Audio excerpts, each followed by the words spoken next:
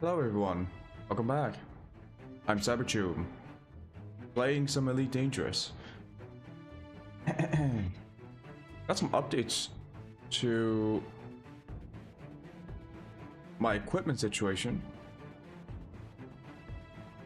That doesn't sound right. I have a joystick and a throttle that I use to play flying games like Elite Dangerous. The throttle is a Thrustmaster TWCS, and it's a good throttle. It's like the cheapest one you can get. You can buy independently because I have a Logitech X3D as a joystick.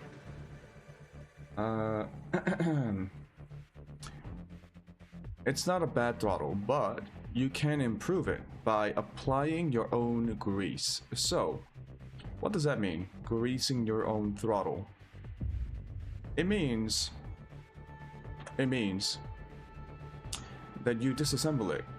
And a throttle, the TWCS works in a very simple way. The throttle lever is on a rail, a plastic rail. Actually, no, a plastic plate that's going along a metal rail tube. And by default, the company puts grease on it, on the rails and on the plastic tubing, on the plastic plating, because it's plastic on metal. When you're moving your throttle up and down, you're grinding these materials together. Even though they're low friction, right, you want some grease. But the default grease is pretty bad. What that means is, when you're trying to make small, minute adjustments, it doesn't work. It sticks. And when you're trying to move it quickly, there is no real resistance. So even if you try to like tighten the pressure plate, which allows you to somewhat control the control the resistance of the throttle action somewhat. It's either too loose at low speeds, and so there's no resistance when you're moving, or it's too sticky at low speed, so you can only put enough force to jerk it around. The sticky problem is known as stiction. So when you're trying to make minute adjustments, the grease doesn't allow you to do that. So what people do is they buy grease and then they apply their own custom grease onto the rails and the plastic plate, which is what I did. Now, most people recommend the Nio Gel 637 or something. It's like a specific grease. It's a dampening grease or a damper grease. It's grease that's meant to introduce resistance as well as lubrication, right? So it's used in stuff like camera lens adjustments or anything that moves smoothly with resistance that probably uses dampening grease. So most people recommend Nio for the Thrustmaster throttle. Nio is super expensive here, so I just bought a different damper grease that is also plastic safe, and I applied it yesterday night. It took me a little bit just to figure out how it works.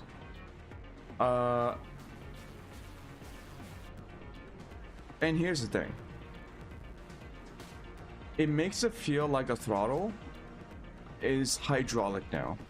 There's resistance all the way through from minute inputs. So like I can push it with my finger, my pinky, and it will move slowly but surely. This was not possible with the previous, like with the default Thrustmaster setup with their grease and whatever it was that they were using. However, I noticed that the grease that I used in particular, which is it's like a Chinese grease. I actually don't even know what it's called. It's like, it just says dampening grease. It's a bit stiff. It's a lot stiffer than I expected. So there's a lot more pressure required to move the throttle. I don't know if this is a good thing or a bad thing. Because it's a very strange feeling. It almost feels like there's like a maximum speed to this now. No matter how much force you put into it. I mean, yeah, you can kind of like really jerk on, like, okay, you can really jerk on it, the throttle lever, and try to push it up and down. But it requires a lot of force now. Right, to the point where I have to I might accidentally press one of the grip, the buttons on the throttle grip, of which there are many. There's going to be like a very gradual increase and decrease of thrust. This is going to be interesting. Okay, enough talking about thrusting. Let's get back to the game.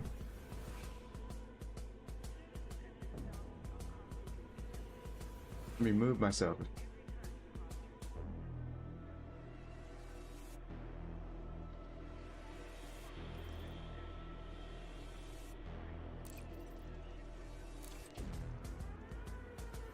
So there's going to be an adjustment period. Welcome back, Commander. With this throttle setup. Also, I had to fix my Logitech joystick.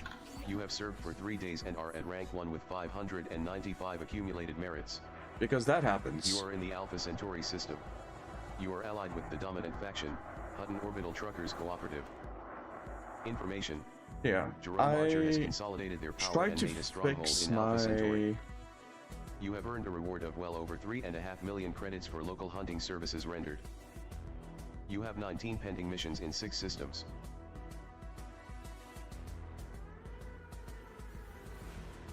Yeah, I tried to fix my throttle rudder controls, and something went wrong with the sensor.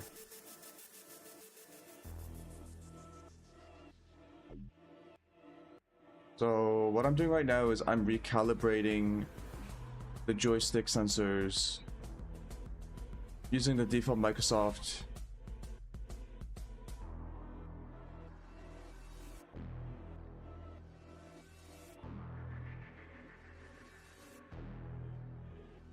Yeah, this is the default Microsoft thingy.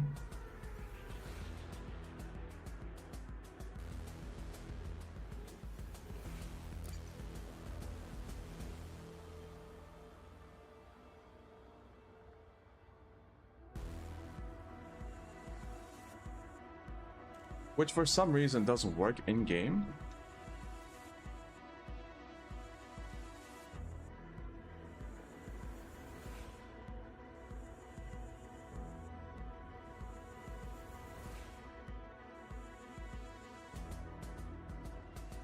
Uh-oh, this is a problem.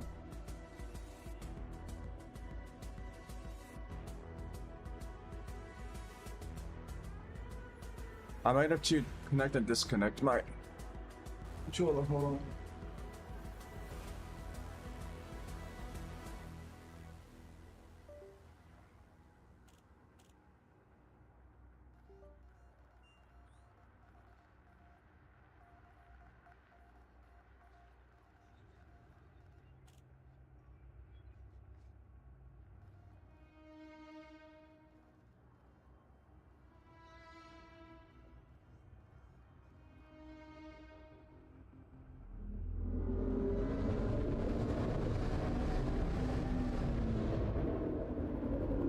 Oh yeah, this is very strange.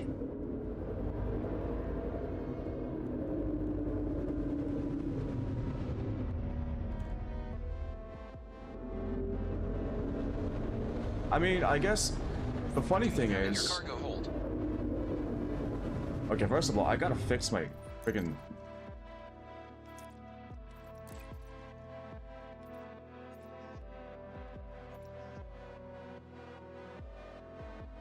Yeah, let me relaunch the game. See if the throttle calibration actually went through. Because on my there is a throttle there is a calibration setting in Windows, and it says it's currently at neutral position. Let me open that up again.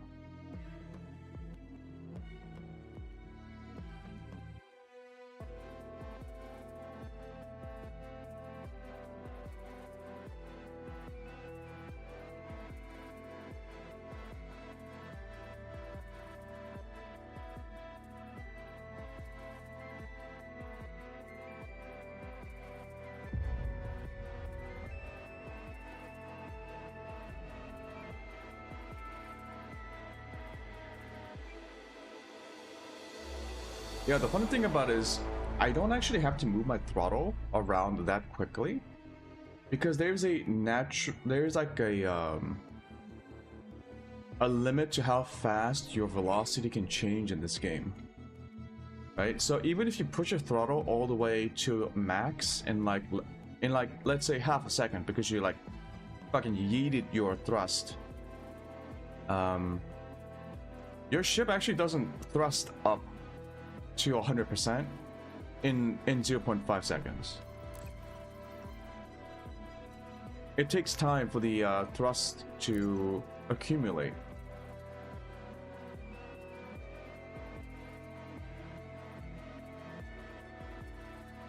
I guess it depends on the game. For most games, like they try to be somewhat of a simulation game. They don't have like 0 to 100 thrust. Like in an immediate 0 to 100% thrust, right? There's always some delay, some inertia, momentum, whatever you want to call it.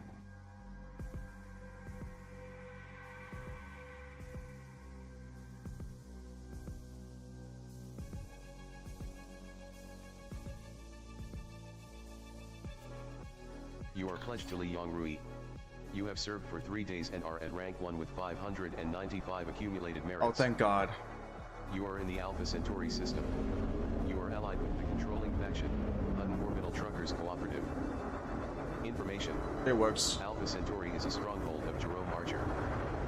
You have earned a reward of well over 3.5 million credits for local. And so let me show you. Let me show you. 19 pending missions in 6 Okay, systems. EDDI, shut the fuck up. EDDI, shut the fuck up. Okay. My throttle. I'm going to push on my throttle.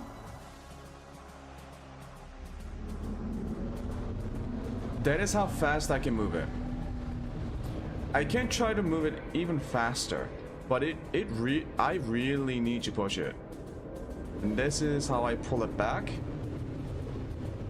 That's the speed. Before, I could just go 0 to 100 in like an instant because my throttle, even if I put up the pressure, all it would do is just make it sticky at the initial push. But with this, I can make minute adjustments using very minimal force. So it's very weird. The more force I use, the more resistance I get. The slower I move, the less resistance I get. It's very interesting.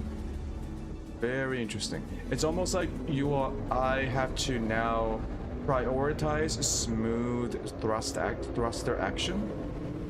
I have to thrust smoothly rather than jerking it around. You know what I mean? That is not an innuendo for sex, by the way. It is literally, I have to be smooth, pushing my thrusters back and forth. I can, in an emergency, just like fucking push it like that, but... Hold on. Push it? Yeah, I can do it in an emergency, but slowing down actually requires a little bit more thought. I can always push the reverse thrust in an emergency.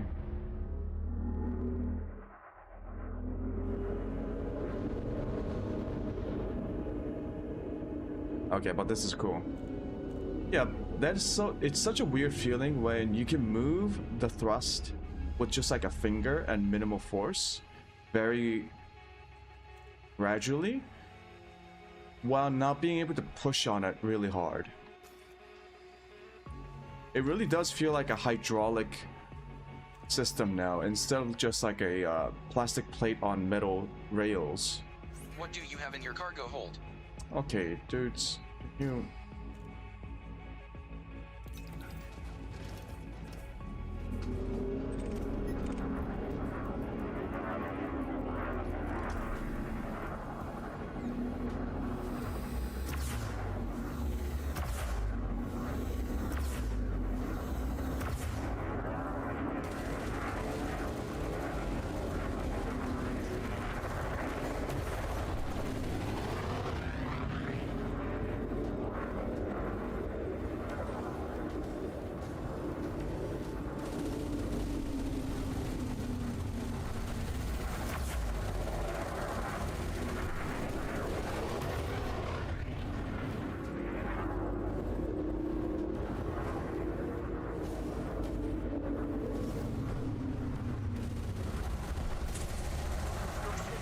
Yeah, I really had to get used to this.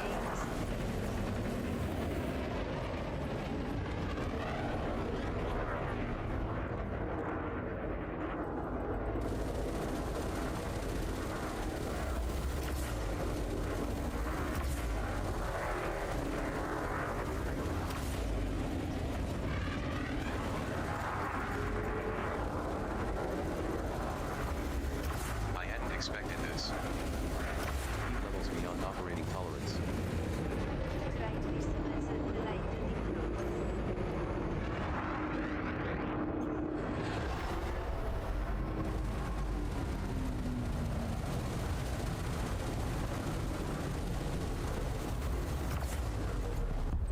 Bounty voucher received.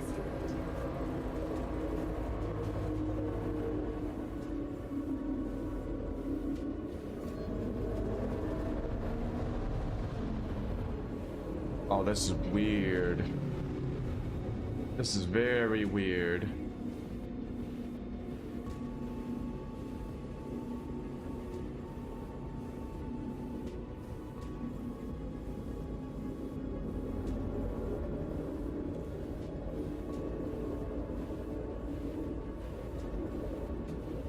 Anyways, I do have some missions to complete here. We are at Alpha Centauri. We need to kill one more pirate.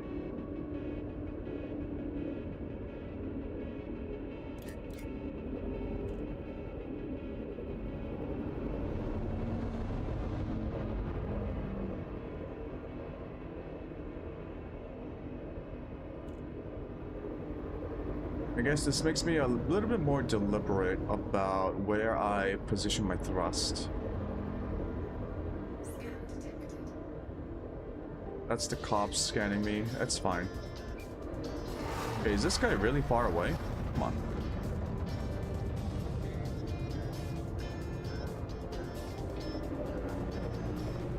Okay, that was a cop.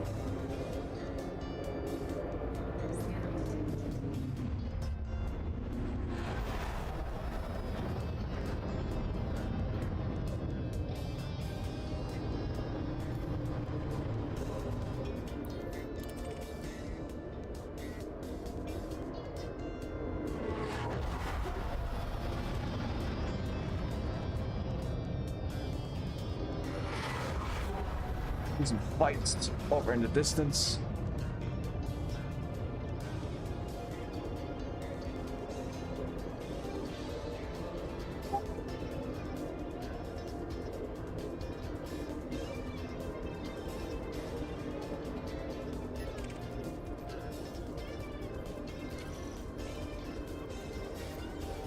Yeah, but the funny thing about damping grease, it is really hard to clean up.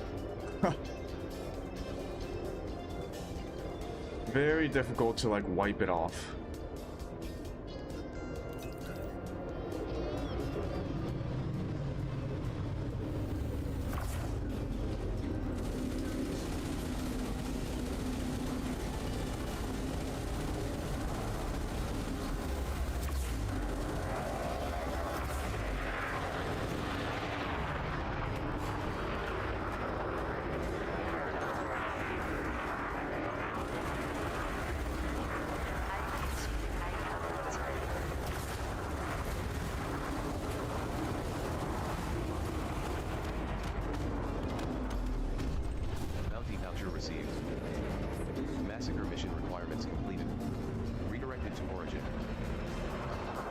Okay. That's done.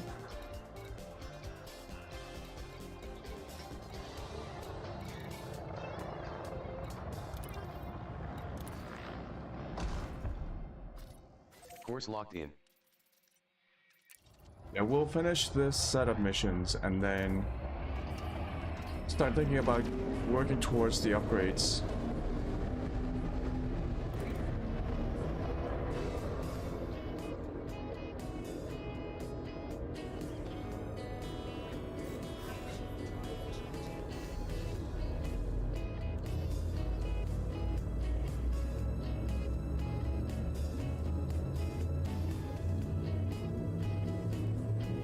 Okay, everything seems to be working fine now.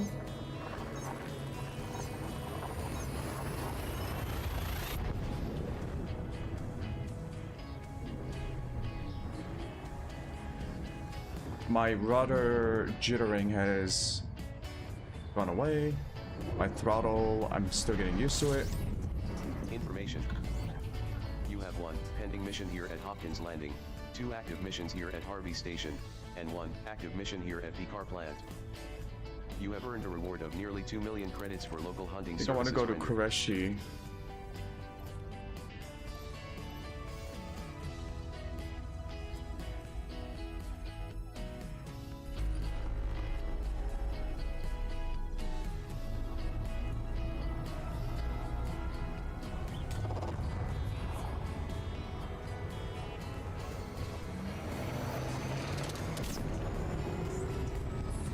Fuel levels are at 72%, Commander.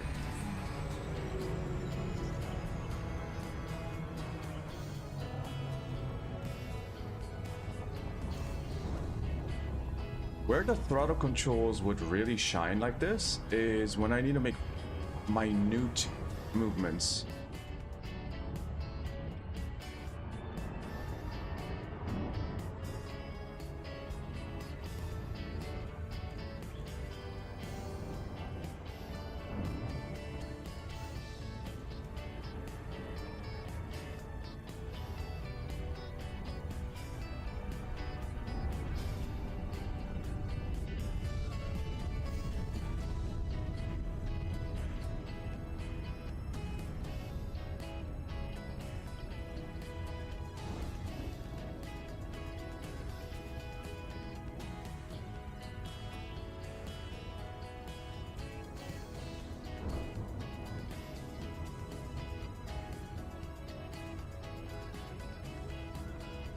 So let's see. Let's see if this makes the landing sequence a bit better. Arriving at Qureshi Hangar.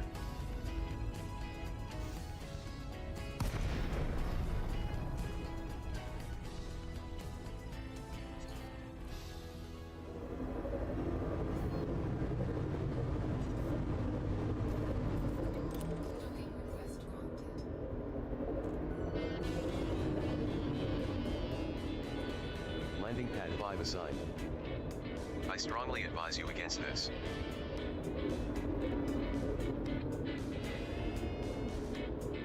Pad 5 is where? That one.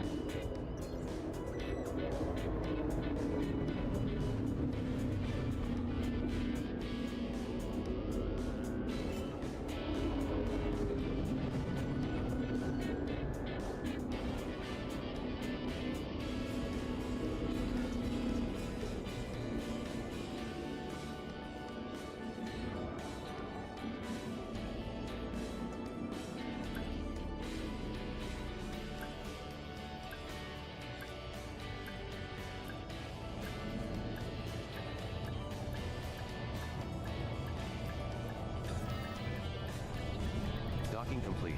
Oh, it really does help. Oh shit. Fuel at maximum. Your Alliance Chieftain repaired. Your Alliance Chieftain rearmed. Okay, let's get the bonds. Or bounties.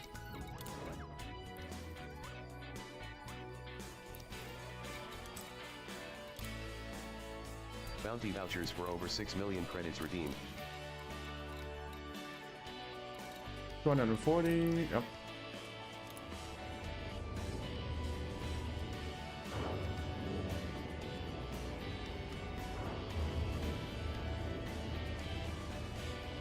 Disengaged from local networks.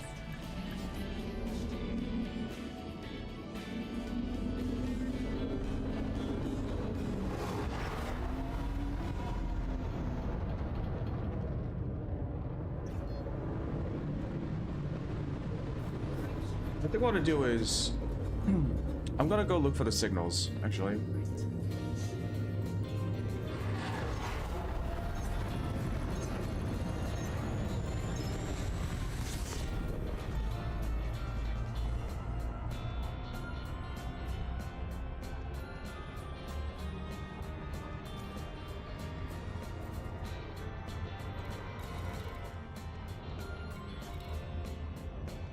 I honked, right?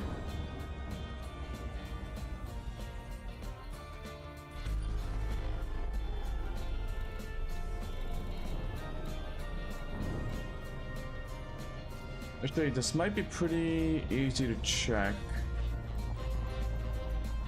Haven't done this in a while.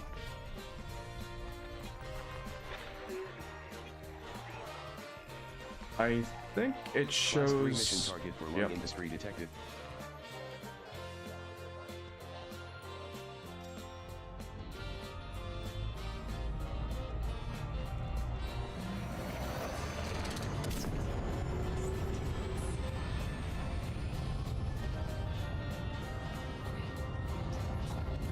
Heat levels beyond operating tolerance.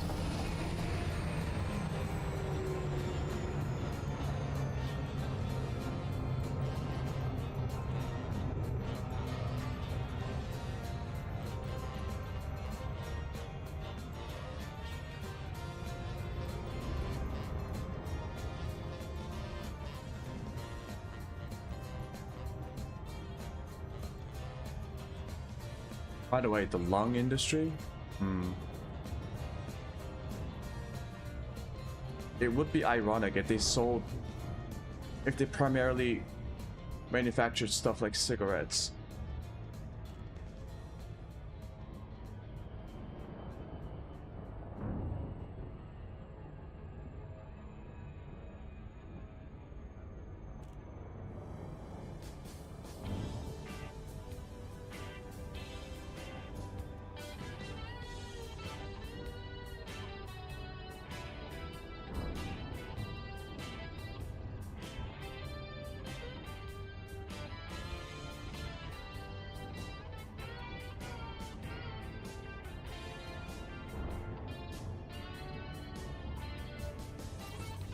Warning, arriving at high threat mission target signal source.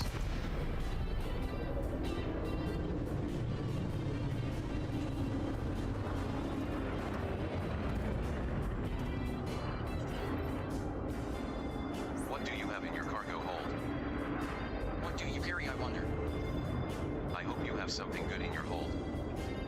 What are you hauling? Okay, so we got our fertilance, Damn it all. some pythons. Wasted effort. Looks like a There's no crate. cargo here. No, that's Cobra. Do you have anything of value? Let's see what you are carrying. Another dud. Damn it all. Okay, now they're going to disperse. Now we attack. Carrying anything nice. Another dream of riches dashed. No cargo. Useless drag. Warning, attack by pirate detected. I'm gonna boil you up. No cargo. Useless drag. Impossible. Bounty voucher received.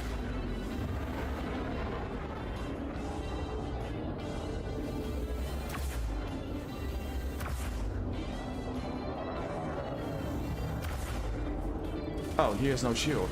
Back.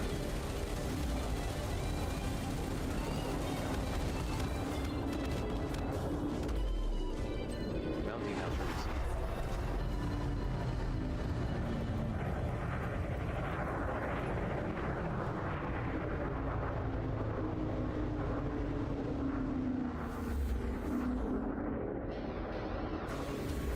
Warning, attack by pirate detected. I'll pick your bones clean, greenhorn.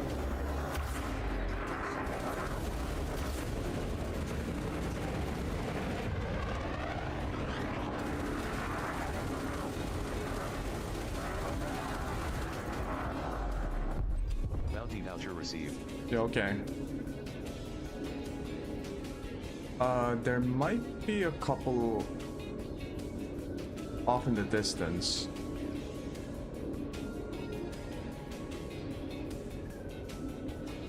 That might be one.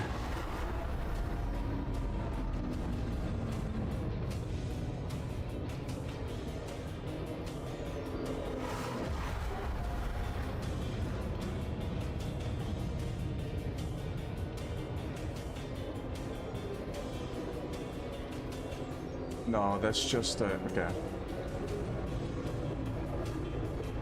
Just a little salvage.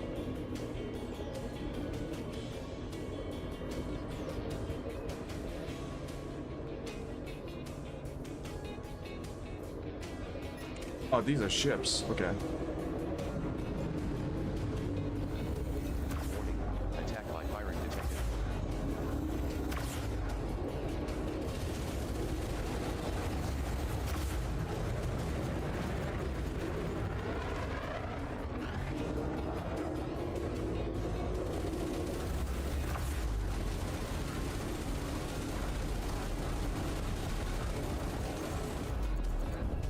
Bounty voucher awarded.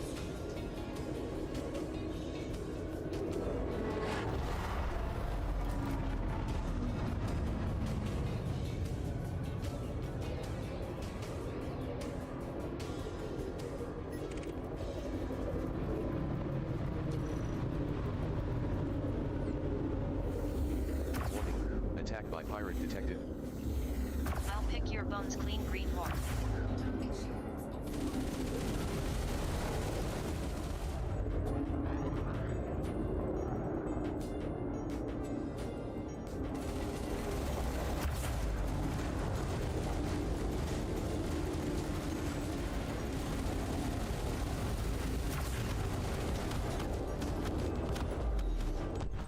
Bounty voucher received. Okay, Massive did I mission get everyone? requirements completed. Redirected to origin. There should be like...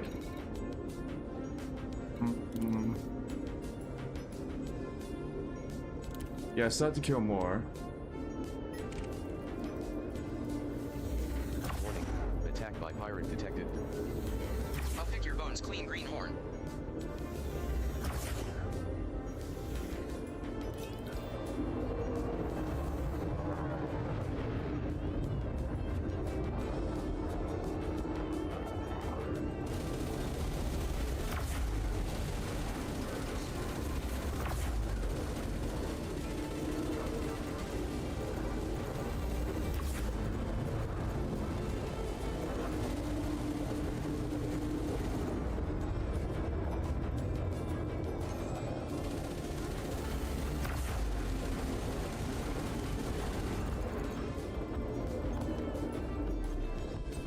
Bounty voucher And these received. guys are quite low leveled.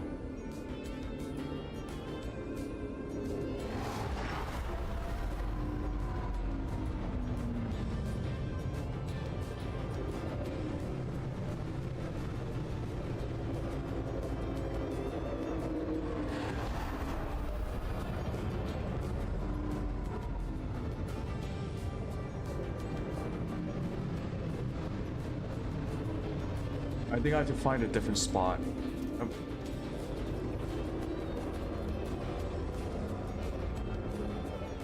Yep.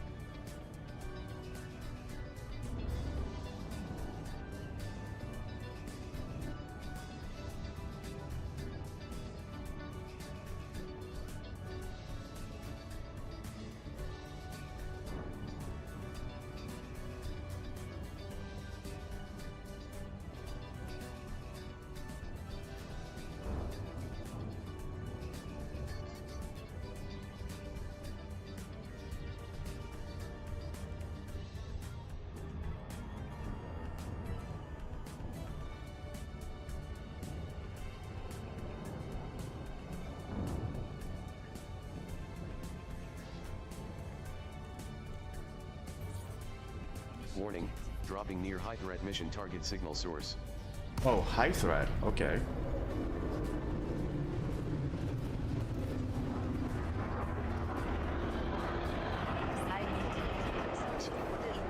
Okay, Python. The skin will soon be over. I hope you have something good in your hold. Cobra. Do you have anything of value? I see Looks all. like a vulture. What do you have in your cargo hold? Another empty cargo hold. My children will go hungry tonight. Viper. How do you fools make a living? Nothing for me here. There's nothing worth my while here. A wasted effort. There's no cargo here. No cargo. Useless drag.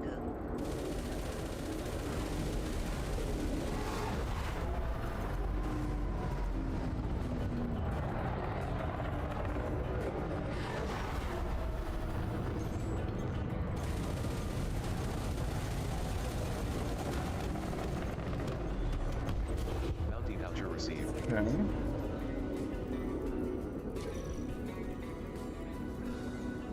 Oh, these guys are not pirates.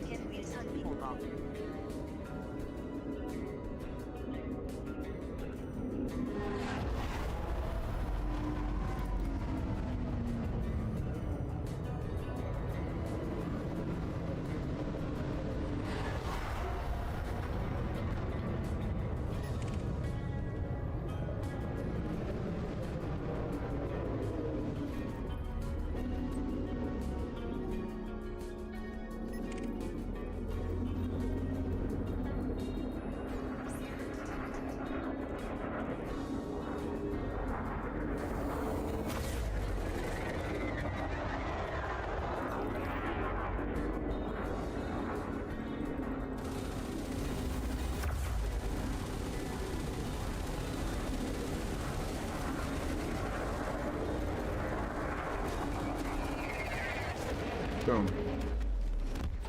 Bounty voucher received. Massacre mission requirements completed. Redirected to origin. So that's 2 lung missions. Yeah, still need to kill more.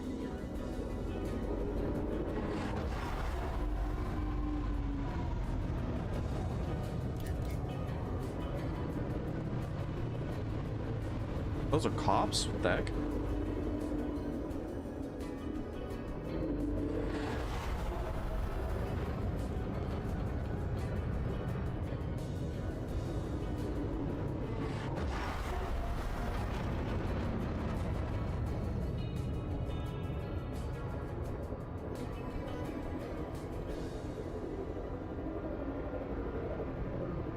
There were definitely more. Where did the python go?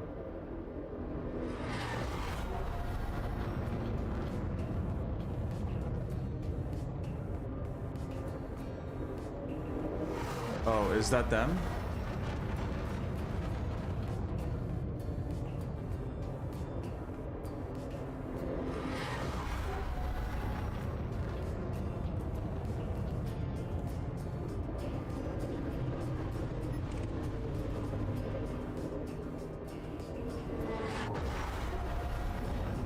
Yeah, this looks like it.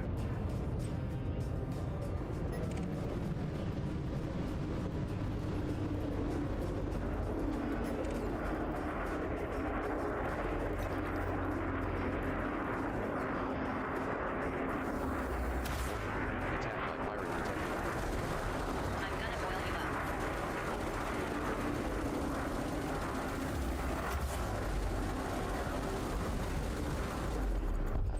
Bounty voucher received.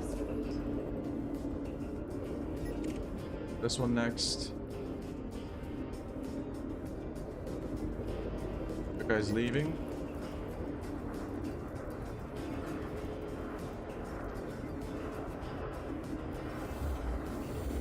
Warning, attack by pirate detected.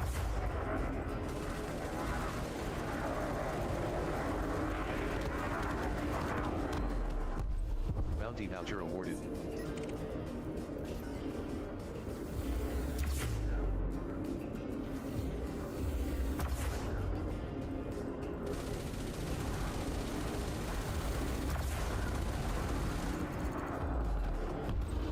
Bounty voucher awarded. Easy peasy lemon squeezy.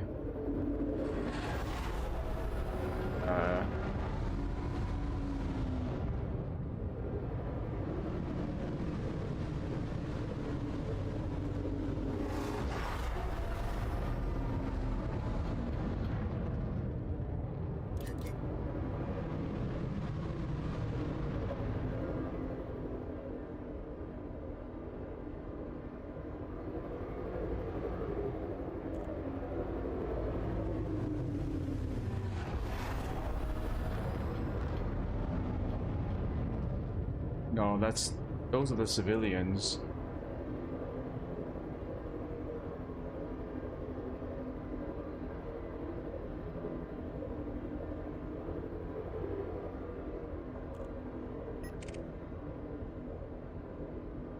Okay, I have to go find another signal.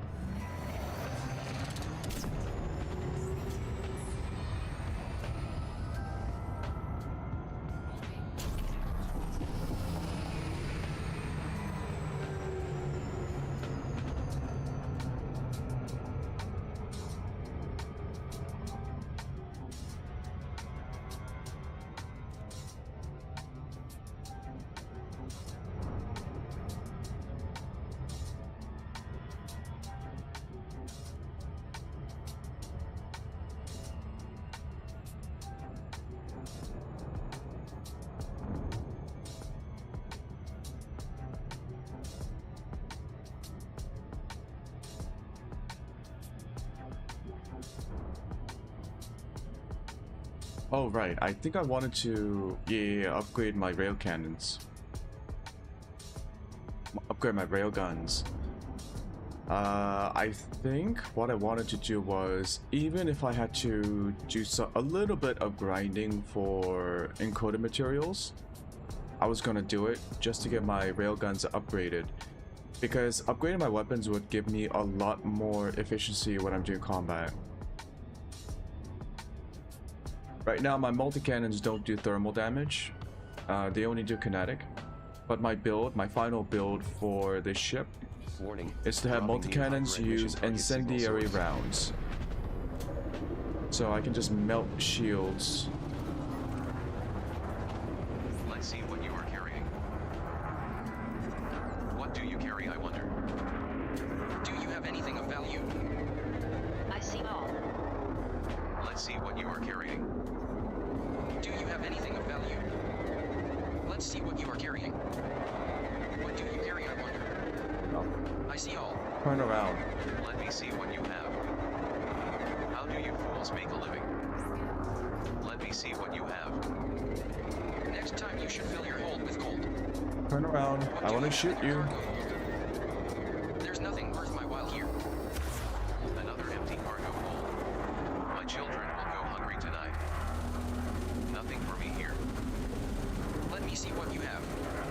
What treats do you carry? Attack by pirate detected. I'm gonna boil you up. Bounty voucher awarded. Massacre mission requirements completed. Redirected to origin.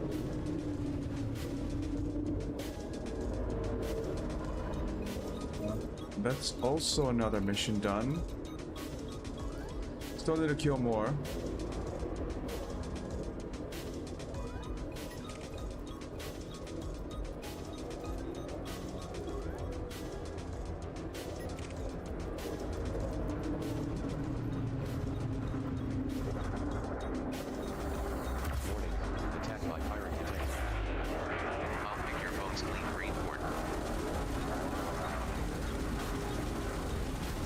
And easy. Bounty voucher awarded.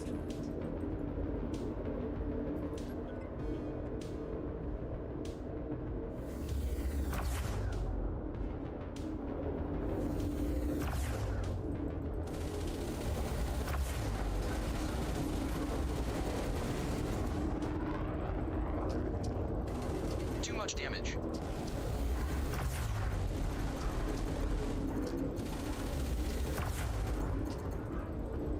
I think he's dead. Yep. Bounty voucher awarded.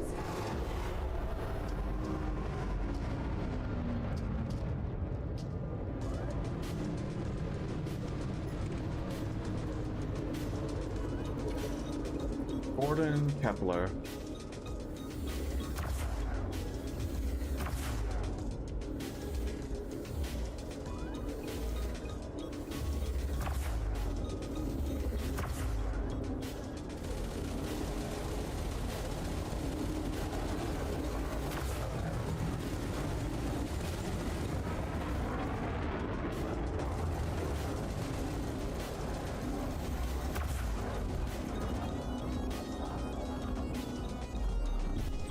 Bounty voucher awarded. Being easy as pie. Which is a phrase I never understood because making pie is pretty difficult.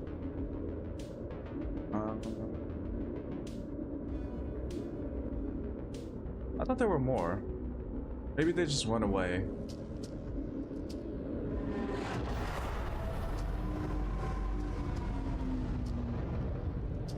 Yeah, I don't really see anyone.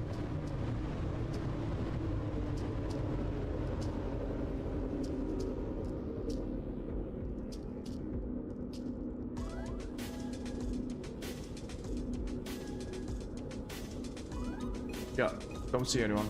Let's go.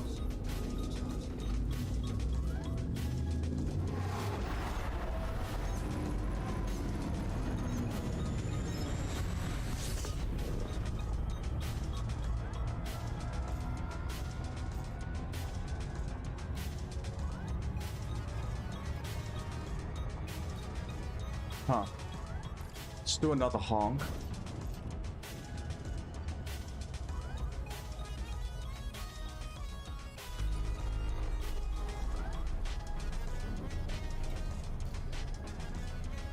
No signals.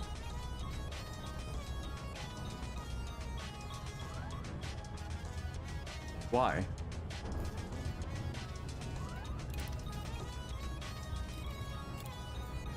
I still have missions here.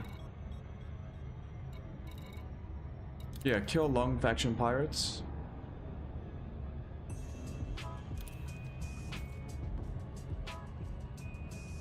Oh, I have to be within range? Oh.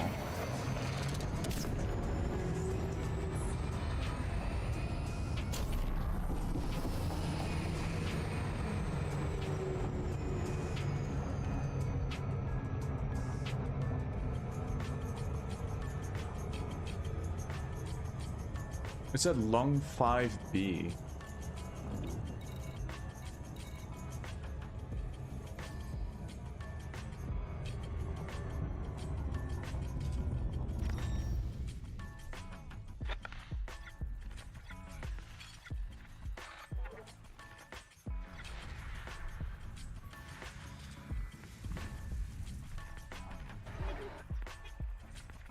There must be...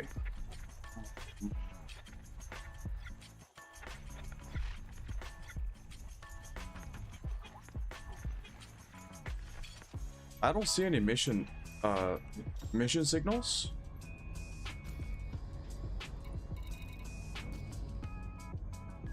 This is weird.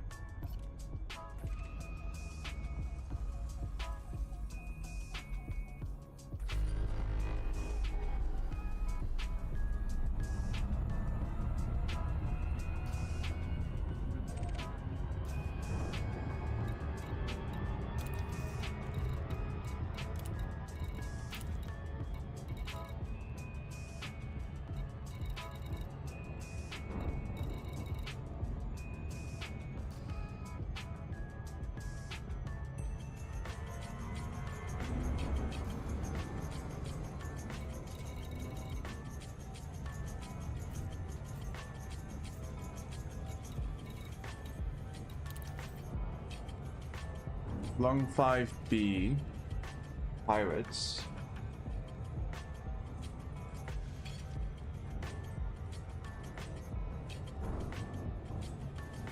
I should be getting the mission signals. Maybe I just have to be closer?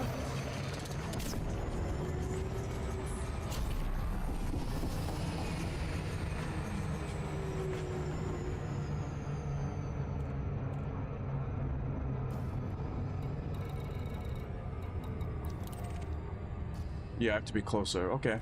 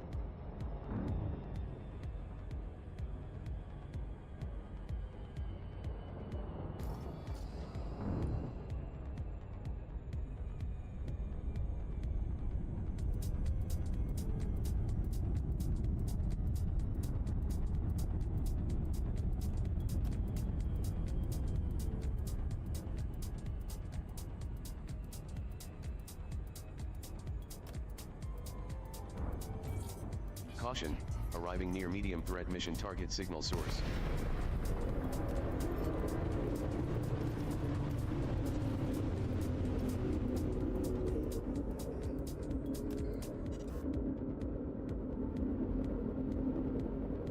Oh, where are the guys? But they usually just like spawn him right on top of me.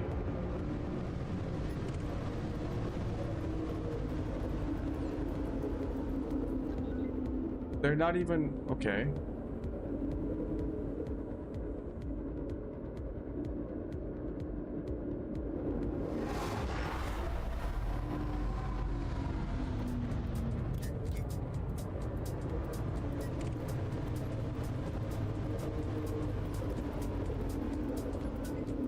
Huh?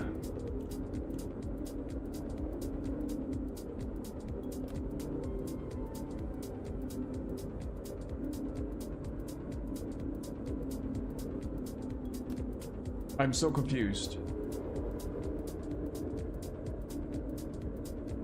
There should have been like an entire wing of pirates as soon as I dropped out of Super Cruise.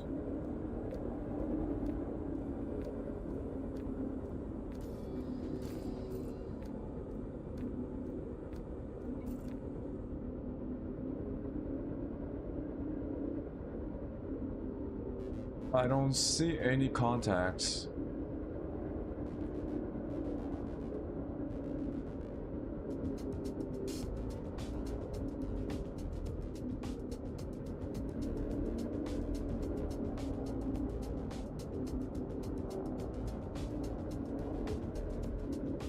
Nothing. That's weird.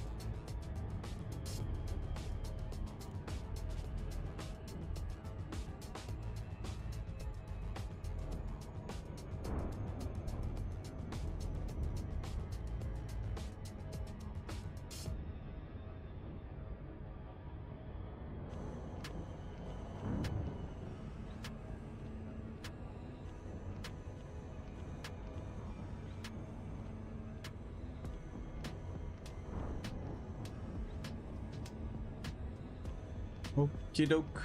Come on. Come on. Just give me... I just need to kill like 3 more. Caution. Dropping at medium threat mission target signal source. Yeah, there we go.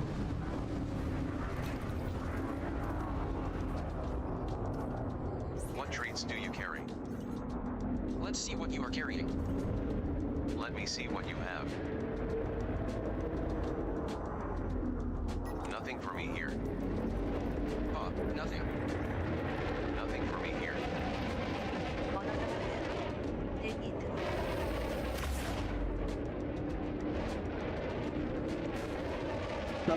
Oh. You've scratched my paint.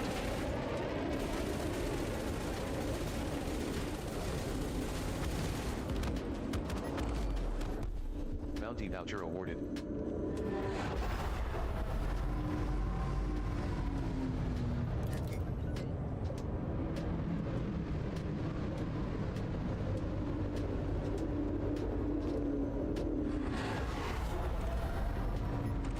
Go for this guy.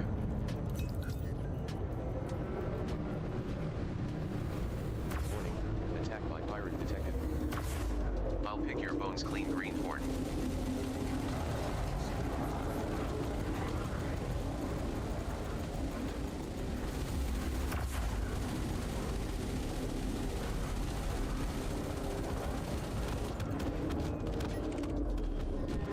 Bounty voucher received.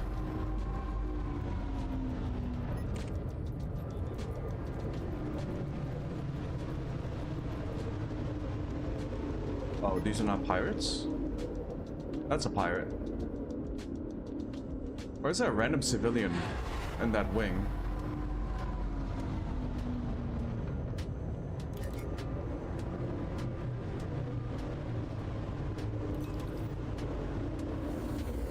Warning. Attack by pirate detected. 유해 무슨 챔스 나옴.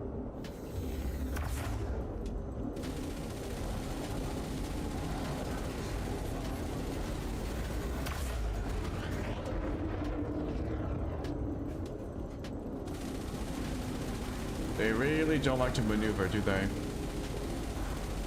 I mean, these are low level enemies, so... Bounty voucher received.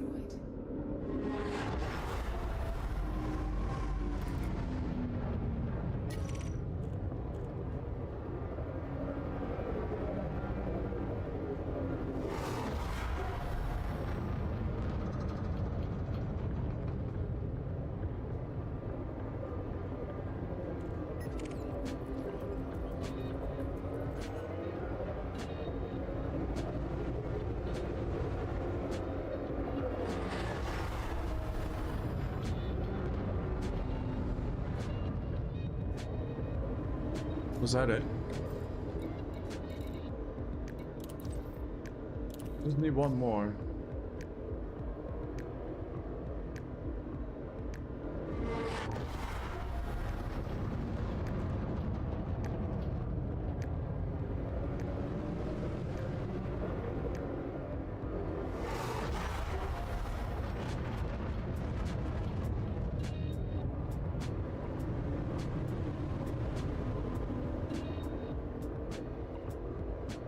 No, I gotta go to...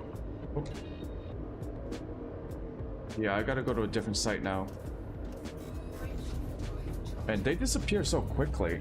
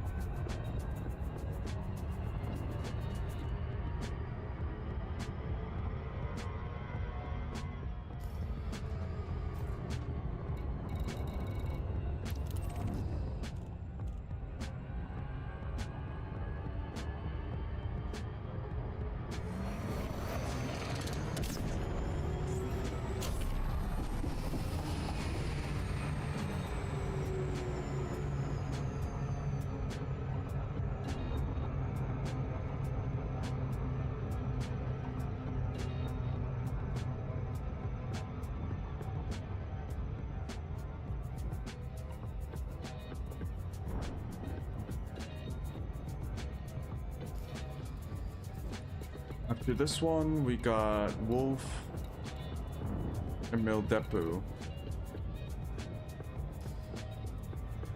Oh shit.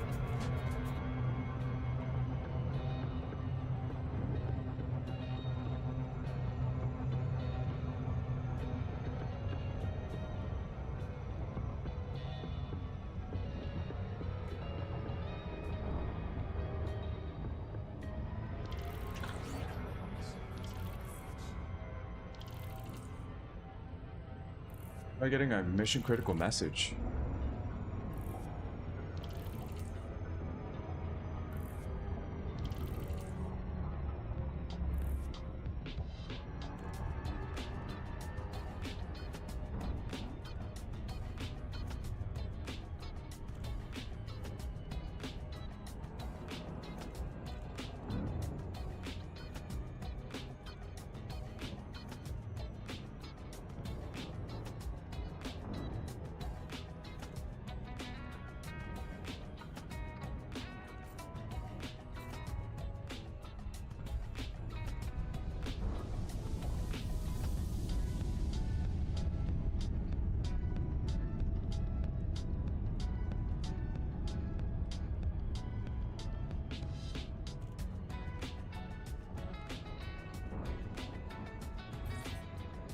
Caution, dropping at medium threat mission target signal source.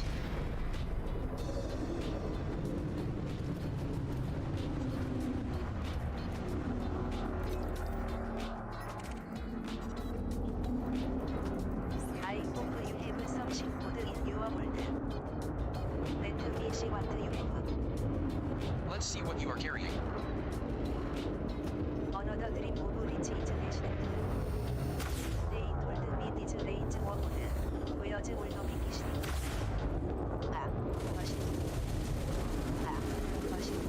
Running low on Another railgun dud. ammo. Damn it all. Warning, attack by pirate detected. You choose this.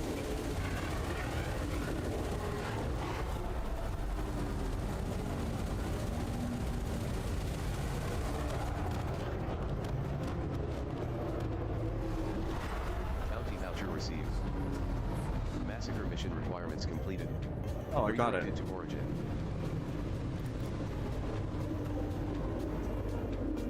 Well, since we are here, get some extra bounties while we run out of, like, until we run out of ammo.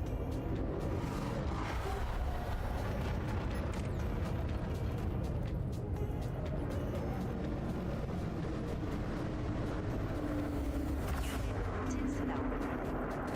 Warning, attack by pirate detected. Reloading.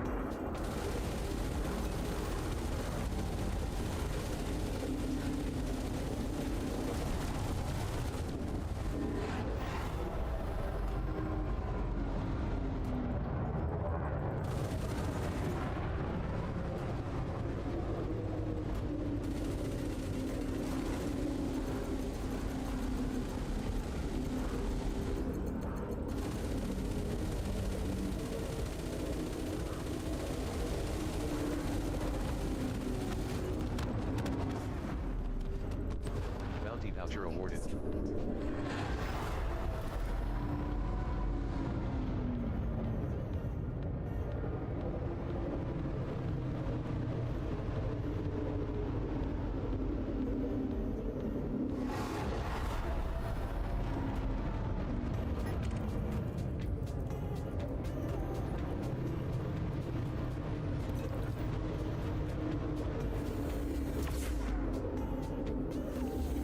Warning, attack by pirate detected. You choose death then.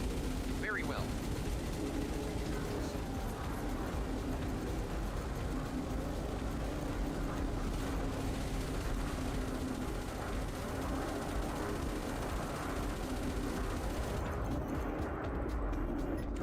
Bounty voucher awarded.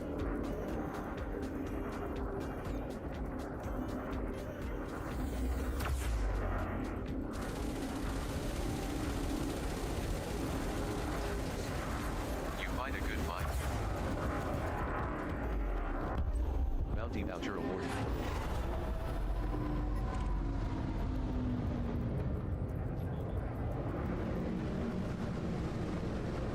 Oh, these are not pirates.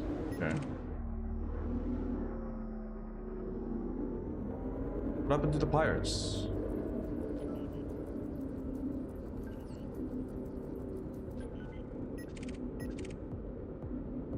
Okay, we're done. So all the long faction pirate missions are done. Yep. Let's go to Mill Depot. Course set.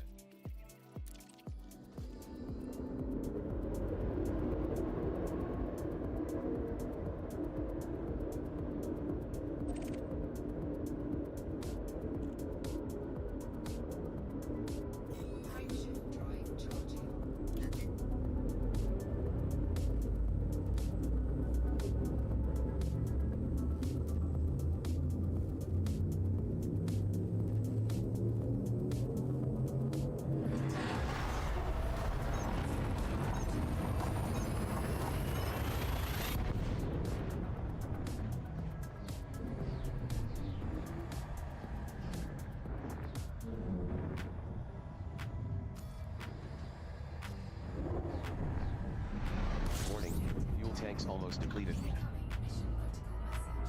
Information. You have one pending mission here at the outpost, Singer Enterprise, and one active mission here at Wheelock Terminal. The Your Butchley nearest City. scoopable stars are Alpha and Bravo in the current system. Yo, Butchley City, 115,000. Okay. No. Warning, fuel levels are almost depleted. Your nearest scoopable stars are Alpha and Bravo in the current system. Okay.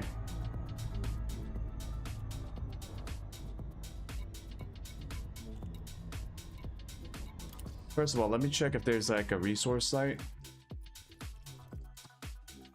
Nope.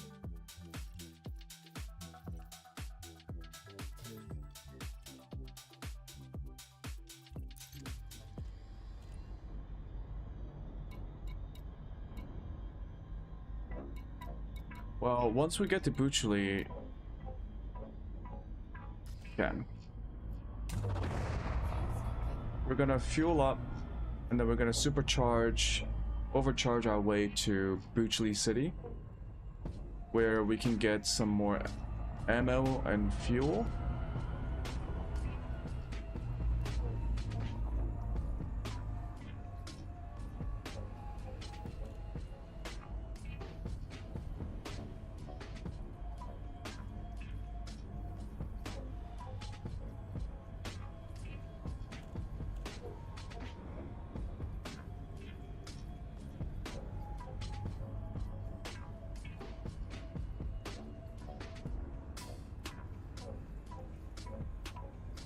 Yeah, I don't know. I could always abandon it. I'm not particularly concerned about the reputation because I can always just grind more missions.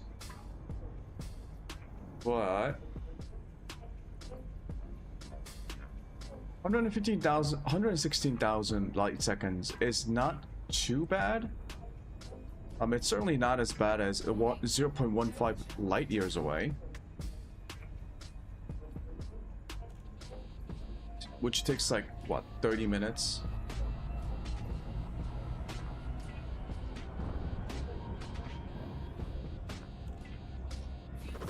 Fuel tanks are at 52% capacity, Commander.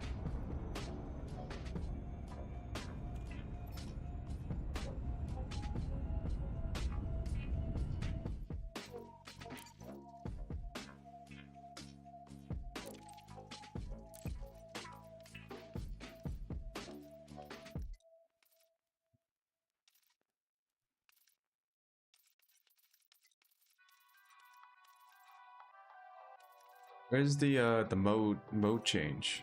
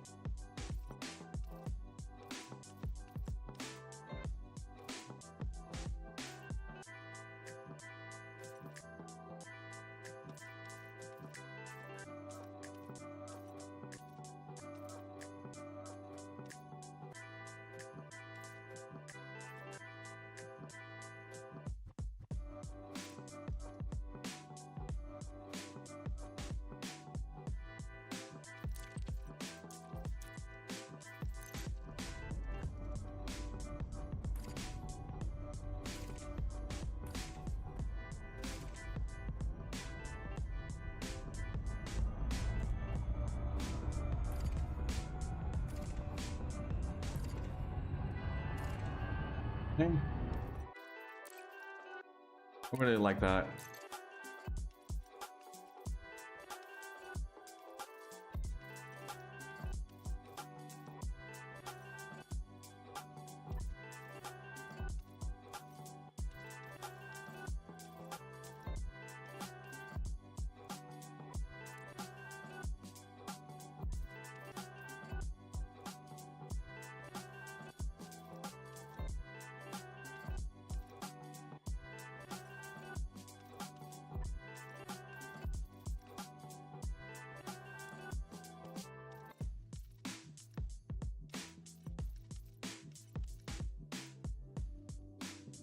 Can I put on my other lever?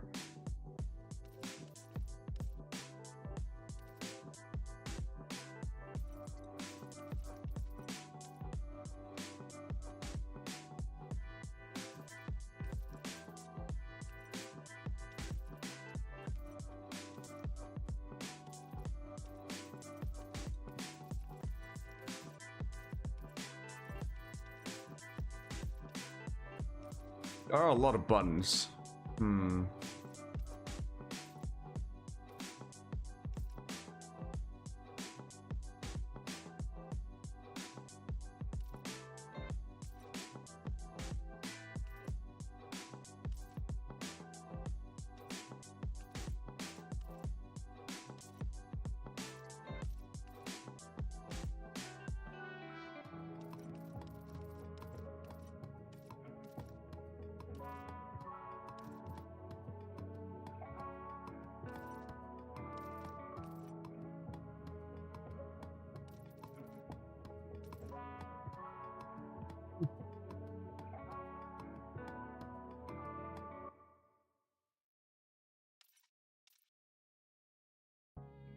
Employee hard points. Maybe something like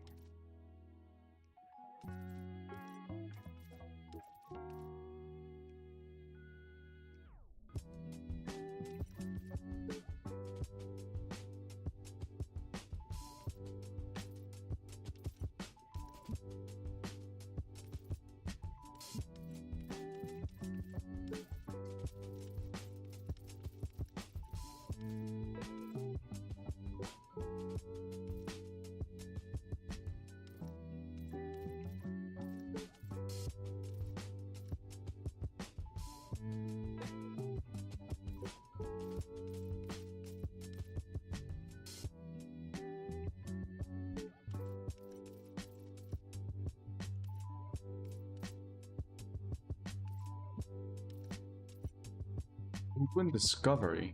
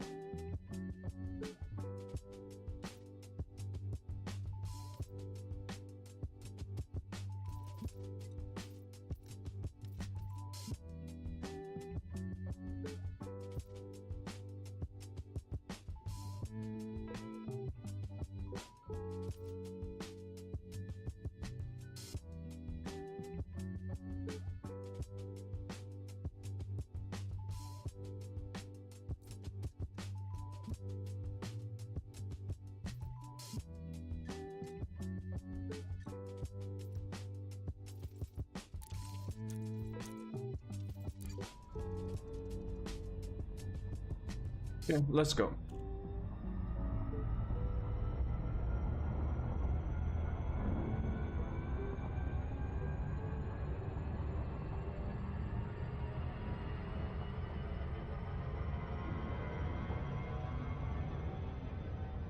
I want to aim slightly below it.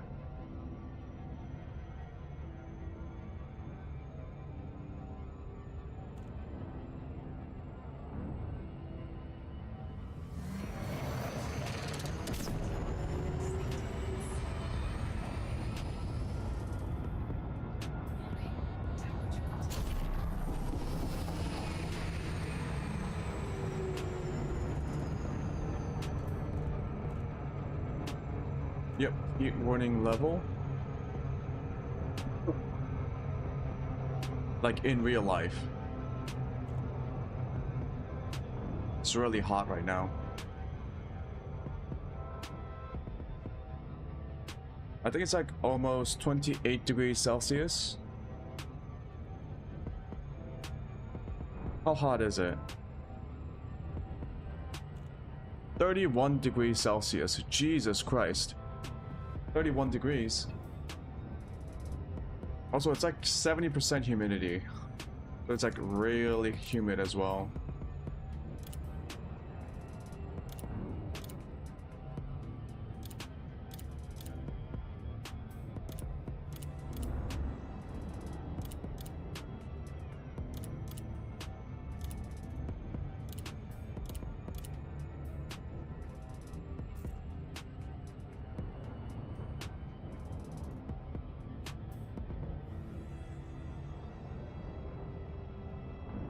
While we're on the way, I do want to talk about something I watched yesterday night. So, there's a show on HBO Max, HBO Go. What's it called now? HBO Go again? Or is it HBO Max? On HBO. There's an HBO original show called Harley Quinn. And it's an animated show based on the character Harley Quinn. It's been going on for 5 seasons now. Season 5 just came out this year, I believe.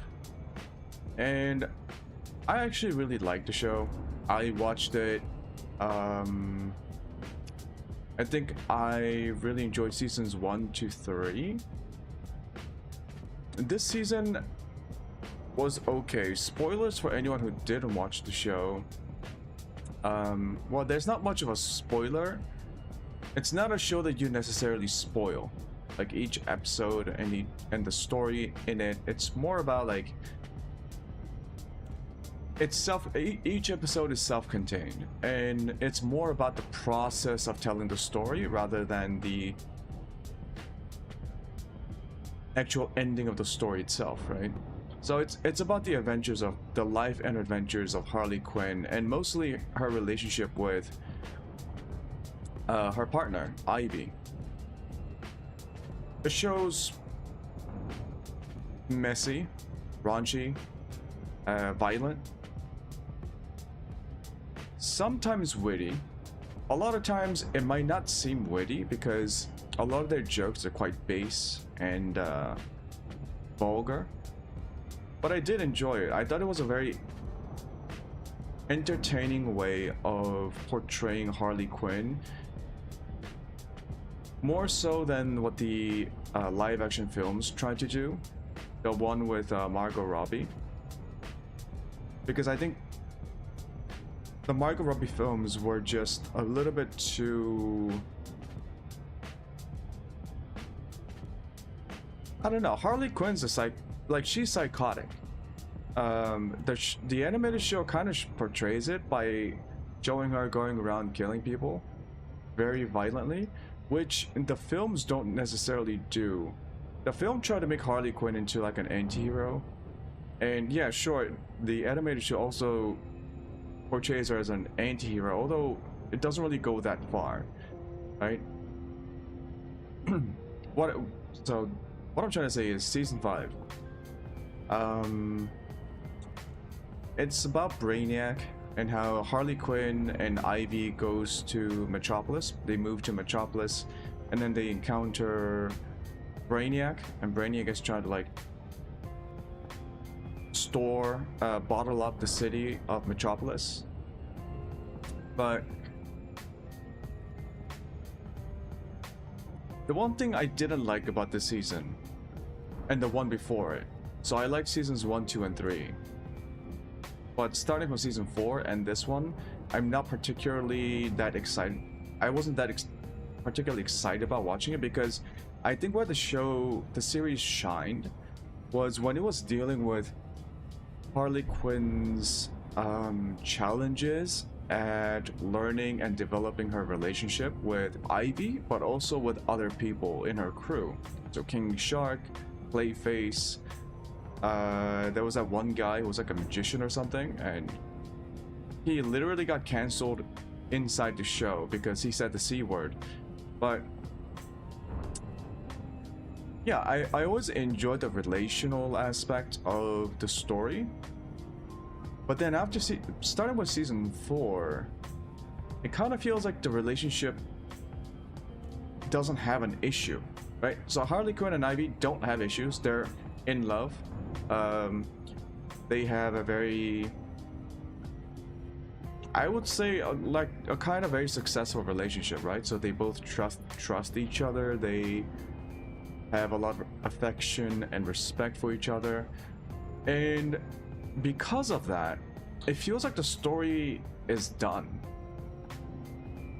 Like there isn't much to tell with this particular version of Harley Quinn, because Harley Quinn has become something that she always wanted to be, which was in a healthy, long-term relationship with an equal peer who also trusts and respects her, because that was how the series, the show's beginnings, that's the show's beginning story, right? She breaks up with Joker, and seasons 1, 2, and 3 was about her overcoming her unhealthy relationship with the Joker and trying to find a healthier one, and she did it. So seasons 4 and 5, I wasn't particularly excited about, because in my mind, the show successfully told the original story, or what they wanted to say, and now it kind of feels like they just ran out of things to say, which is understandable, because I think they did a really good job of telling that original story of Harley Quinn finding love with Ivy. And I couldn't shake that idea out of my head while I was watching season 5.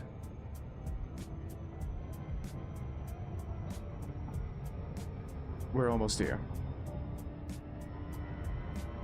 It's still funny, but then I never watched Harley Quinn because it was witty. You know, I don't think it's particularly witty. No offense to the writers and the people who made it. I don't think where the show was, that's not where the show's strong suits are. It was a very sincere show, and I like shows that are sincere and genuine about the kind of stories that they want to tell. It was a genuine story about Harley Quinn and her quest to find, and her quest at recovering, let's say, yeah, recovering and moving on from her past life. So it wasn't the violence or the vulgarity or the raunchiness that made me watch it. It was that sincere storyline of Harley Quinn. But now season 4 and 5 just feels like they're making it for the sake of continuing the story, even though I don't think it has to. And now watching it, I felt a little bad because I want the story to end. I think it's about time that Harley Quinn's series, series, comes to an end. And I don't know when they're going to do that, because it seems like they're going to go for another season, or perhaps multiple seasons.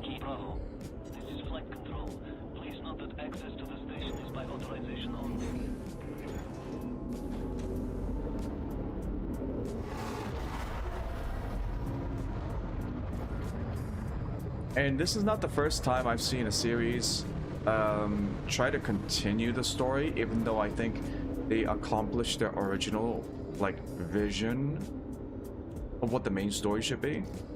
The other one is Rick and Morty.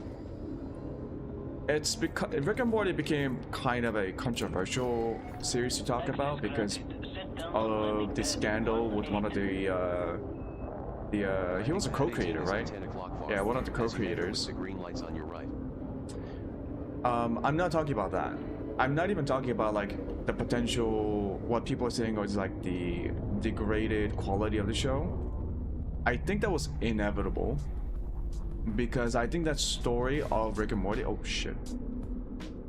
The story of Rick and Morty in my mind ended when Rick killed his evil self, the evil Rick that killed his family.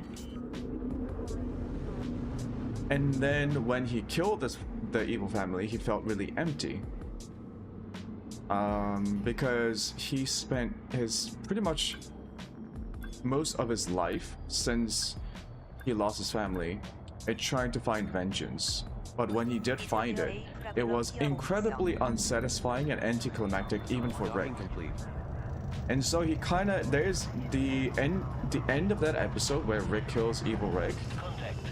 There's a little montage of him just like being stunned at the fact that he accomplished his primary goal in life, and now he doesn't know what to make of himself. He doesn't know what to do. And I think that was that season 5 or was it season 6?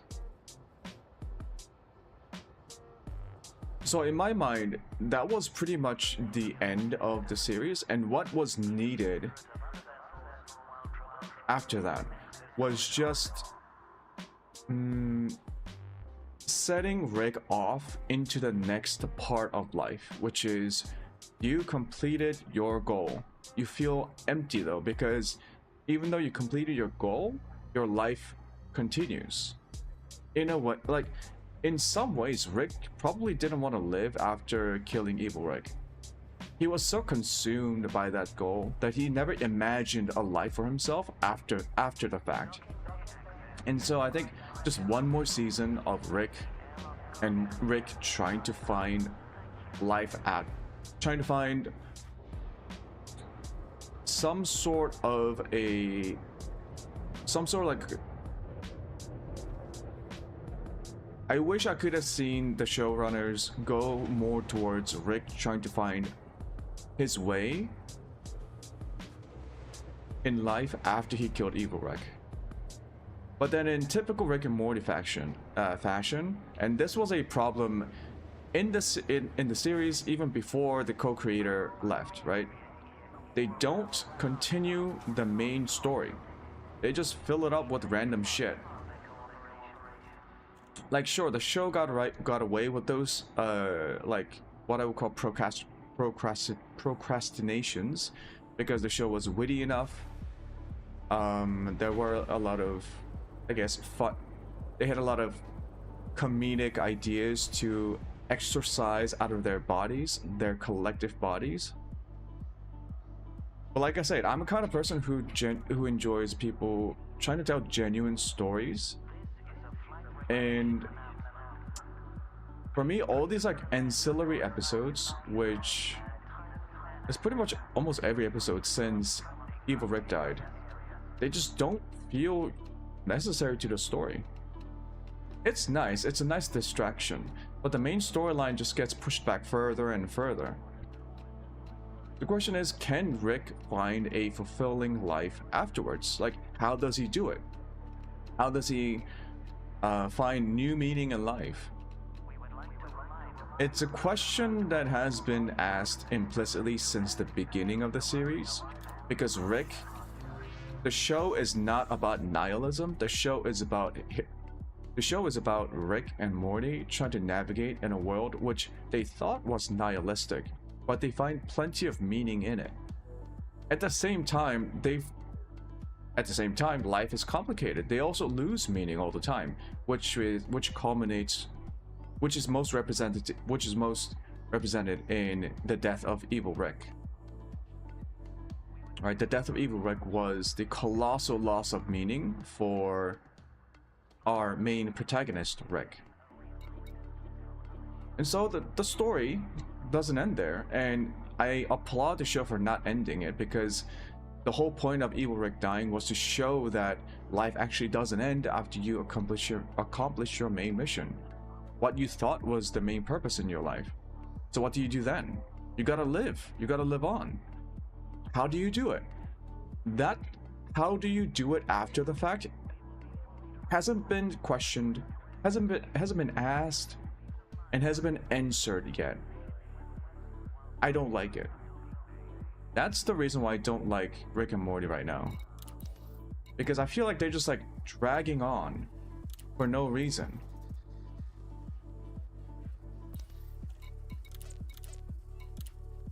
Give the characters an end. The story has to end. You can't just keep dragging it on.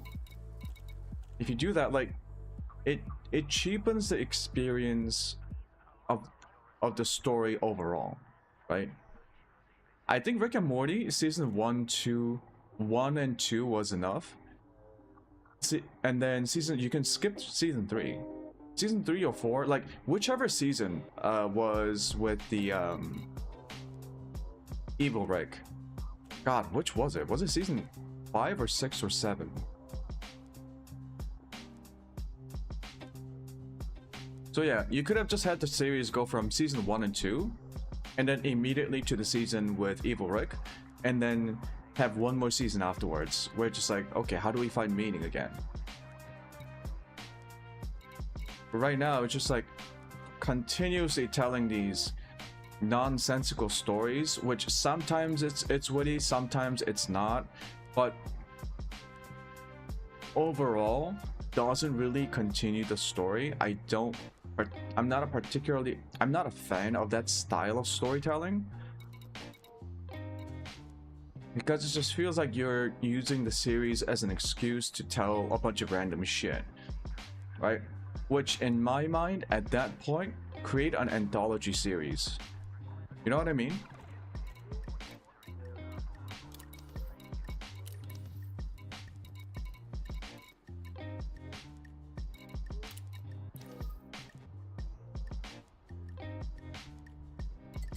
Okay, I can't sell any of these. Okay, so we made it to Coriolis port. Conflict zones.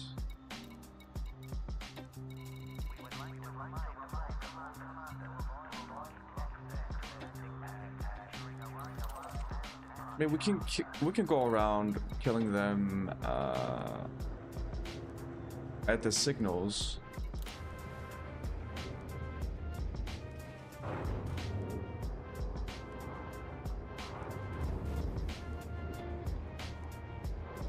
Disengaged from local networks. Yeah, I just don't want shows to drag on. Like, shows have to end. And I appreciate storytellers who knows how to end the story well, in a timely manner. Way too often these days, TV shows or film franchises overstay their welcome.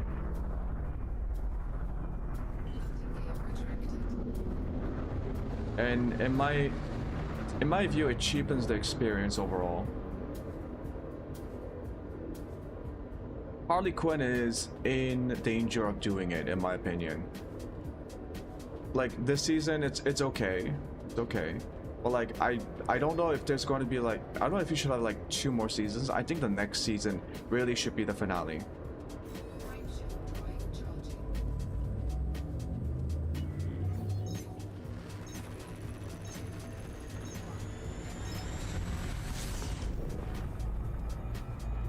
There's another show that did this, and it's a show that I actually personally really liked.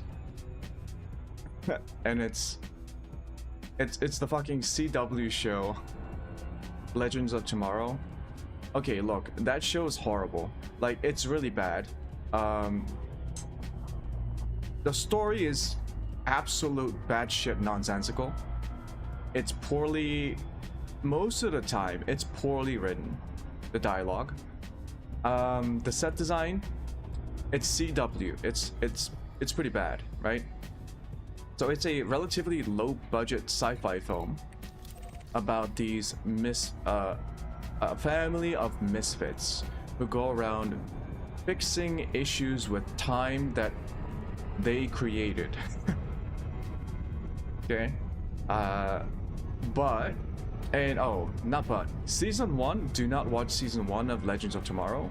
I would, if you really do want to watch it, which I don't think most people would want to, and I don't blame them, avoid season 1 entirely, or just watch the first episode of season 1 just to see what the premise is, and then immediately go to season 2, because the show changes dramatically after season 1.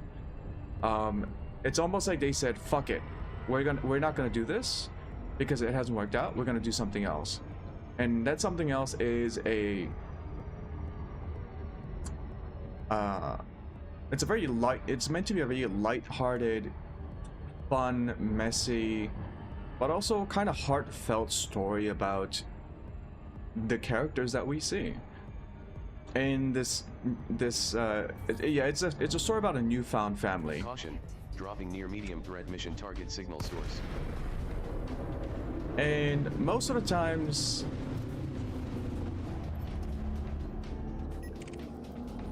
who am I kidding? It's not a high quality show, but it's got heart. And that's what I liked about it. It's got heart. But anyways, that show went on for like 7 seasons. And I really enjoyed seasons 1, not 1, oh my god, 1 is terrible. I enjoyed seasons 2, 3, 4, and 5. Beginning with season 6, 7, it was overstaying its welcome. And I kind of feel like that show could have deserved a better ending, because the show kind of got cancelled when CW got acquired by someone, and then they basically the company itself reviewed all the shows that they were running, and they canceled a bunch of shows, and the Legends of Tomorrow was one of them. So Legends of Tomorrow didn't get a proper ending, which in my view was unfortunate, because I think a show deserved a proper ending. But it should have done a proper ending around season 5 or 6. I think season 5 would have been a good place to end it. Attack by pirate detected.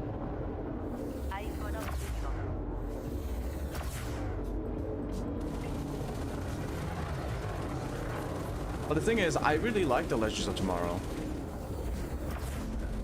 because despite all of its problems, of which there are many, it's a very...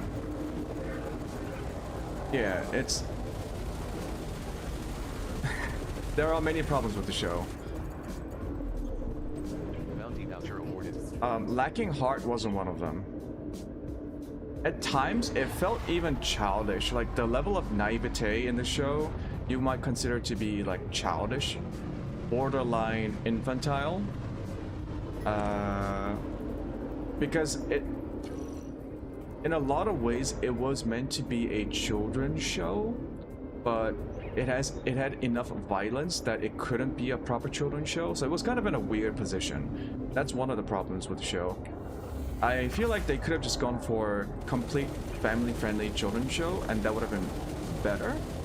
Or they could have gone full-on adult and just embraced the violence and the more adult themes that they dealt with. But overall, it was meant to be just a very fun, light-hearted show about this newfound family of misfits. And the family and the relationships that they have. There is one storyline that I liked the most, because the reason why I liked it was it provided a satisfying conclusion to one of the relationships in the show. Right? It was when Ray Palmer left the crew. The actor himself had to leave after like 4 years of shooting the film, and they dedicated an entire episode to basically saying goodbye and how difficult it is for the crew itself and also for the characters that are attached to Ray Palmer, the character that the actor plays. I thought it was really sweet. It's like It was like it was an episode steeped in Shakespearean theme. Each episode has a theme, like a historical or literary or cultural theme that the show goes off on. And that episode had to do with Shakespeare. It doesn't really have much to do with like the story of saying goodbye to one of the crew members, both the actor and the character that the actor plays. But yeah, it's episode like that where the show was really special in my opinion, because it was all heart, right? The script was bad. Everything else about it, the technical achievements of the show were underwhelming, as always. Low budget. It was basically a procedural show, which suffers from pacing issues and all the other stuff. But it had heart, and I loved it, which is why I watched it like multiple times. But yeah, it needed to end, and it missed the ending, and I don't want other shows to suffer the same fate. Legends of Tomorrow essentially lost the ability to provide a conclusion to their story because they dragged the show on too much. I don't want Harley Quinn, the show, to suffer the same fate. It has to end. You told your main story. Please just let it end in a way that you want it to end. Because I think Harley Quinn, that animated show, did its job really well. And so let's not risk it, you know? Oh, why is it 100,000? Okay.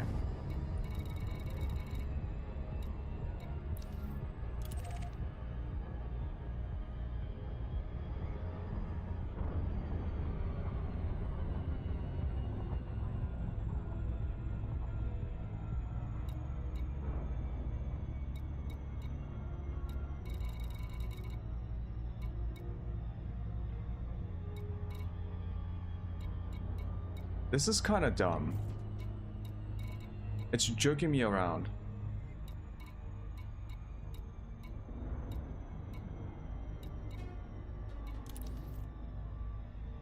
I just need to kill one more though.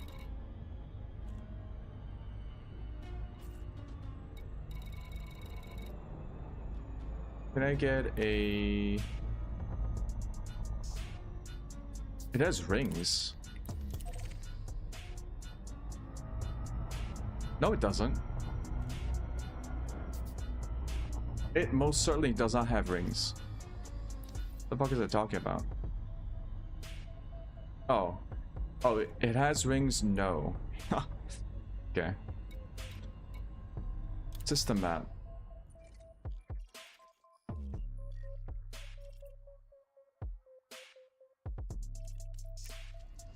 Maybe I can get lucky and...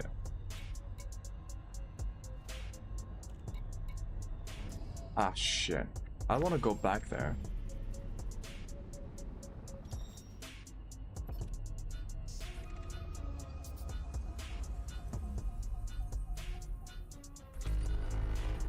Yeah, I just wanted to say I like Harley Quinn. I just want the show to end. I want the conclusion. Degraded emissions for Sirius Corporation detected. Distress call for Sirius Corporation detected.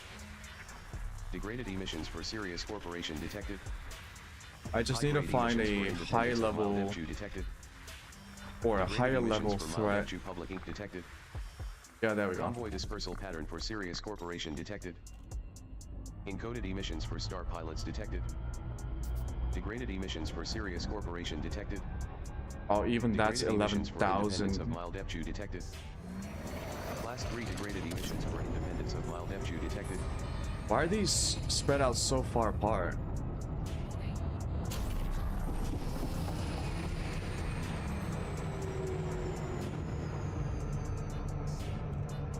Yeah, I just couldn't shake that feeling out of my head when I finished watching season 5 of Harley Quinn.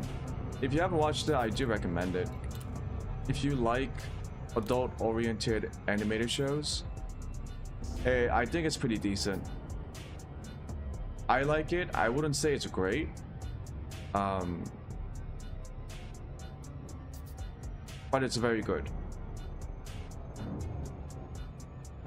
Also, if you like DC universe characters and lore and stuff like that, you might also like it because it introduces a lot of characters from the DC universe, although in a non-serious comedic way.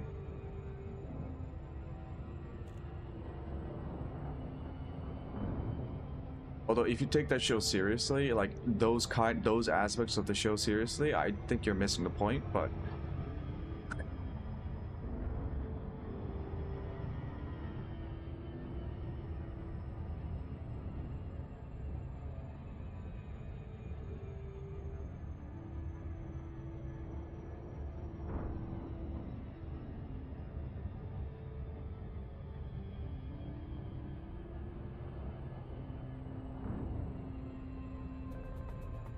I don't know.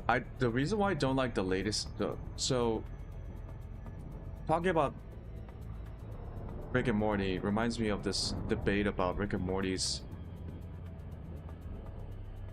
latest seasons, the seasons after the co-creator left. People are saying, oh, it's not as fun anymore. You know, that spark is gone. I'll be honest. For me, this is not the same for most people. I know that most people don't watch shows with my kind of perspective. Warning, dropping at high threat degraded emission signal source. I actually didn't really like the parts of the show that a lot of other people liked, which were the quick-witted, nihilistic or pseudo-nihilistic perspective of the show, right? Cynical, scathing, perhaps. Whatchamacallit? Okay, can I? What is this?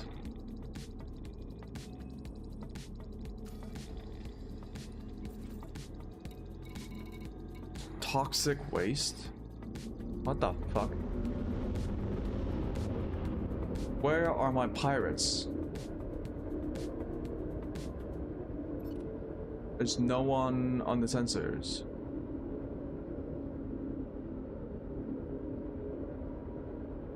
Pirates? Hello? Come and get me. Pirates? Oh, for fuck's sake.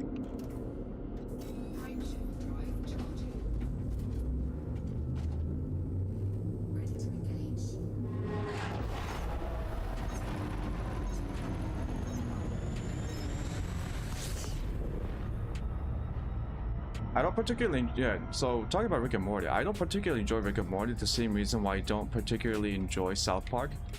Although I've watched like 10 seasons of South Park. Don't get me wrong, I watched it. And I think it's okay. But at a certain point, what is the story you want to tell? You know, you gotta answer that question.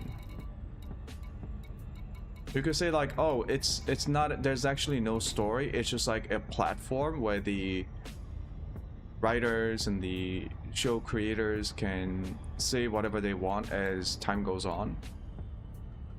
Okay, fine. Why do you want to say what you want to say at that moment? Like, what is the overall narrative here? South Park doesn't really have a narrative anymore. It never really did have one. Because it doesn't have... It says a lot about things that goes on at the moment, but it doesn't have anything to say about the story itself. Like, do people watch South Park because of a... Do people watch South Park because they were drawn to the overall narrative? Nah. They watch it because it's meme fuel. Because they think it says things that they wanted to say out loud. Because they think it says something meaningfully critical about real society, like real life society. Or they think because it's mostly because they think it's edgy. The show itself is edgy. Whatever that means, right?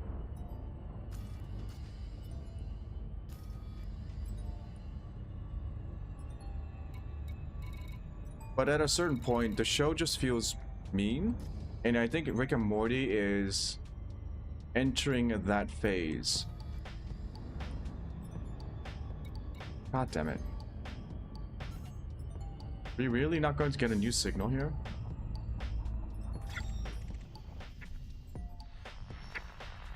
The last 2 seasons of Rick and Morty, they try to make Rick, like, some of the story or the way the Rick or the people in it, so Beth, Jerry, Morty, Rick, and Summer, Encoded emissions for Sirius Corporation detected.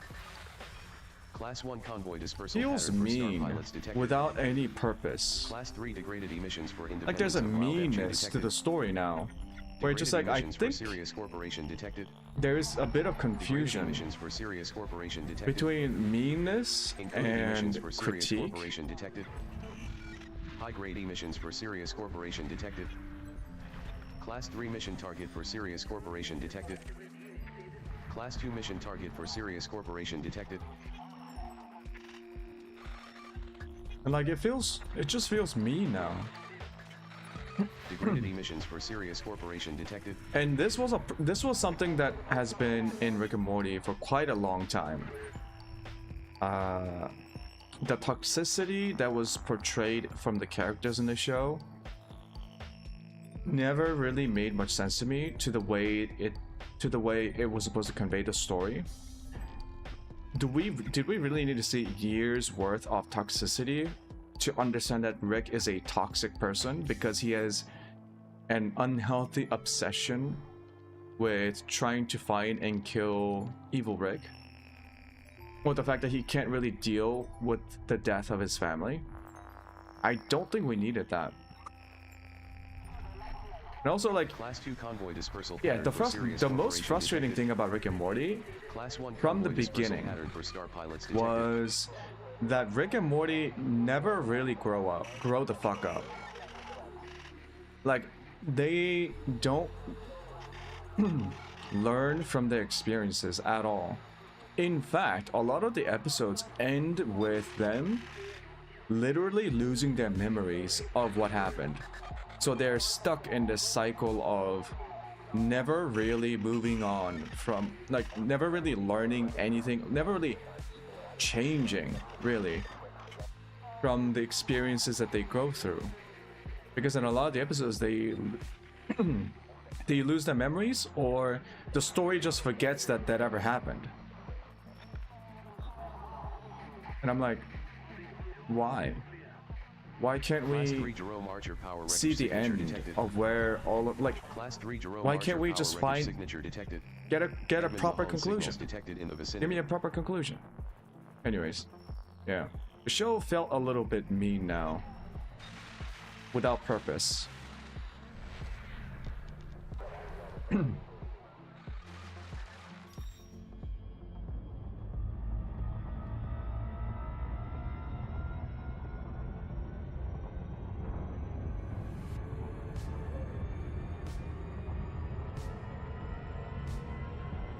And South Park, I don't even know what the fuck South Park is doing anymore.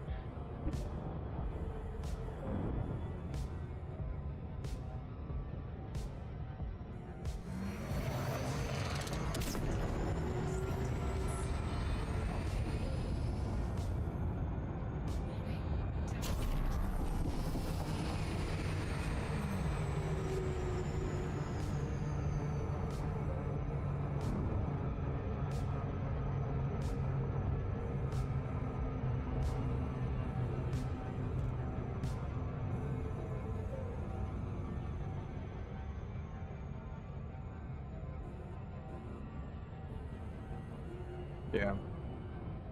I tend to like shows that, even if poorly made, still have a lot of sincerity behind it, you know? I don't like shows that are very quality made that have zero sincerity behind it, or what I see to be a lack of sincerity in the story. The biggest example I can think of is Squid Games. The reason why I haven't watched Squid Games was I was thinking about watching it, but like I've already seen Convict Island and Battle Royale, Hunger Games. I saw the first two Hunger Games, and I read books and novels that utilize similar like survival game type shows for social critique, whatever the fuck. In my view, none of them ever improves upon Battle Royale, the original movie from Japan. I think that show is still the best Battle Royale film that I've seen so far, which makes sense. They started it. But yeah, the reason why I don't watch Squid Games is, you guys know, you know, Squid Games, it's about these people living in a hyper-competitive, cutthroat, capitalist society, blah blah blah, you know, and they're poor, they're desperate, they join this game where they risk their lives to gain money, while the game itself is merely entertainment for shady rich elites. Okay, so that's a big part of the story, like big part of the vision of the story, right? Hence the title Squid Games. It's in the name. So you would think, if you were sincere about some of the most basic and the core premises of the show, you would not make a reality game show called Squid Games that uses the games featured in the show in real life. Like, you would not create a real life tournament where you gather hundreds of people, put them in a game where they compete for money for other people's entertainment, called the Squid Games. Because how fucking cynical do you have to be where you make a show where you say, oh, it's like the Squid Games is a vehicle for expressing you know, the problems of a competitive capitalist society, and then you turn around and then you go and make a actual reality game called the Squid Games, which, sure, no one dies in it, but it's still a game where people have to compete for money for other people's entertainment, and not in a good way. You know, it's not a charity stream. It's not something that people are doing it for fun. The participants are doing it for money. And they have to go through these like fucking childish ass games that were featured on the show. Like, at a certain point, that the reality show felt even more demeaning than the actual show, than the actual like Squid Games in the story. You know why?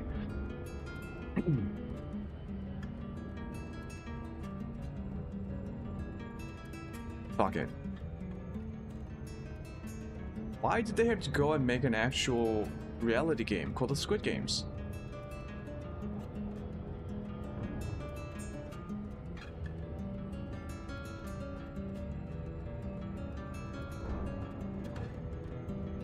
And like, whoever came up with that idea,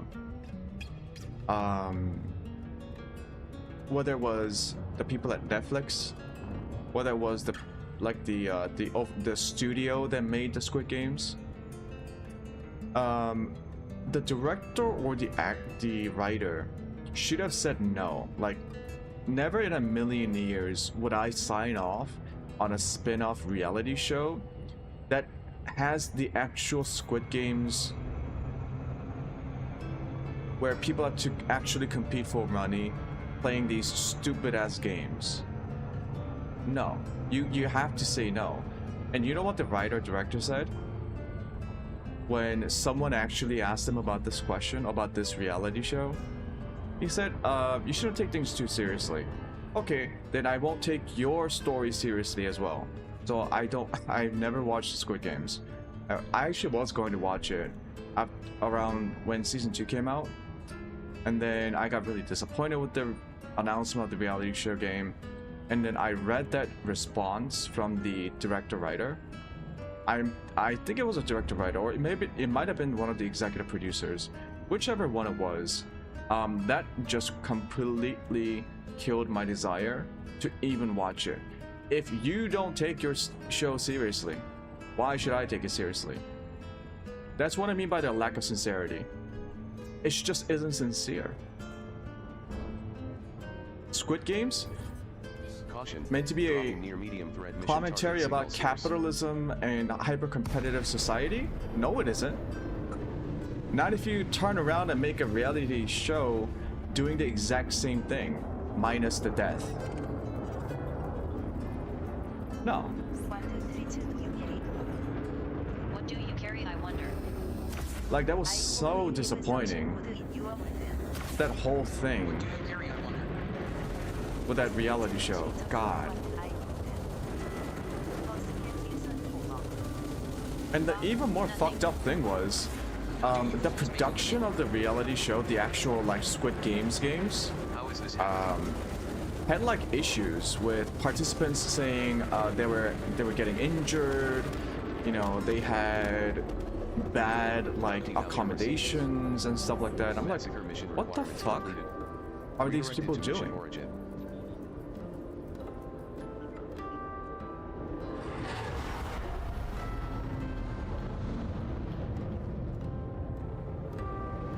First you make a Squid Games in real life, and then you don't run it properly? What the fuck? Oh my god.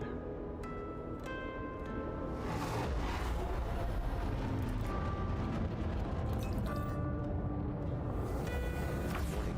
Attack by pirate detected. You choose death then. Very well.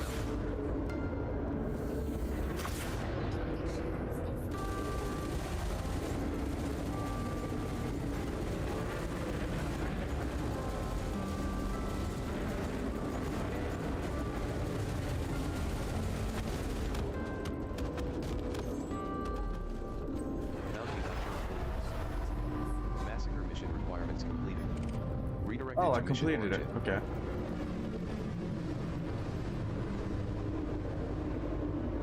Let's kill this guy.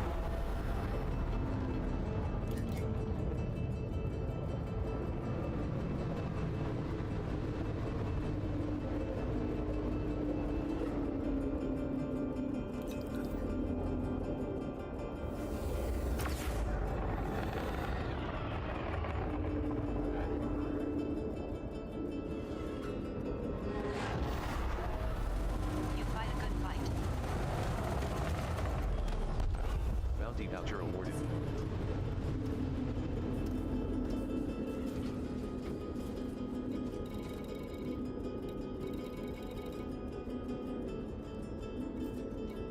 Let's see, we've got 2 missions done. What else do we have left? Wolf. Where's this? G41? Alpha Centauri. Let's go over here. Course set.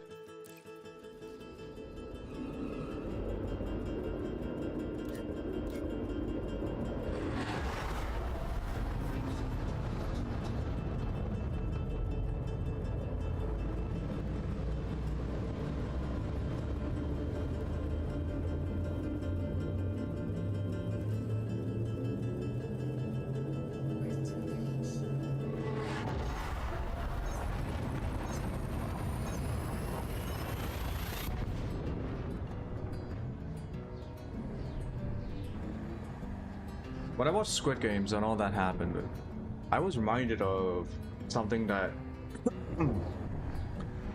there's like a pretty famous Pending mission here at the Borealis Slovenian Starport. philosopher called Slavoj Žižek.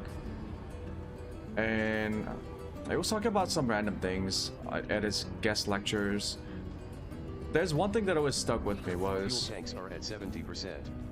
there are times when criticism itself of something is constitutive of that phenomenon, right? When you criticize something, Fuel levels at 70%. you're not actually undermining it. It could be just a part of how that phenomenon that you are criticizing maintains itself.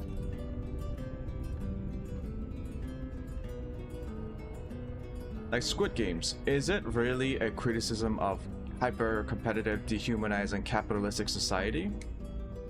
Or is that criticism a part of how people are able to digest the reality, which is also competitive, capitalistic, inhumane in many ways? It could be. Not as extreme as the show, but like the ideas that the show was trying to convey. Compromised NAV beacon detected. Because Squid Games was very popular in South Korea. It was very popular around the world. Did anything change? Nope. Did people's political views change? Nope. In fact, Squid Games created a reality show where people have to compete in childish games for money.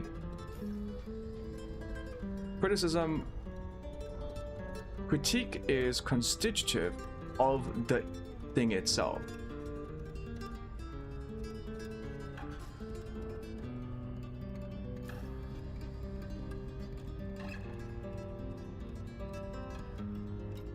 Is there really no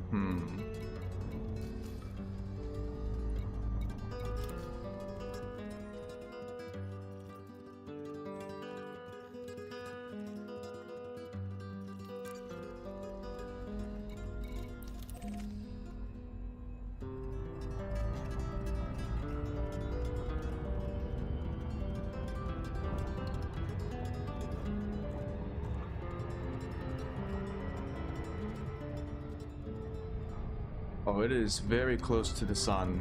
Okay.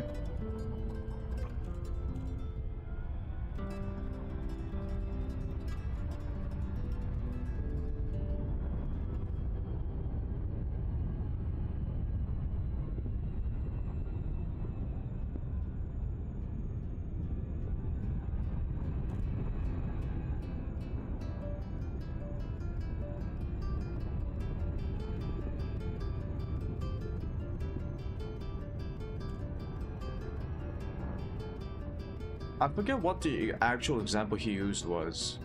Slavoj Žižek, when he said that phrase. I think he said something about like how in Eastern Europe during Soviet Union times, you know, like the Soviet Union,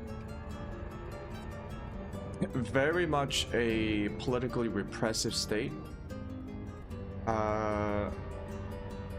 You can't, you know, you can't criticize your political leaders in the Soviet Union during those times, right? But there used to be a secret department in the Politburo, or within the USSR state apparatus, that used to create demeaning and critical jokes about the top leaders of the Soviet political establishment. Danger. And Dropping near very these high threat compromised NAV beacon. and this department would release these jokes to the public, so that the people in the Soviet Union can tell these jokes, make disparaging jokes, and make fun of the political leaders in secret. The reason the government officially did this, right, was the criticisms that people can say allows them to make the reality of living under the Soviet Union's rule more tolerable.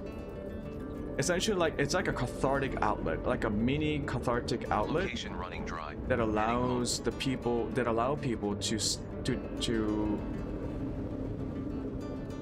basically put up with reality. It's like, oh yeah, the leader is shitty. He's such a piece of shit. You know, he's terrible. After you say it, you know, you're like, well, I got that out of the system. You're not actually going to change anything.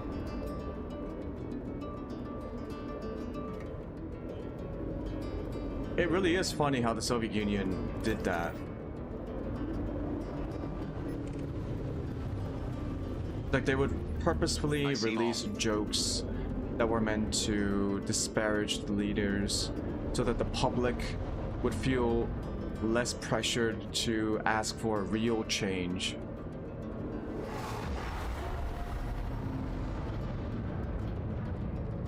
So, in that case, Savage's was talking about, Let me see what you have. you know, criticism is constitutive of the thing itself. That's what we mean.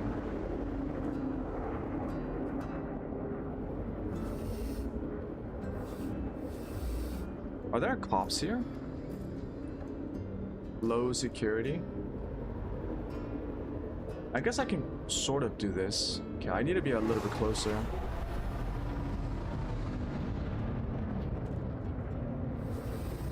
Warning. Attack by escort detected. Hostiles detected. Protect the lead ship at all costs. Warning. Attack by escort detected.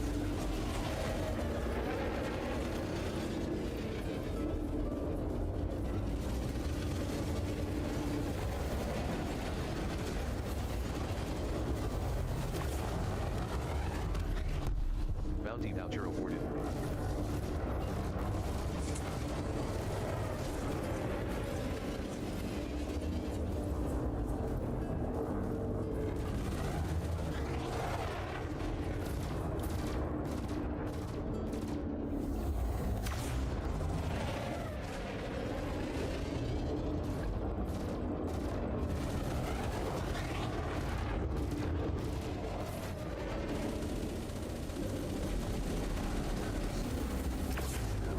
How the fuck did I miss that?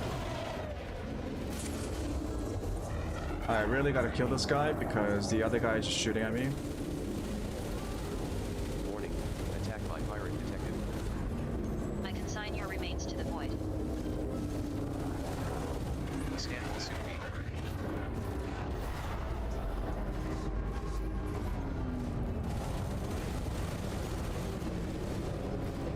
I should have popped my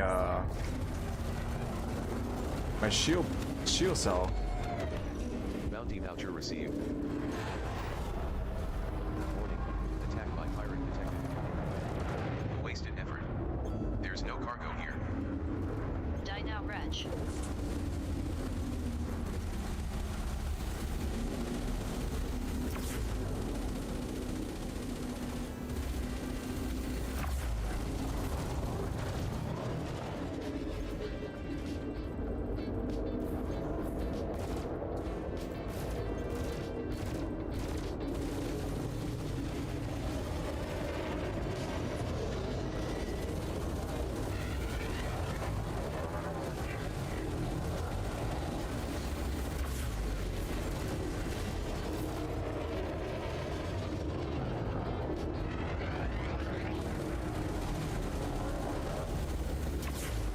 Yeah. Bounty voucher awarded. Hey, that took a while.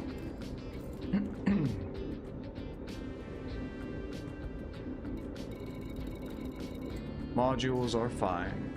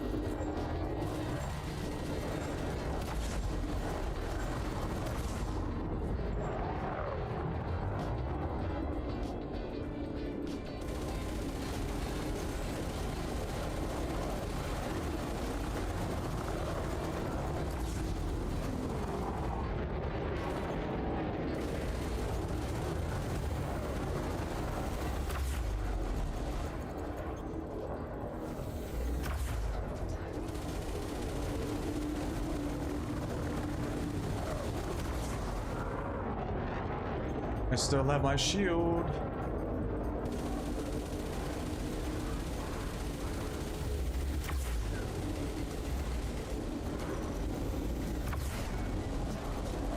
Yeah.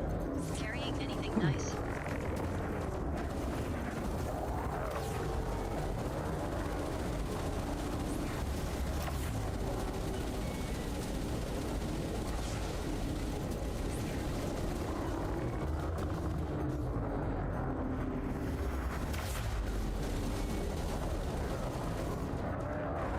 The scan will soon be over. No cargo. Useless drag.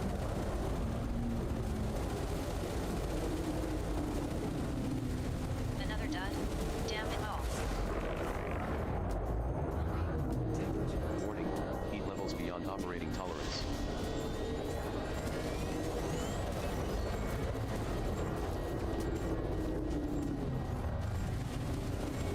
I've taken too many hits.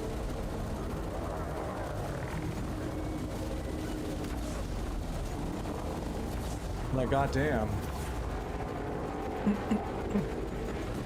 Okay, shield gen's down. Let's go for the power distributor next. Heat levels beyond operating tolerance.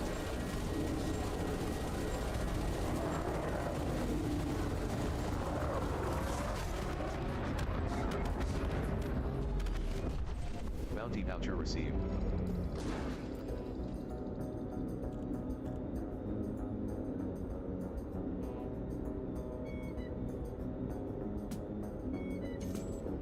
Holy shit.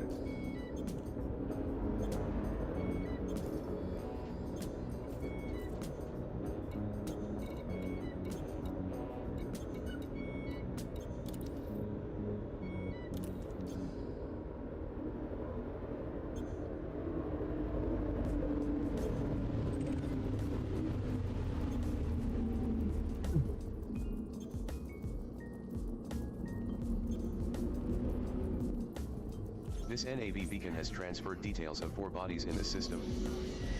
Let me see what you have. Who is scanning me?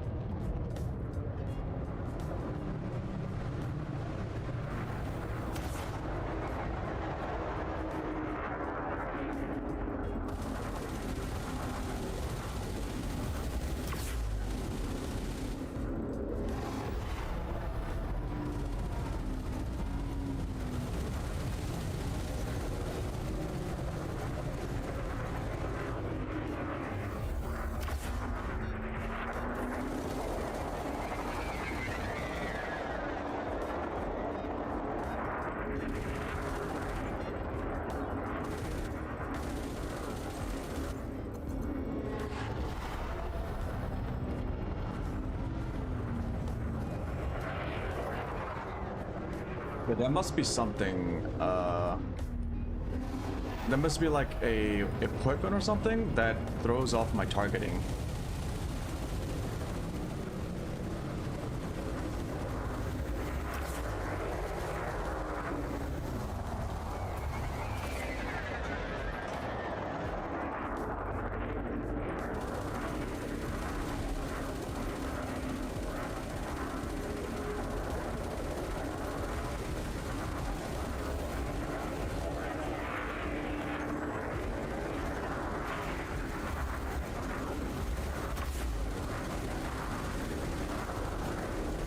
Yeah, keep shooting me. I am way tankier, dude.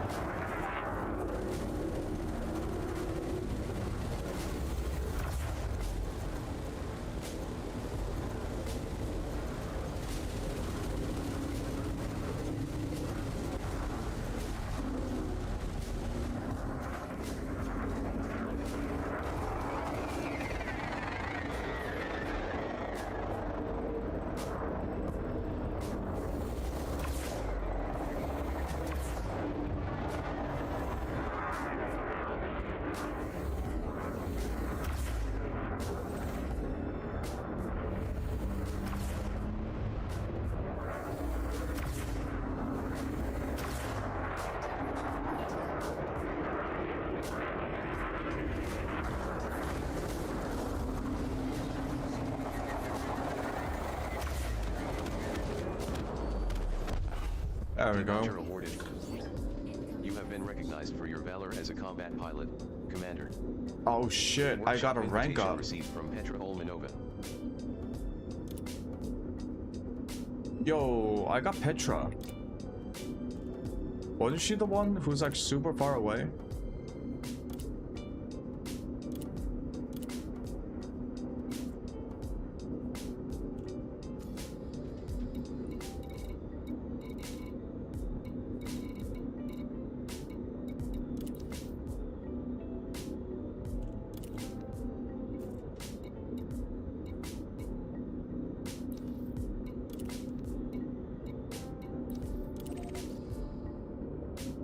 Let's go rearm and refuel.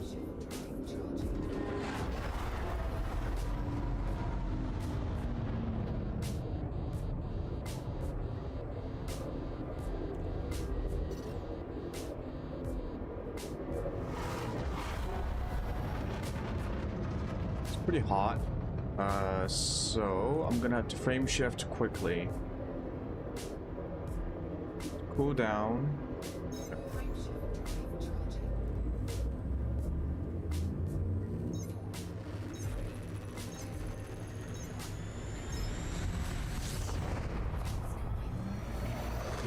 Fuel reserves are now at 65%.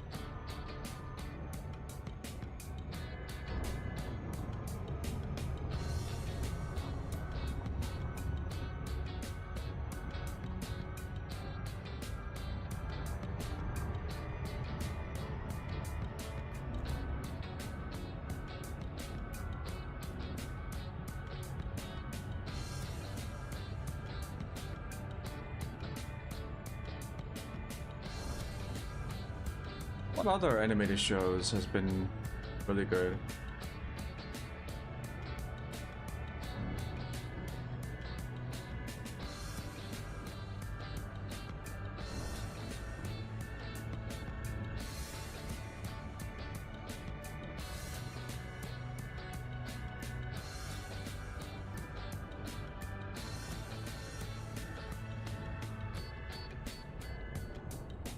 Oh shit.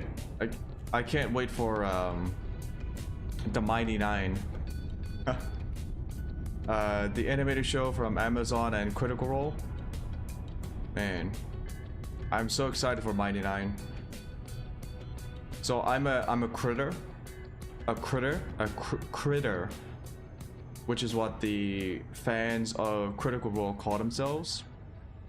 I have seen Critical Role's Mighty Nine campaign and the Bell's Hells campaign in their entirety, which was a lot of videos on YouTube. I'm a huge fan. I think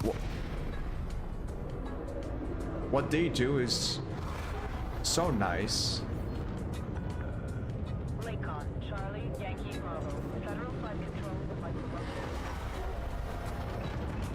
And while, like, you know, the actual D&D campaigns that they do, the actual stories and the characters in them, it's all really good too.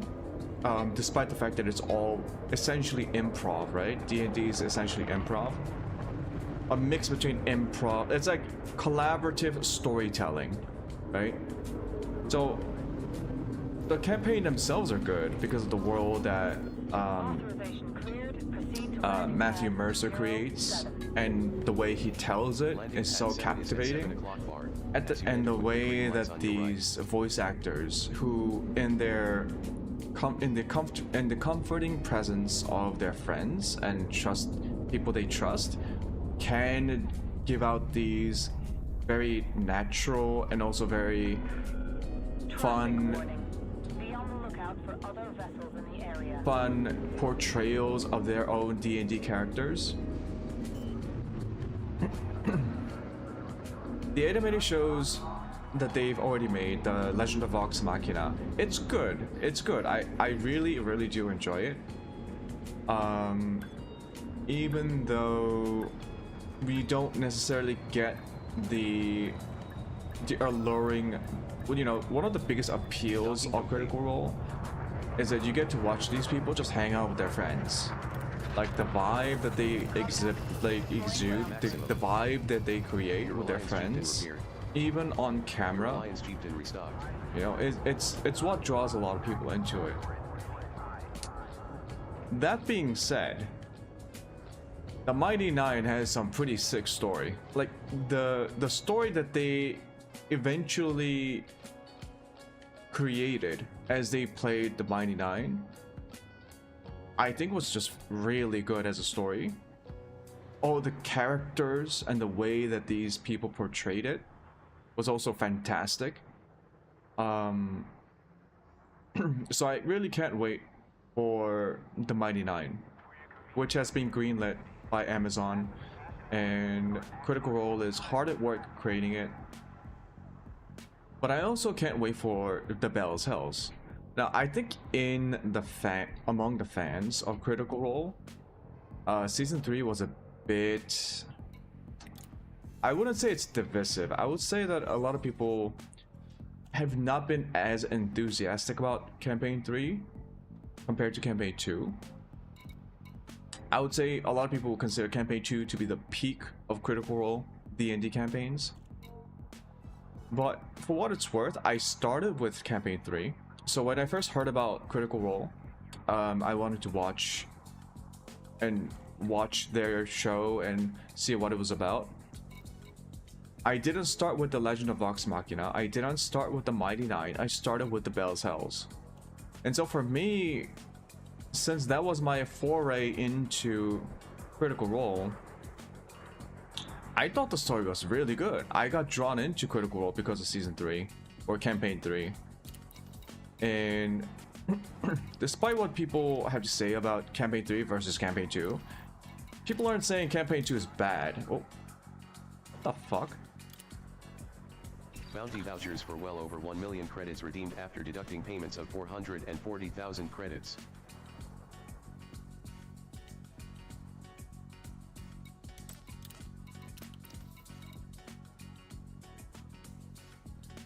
Wait. Oh, I thought that was a fine.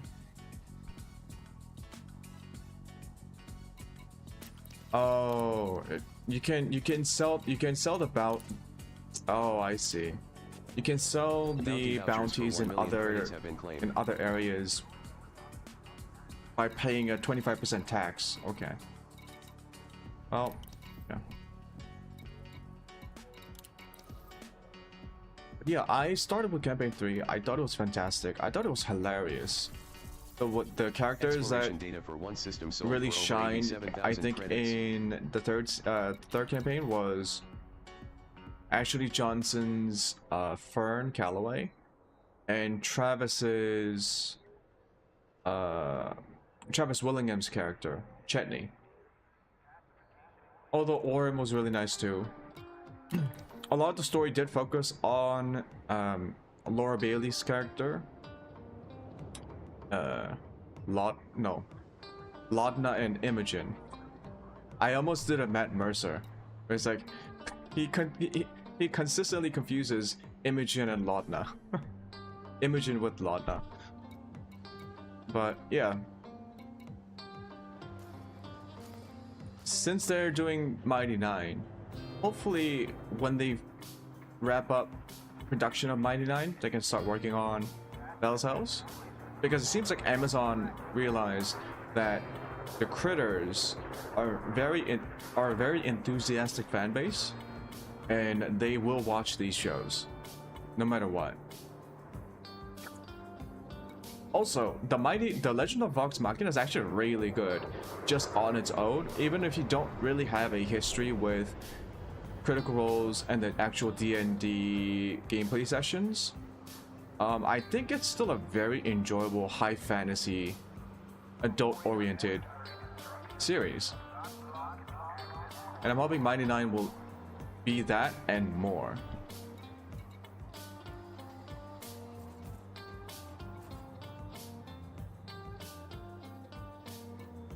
Okay, let's go back to the nav beacon. I did realize that the ships in this area are a bit tougher.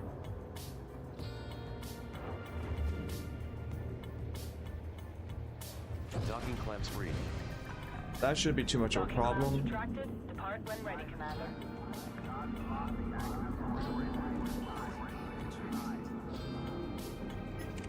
Get the fuck out of the way. Bruh. Fucking move.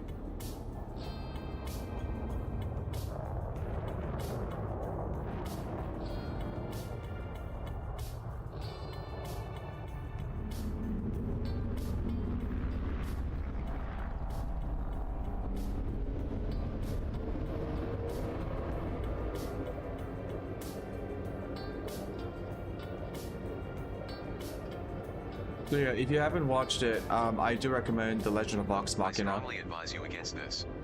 Particularly because the Mighty 9 is going to be coming out soon. Probably next year or something. And if you haven't checked it out, I don't think it's for everyone. I think it's even less so. Yeah, I do recommend Critical Role on YouTube. They have the D&D campaigns. You can start with the Mighty 9 or the Bell's Hells. The Legend of Vox Machina, for newcomers, might be a bit too dated. Because starting with the Mighty 9 is when they got all of their production really put together for their D&D sessions. Bell's Hells is like the most modern take, right?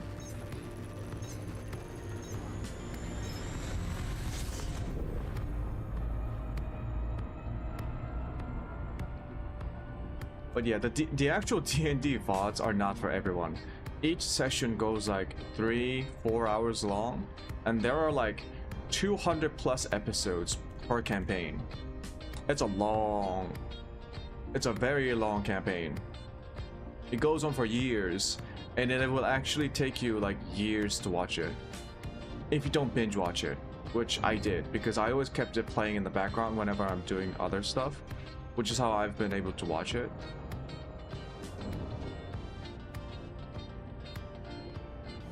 Yeah, it's really fun.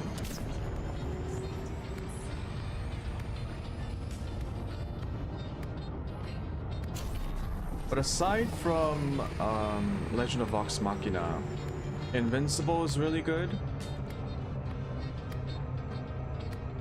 What else? Harley Quinn, Invincible, Legend of Vox Machina.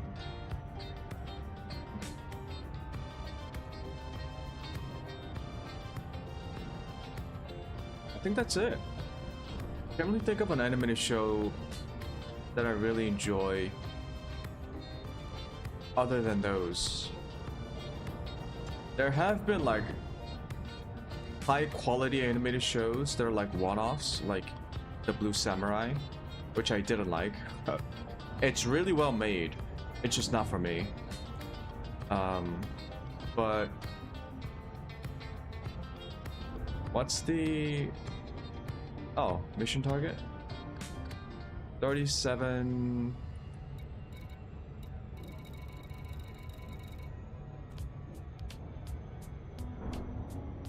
It's so far away.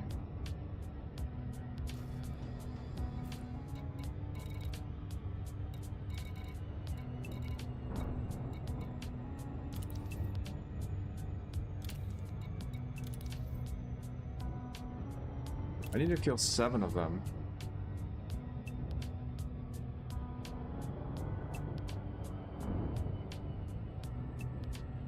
Let's go to the mission area.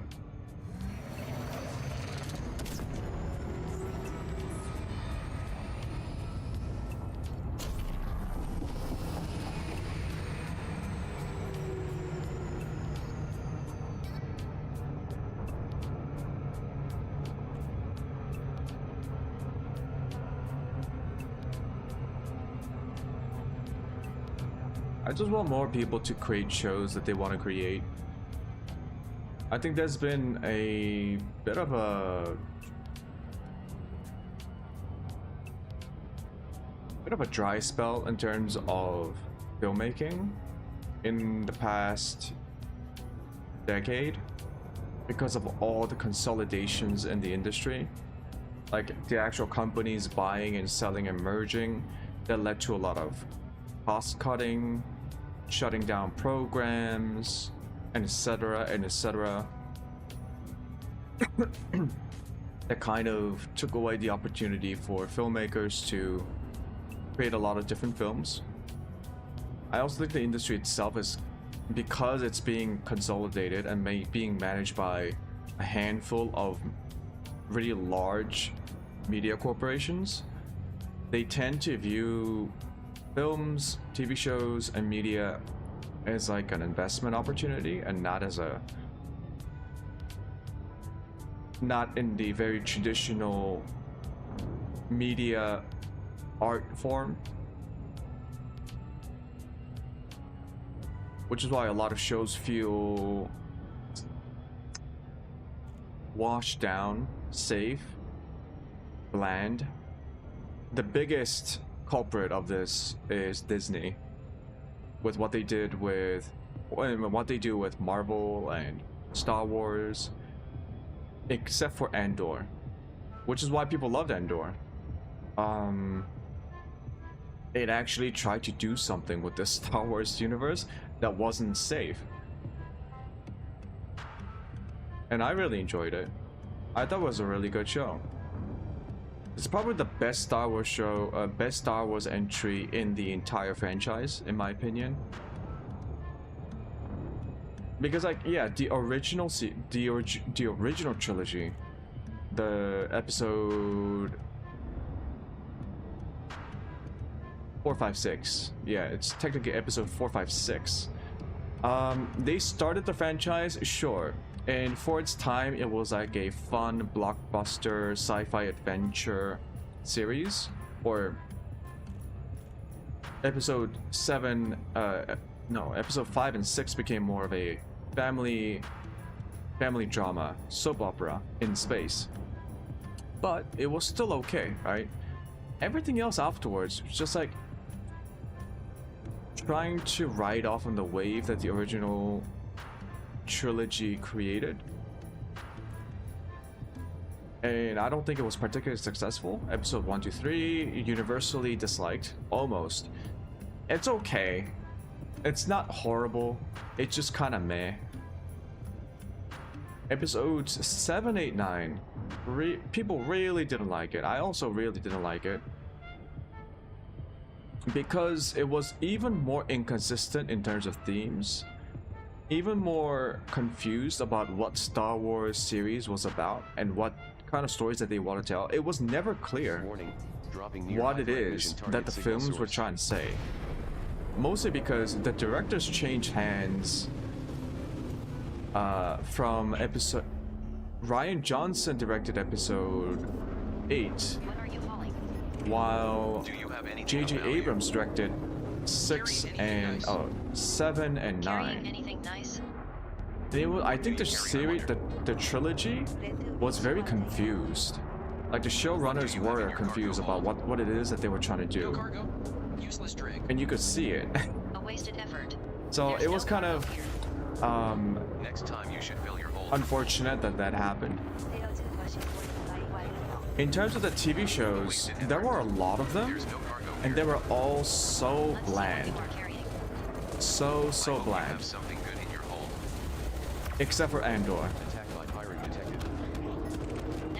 Andor was the Next first time Star you should fill your hold with Wars gold. entry I hope you have that I've something good in seen. your I haven't hold. seen the animated shows. I know that the Clone Wars is highly rated. There's something like there's a couple of animated shows that people like from the Star Wars universe, which I haven't seen, so maybe I should see it. But Andor was the first one where we really got to deal with the question of why is the Empire that bad? Like, what makes it so evil? And this idea of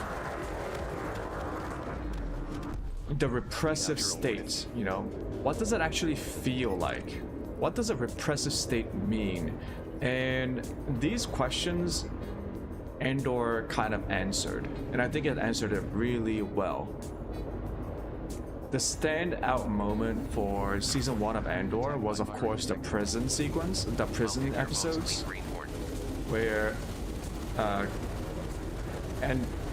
where Andor, Cassian Andor, goes to the Imperial prison, and it turns out it's a completely inhumane, unjust penal system, where the prisoners are used as slave labor to build all these equipment for the Empire, you know, and the very intimate moments of living in that prison space, how suffocating it was to just see it, was, I think, fantastic. Because they were, I believe, the showrunners were trying to portray, you know, when we talk about, oh, Empire bad, like repression bad, what do we actually mean by that? What does it actually feel to be repressed? And they portrayed that through the prison system. It was fantastic. And it really shows you why Cassian Andor becomes that motivated to that extent. Which is like, yes, you have to hate that system with every fiber in your body. Not because you went through it, but also because you now understand what other people, the countless numbers of other people living in that system, has to go through. The sheer scale and of the injustice that's being done, you cannot ignore. And the way they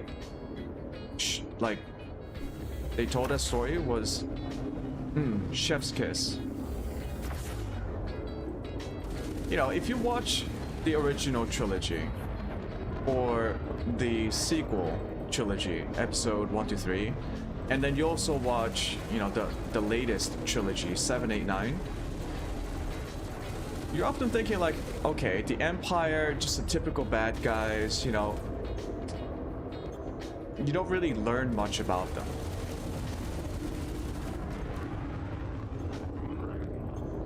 You know, all you get from that is, oh, Empire bad. Because why? Because the people living in the Empire are just like all psychotic? No, but there are plenty of non-psychotic people living in the Empire who support it. So why do they do that? And also, what about, why does the rebellion exist?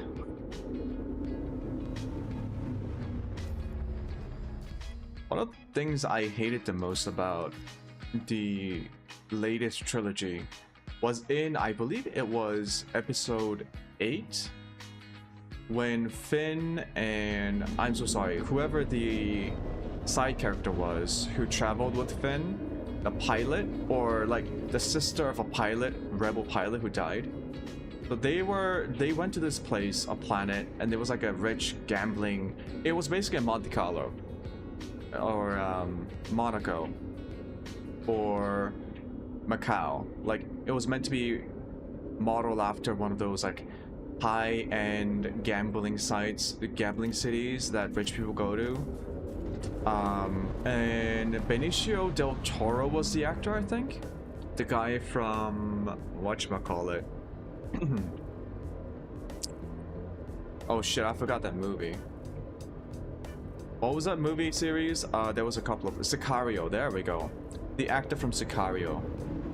So whichever Star Wars film that was where Benicio del Toro, I believe that's his name, Benicio del Toro meets with Finn and the rebel and Finn's companion. I think Benicio del Toro was a weapons dealer within the story. And so he was talking about like, oh, I sell weapons to both rebels and the Empire, you know, because that's just how war is.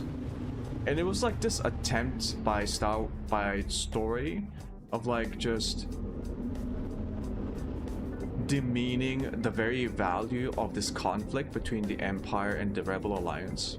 Or just like, oh, it's just business. Oh, it's not, it's, you know, it's all about just, they both buy weapons for the same place. Doesn't really matter.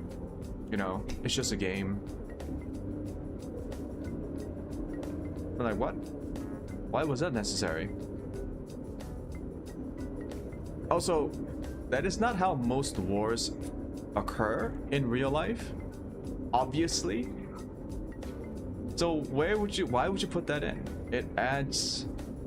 It detracts from the entire series. In fact, it detracts from the entire universe. It belittles the very conflict between the Empire and the Republic, or the Rebel Alliance. So why would you do that? Why would you do that in a Star Wars film? Which is like, okay, fine. I won't give a fuck about the Rebel Alliance. Okay. I won't give a fuck about the conflict between the Empire and the Rebels because they're all the same assholes. Okay. So what the fuck are we doing here? What the fuck is the story? Just some random ass person discovering their Jedi powers? What? Come on.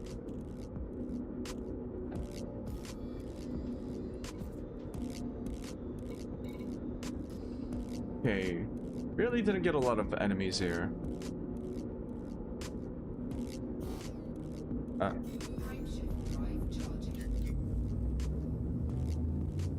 Andor is the only series that actually tried to answer the question, why is the Empire so bad?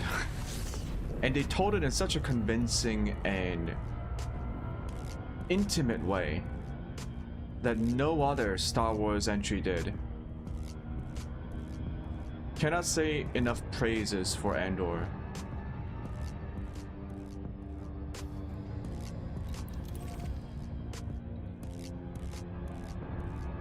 And this is coming from someone who hates Star Wars. Like, listen to what I'm saying. I don't like Star Wars. I don't like it.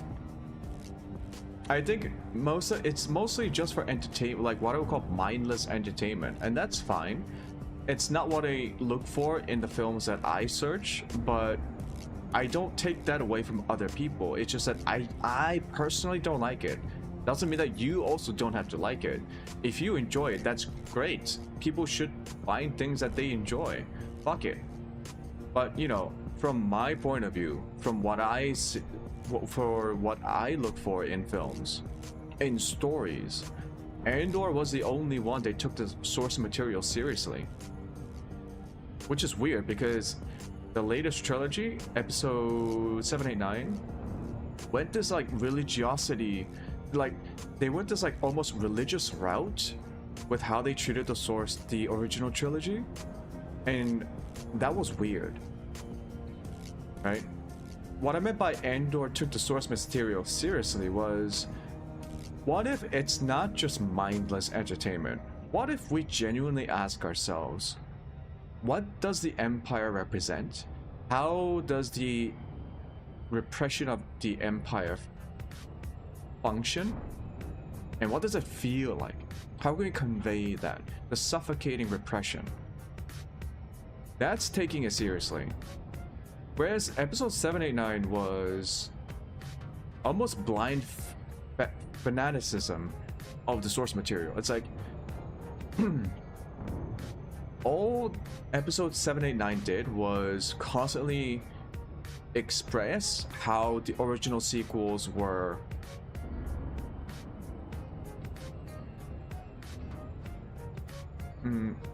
it was about the reverate. It felt like the entire latest series was about revering the original trilogy. And okay, sure, but like I'm here to I wanna see your story. That the original trilogy ended decades ago. I wanna listen to your story now. What's your story? What kind of stories do you want to tell? And if your story is just, oh, the original sequels are so, original trilogy was so great, that's not much of a story, is it?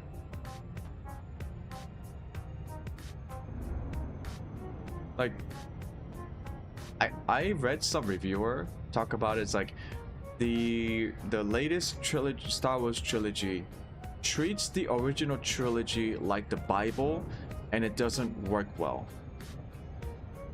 And I also agree with that statement. It does feel like episode 7, 8, 9 treated the original Star Wars films like it was the Bible. There was so much reverence, and nothing but reverence, that I kept asking myself, why am I watching this? There's nothing else but reverence.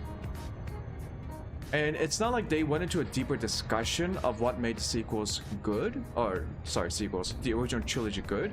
No, it was just like literally, oh, let's cram as much stuff from the original trilogy as much as we can. The references, the tone,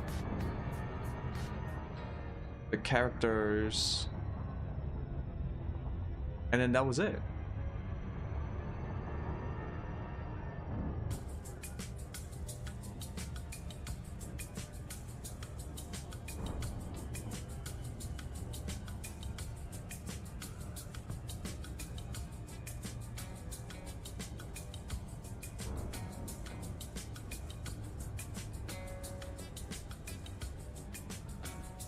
Which is a shame, because I really like the Rey character.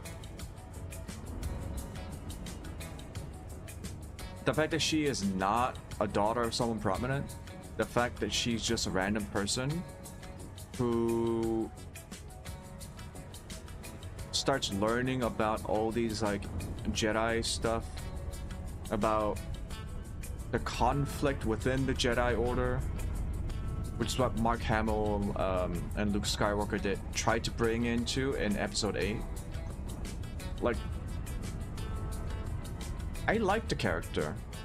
It's just that the character doesn't really get to do anything except go through this like insane storyline about Emperor Palpatine coming back and forming a bond with Kylo Ren. No.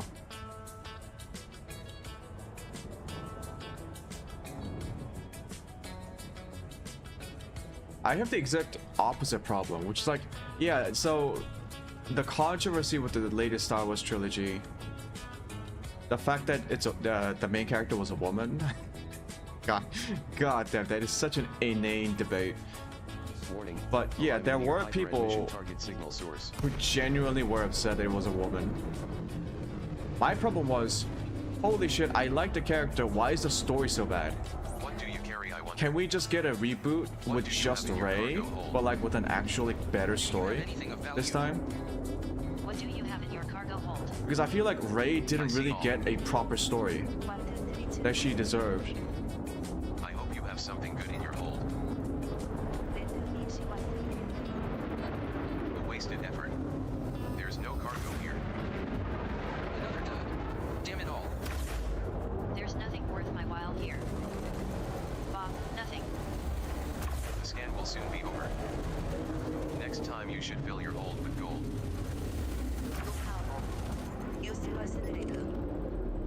Warning. Attack by pirate detected. You choose death then. Very well. There's nothing worth my while here. Bounty voucher awarded.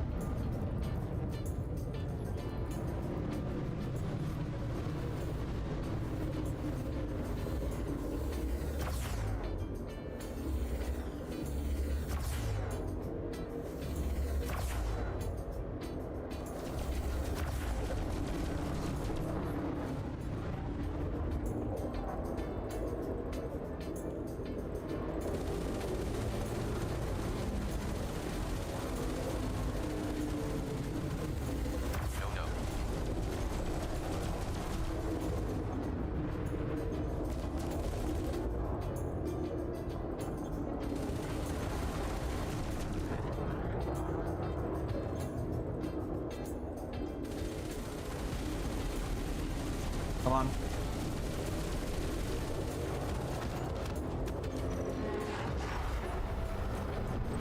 Bounty voucher received.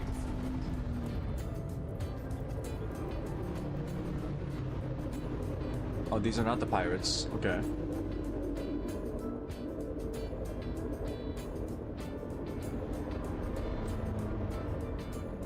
Where did they go?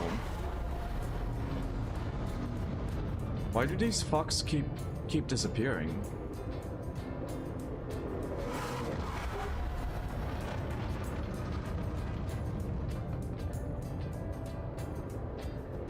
That's a piece of debris, isn't it? Yep. Fuck.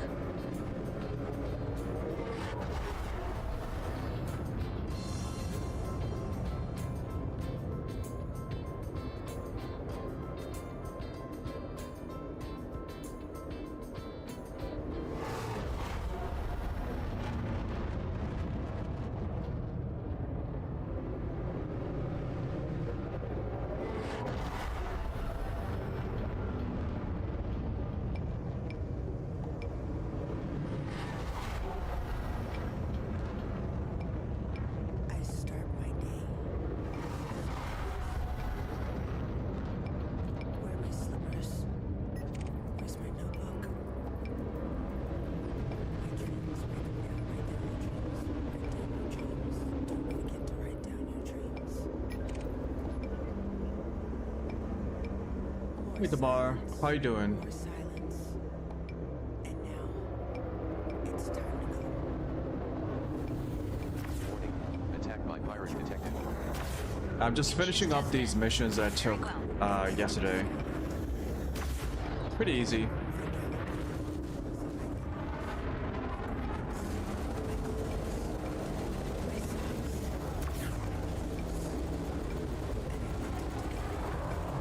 You're doing well? Good. Bounty voucher awarded. I hope you're Massacre mission requirements completed. wherever you are. I hope it's pretty cool because it is pretty hot where I am right now. It's like 31 degrees Celsius, which I don't know what it is in Fahrenheit, but it's pretty hot. Oh, did I finish it? Gold Council Pirates.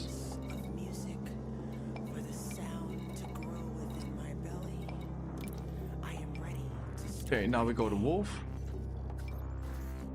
Yeah, I'm gonna finish up these quests and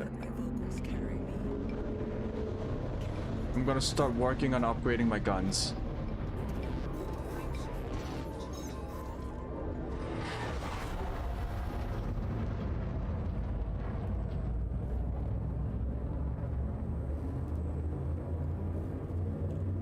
I was just talking to myself, ranting about Star Wars before you came in. I don't know if you've been watching it. I can't tell when you come in and watch. I just assume that someone might be listening, but yeah.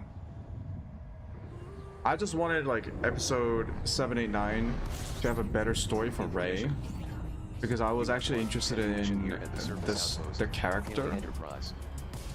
But the story went really weird. I think at this point, if Disney decided to just like Are now at 76%. make a like reboot, should I get ammo?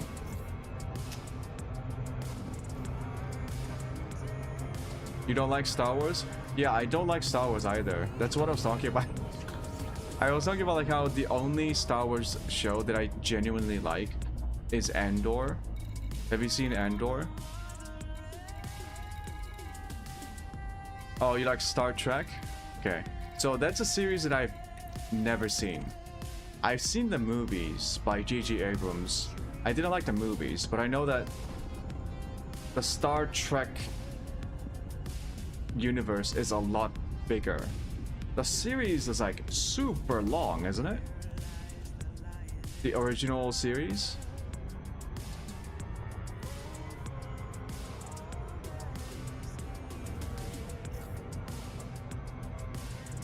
Yeah.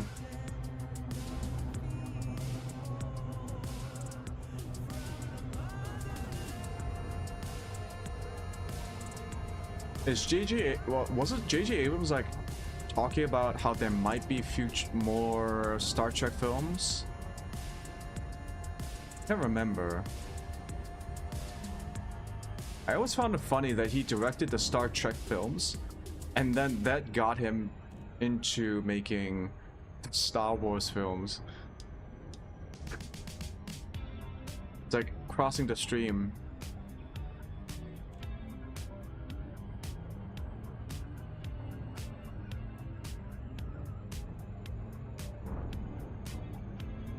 Maybe I should. I think I tried to watch the original Star Trek once, like the first few episodes.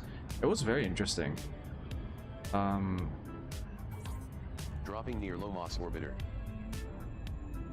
Oh yes, of course. I have watched The Expanse. I really like The Expanse. I just can't tell if The Expanse ended the way it was supposed to end, or they just cancelled it. Because right now, The Expanse, to the best of my knowledge, is like it's over. The series is over. But the last episode of the final season, it didn't feel like it was supposed to be the end. Like there were more stories to tell. Landing pad 11 is I'm not sure what happened. With the green lights on your right.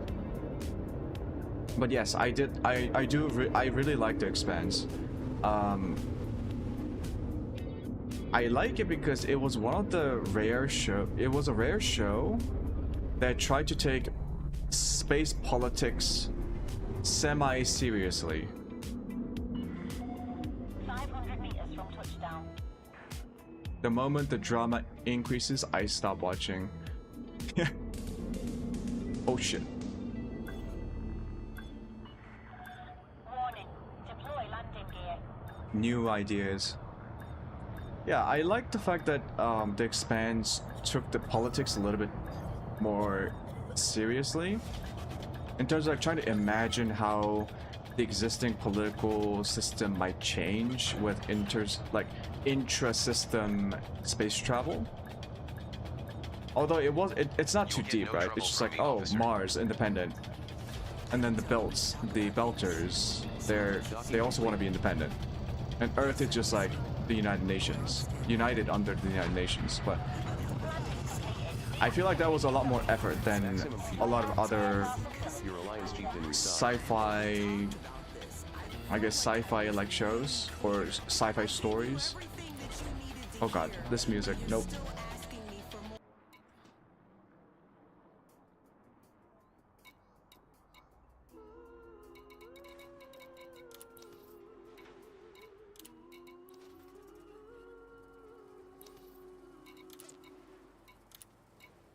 Yeah, The Expanse was really good. I hope they... Do you know if The Expanse was supposed to end like that?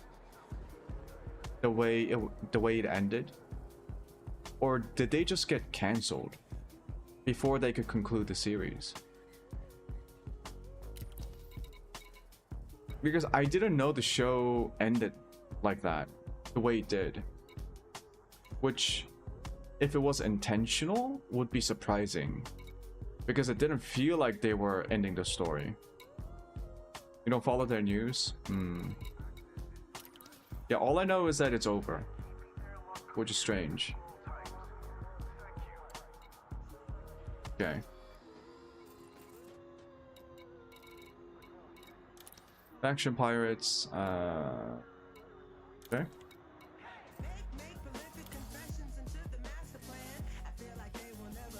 No red sites, so I'll just go to the nav beacon again. This one should not take too long.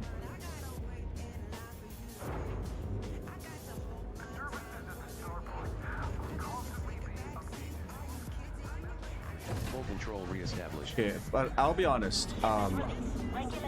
You know how Expanse used to be a sci-fi channel show, and then they got bought by Amazon? So I believe beginning with season 3, it was Amazon. And until season 2, it was Sci-Fi. I could be wrong. I know season 1 was definitely Sci-Fi because of the quality of the show. But I didn't finish season 1. Like I watched like maybe 2 episodes of it and then I turned it off because I didn't particularly like the quality of the show.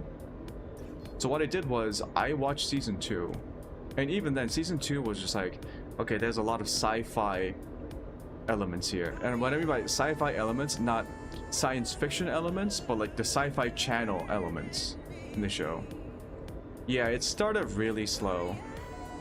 Starting with season, I believe 3 is when I really start to see like, oh, this show is really interesting. And I think that's when Amazon took over.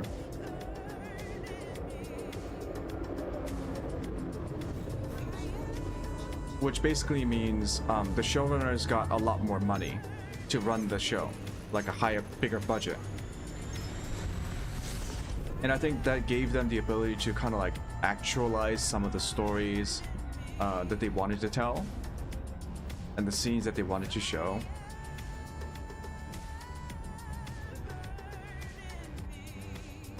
Which I don't want to be too mean against sci-fi, you know, in my mind, channels like Sci-Fi, it's like Rebel Moon, 2-part movie is good too. Rebel Moon is good. The one with Zack Snyder as director.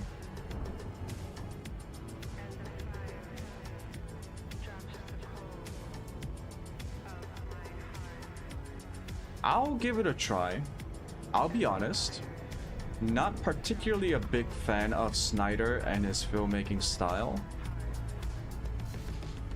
I do like. I like some of it. I liked some of his attempts. Like, a lot of people don't like Superman, the Man of Steel. I thought it was.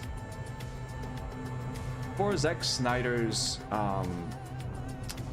filmography, I think that was more interesting than people give it credit for.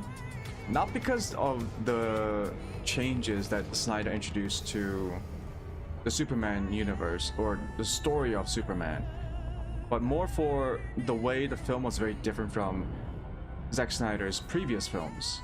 So it was a big change for him as a director, which I thought was more interesting than the film itself.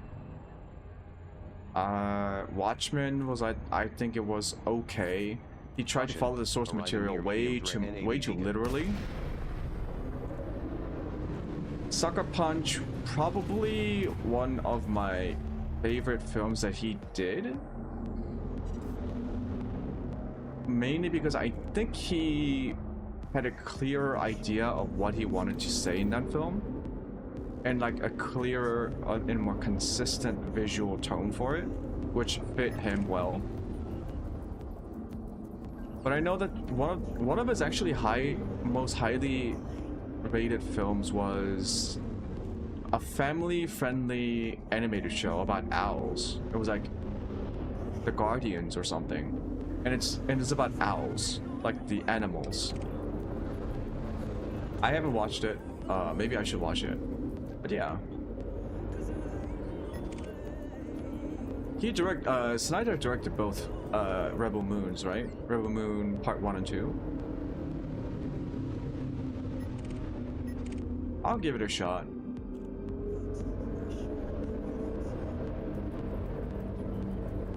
Sector report. Mineral deposits at a minimum. Moving on. I was kind of disappointed with his film before Rebel Moon. His sequel to Night of the Living Dead. You know, the one with the zombies in Las Vegas. Really didn't like that film.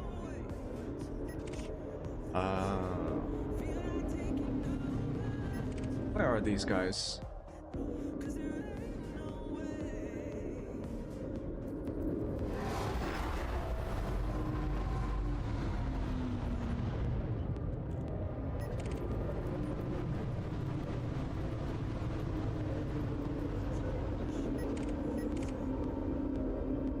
Man, was Rebel Moon the only other like sci-fi space film slash series in recent years? The Expanse ended a while ago. Rebel Moon. What else is like a good sci-fi show in space? Oh, have you seen Mickey 13? Dong Pong Juno, the director of Parasite. Man, that was a weird film.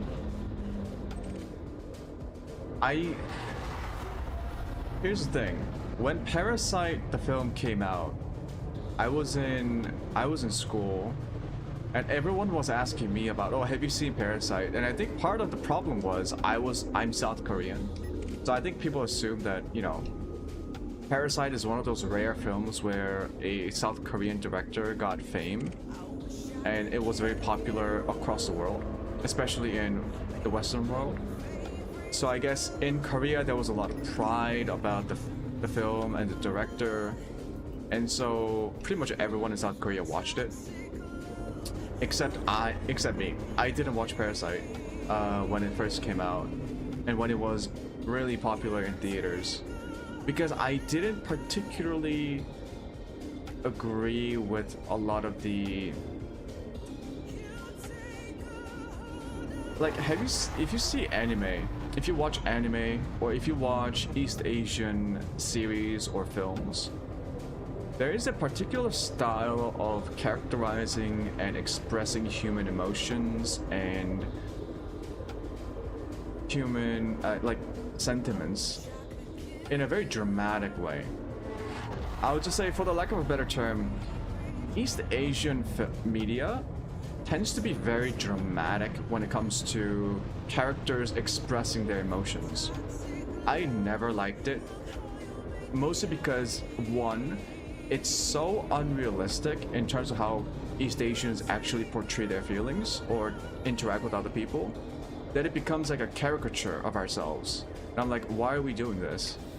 This is not how we... Okay, I gotta shoot this guy.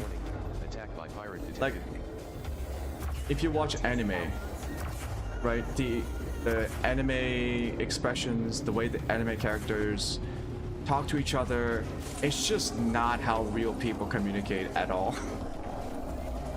And at a certain point, I can't suspend my disbelief, right? The suspension of disbelief cannot be that powerful, where I'm like, oh yeah, this feels like something that I can empathize with at a base level. No, this is ridiculous. No one talks like this. And a lot of Korean shows also have a similar problem, which is why I tended to stay away from Korean media.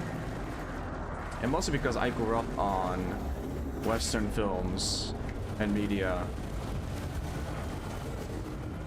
But long story short, when Parasite came out, I hadn't watched it in theaters. But when I did finally watch it, I thought it was just okay.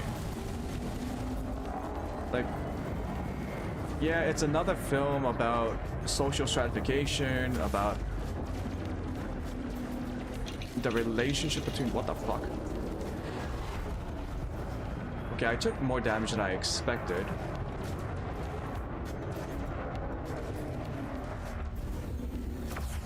So, can this guy stop spamming chaff?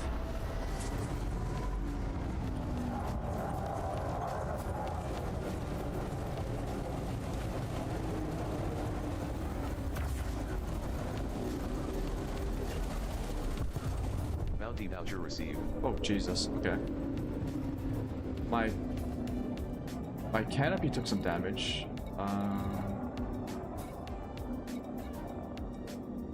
70%. Okay. Yeah. Why was I talking about Parasite? Oh, Mickey 13. Anyways. So Parasite was still okay. Like, so Bong Joon-ho has a very specific style, the director. And Parasite actually didn't show a lot of his like unique style. In a way, I think he was aiming specifically for a Hollywood audience, and he was very mindful of it. Whereas if you watch Mickey 13, his latest film about this, starring Robert Pattinson and Mark Ruffalo, Nothing but dust and dirt here.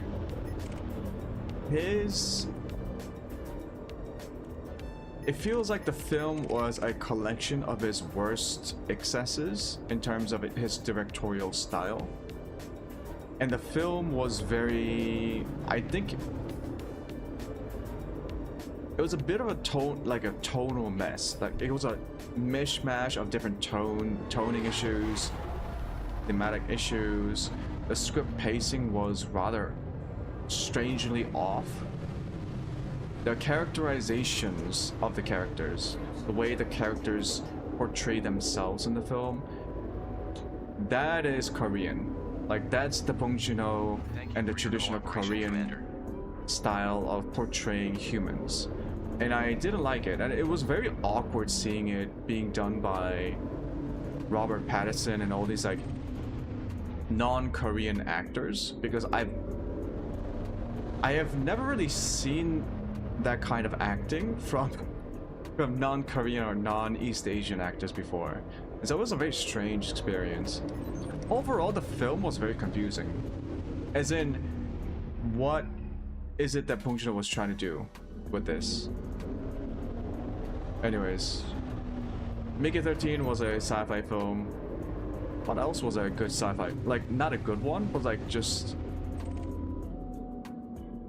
like a sci-fi film that tried to be an actual sci-fi film in space. Maybe Rebel Moon really is the latest one. Yeah, I'm gonna repair it because these cracks in the windows are... I don't want my windows to be cracked. Cockpit canopy fully There we go. repaired.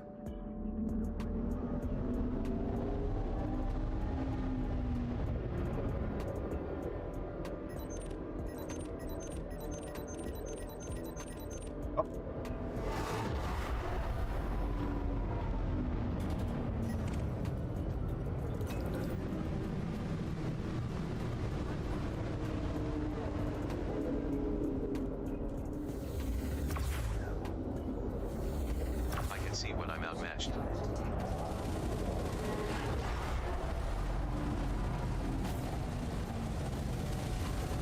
Yeah. Yeah, we got him. Received.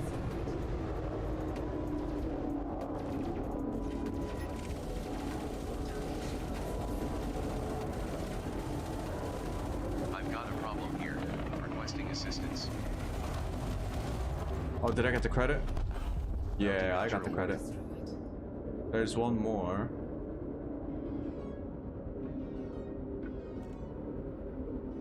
It was in a wing. Where's the other guy? Huh? Great Phantom? No. What?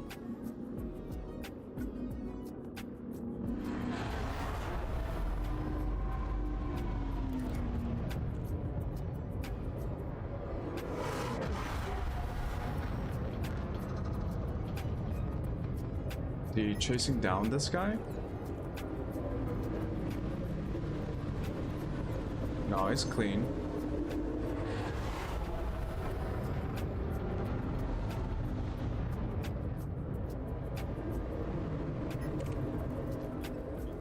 One of them should be the mission target. God. Yeah, I guess he like ran away or something.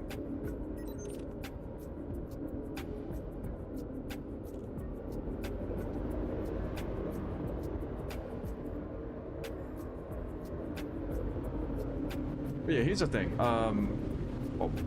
Zack Snyder. Even though I may not personally like Snyder's style that much, I still wanted to make films. Like, I wanted him to continue making films, sharing what he wants to create. More people should make films.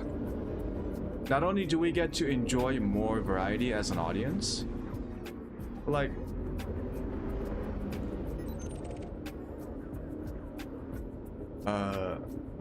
too many films play it safe these days. Films, TV shows.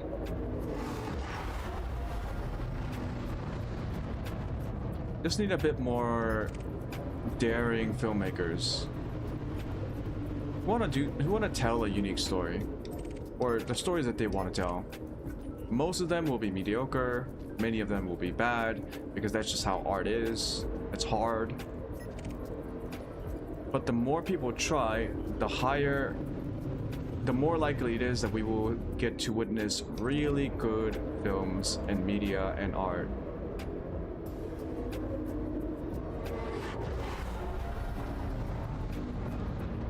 So even Zack Snyder, if he wants to make more films, he should fucking make them.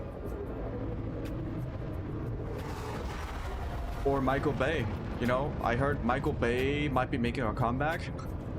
Oh god.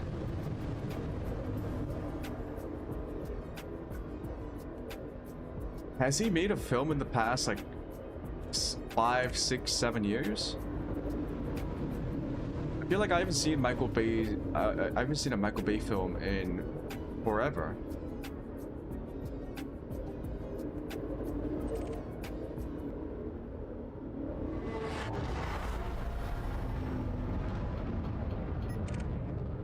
Okay, what?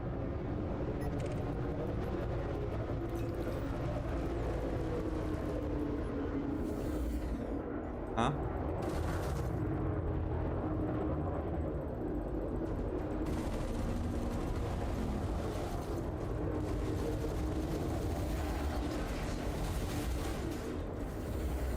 No.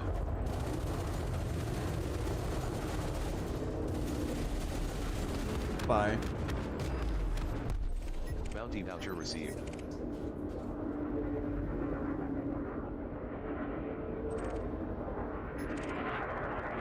That's Trucker.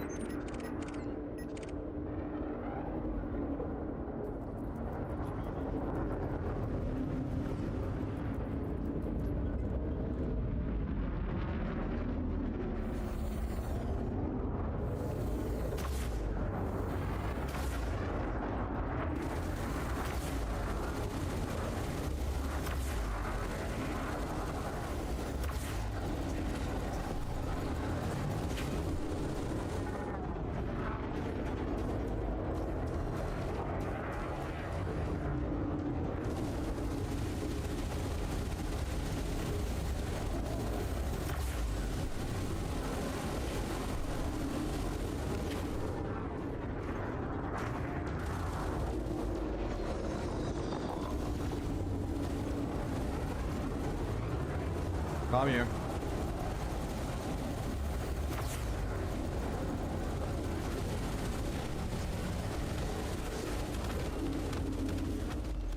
Oh wow, he took down my shields. Bounty voucher received. Okay. Oh, music is over.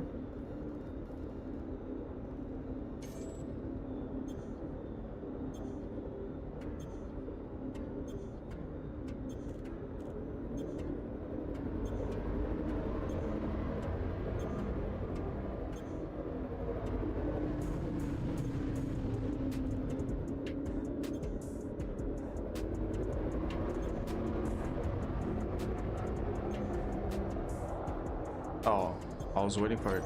Okay.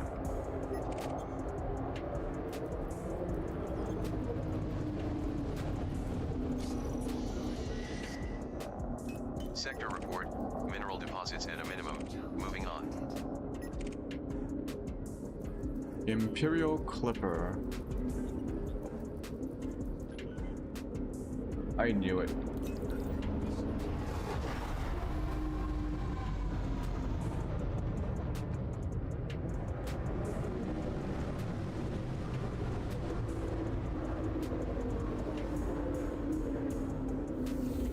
Warning.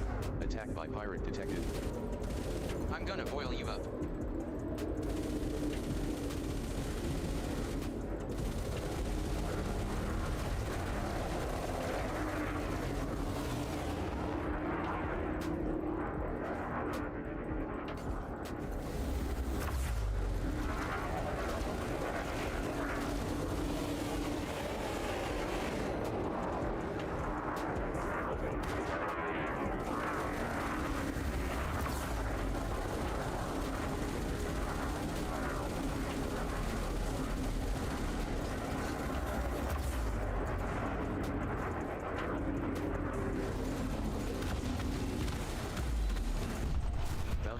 received. Nice. Okay, that's mission done. Redirected to origin. I'll have one more left. This one is a pain in the ass because I believe Alpha Centauri only has a nav beacon. So, despite taking the reputation hit,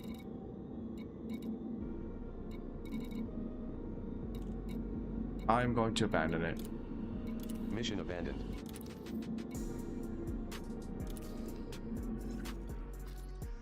Okay, we completed 18 Course locked in. missions.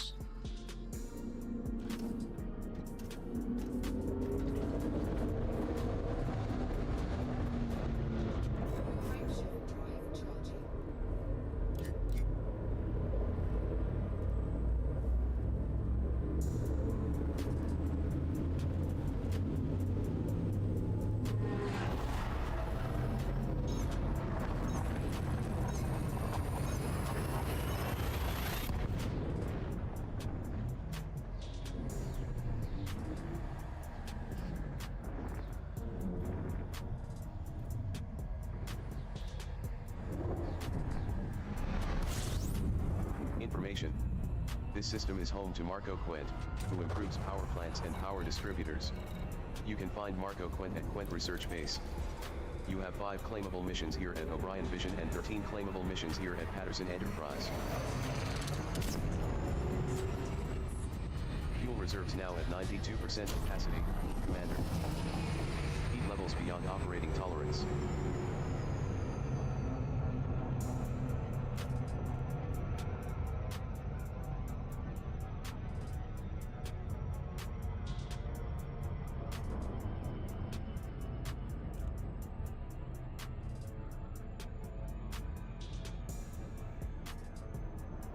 Okay, once I turn these missions in, it might also be a good time for me to get another cup of coffee.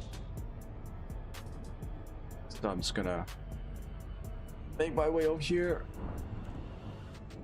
Okay, after I turn in all these missions, I'm gonna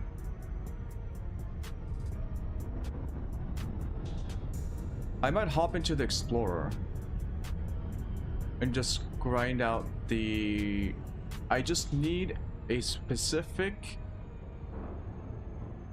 I think it was like the embedded firmware or something. I just need like one type of firmware that I need to grind for in order for me to get the railgun upgrades.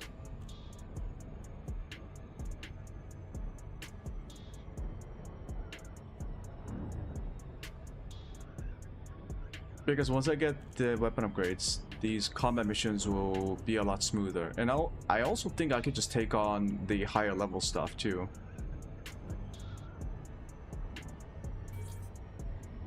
Arriving at Patterson Enterprise.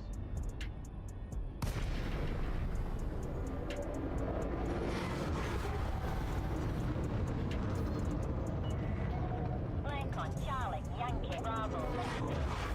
Throttle down and commence with docking.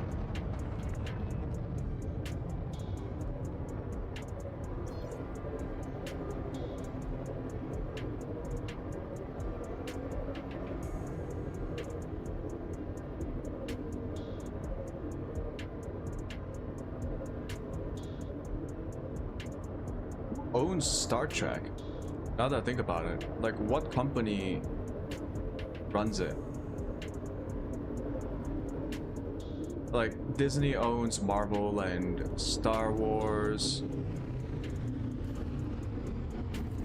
Who owns Star Trek? Is it MGM? Approval granted. Plot route for approach to landing pad 38. Landing pad 38 is at 3 o'clock bar. Or was it As you Paramount? enter with the green lights on your right. We don't have to do this. I strongly advise you against this. Maybe it was Paramount.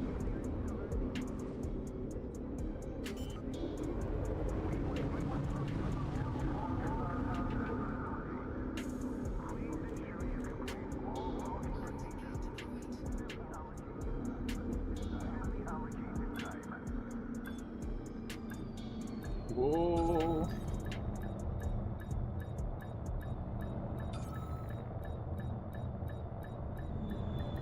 Docking complete.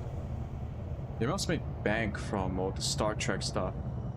I know there's like a there's like an ongoing Star Trek series right now, isn't there? Our facility, Commander. It's like Star Trek Next Generation or something. It even has Sir Patrick Stewart in it. Or was that Picard? Fuel at maximum. Your Alliance Chieftain repaired. Your Alliance Chieftain restocked.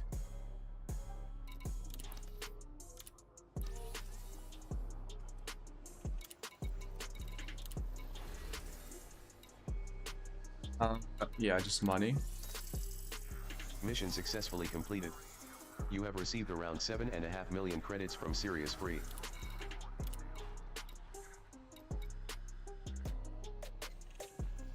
Did I give them more influence?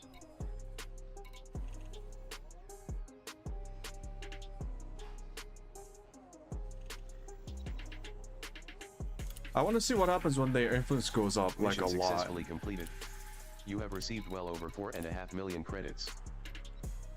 Okay, thank you. Great vibes. Mission Nice. completed.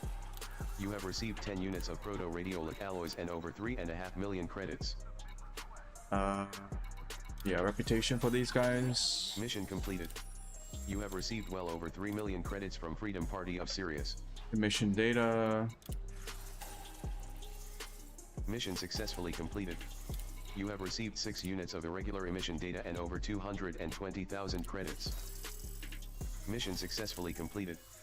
You have received over 1.5 million credits. Find focus crystals. Is my game dying? Oh.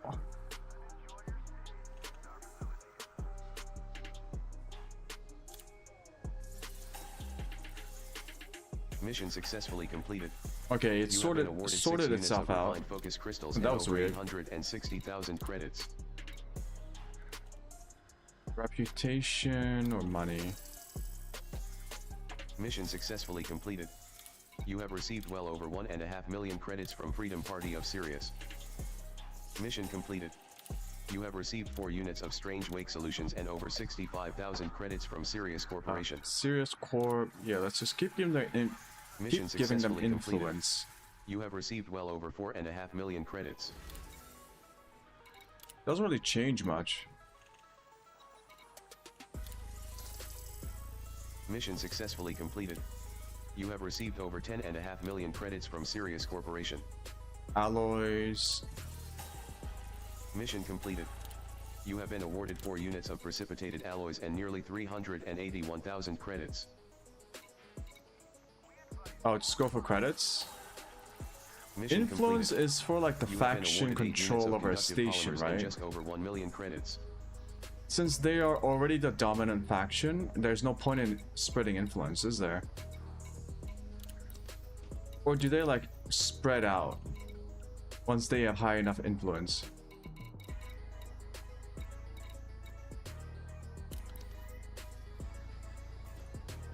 So I got 5 more missions to turn in. O'Brien Vision. Man, it is so satisfying to turn in all these missions at once.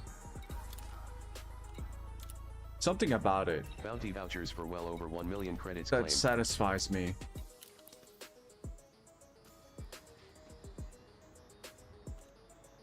Oh, it moves slowly? Okay.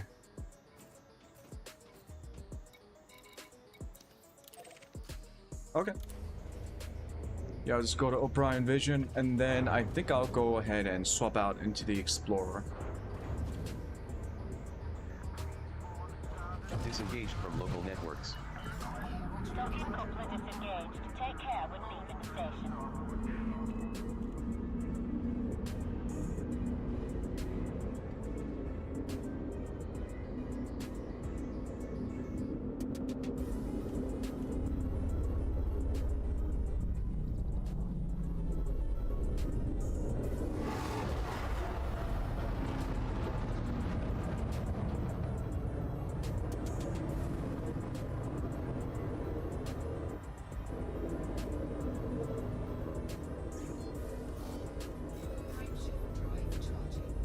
Oh, I forgot to get coffee. Well, shit, I'll go to the next station and then get coffee.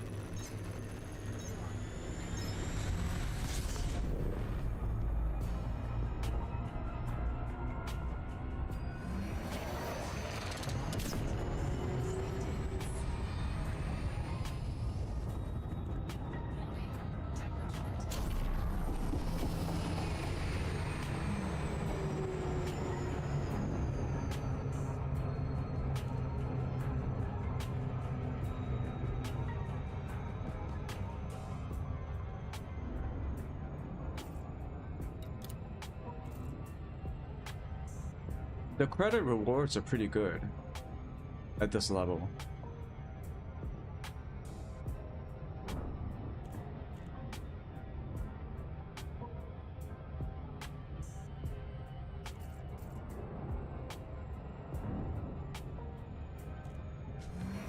Yeah, I'm just gonna charge again.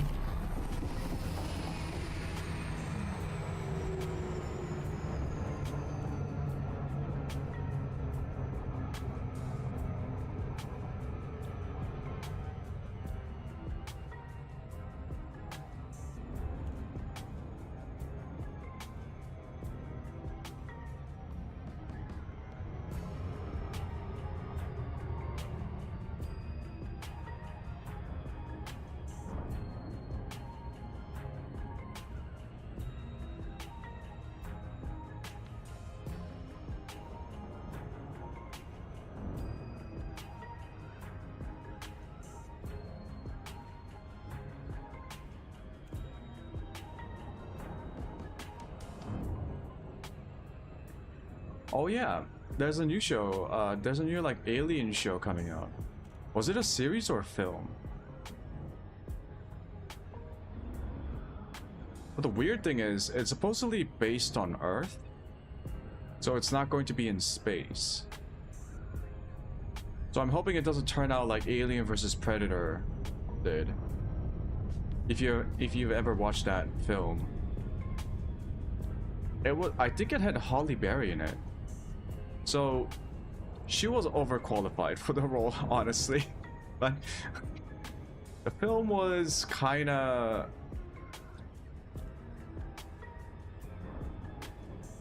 Oh god, I'm trying to remember that film. Dropping at O'Brien Vision. AVP, the first one, felt so family friendly that it was very strange.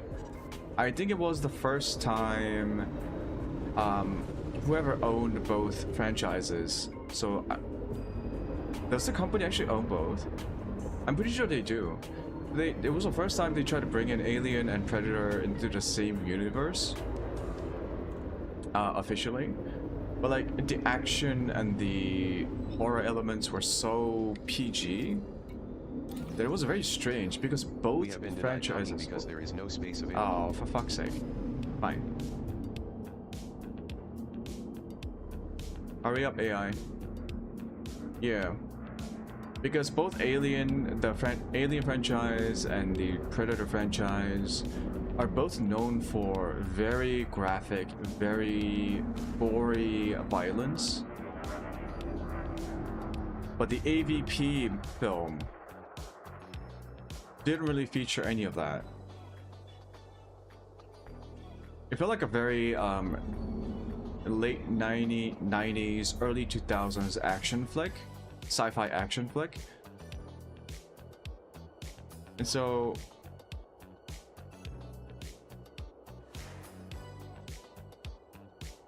I think some people liked it.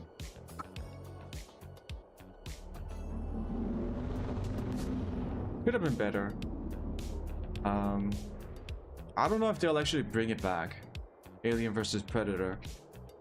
I think it was a fun idea.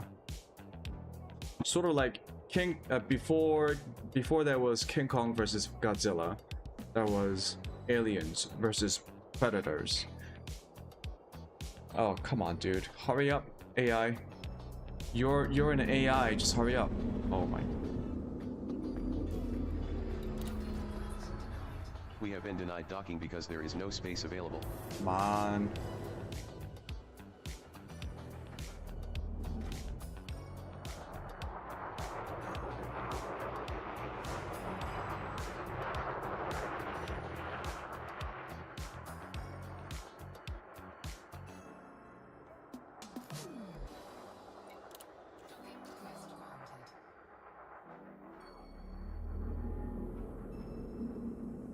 Landing pad 5 assigned. Ooh, this isn't landing pad 5, is it? Nope.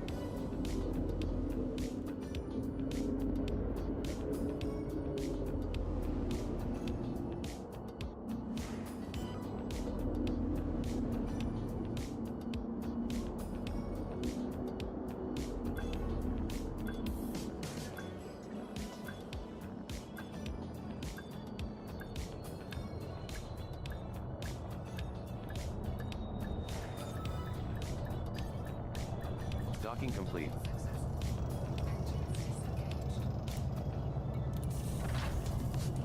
Maximum fuel.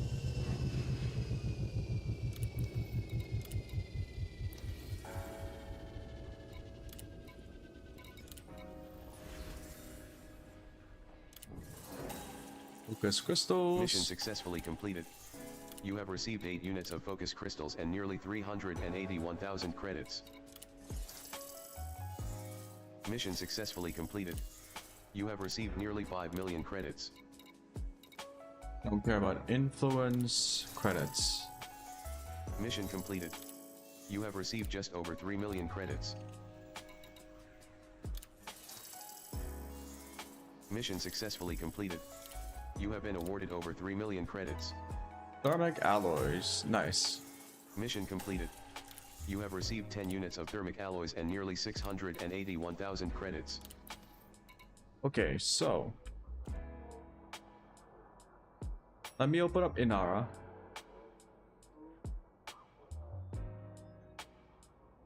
.cz.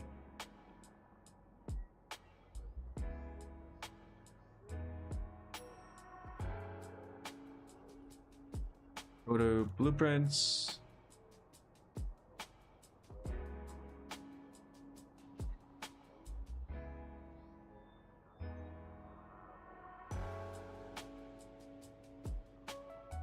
Okay, I believe I have enough materials to upgrade all of my railguns.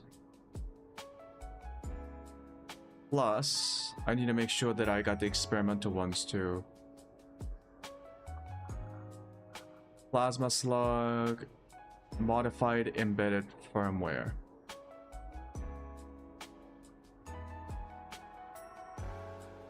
Yeah, modified embedded firmware.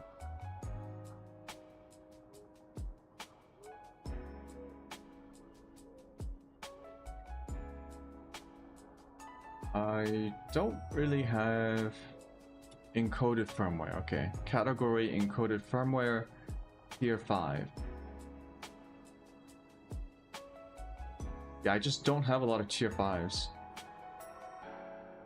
Okay. Since this is going to be a very specific farm, I am going to go...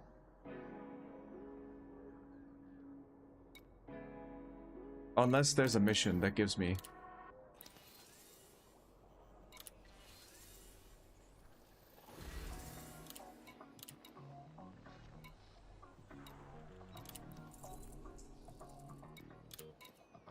I mean, it's not gonna give me it.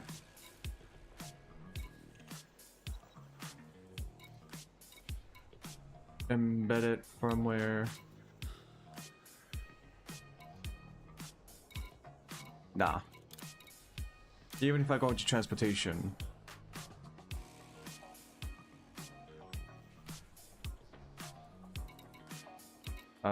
Specialized, atypical.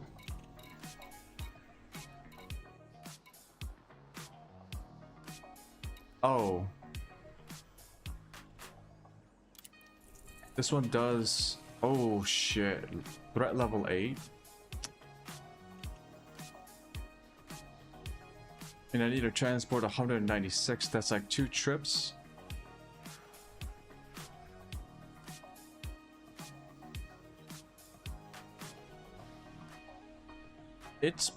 It's pretty close by. Honestly, it's...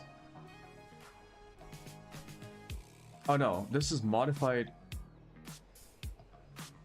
consumer firmware. Oh, that's not... Oh. Yep, I gotta go farm.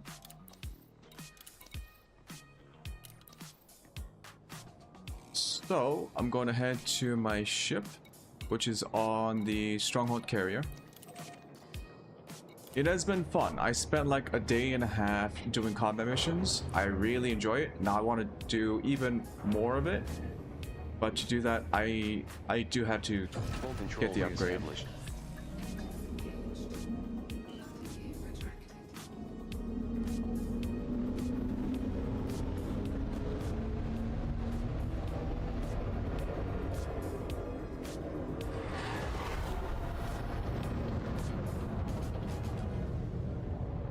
And I still haven't gotten my coffee. Oh shit. Okay. Let me just go into frameshift drive.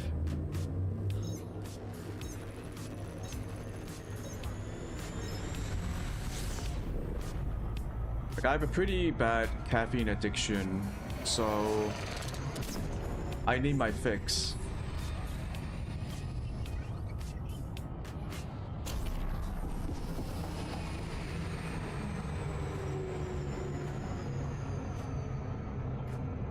Okay, once I dock, I will actually get my cup of coffee.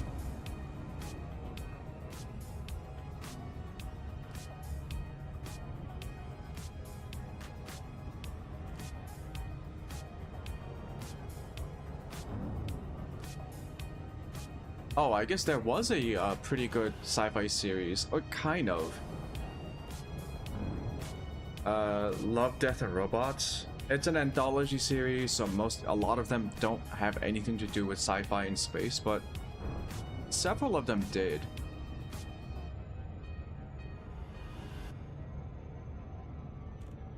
I never could make sense of the series. Like, sometimes some of the anthology episodes are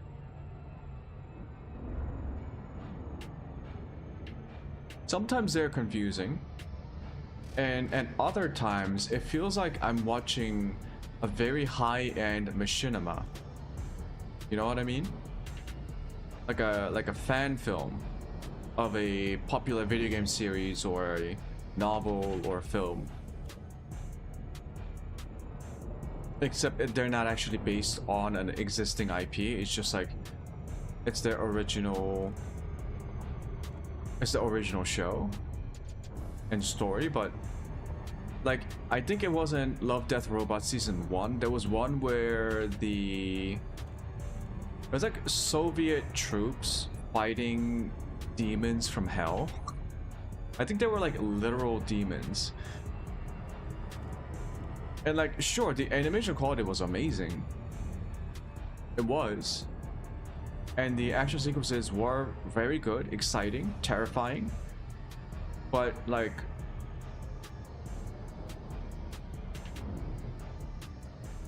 it was just them fighting aliens for like 15 minutes. So I never really got the whole point of that. Like, there's no there's no bigger narrative.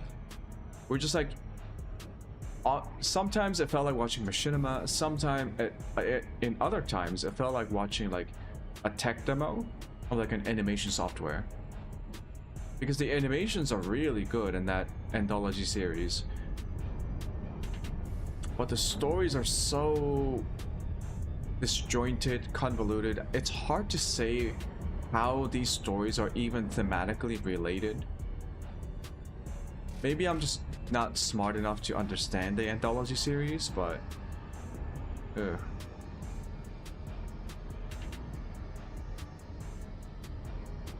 overall, just more confusing than entertaining.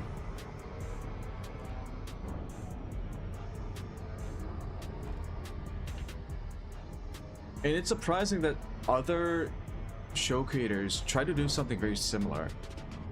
Like, their most recent example is, what was that anthology series with video games? It was made by Amazon. Next Level. There we go. Yeah, I tried watching Next Level. It's like, if you ever watched it, it's like each episode features a short story about a popular video gaming franchise, such as Concord. Of course, who could forget the absolute classic video game IP called Concord? Dropping at Stronghold Carrier. Well, relatively unknown video game franchises like the Halo series was not featured in it. So, you know, there's that. Some of the episodes were good. A lot of the episodes were very strange. Like, just not... I guess you could say it's entertaining when it's strange. But, like, there's an episode about Pac-Man. But it's a horror. It's a horror version of Pac-Man. And it's like... Why? Why do we need a horror version of Pac-Man? Why do we need like 15 to 20 minutes of what was probably a... We have been denied docking because there is no space available. There is plenty of space. You gotta be shitting me. Look at that. There's space everywhere. 임파시벨.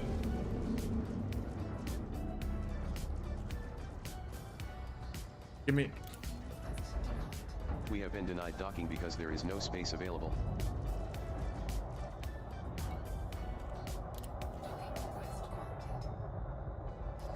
Okay. Landing pad landing 4 pad assigned. 4.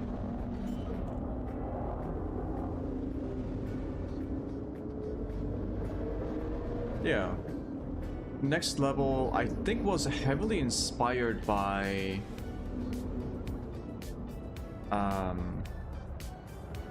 Love, Death, Robots.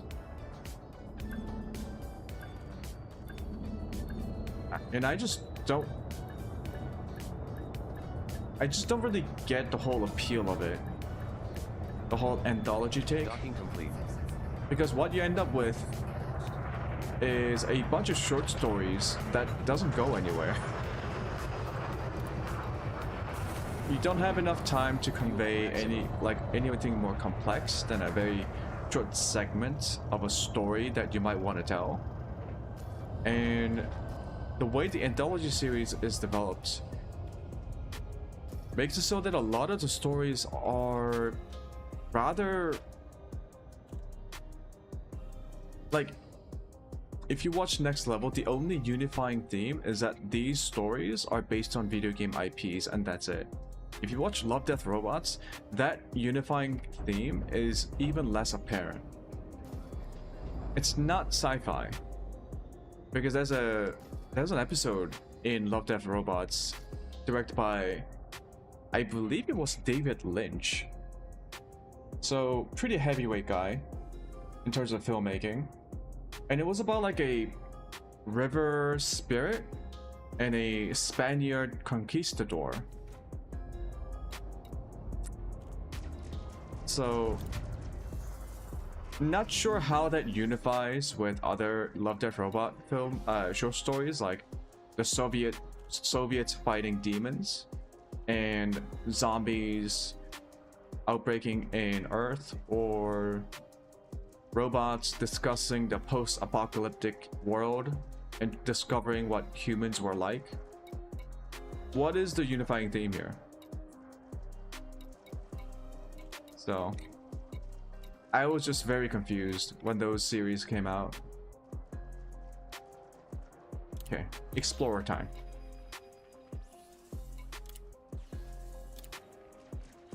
Storing your Alliance Chieftain and swapping to your ASP Explorer.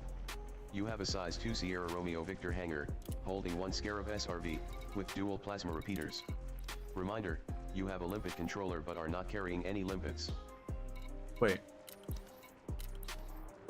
What do you mean I have dual plasma repeaters? When did I buy dual plasma repeaters? Was that the reward? The community goal reward.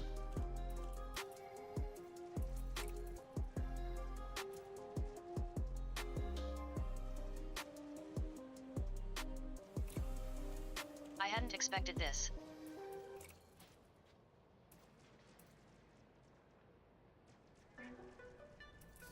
Why did EDDI say dual plasma repeaters?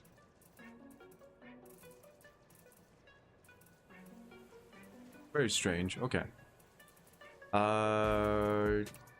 Okay, cargo. Yeah, the only thing I need to make sure is having an SRV.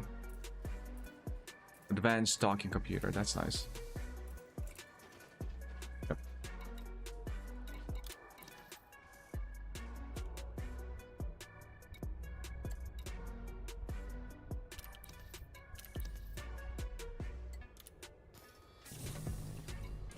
Refueled. We're just gonna do a very simple encoded farm run. Course plotted. Did not realize it was 5 jumps away, but okay.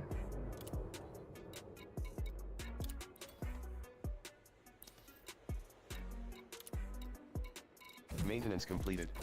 Canopy and cargo hatch repaired. Maybe pick up a few HGEs along the way if we find one.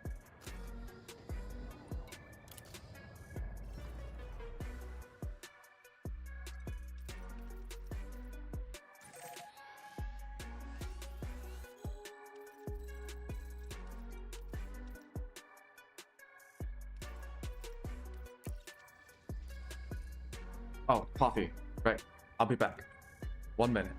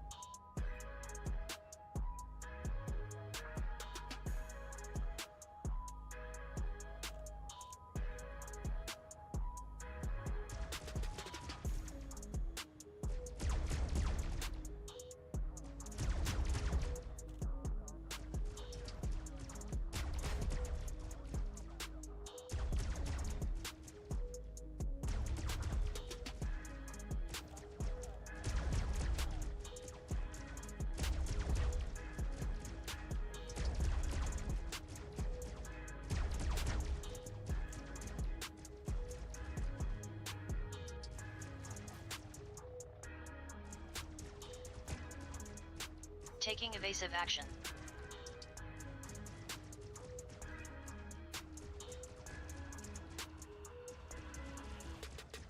Hey, I also got some food. Wait, are they still fighting?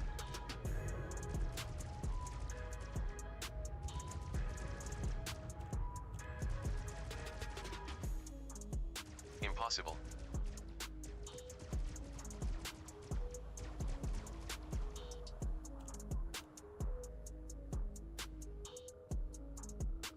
Let's go.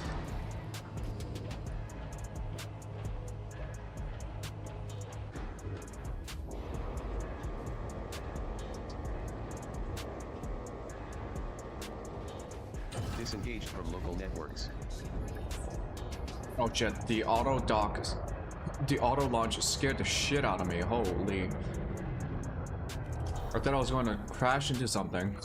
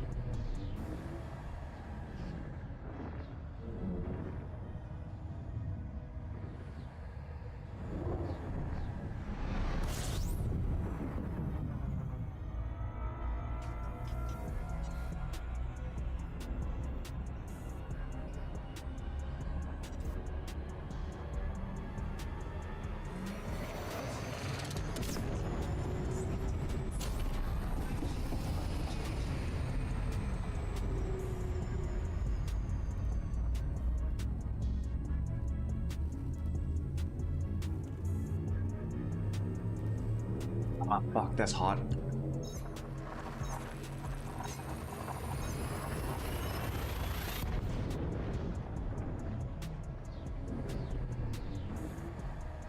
No matter how hot it is, I always go for hot coffee. Man, I never understood why people like cold coffee. 42%, Commander. Brown dwarf Ariete sector QYRB4-4 is remarkable with an unusually high solar radius at 0.38 I think the times only solar than kind average of density. cold coffee that I can tolerate are cold brew coffees. Only because the way they extract the caffeine and the coffee oils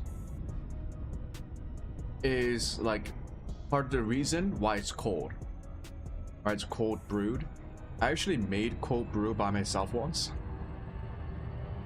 Funny story, I was in Denver and there was a snowstorm. The snowstorm took out the power for a couple of days. So I didn't have any electricity to run my coffee machine or my coffee pot. So with my dying phone, because my phone was about to die because it didn't have any power left, I quickly searched how to make homemade cold brew coffee. And apparently it's really simple. Reserves are below 50%. You just get ground coffee beans.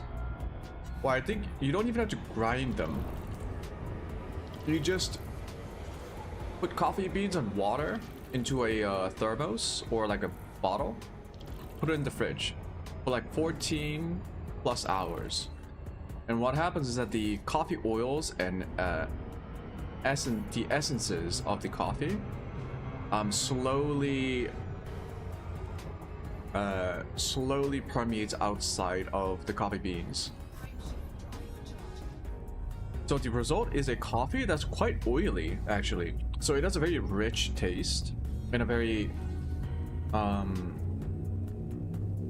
surprisingly oily texture. But it was actually pretty good.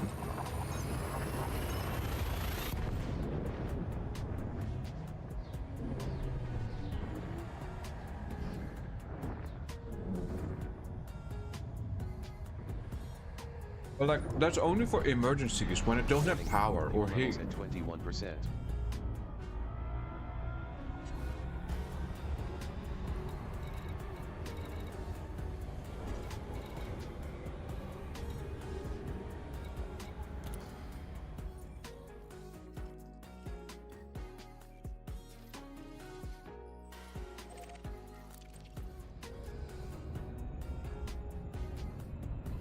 Still, most cold coffees that cafes sell, you know, like Starbucks or any other place that serves cold coffee, it's not cold brew.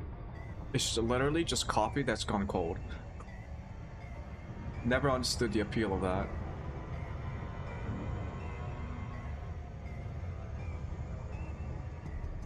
And like, I can see that people don't like it too, because they put in all sorts of like syrups and sweeteners and fucking whatchamacallit, all types of things to mask the cold coffee taste.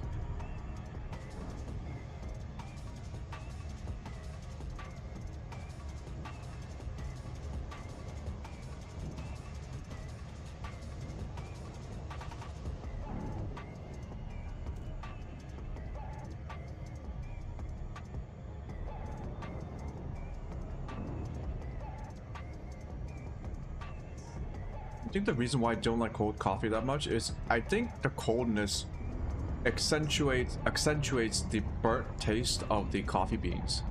Because a lot of coffee places, it's not as prevalent in the United States, but in places like South Korea, a lot of the coffee places like burn the coffee beans a little bit too much. They roast it too much, so they give up a burnt taste. And when you put that in a cold coffee format, it really accentuates the burnt taste. And I'm not a big fan of anything that tastes burnt. In general, I try to avoid burnt things.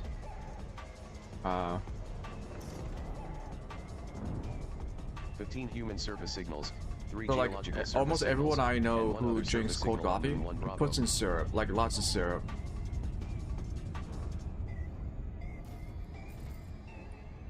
But at that point, you're not really drinking coffee.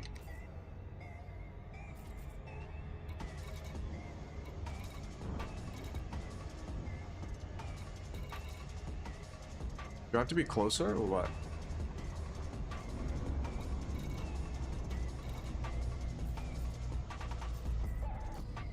I've already been here. Show me the crashed site.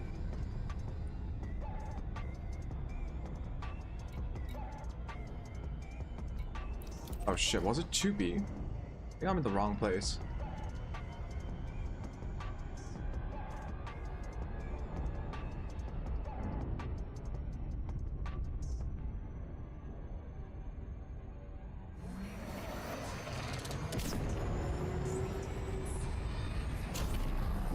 Oh, I think it was 1B.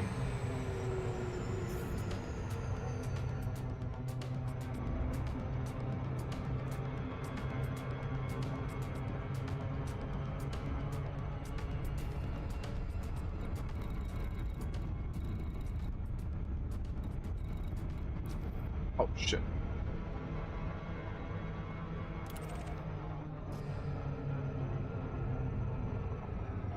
What the fuck?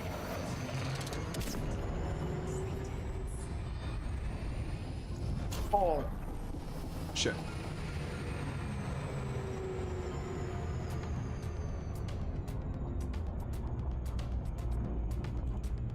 Okay, I am at 10% fuel. I'll be fine. I'll be fine.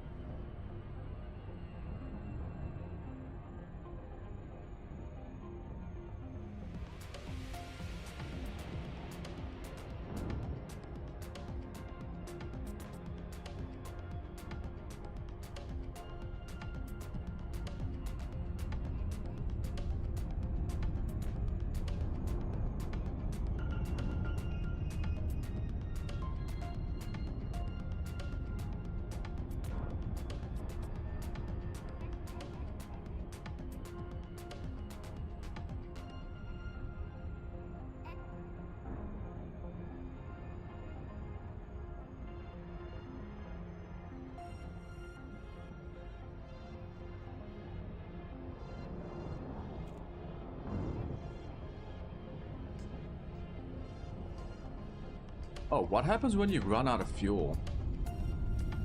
You have to like respawn?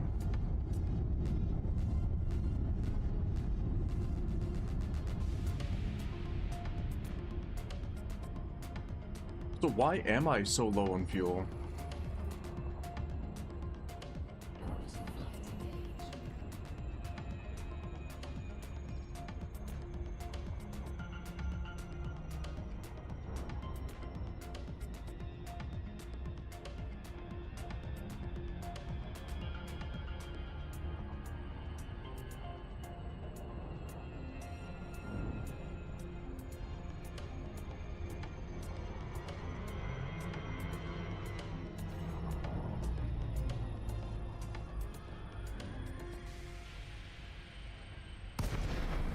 Glide mode initiated.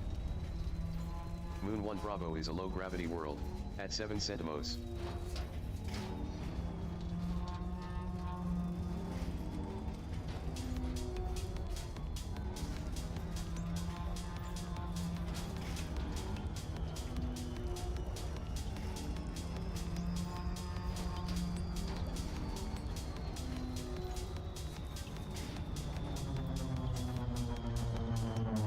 Glide completed.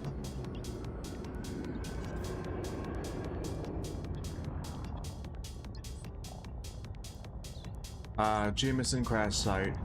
Here we meet again.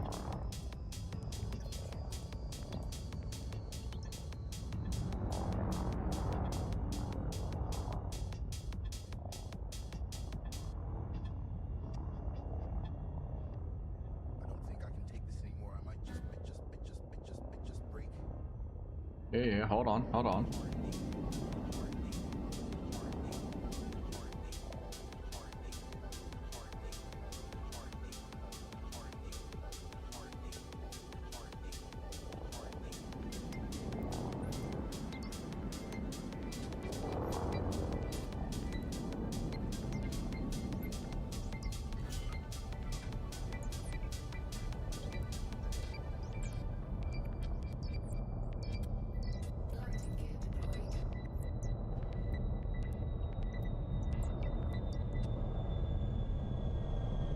Touchdown on Moon 1 Bravo.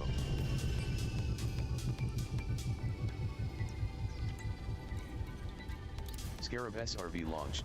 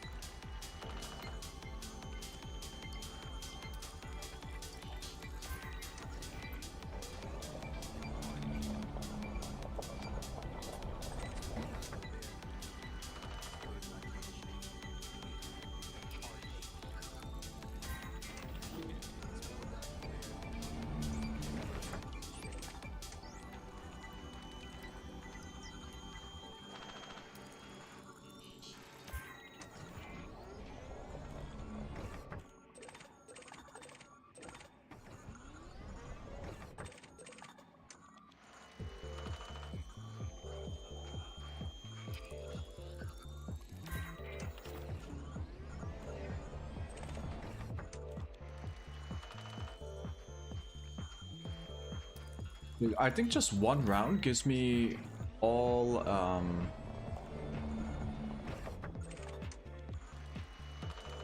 adaptive encryptors capture. That was a tier 5 one, wasn't it?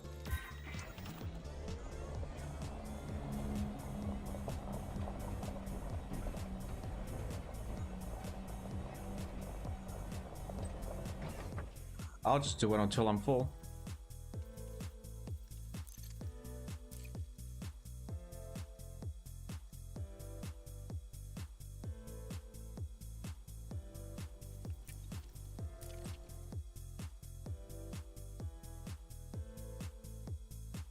Welcome back, Commander.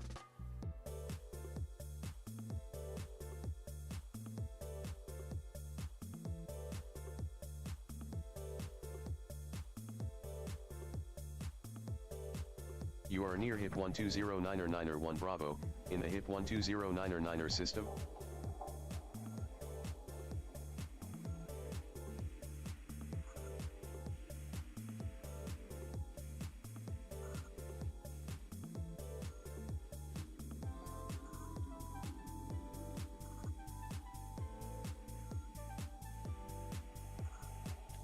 Okay.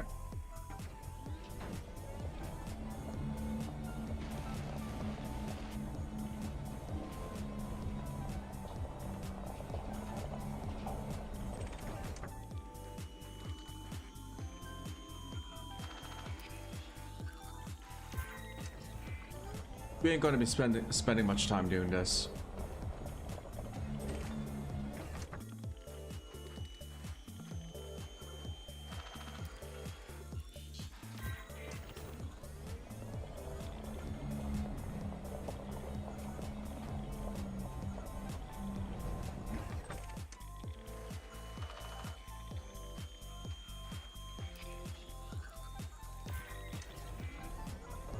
Inventory of adaptive encryptors capture has reached your maximum. Currently Yep, holding there we go. 100.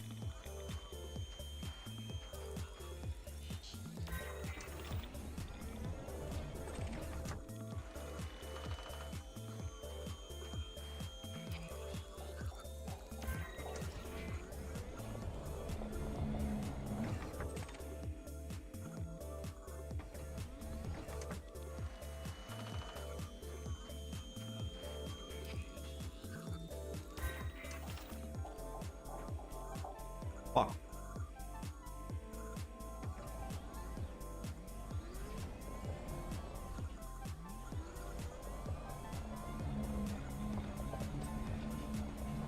Dropped a peanut. Fuck.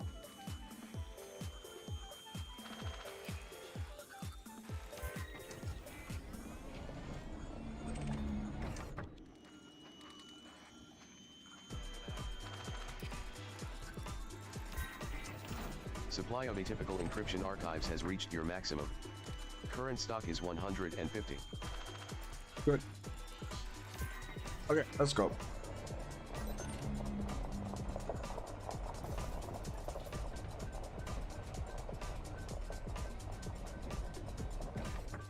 Oh, you can disembark? What this? This goes into FPS mode? Unsafe temperatures. Uh-oh.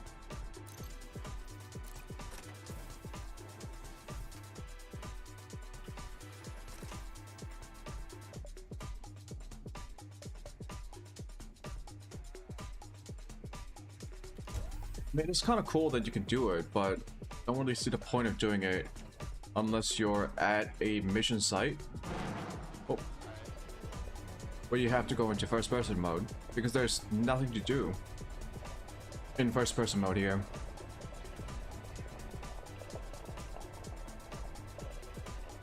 Buggy standing by for recovery.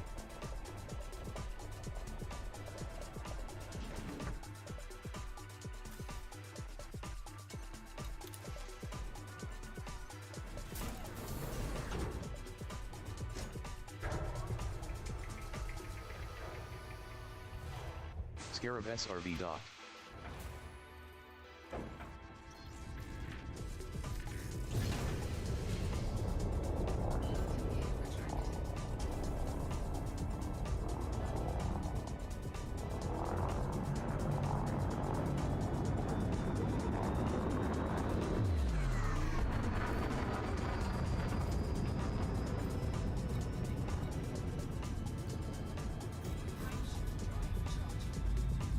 First of all, we need to get some fuel.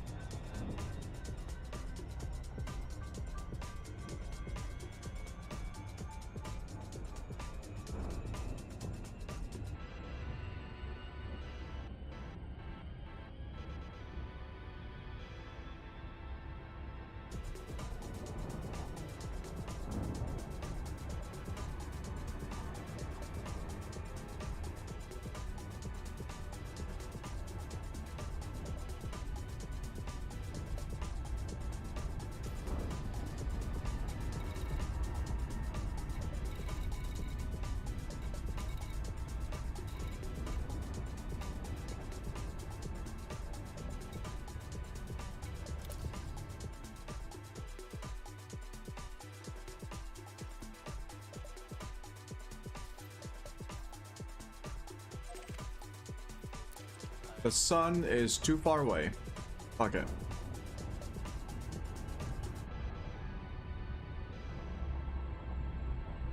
House of Pies.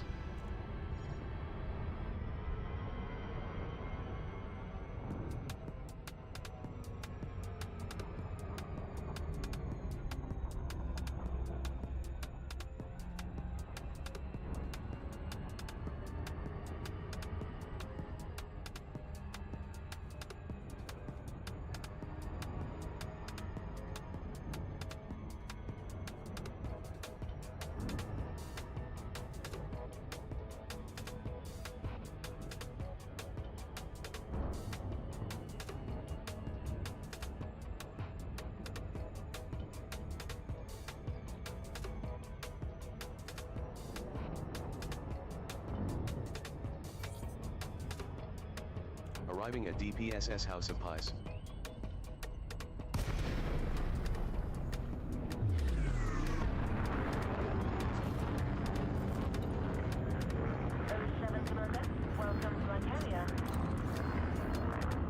Ready to engage auto dock sequence.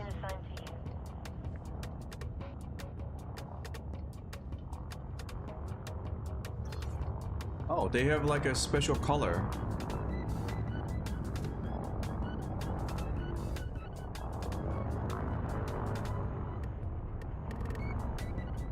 That's kind of cool.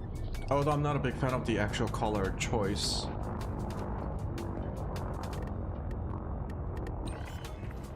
You have been cleared for approach.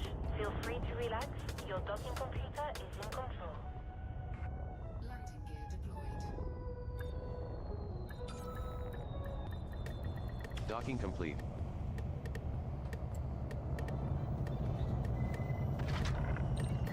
Landing successful. Clamps engaged. Welcome, Commander. Refuel. Disengaged from local networks. Go for launch. Departure confirmed. Ooh, material trader.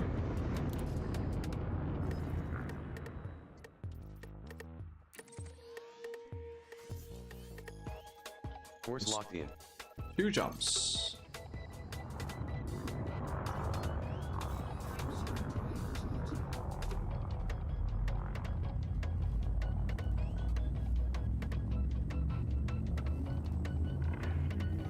Speed restrictions have been lifted. Best of luck, Commander.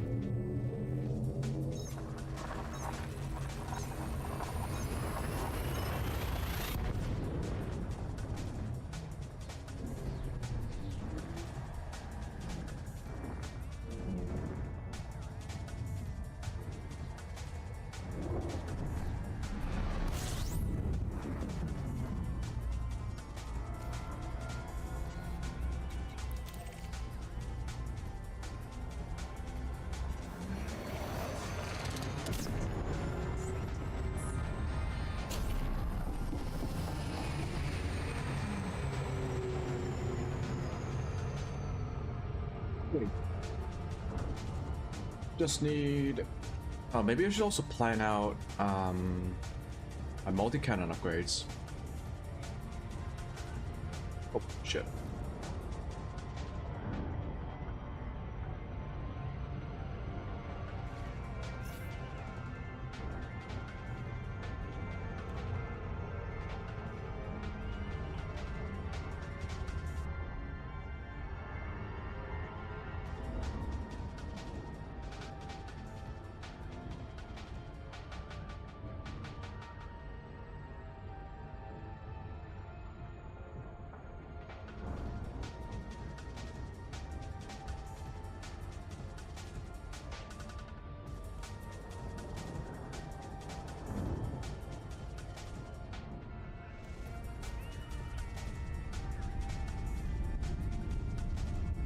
Sketchy food truck. Good name. Goids be gone. Like hemorrhoids? Yeah. Fuck hemorrhoids. Am I right? Dropping near Ray Gateway.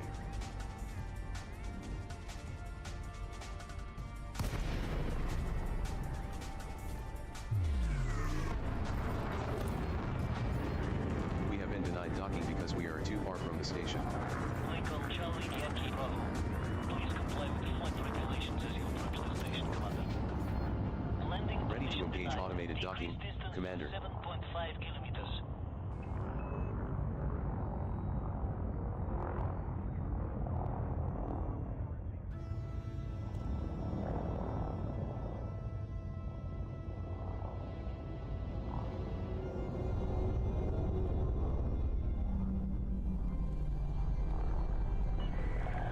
Take note of speed restrictions, Commander. Slow down. You are clear for automated approach, Commander. Docking complete. Okay, so. First things first, we're going to... Oh, System shutdown. Welcome to our starport, Commander.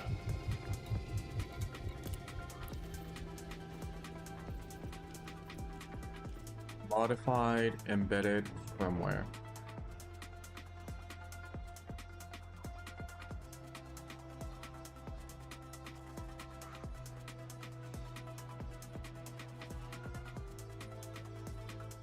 So it takes 2 modified embedded firmware per railgun. I have 3, so I need 6.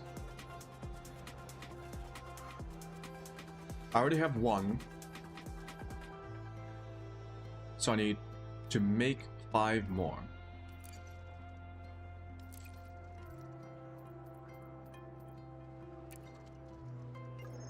So that gives me enough for the experimental effects for my railgun.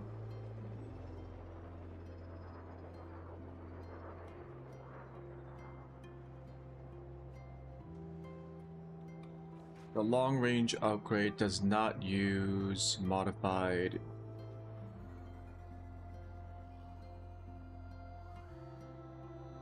Oh.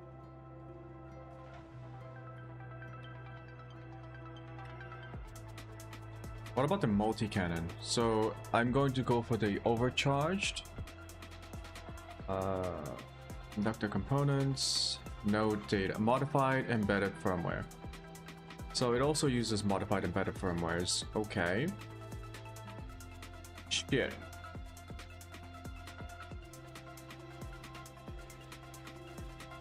Incendiary. Phosphorus, sulfur, phase alloys. I'm good with... Okay, so I need as many modified embedded firmwares as I can get. Multi-cannon overcharge is a grade 5, so assuming there's like 5 pulls to get 1 upgrade, and I have 3 guns, I need like 15 more. It's 15 in total of the 6. Like 21.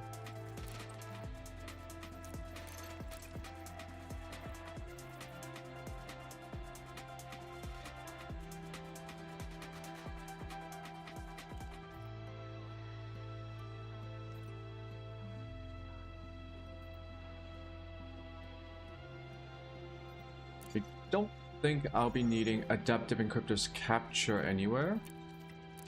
I also won't be needing that many. Oh, wrong order.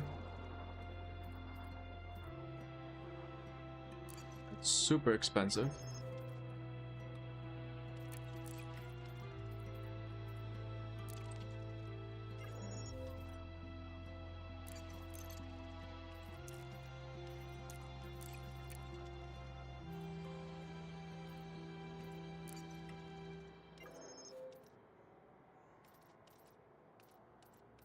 I think I have just enough.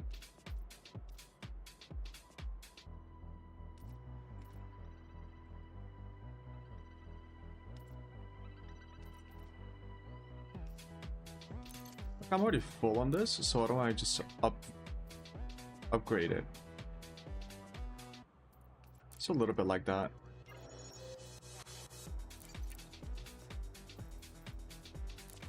So that I can get more if I ever run into them. Seems fine.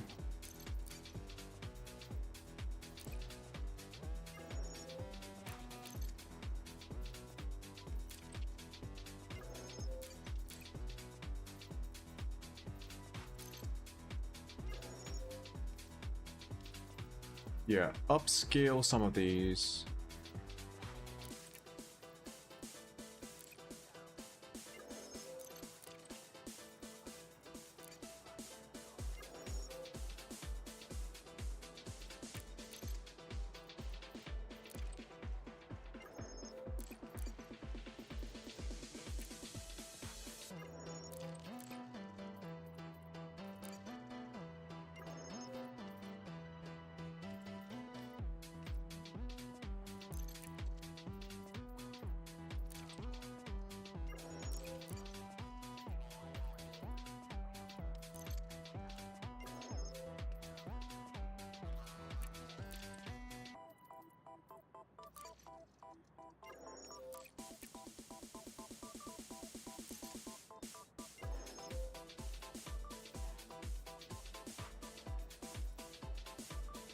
Okay, so this should give me enough to upgrade both my railguns and my multi-cannons.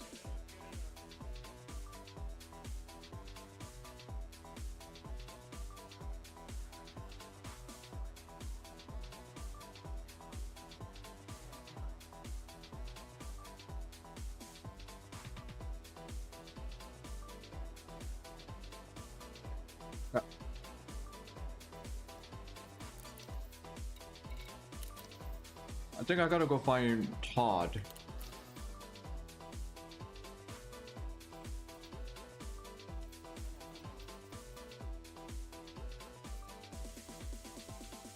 Todd does multi-cannon.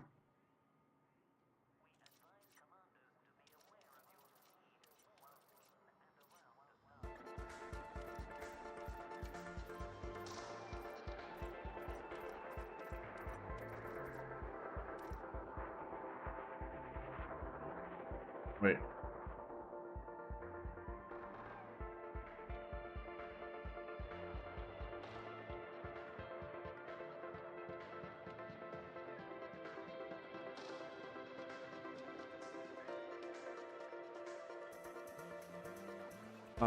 Burst laser, no.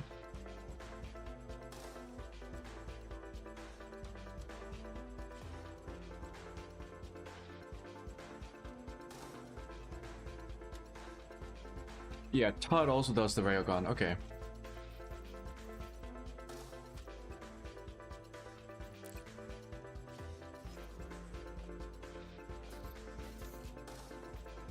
Course set. 5 jumps.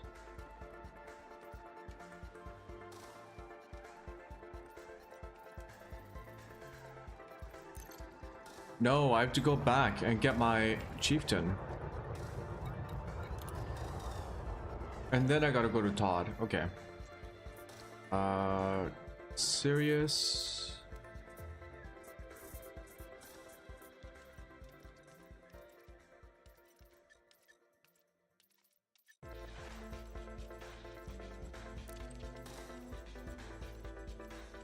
What?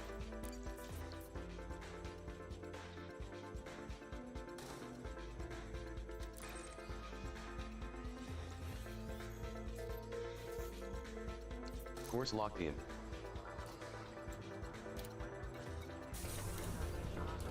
Your ASP Explorer is now at 100% fuel capacity.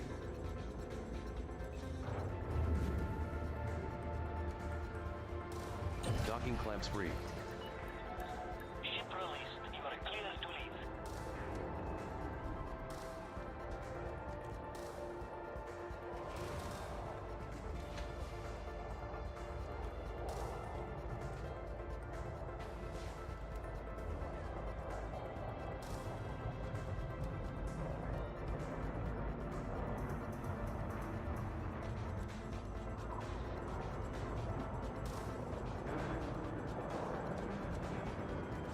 Remind me to never use auto launch.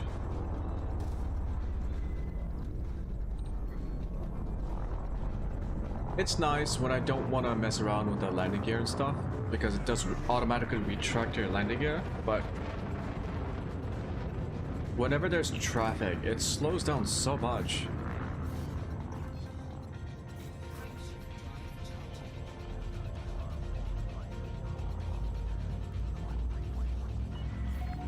Speed restrictions are now lifted. Until next time, Commander.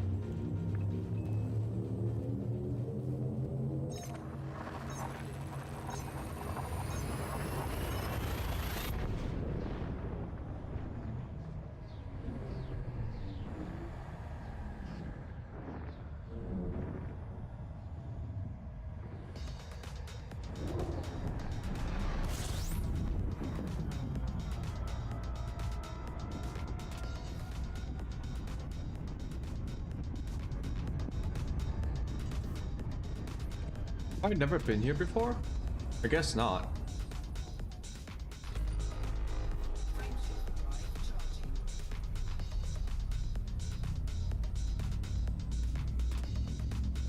Yeah, I've never been here before. Huh.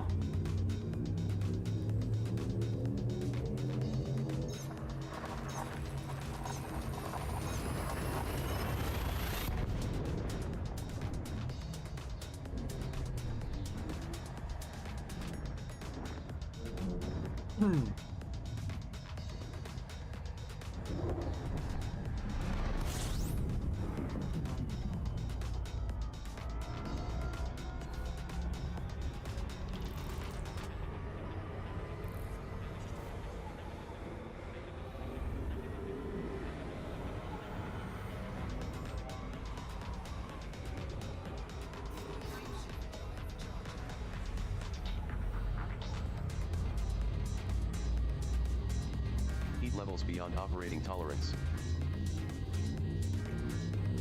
It's fine.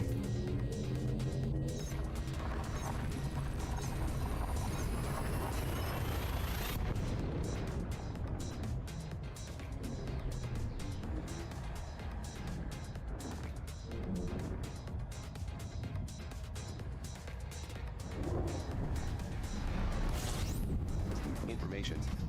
This system is home to Marco Quinn, who improves power plants and power distributors. You can find Marco Quinn at Quinn Research Base.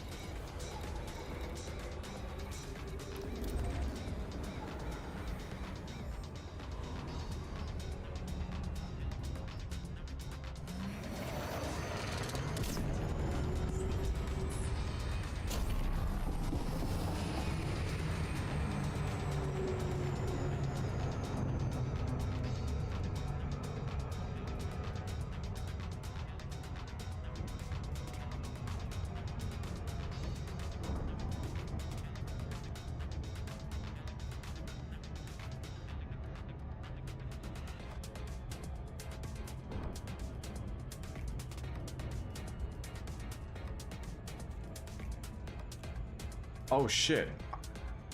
I thought of a recent sci-fi film that features space a lot, and it's Dune. I guess you don't really get to see a lot of space. You just see a lot of sand and desert, but technically it is a sci-fi film featuring space. I like Denis Villeneuve. I'm sorry if I can't pronounce his name. He's French. Yeah, I really like the director, Denis. I loved his film. I actually loved his earlier works too. I think he directed Prisoners, one with Hugh Jackman. He also directed one with Jack Gyllenhaal, the one before The Prisoners. It was something like Double or something, where Jack Gyllenhaal had like a body double, like a doppelganger. I thought it was a very interesting film. But my favorite film that he ever made was Blade Runner 2077. No, Blade Runner 2099. Fuck, I always confuse Blade Runner with Cyberpunk. Anyways. Funny story about Blade Runner. So Denny, I'll just call him Denny, you know, because I like to pretend that we're on a first name basis. Totally not because I cannot pronounce his last name. So Denny, he was a big fan, purportedly, he was a big fan of the original Blade Runner film by Ridley Scott. We don't have to do this. I didn't really like it that much, the original film, but, you know, I liked Denny, so when he said he was going to make a Blade Runner film, I was excited. When I watched the film, I was taken aback at how good it was. I thought it was incredible. I really liked it. It's definitely my vibe. I like films like that where there's a bit more purpose to it. It was shot beautifully. Cinematography was flawless. The story was very interesting. I won't go into detail about all the various elements of the story that I think the director and the writer wanted the audience to engage with, of which I think there are many elements and themes. Overall, I like films that try to engage with the audience in that way. Now, that's not the funny part. The funny part is the film Automated docking ready, Commander. it wasn't a spectacular failure. It was a disappointing failure in the box office. People just didn't go watch that film. The funny part is that those who watched it really liked it. And so the film has really good reviews and ratings. I also give it a very good review. But no one fucking watched it. Maximum fuel. Just Your ASC Explorer repaired. it might be that the film is 2.5 hours long. I'm not sure. There are plenty of films that are as long as Blade Runner, which still did okay. It was just something about the film. I think it was... you know what I think it was? Why that film didn't do well? Films like that, the reason why I liked that much is it was very reminiscent of the way older film directors made films. Like Stanley Kubrick, Francis Ford Coppola in the early days, David Lynch, rest in peace. And so these kind of directors, when they make films, they are trying to engage with the audience in a very serious manner. The entertainment value comes from the fact that they are seeking to engage with the audience in that way. I strongly advise you against this. The reason why I characterize these films as, you know, as like directors trying to engage people is that the other colloquial way of people saying it, of describing films like this and directors like them, is thoughtful films. I don't believe in such terminology. Every film is supposed to be thoughtful. Every film has some thought that goes into it. Or let's say a serious film. Well, a lot of films are serious. or artistic films. Every film is artistic. But these films and these directors, they're much more about directly trying to communicate ideas with the audience. The biggest example is Kubrick. If you watch films like Doctor Strangelove or Full Metal Jacket, Barry Lyndon, Eyes Wide Shut, A Clockwork Orange, 2001 Space Odyssey, Lolita, like all of these are not just what you would call entertainment films, in the sense that you don't just watch it and consume it in the way that it provides some sort of escapism. You do not want to escape into the world that Kubrick paints. You do not. What you want, what Kubrick, I think directors like him tried to do was treat each film like a thesis, and so he presents a particular issue that he himself is trying to wrestle with, and tries to create a tries to create something that allows other people to participate in those issues and ideas and internal debates. And so there is an indirect communication between the director, the filmmakers. So not only the director, but all the other artistic creators on the film, like costume designers, set designers, cinematographers, and so on and so forth. Everyone who contributes to this unified vision of a singular film, they are trying to communicate with the audience in a way that's not possible or intended in other what I might call entertainment films, like Fast and Furious. Like just an extreme example. You're not using your brain when you watch Fast and Furious. In fact, you watch it to not use it, I would argue. Although, once again, I don't think that's a particularly useful way to describe how people relate to films like Fast and Furious. But I hope what I'm trying to say, I hope my point gets across. These directors like Kubrick or David Lynch or Francis Ford Coppola and all the other old directors, right? Directors who aren't alive anymore, sadly. They used to make films in a time when film was taken quite seriously, in the sense that it wasn't just entertainment. It was something else. It was more like a book or a thesis. You know? Serious art. Nowadays, I don't see a lot of people attempting serious art the way they did. And I think it has a lot to do with the financial structure of the film industry that has changed. So not even that there aren't, you know, I'm not saying new directors aren't talented. They are extremely talented people in the film industry making films right now. They just don't make the kind of films that would have been made 40, 50 years ago, you know? They're just using their talents to create other types of works that are also very good in their own way. It's just not the same. Wait, hold on. What am I doing? I gotta switch out my ship. So, Blade Runner. When Denis made Blade Runner, it reminded me a lot of the old way, like an old-fashioned film. It was very serious.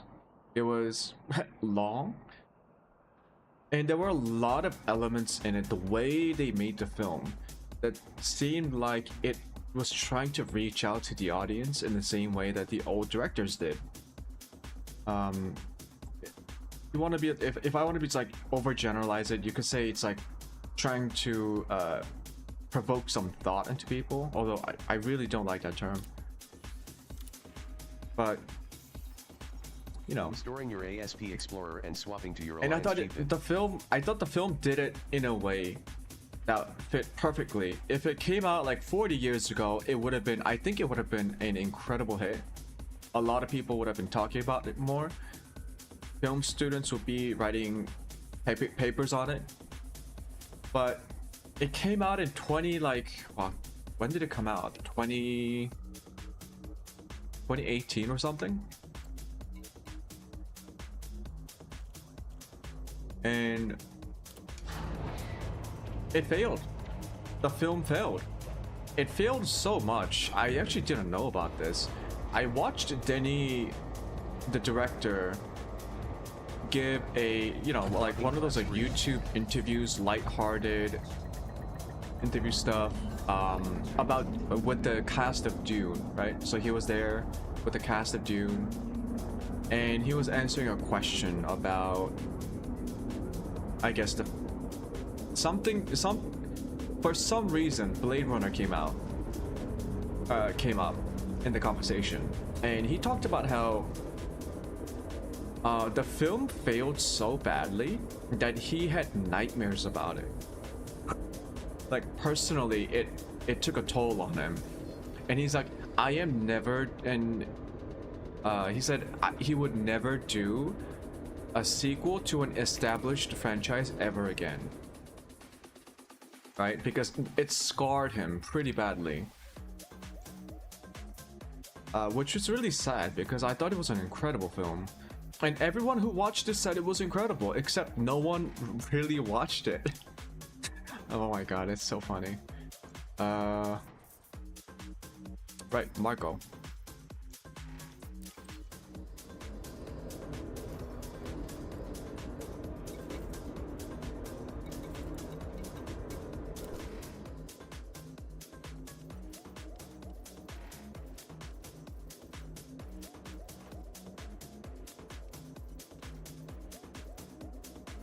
No, not Marco, Todd.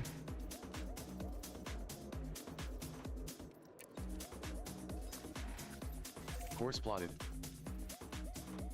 But there's a reason why I'm mentioning all of this. So after Blade Runner, he made Dune. Oh yeah, he's also the one who made Arrival. So yeah, Arrival was his like big foray into sci-fi. Before Arrival, he made these indie films, Prisoners, and so on and so forth. After Arrival, he made Blade Runner. Blade Runner was a failure. It wasn't a disaster, but it was still a financial failure, although it was highly praised. And I do encourage people to watch it, actually. But after Blade Runner, I could tell that his view on filmmaking changed. Because after Blade Runner, he made Dune. And Dune doesn't have any of the old way of filmmaking. It is a classic epic. It's shot in the same language of classical epics like Lawrence of Arabia. There's a lot of similarities, not only in terms of the structure of the story, but also the cinematography and the scenery itself. Desert. But yeah, the old epic films, and like Spartacus as well. But you know, it's just like, it ain't Blade Runner, it ain't Arrival, it's not Prisoners. It doesn't have that kind of drive to engage with the audience in a very serious way. It's an entertainment film, Dune. It's very entertaining, but it is an entertainment film. I'm not saying entertainment films are lesser than old films like the ones these esoteric directors made. No, I'm just saying it's just an entertainment film. Right? People sometimes get defensive about it when someone describes a film as entertainment. It's not meant to be a slander. It's not meant to be like a demeaning term. Like Fast and Furious. If you call Fast and Furious an entertaining film, that's the highest praise you can give it, because that's why they made it. They made it so that people can turn their brains off and just enjoy watching stupid shit for 2 hours. That's exactly what they made it for. Dune, compared to Denis' previous works, yeah, it's an entertainment film. It's like Star Wars or Star Trek or Indiana Jones. It's just an entertaining series, a franchise. But I was sad when I watched Dune and I saw Denis'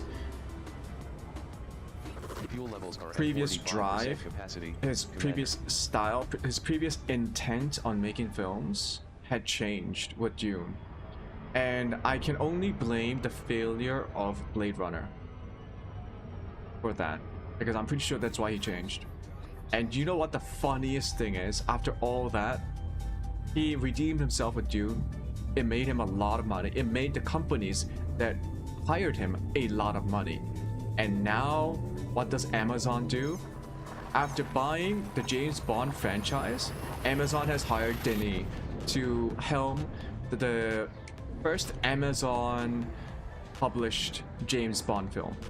So Denis, one of the most, probably my favorite director alive today, Warning. because he used to Lemons are make now those almost serious Refueling is strongly recommended. films like the good old days, is now going to be directing a James Bond film published by Amazon. God fucking damn it, you know? I'm sure he's gonna do a really good job, Fuel tanks below 25%. but holy shit, really? A James Bond film? Come on now. Come on now.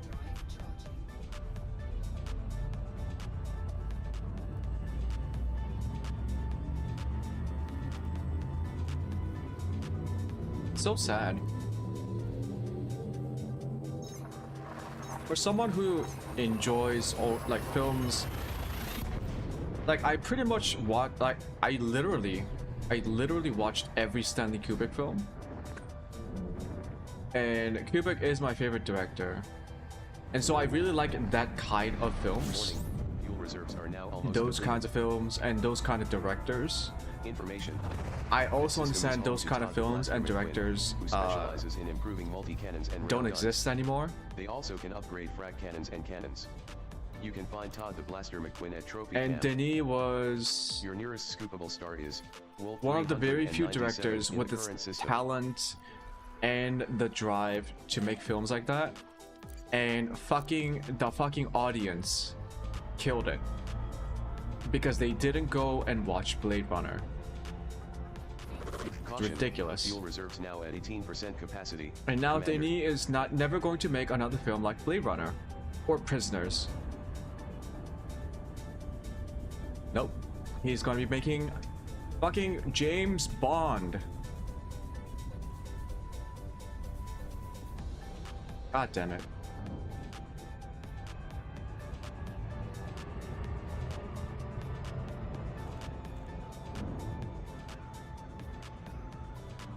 Made by Amazon, no less.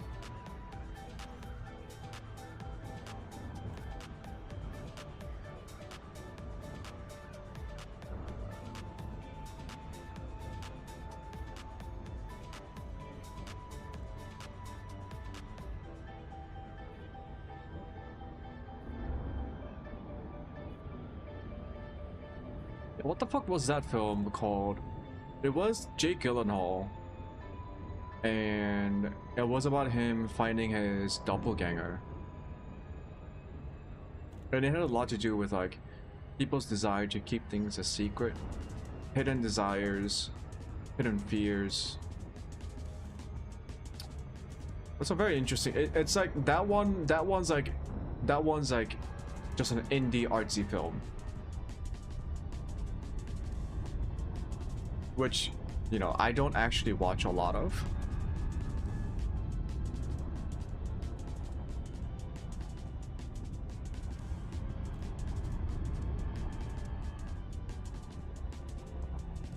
But still, I appreciate those kinds of films.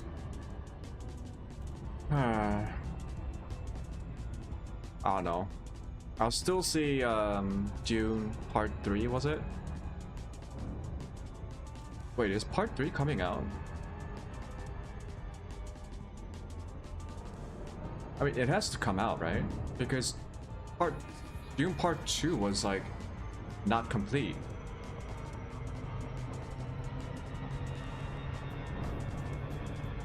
Why does it do that? It just speeds up for no reason.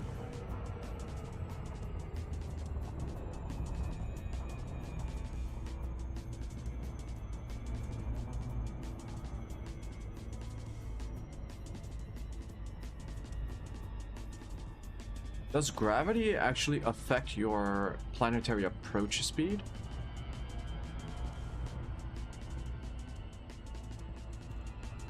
Anyways.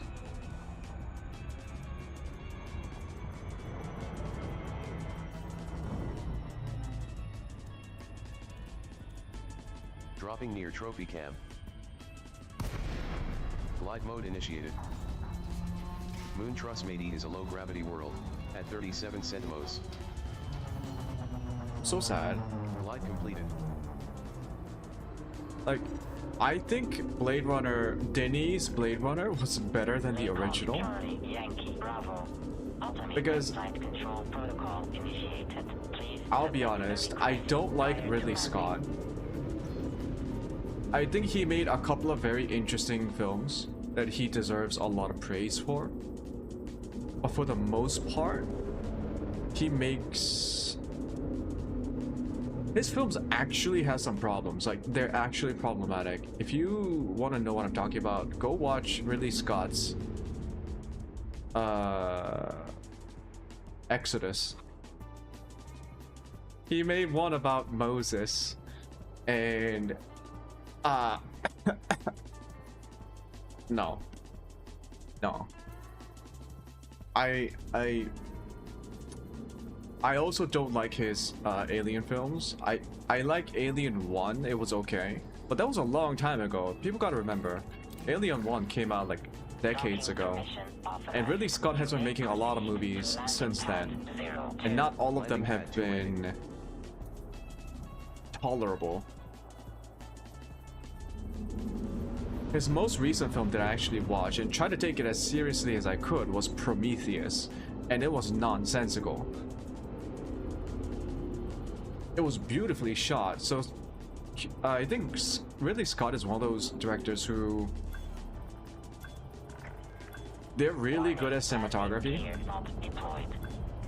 But when it comes to like trying to talk with the audience, a lot of it is incoherent. Like, what was Prometheus about?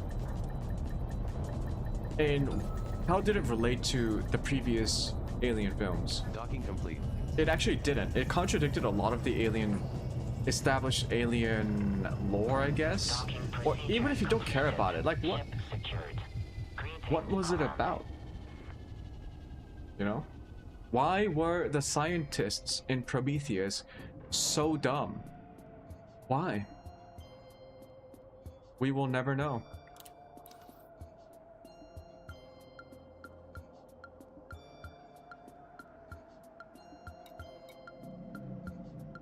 I think Ridley Scott peaked at Alien, and I'm not gonna say Gladiator because, well, I guess I should put Gladiator on the list. Alien, Gladiator, and Black Hawk Down. That's it. Okay, railguns. Finally.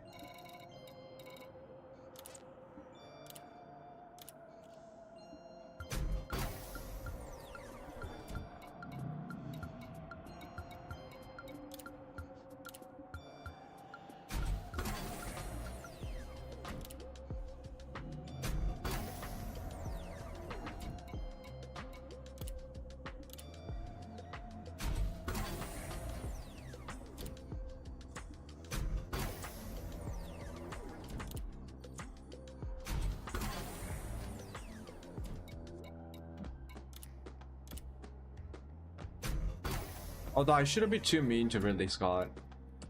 He did have a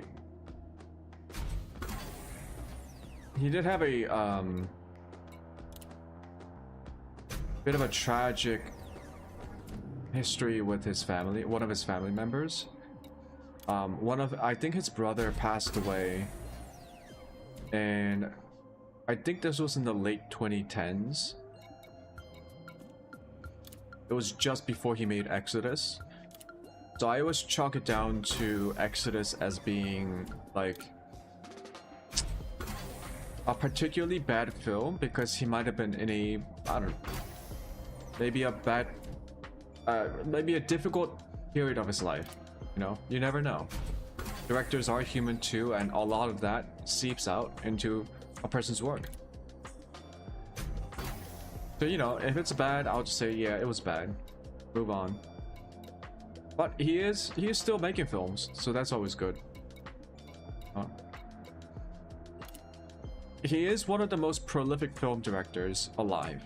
And so, yeah, just keep making films. It costs 3...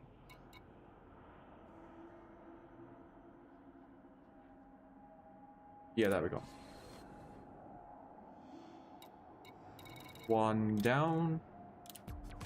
No.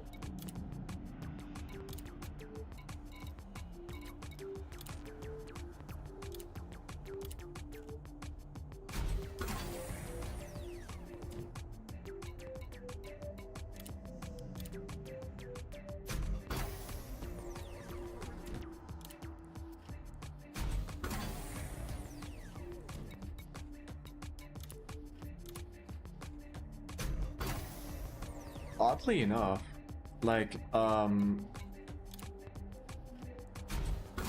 there was a film series that I really did enjoy that reminded me a lot of the old ways of filmmaking, and that was, and which actually succeeded. And I kid you not, for me that was Godzilla, the one made by Toho in Japan, not the American one. Oh my god. No. Legendary, I don't know how the licensing works. I think Legendary has a license so they can make their own Godzilla, but no. I mean the one by the Japanese Toho company, and they made the Shin Godzilla series. I believe there are 2 so far. The first one came out a while ago. Second one came out, I believe, last year or last year. And those films are actually really good. The first one was about bureaucracy in Japan, and some of the, like, it was a very, both films are very, they have a lot of pointed observations and critiques about Japanese society. One was about modern Japanese society. The latest one was about Japanese society, Japanese society in the 40s and the 50s, especially dealing with the legacy of Imperial Japan and all the bullshit that they did. And they told these stories in a very convincing and persuasive manner, using fucking Godzilla. It's incredible. They just, the filmmakers, all the people who worked on the Shin Godzilla series, the first one and second one, really deserve a lot of praise. Because they didn't have a lot of money, they didn't have a big budget, they didn't have a lot of resources. They were making a fucking Godzilla film, but they somehow utilized Godzilla in a way that would be more than just giant lizard destroys big city, right? There was a sophistication to it that just was a complete surprise to me. And I loved it. It was incredible. Is it the best film of the decade? No. But like for the resources available and the kind of material that they were working with, I think that was like the best that you could hope for in that situation.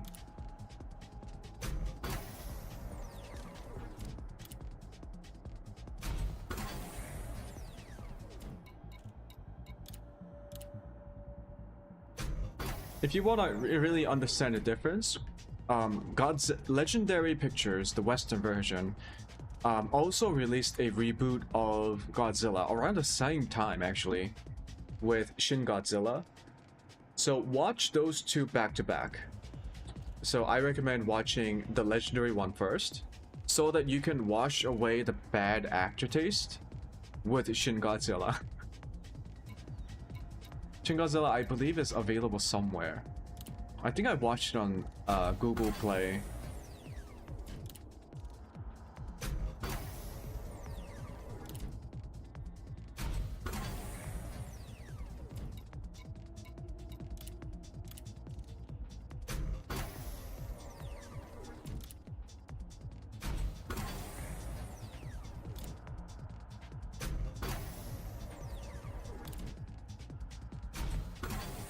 I think I heard through the grapevine that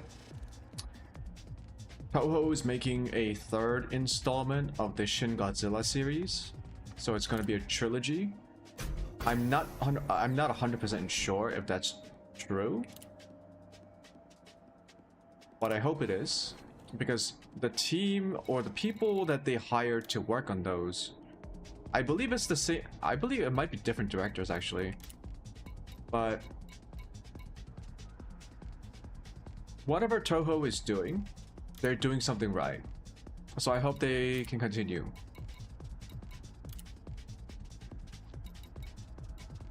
That's the thing, like, if you watched something like Shin Godzilla and thought it was really good, you might also watch Blade Runner and think it's also really good.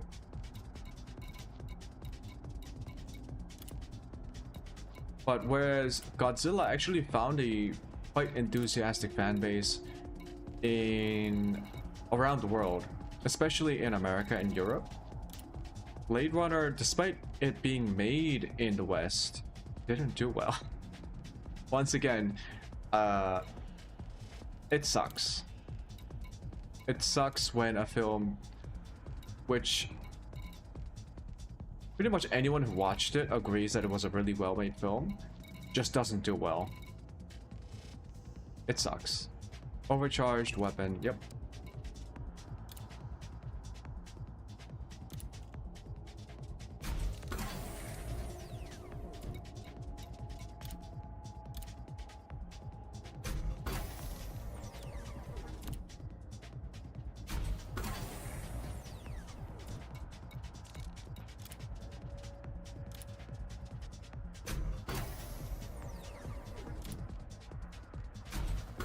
I don't know what it is about Legendary Pictures. Like, they have their whole monsterverse set up, but all of their films are so dumb. It's mind-numbingly dumb. Like, surely some of the executives at Legendary Pictures saw Toho's Shin Godzilla series. Either one, right? And couldn't they just go, oh wow, you can do something really cool with the story of Godzilla. Something more sophisticated, something more richer and deeper than just, oh, watch a giant lizard destroy a city. But nope, they make Legendary Pictures only makes stupid ass monster films. King Kong versus Godzilla, Godzilla and King Kong versus Mothra. I mean, come on. It's like a glorified UFC fight, except in CG and with monsters. Like, come on. Meanwhile, Shin Godzilla is making a pointed critiques about Japan's imperial past and how it devalued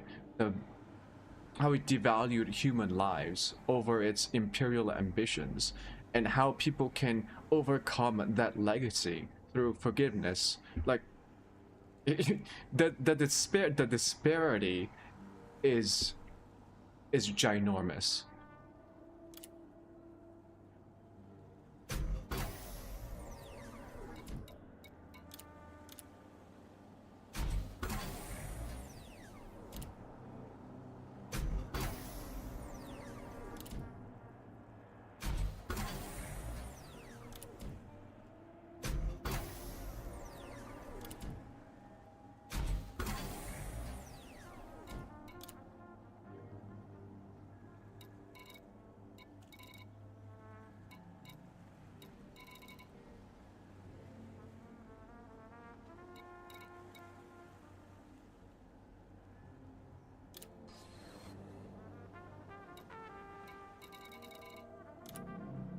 Did I put...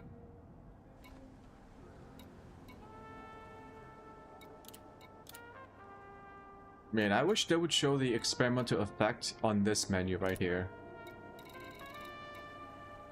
Plasma.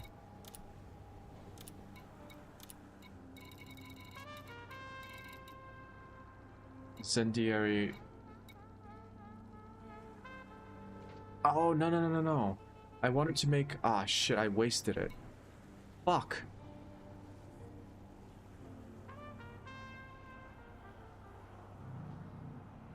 I think that's not what my build was. I think it was corrosive rounds.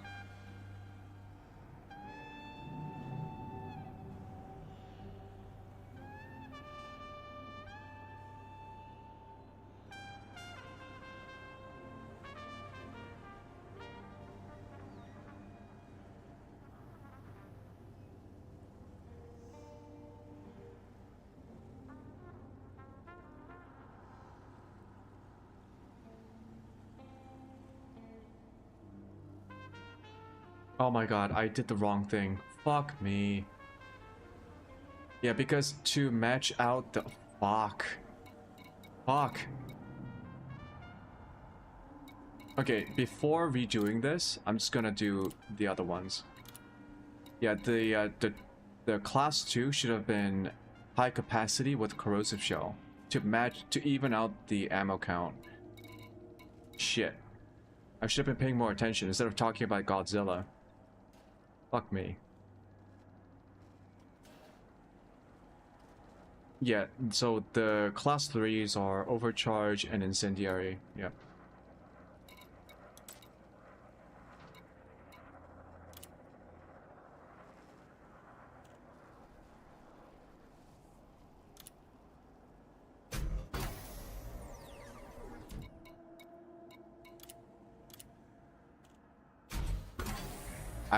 I might have fucked myself because I put the wrong upgrades on the class 2 multi-cannon. I might not have enough for fucking class 3s. Oh, please. Or did I calculate the requirements based on the fact that I needed all 3 to have the same upgrades? I think I did. In that case, it might be okay.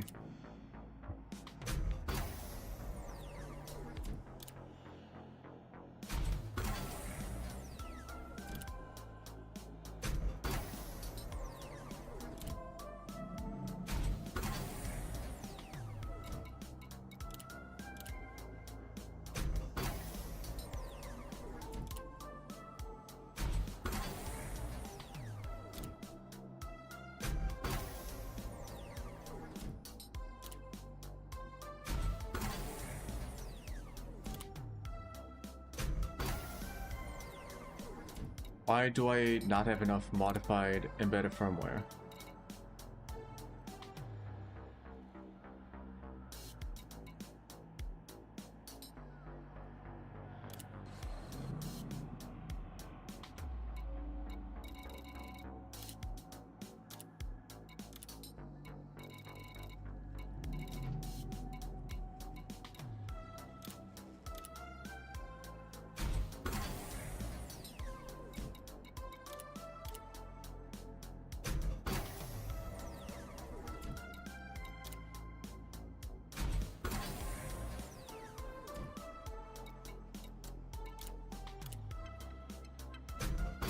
Now that I think about it, I think the last time I got excited over a film was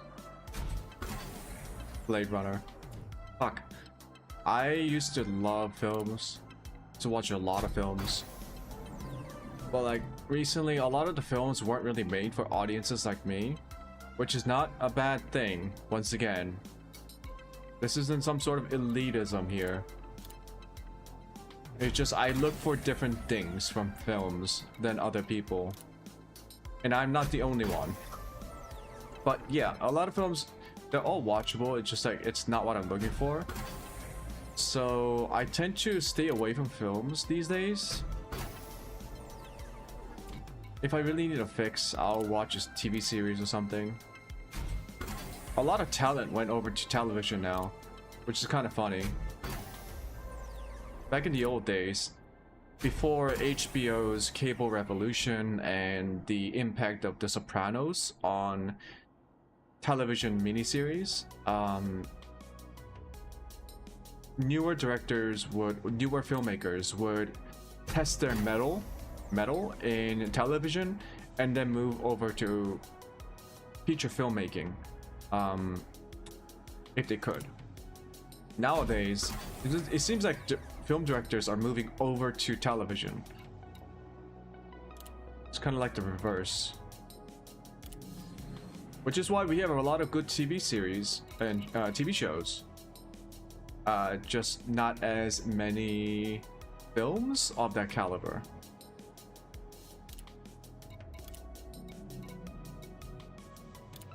Okay, now.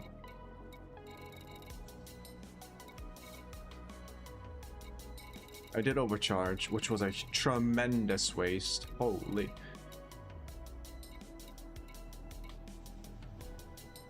I can do it.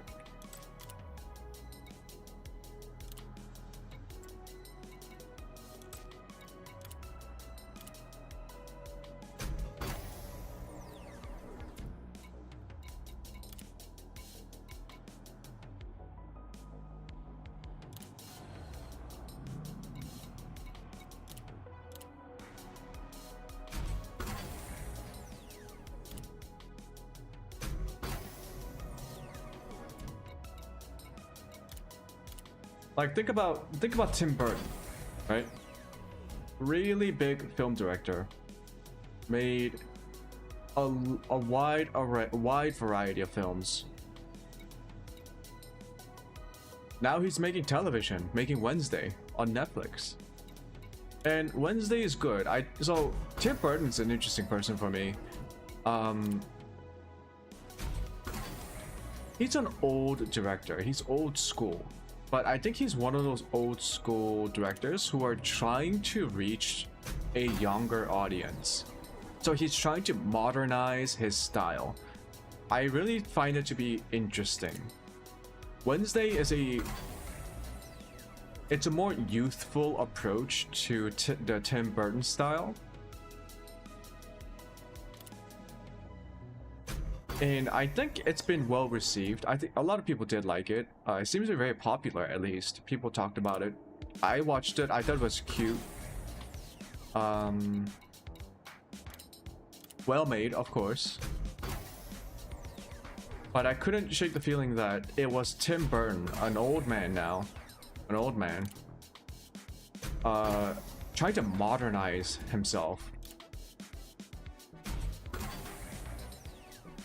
Props to him. I think it's working.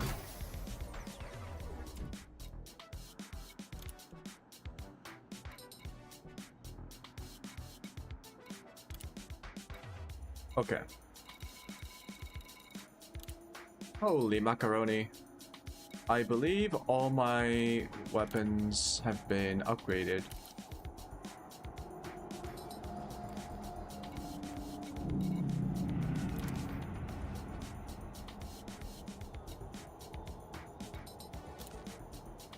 Long range plasma slug.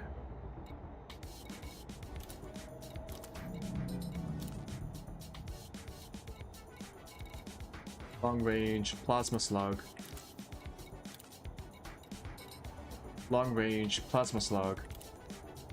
And the class 2 multi-cannon should be high capacity corrosive shell. These two should be overcharged with incendiary.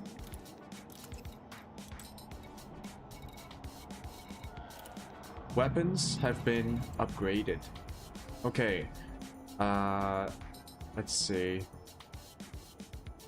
I got all my hull reinforcements. I do need to upgrade my shield boosters.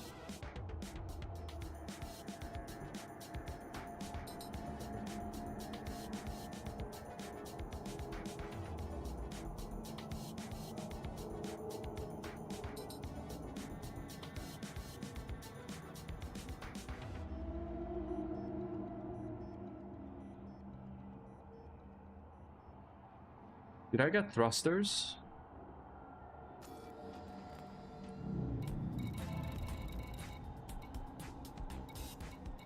No.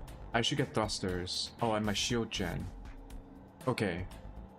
Let's see if I have enough for thrusters.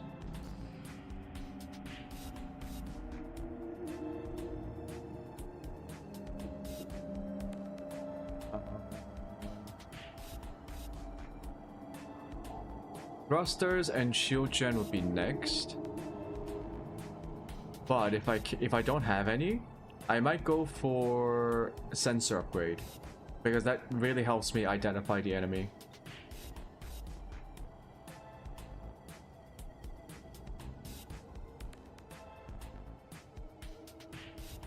For internal thrusters, dirty. Like I'm dirty.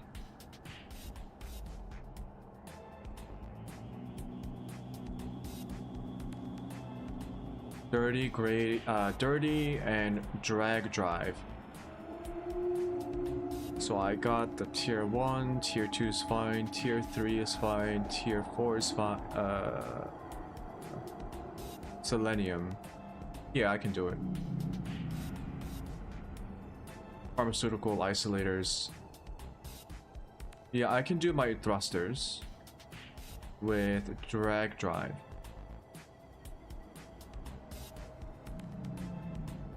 I need a security firmware patch. Tier 4. I can go and get one. I just need one for the drag drive. Yeah, I'll go to a material trader. Get one security firmware patch. And then I can also go upgrade my thrusters. So, let's see. Material traders.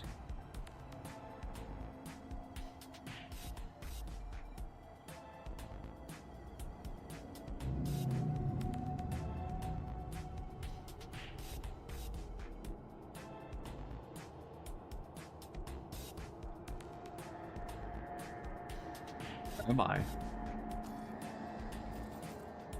Wolf 397. Okay.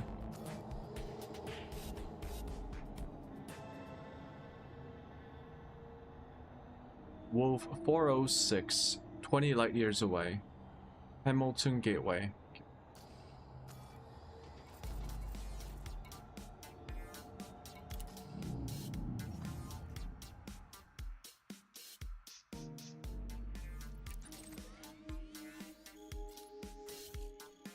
One jump away. Good. Course plotted. Refuel.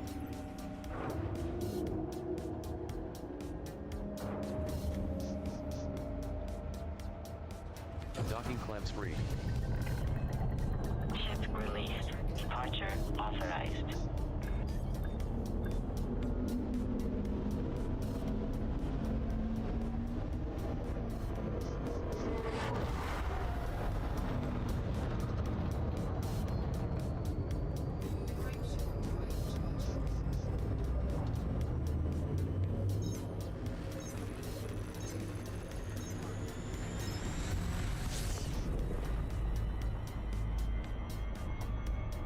I wonder how Wednesday season 2 would be.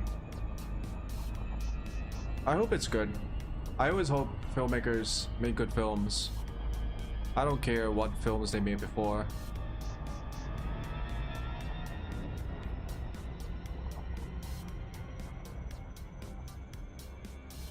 Like, even people like Michael Bay, just keep making films, dude. You know, maybe I won't like it, but maybe I will. You never know. And in my opinion, doesn't matter. Just make what you want to make.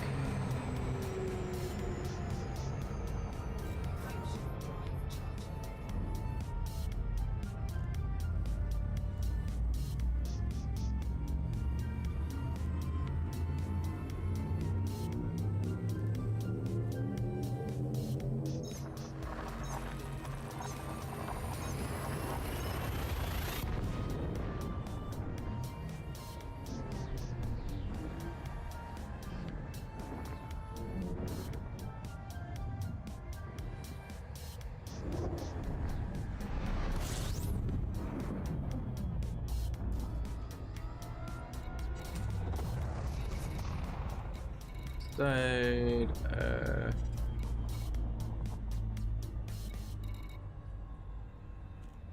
Where's the station? Fuck.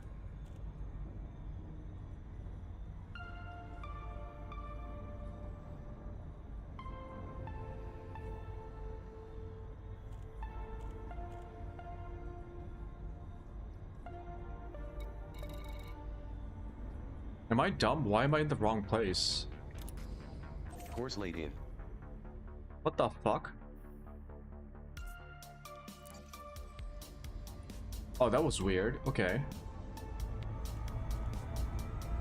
I didn't press anything, but it automatically rerouted to the Fuel tanks correct are now at place. 88%.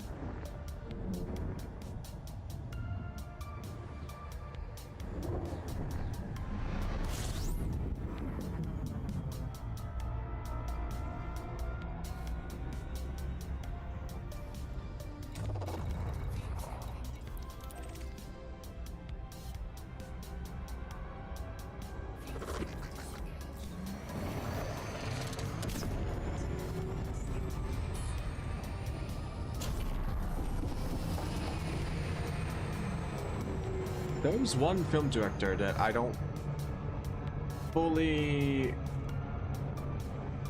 vibe with, but who is also very popular and highly praised, and that's Alex Garland. He made the 28 Days, the 28 franchise. What do I even call it? 28 days, 28 days later, 28 weeks later, 28 years later. Supposedly he doesn't like the idea of months, so he skipped 28 months later, but you know, I'll forgive him for that. I gotta watch 28 years later. I liked the 28 series. How the fuck do you even, what do you call it? The 28 franchise? Yeah, 28's franchise.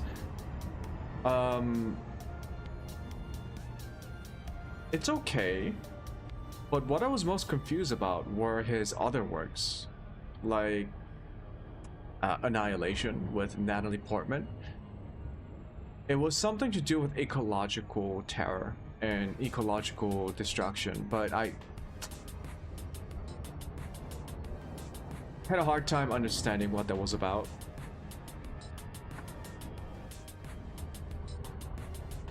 Once again, I maybe a lot of people got it. I didn't.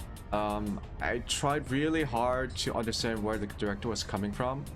I don't like to look at directors' explanations. I try to figure that out on my own. But man, I would like some explanations for that film. And what else did he make that really confused me? Civil War.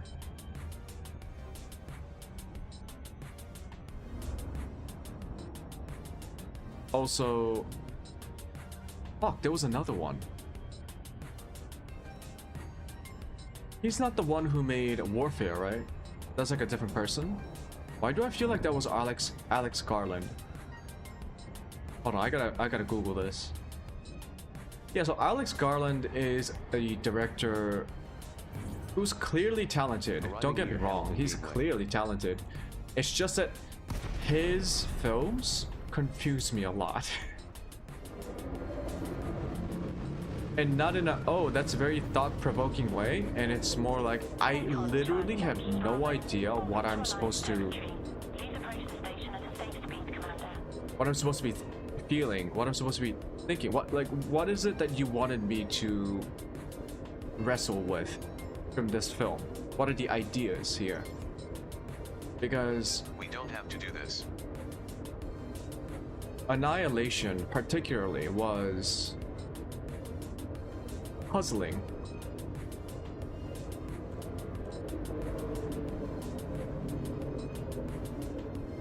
Anyways, the reason why I talk about Alex Garland is he's making a new film, and what the fuck was it called again?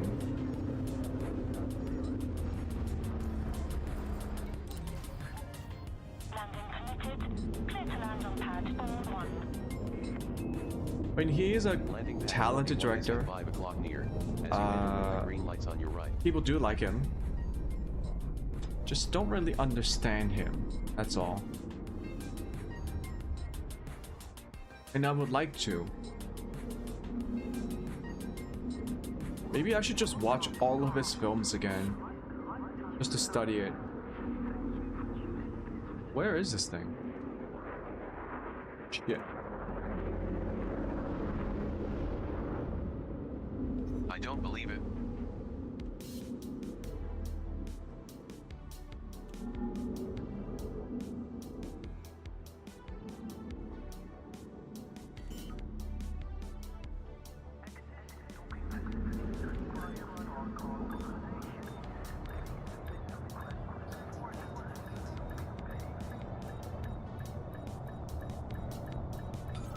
But yeah, his Civil War film was also... I wouldn't say it's confusing, I would just say it's more like... Contact. Clear to offload. To deprive a film called A Civil War of political context seems like a weird choice. You know what I mean? Fuel at maximum. It's like you can't have war without the political context. It's... I don't want to get into Clausewitz, but like, fuck it. It's like one of the most fundamental understandings of warfare. Politics, war is the continuation of politics by other means. I mean, it's an overdone quote, but if people keep trying to understand warfare without the context of the politics behind it, people are going to keep using that quote, because holy fuck, I hate war films that deprive the political context of the war that we are seeing. If you ever watched a film called Beasts of No Nation, which I think was emblematic of that problem. Yes, it's a true film. The film is based on a real life events, not like events, but like it's inspired by real world events. I believe it was Sierra Leone or the DRC, the Democratic Republic of Congo, and the Civil War conflict there. It's just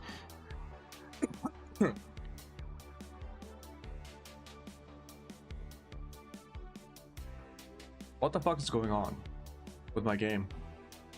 I'm getting like 10 frames.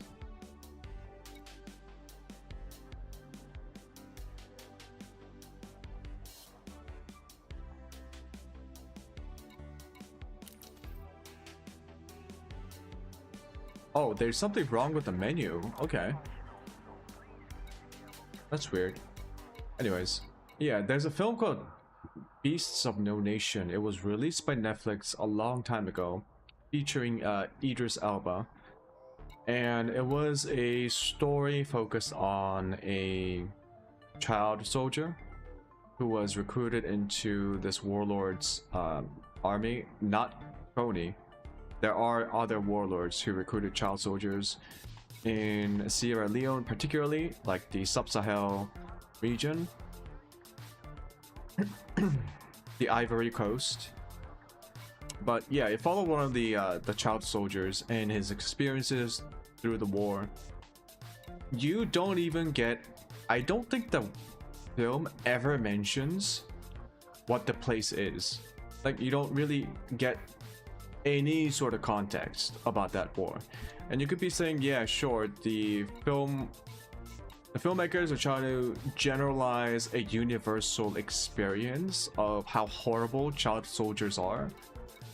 But like, the problem with that is most wars don't feature child soldiers to the extent that some of these regions do, and that is because of a particular reason. In those those specific factions recruit child soldiers.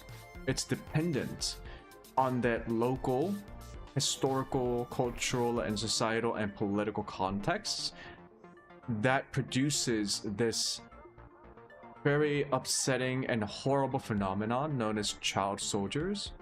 And so without context, you don't like, wouldn't it be better if the story itself, the film itself, which is trying to convey how horrible this is, provide some fucking context? Which war is it? Where is it? Who are fighting it? Why are they fighting it? Why is the war in such a state that these warlords are recruiting child soldiers? You can have those very basic contexts and also focus on the child's experience to really drive home why it's horrible. Advise you against this. But no, there's no context. I was really disappointed with that film because it was a very important. It's like films like those are really important because they're trying to highlight something, a very terrible issue in the real world, and it's trying to raise awareness for it. So I want them to do it right, but they don't.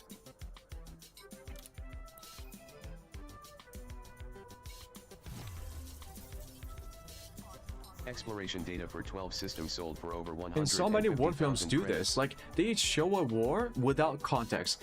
And the biggest recent example is Warfare. It's okay, I gotta search this. Fuck it. Warfare. Who directed Warfare? It's literally called Warfare.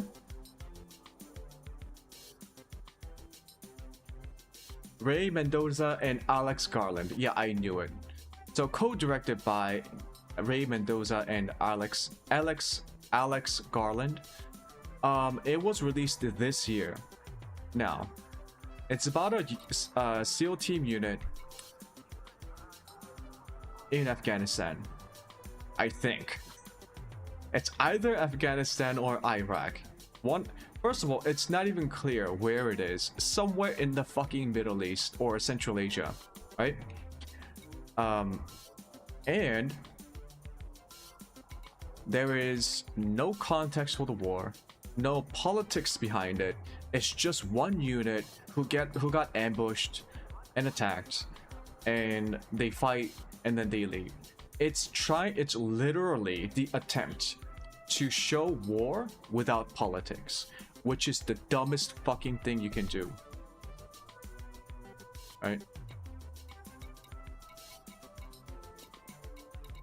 Right, you spent 15 plus fucking years in the Middle East with the global war on terror, a huge, tremendous political undertaking, and you want to devoid politics to describe one of the events that take place within it? Come on. Come on.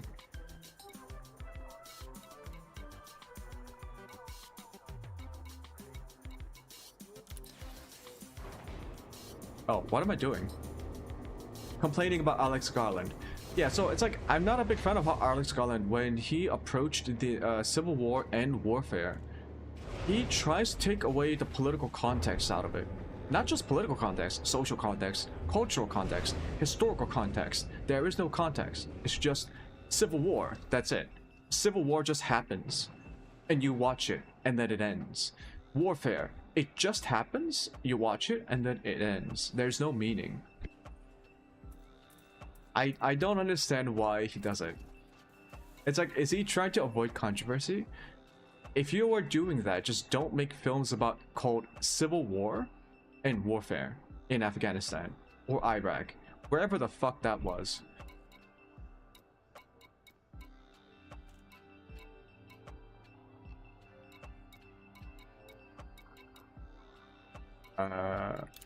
Material trader.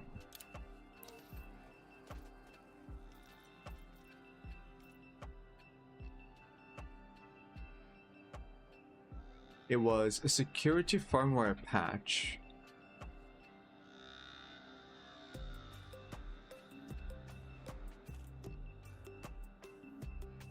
Yep.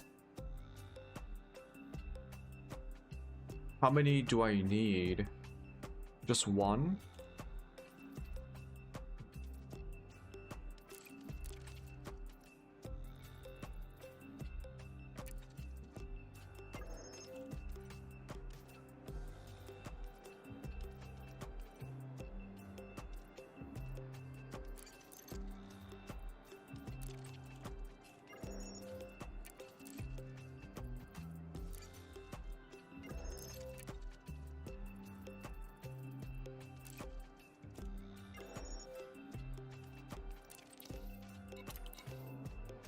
Okay, time to go upgrade my thrusters. So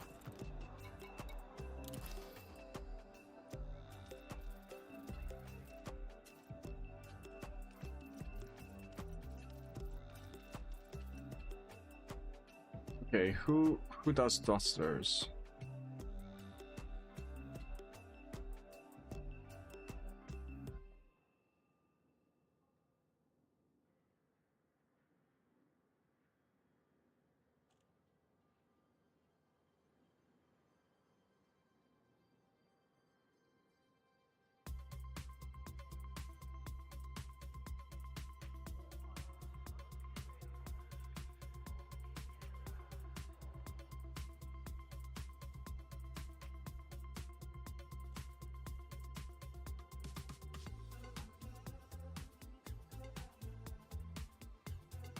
Professor Palin. Palin? Professor Palin does thrusters, and who else? Who else? Chloe.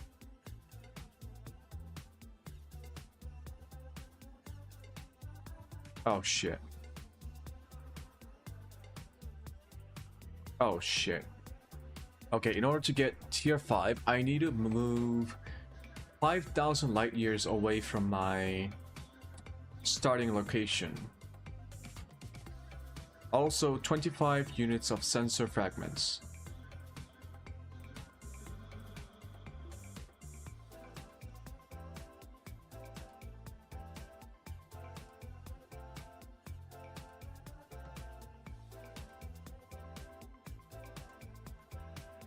Literally no one else does grade 5 thrusters. Okay. Palin offers better blueprints. Also, hi Max. 07.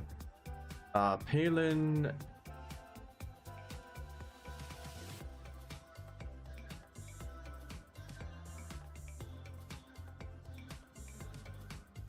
Wait, what do you mean by like better blueprints? Is there a difference between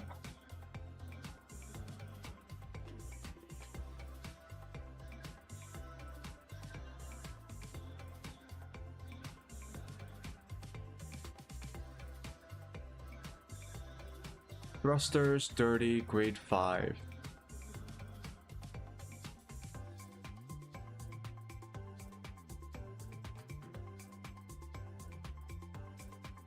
I'm a little bit confused about what you mean by better blueprints.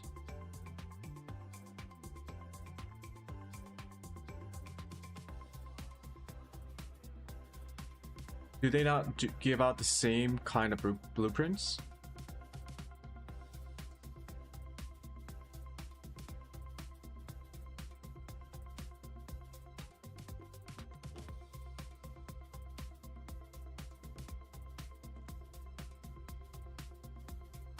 Oh, okay. Well, it says on... I don't know about in-game. It says on Inara that Chloe also gives grade 5 thrusters. So I don't... At least on Inara, there's like no difference between the two. But okay, I need one of them. It doesn't matter. One of them, either one's fine. And both of them require me to travel 5,000 light years away from my starting point. And also both of them require the same unlock requirements. 25 units of sensor fragments. Huh. Oh yeah, it is further away from the bubble.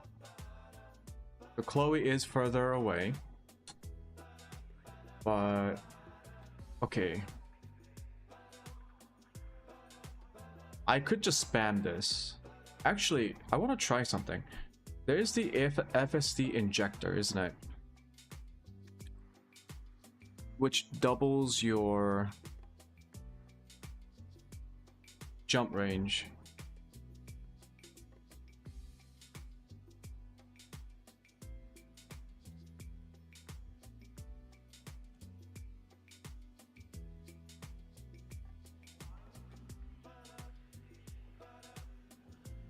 Neutron boosting.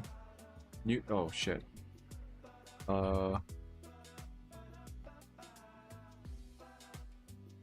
Neutron boosting.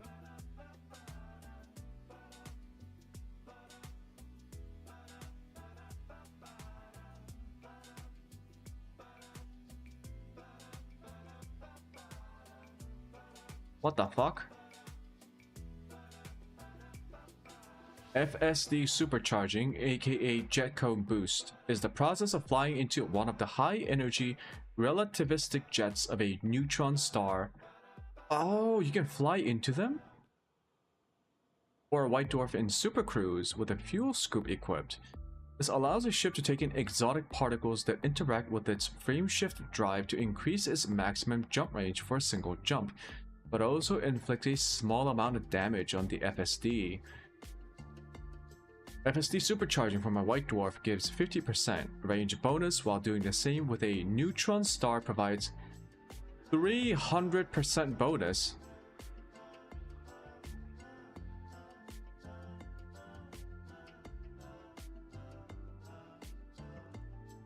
Note that supercharging is not an instant process, and pilots may have to spend several seconds inside the jet for the effect to apply. This is a risky process, as the high-energy jet of the star can fling the ship around and make it difficult to control. Entering the jet will make the ship somewhat difficult to control. The magnetic forces of the jet will tug on the ship gently, not unlike the way an FSD drive interdictor would affect the ship. Ah. Disengaging supercruise while inside the jet is almost always lethal. Okay.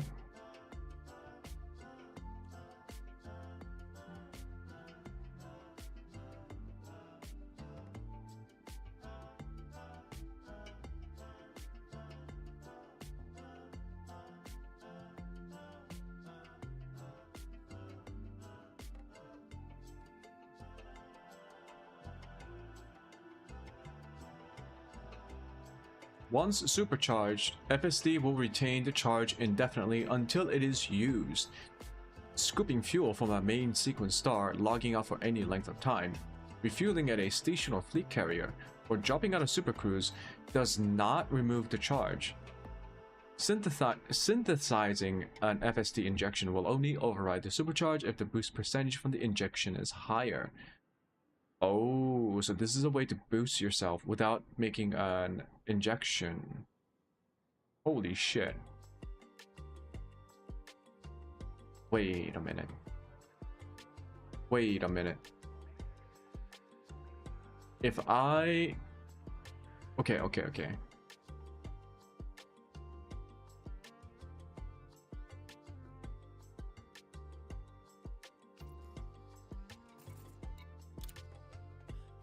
So that's what this was.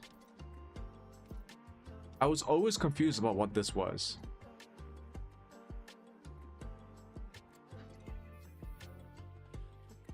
So like, what's 5,000 light years away?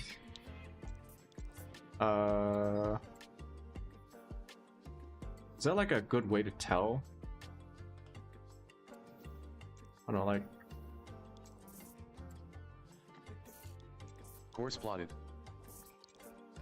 Holy shit, that's only 600 light years away. 700, okay. There's no way. Course laid in. Why is it even less? What the fuck? Course laid in. 5,000 light... How... What?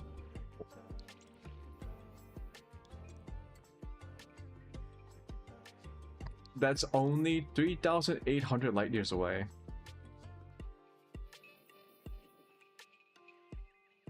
No. Okay, so that's... Course laid in. You gotta be shitting me.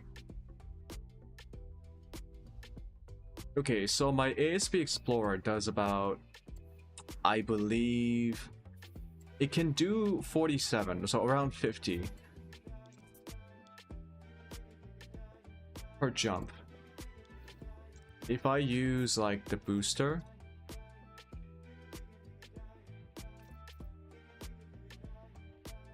Oh, there's a neutron star in the bubble where I can practice scooping in jet cones. Yeah, that's probably a good idea.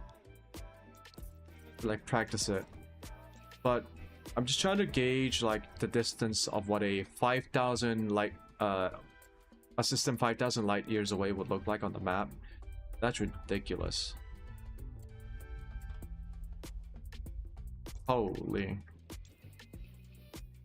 Okay. Oh, I need third-party tools? Okay. I've taken too much damage. Okay. So...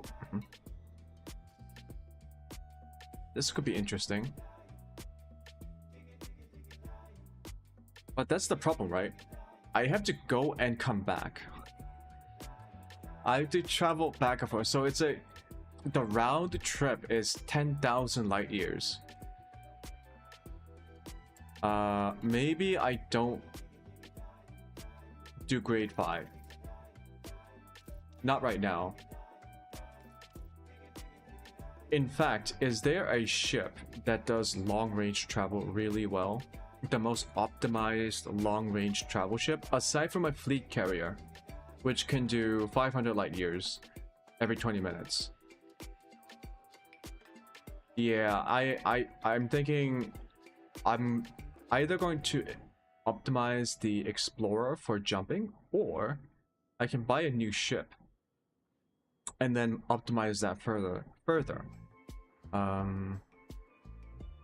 Right now, all I want is just a little bit of an upgrade to my Chieftain thrusters. So yeah, instead of going for a grade 5, I'll just go for like a grade 3 if I can, from the engineers that I've already unlocked. So Felicity does grade 3. She also does shield booster. Ooh, I could go for a shield booster and a shield generator upgrade. That might be nice.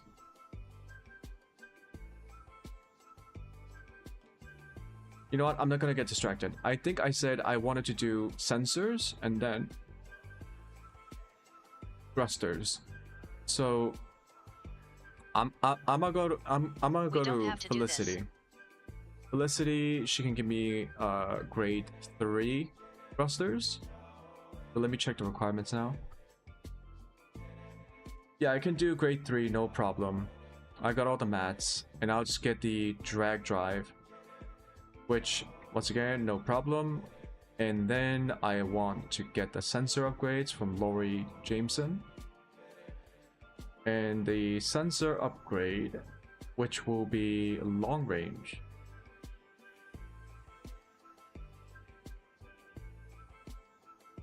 Iron hypercapacitors, unexpected emissions.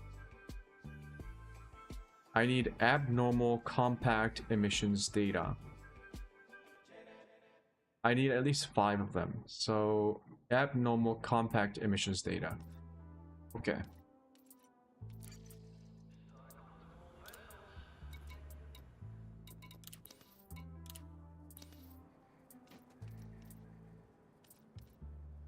I need 5. I think I can pull from the decoded one.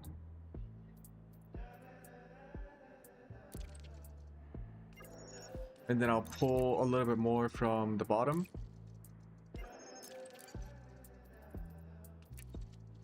Just to balance it out a little bit. Okay, yeah, so I got enough for grade 3 thrusters with experimental, plus sensors with... I believe sensors don't have experimental effects. Nope. That's it. Okay.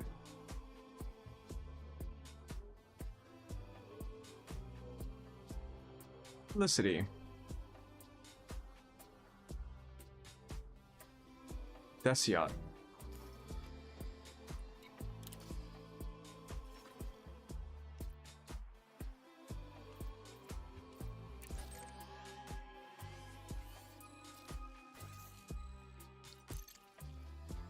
Oh shit, wait, hold on. I don't want the map to be confused. Course locked in. Root. Don't use it.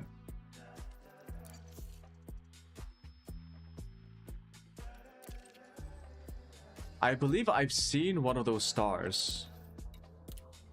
I think there's one in Sirius or something. Yeah, one inside the bubble. And I wonder, like, I thought it was just like a pretty vista thing, which is like a little flare for one of the stars. I didn't know it had a function to it. Docking clamps free. Detach sequence complete. Regulate your speed inside the docking bay.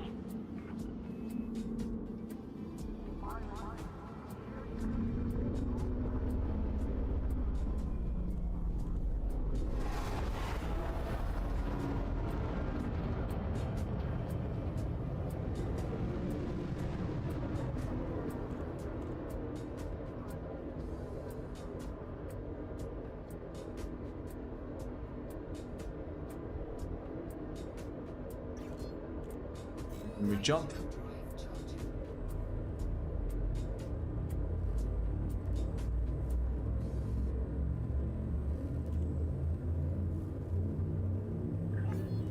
Clear of the station perimeter. Dark on site.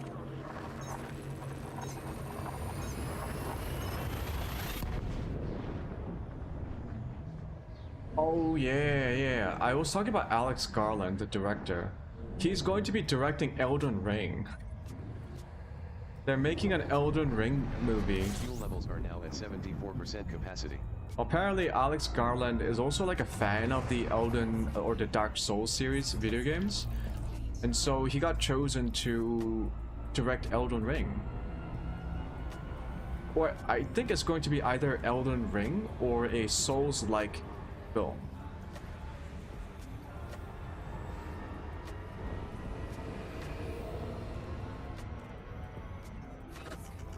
Fuel tanks That's are why at Alex 79%. Garland was on my mind recently. Alert. No scoopable stars charted in arrival system. I mean, it's gonna be tough. Because Elden Ring, they don't have a lot of dialogue. A lot of the storytelling is done through environmental design. And for what filmmakers hate protagonists who can't talk. So I don't know how they're gonna fix that issue. If it's gonna be like the Paramount version of Halo, which was a travesty. Brown dwarf alpha is remarkable with I an don't know. unusually high solar radius at 0.38 times sols and lower than average density.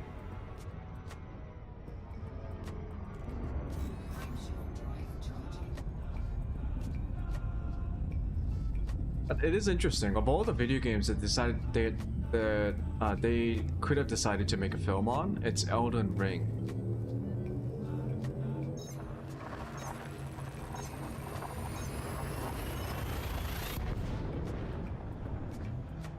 It's gonna be tough.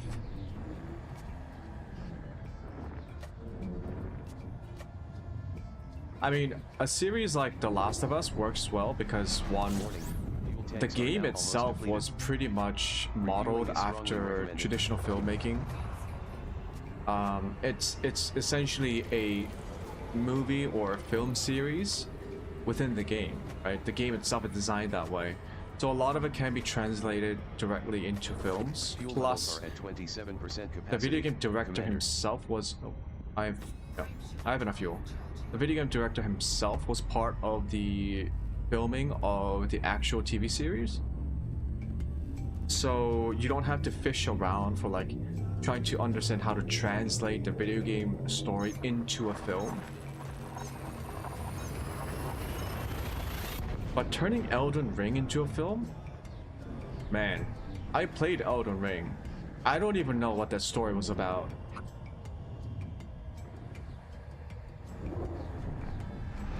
Warning. And I doubt a Tanks are lot of almost people depleted. play that game for the Refueling story. is extremely urgent.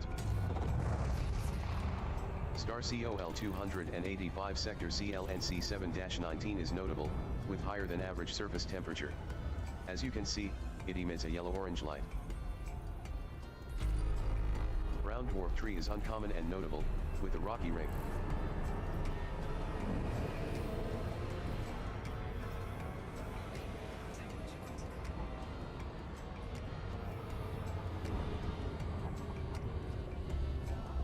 I mean, surely we are fine. Yeah, 83%.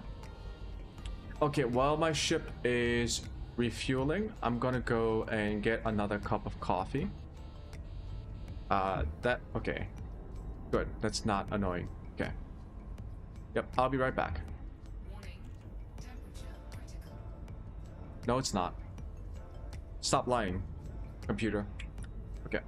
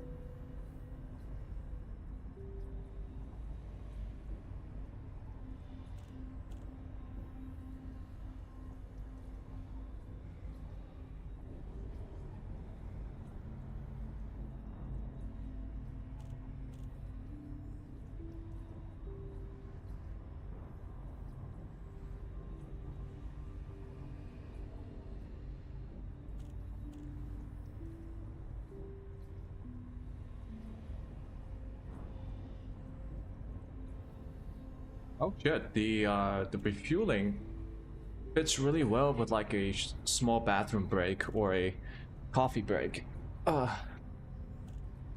Okay. Let's continue.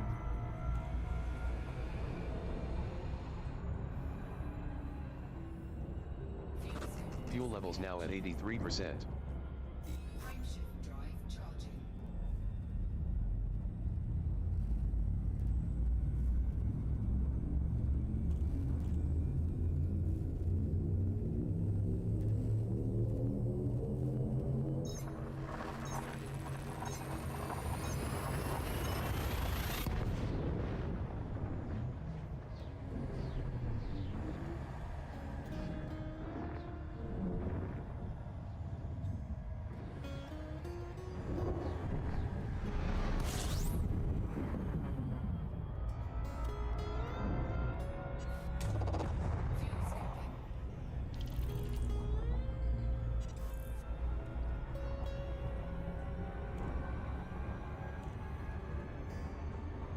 One more jump.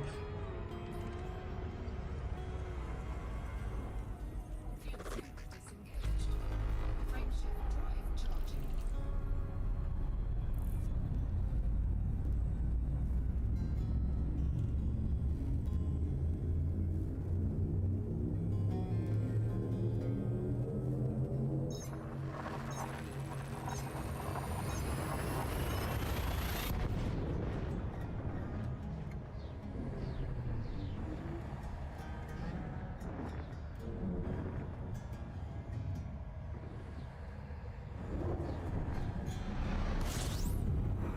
information. This system is home to Felicity Farseer, who specializes in upgrading frame shift drives. They also improve thrusters, sensors, surface scanners, shield boosters, frame shift interdictors, and power plants. You can find Felicity Farseer at Farseer Inc. Map. Open up, please.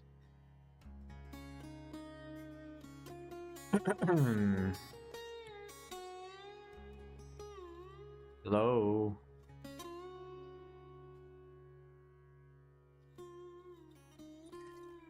Oh, thank God. Conflict zone.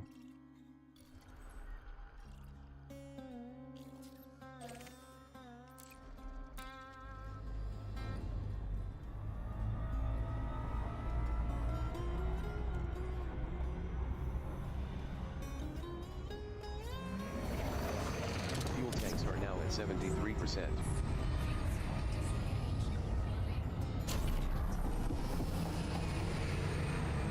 Would the crate, not the crate, the Type 9 heavy, or maybe not the heavy, would the Type 9 be a very good long distance jumper? If you just jam pack it with like fuel, would that be like okay? Well, I guess you wouldn't jam pack with fuel. If I were to travel, I guess I would get rid of almost every optional component to bring down the weight, and just get the optimized FSD. Anything that gives me optimized hull mass and reduce weight. But to make the trips less painful, it would need a large fuel tank. That's a fun challenge, designing a ship for long distance traveling. Not even transporting, just like literally go somewhere really far.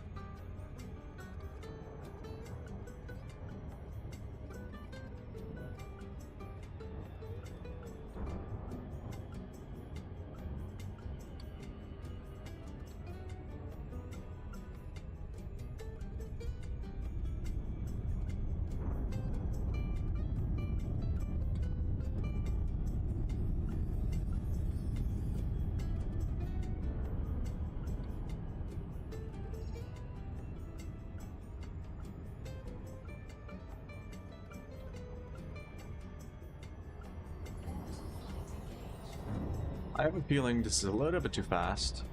Let's do a little loop-de-loop.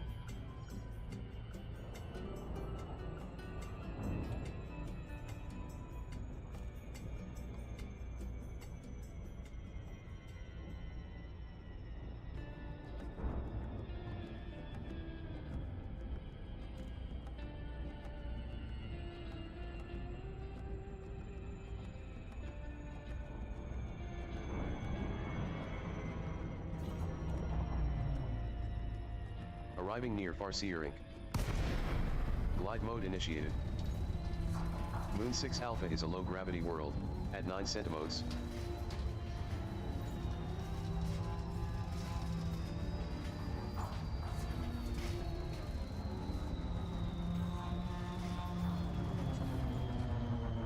I was a little bit concerned there for a second because the fucking pillar was in the way. Lakon Charlie Yankee Bravo, commencing automated flight control routine. Please observe docking protocols. Landing pad 7 allocated. Proceed to landing pad 07.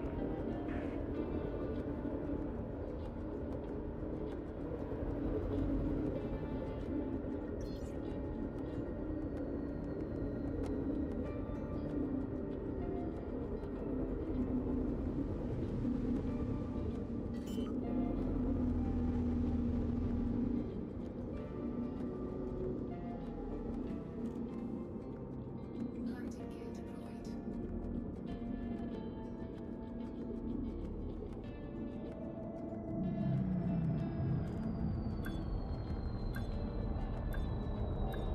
Nice and smooth. Fuck.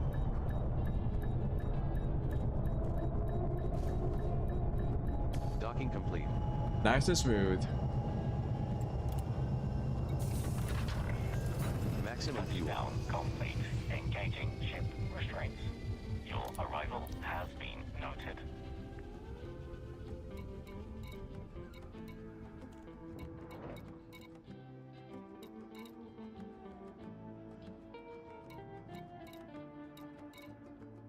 Ah. Huh?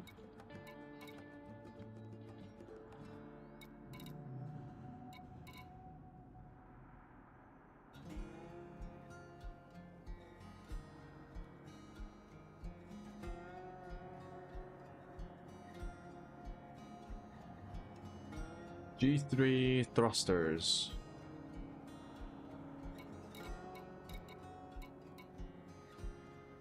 The fuck?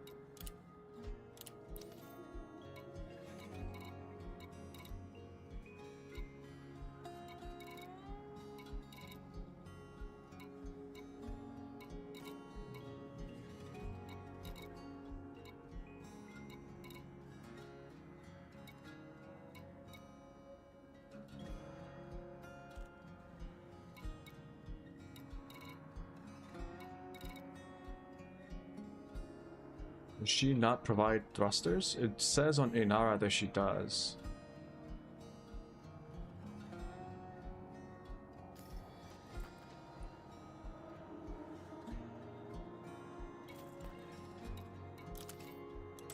My thrusters are not upgraded, so I should get the...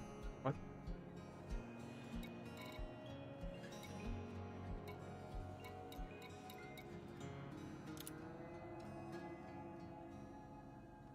What?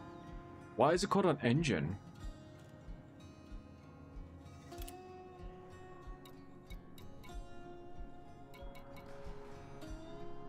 Okay, well, yeah, let's go.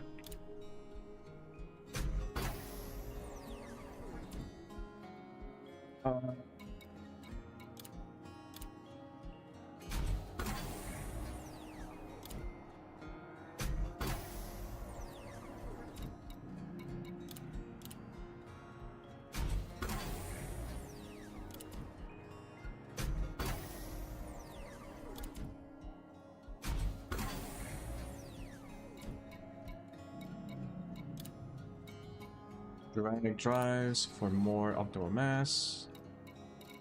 Okay. Oh, sensors are... Do I really need tier 5 sensors?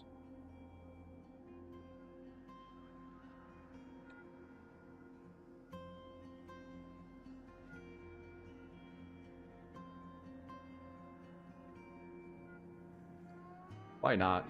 Why not?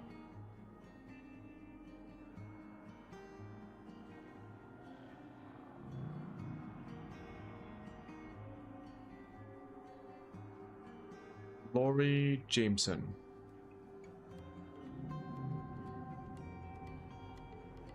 Oh, I can't go to Lori Jameson yet.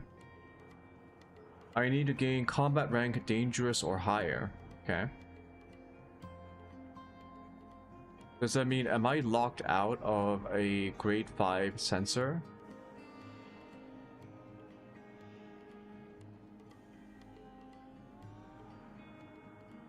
Bill Turner has one. No, I need... I haven't unlocked Bill Turner yet.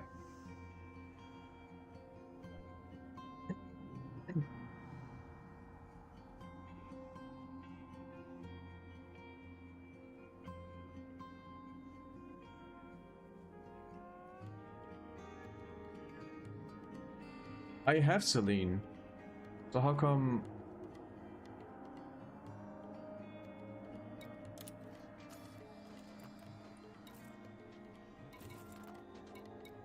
Okay, let's check. Yeah, I do. I have Celine unlocked.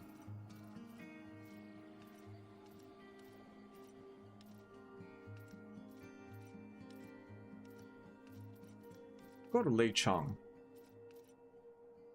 I need to upgrade my Generator? Yeah, I need to upgrade my generator and my boosters.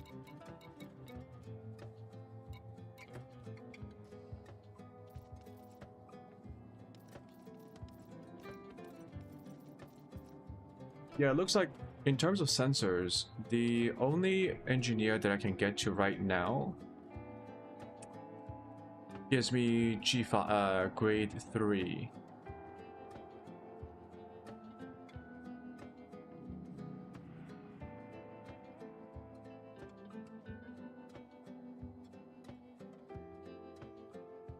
Never mind. Lei Chung has grade 5. Okay. Yeah, I'll go to Lei Chung. Because he also has shield.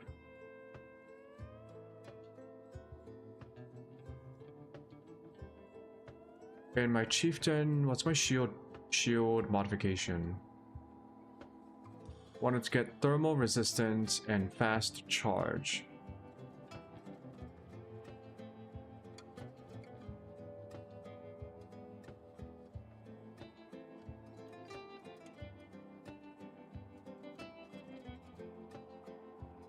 Selenium, I'm just checking to see if I can make them. I can. I can get my shield gen. Plus fast charge. I can also make all of my shields. I'm going to Lei Chung.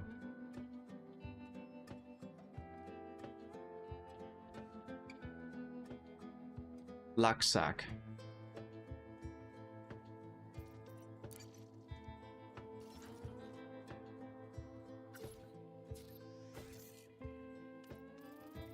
Nine jumps, it's fine. Gonna have to make these trips anyway. Course locked in. Before I go, let me just double check that I got every materials that I need. Shield gen, I'm okay. Plus sensors. Long range. Iron. Iron.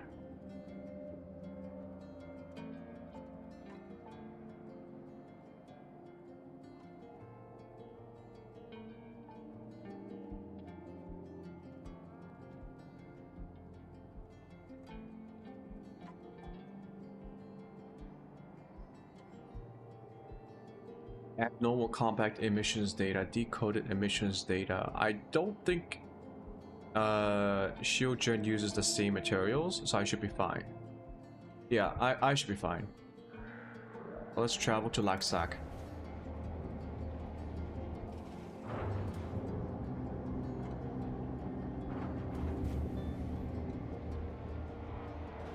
Disengaged from local networks.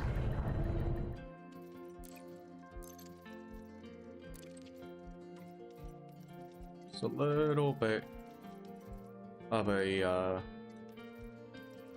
keybind change.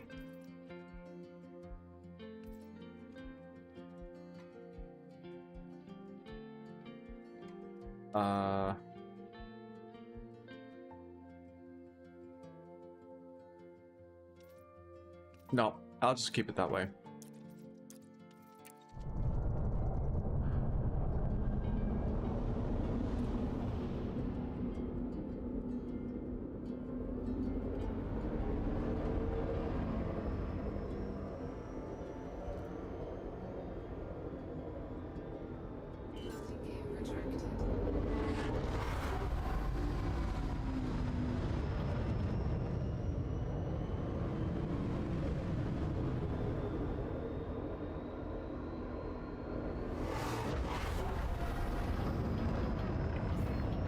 Disengaging automated flight control routine. Safe travels, Commander.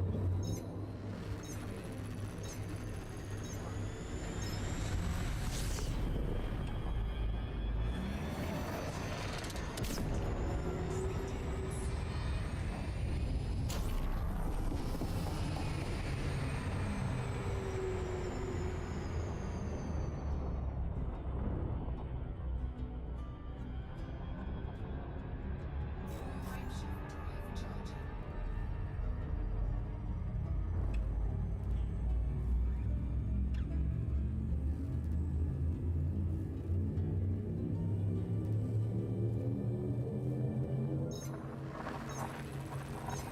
Yeah, I was talking a lot about films today, wasn't I?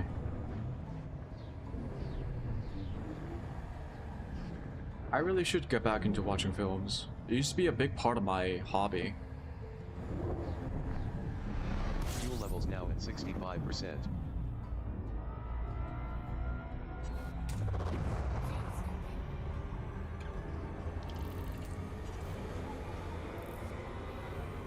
I don't know who else to watch these days.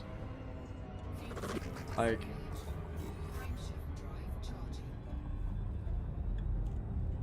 oh, Jordan Peele. One of the most surprising directors I found, like I saw in recent memory. Nope, Get Out and Nope were so good.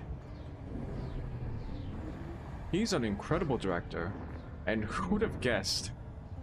Even the guy who's been making Key and Peele sketches. Warning, fuel reserves are almost depleted. Refueling is strongly recommended. I do have some gripes, like some minor gripes with Nope. But I do think Nope was like his most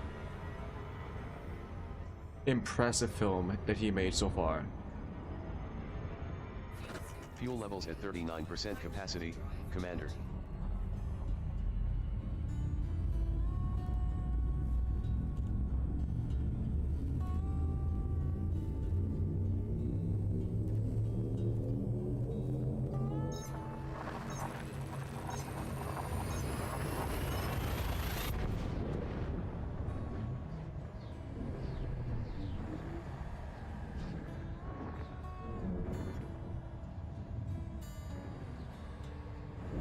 There's a Warning, fuel levels are almost depleted.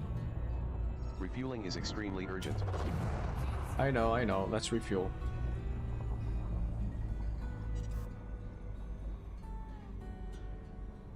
Yeah, Nope was really good. If you haven't seen it, I do highly recommend it. It's honestly it's a terrifying show. Not a show, it's a terrifying film, but very well made. I recommend watching it with a friend or someone who likes to talk about films, because it's one of those films where there's a lot of stuff to talk about. Needless to say, it's not about aliens.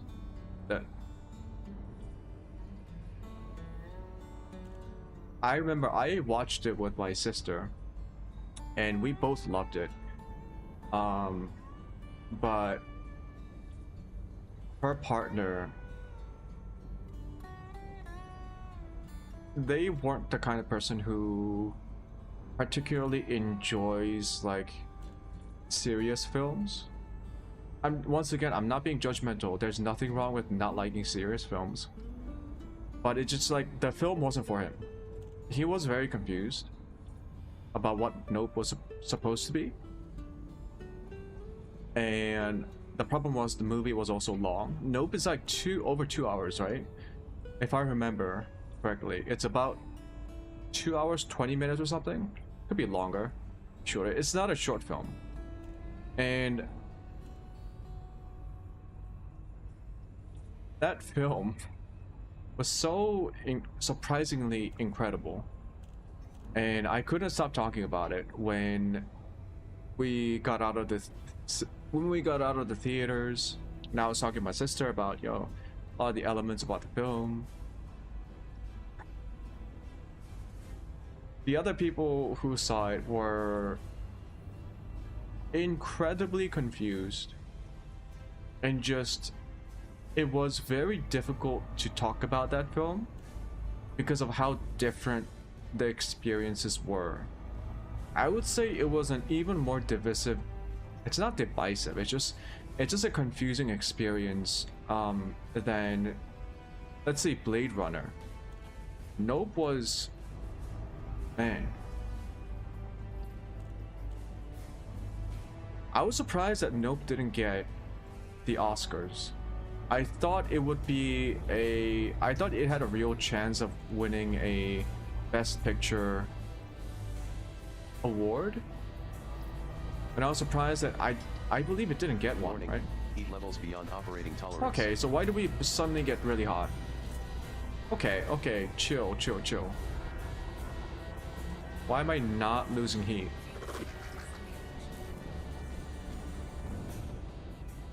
Okay.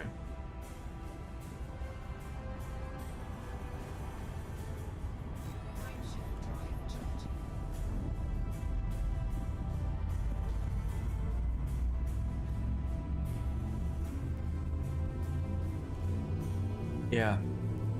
Such an amazing film. I wonder what other films he made after that. I don't know if he actually made one, right? Because I should watch him.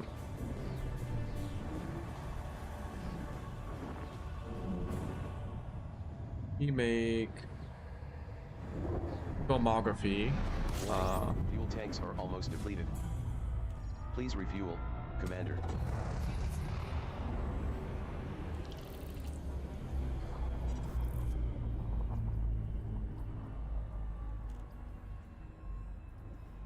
While we refuel very quickly. Jordan Peele. Holy shit, people hated this film. Nope is 6.8 on IMDb? That can't be right. Who the fuck would give it 6.8? Are you fucking kidding me? Oh shit.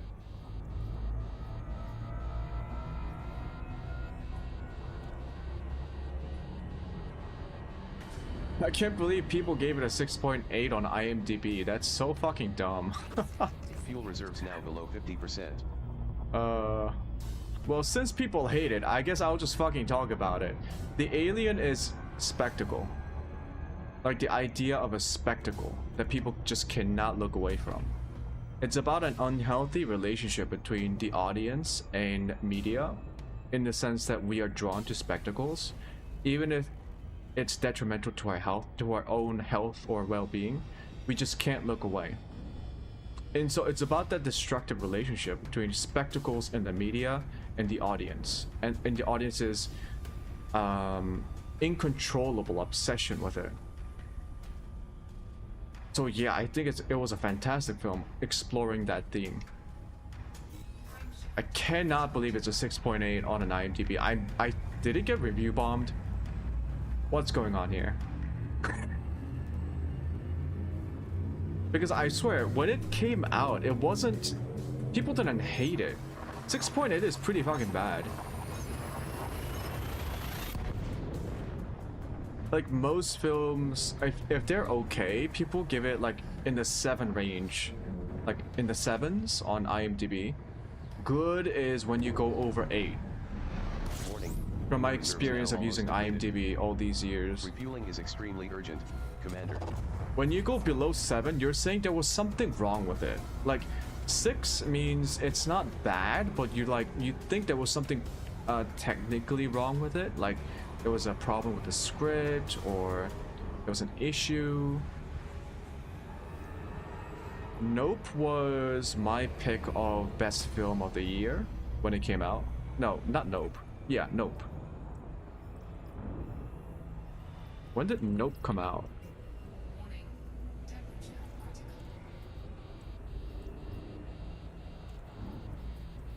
2022.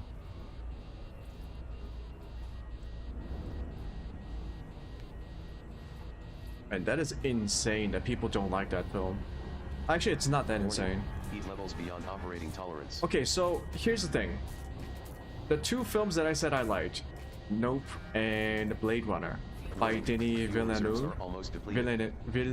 Refueling is strongly recommended. How the fuck do I pronounce his name? Oh shit. So the 2 films I said were good, which failed in the box office. You know, that's what I'm saying. Those films were made for someone like me. I totally get that a lot of people don't like it. But as you can see, it's kind of sad because the films that I like don't do well. And so directors don't make them anymore.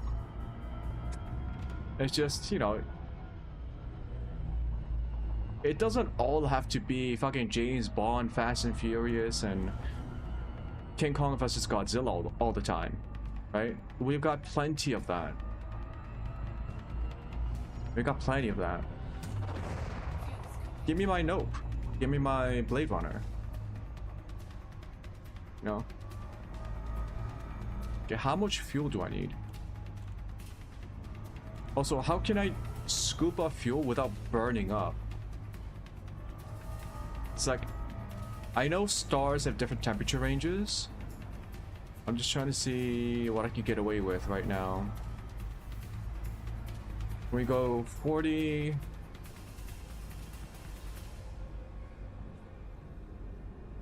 Let's try to get 50.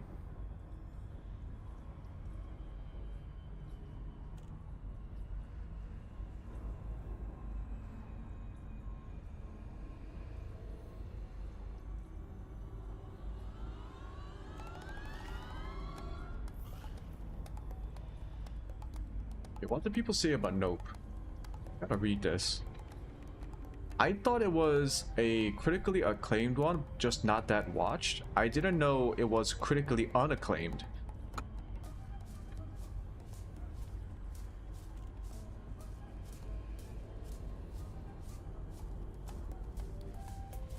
Oh, reading an IMDb review is not a good idea.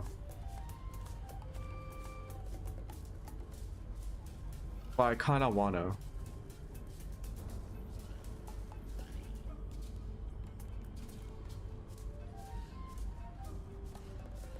I was disappointed. The credits have just rolled, and despite running for 2 hours, it felt as if it had been on for about 4 hours. I can't remember the last time I was so conflicted about a film. The good elements were bad, the bad elements were terrible. Performances, design, set design, sure, okay, those are the good ones. Storyline itself was a good one, if nothing highly original.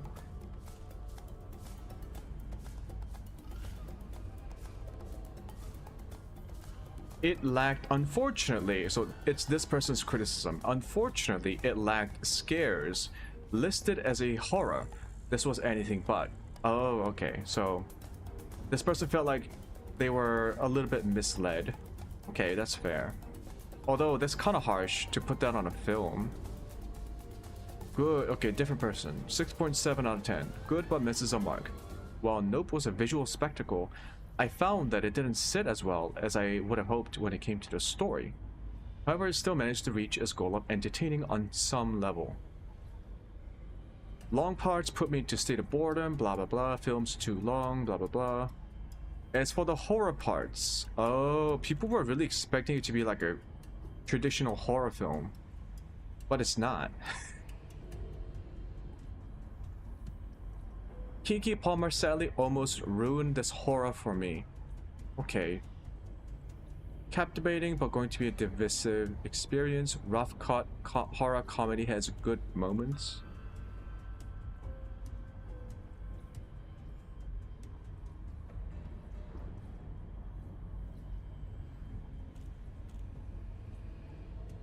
Not sure where Jordan was going.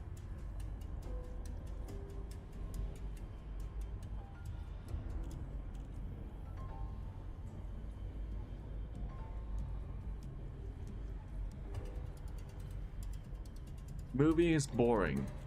Any attempts at humor fell flat. Acting was wooden. Story could have been good, but it was just dragged along.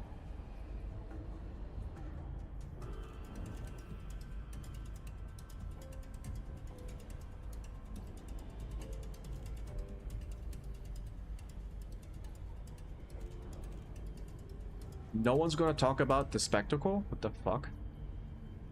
Okay, let's get the fuck out of here. I'm sorry if I'm boring you with all this talk about films. I like talking about films. I haven't talked about films in a long time. Not in my private life.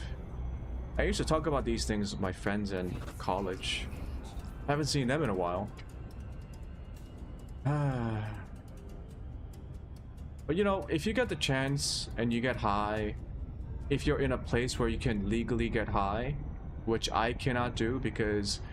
Oh, did you know that for South Koreans, you cannot use marijuana? Even in foreign territories where it's illegal, it's still illegal for you. In fact, if you do marijuana where it's legal there, you can still get arrested if you come back to South Korea. As a South Korean citizen, you are forbidden anywhere at any time from doing marijuana. Fucking dumb. Jesus Christ.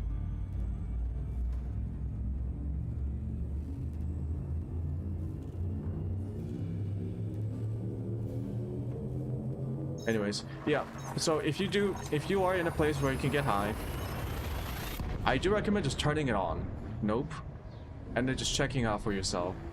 It's not an alien film, and it's not a horror film in the traditional sense. I think a lot of the reviews seem to be upset about the fact that they were expecting a horror film, but it wasn't. And in that case, I do agree, it's not a horror film in the traditional sense.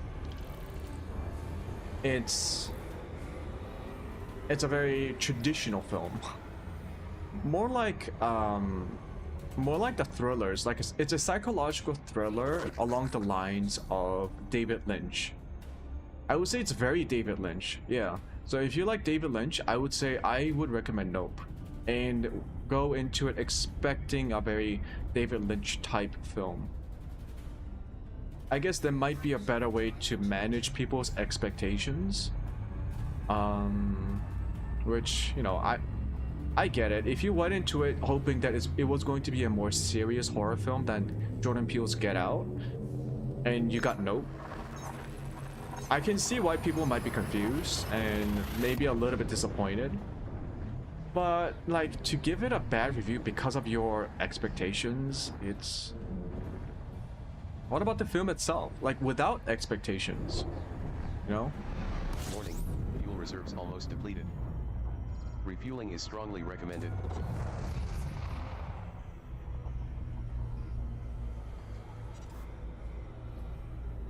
And I thought Nope was quite horrific in the right ways.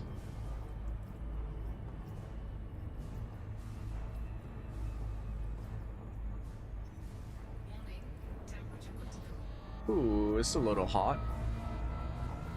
Ooh, it's very hot. Uh-oh. Uh-oh. Okay. Fuel tanks are now at 48% capacity.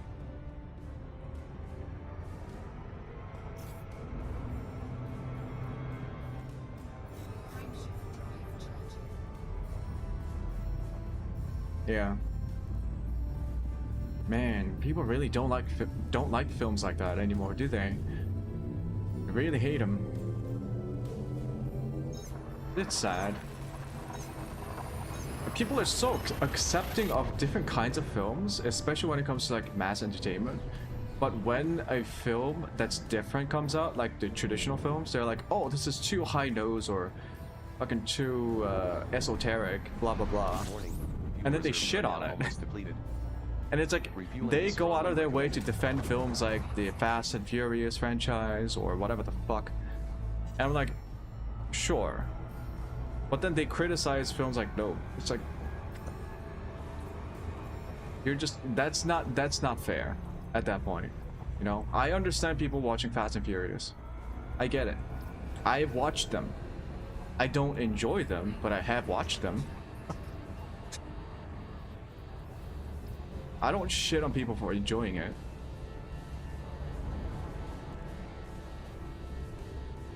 And there's no point dissecting the Fast and Furious franchise the way you would with films like Nope or Blade Runner or whatever the fuck. The Lighthouse. Oh, another good film, Lighthouse. Although that one, I'll be honest, it was a bit more esoteric for me because I had a bit of a hard time understanding the literary context of the scenario itself. But that's on me, right? Because it's something that I'm not familiar with, so I can always look up, read a bit more into it, try to understand where, you know, what the contexts are. Frameshift drive charging. But I don't know, I feel like it's a little bit unfair. People could just say, "Oh, it wasn't for me," but no, they give it bad reviews on Rotten Tomatoes or IMDb.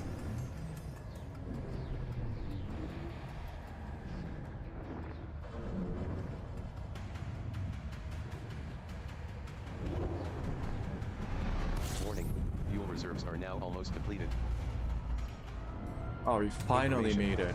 This system is home to Lei Chung, who specializes in improving shield generators, sensors, and surface scanners. They also improve shield boosters. You can find Lei Chung at Trader's Rest. Your nearest scoopable stars are Alpha and Bravo in the current system.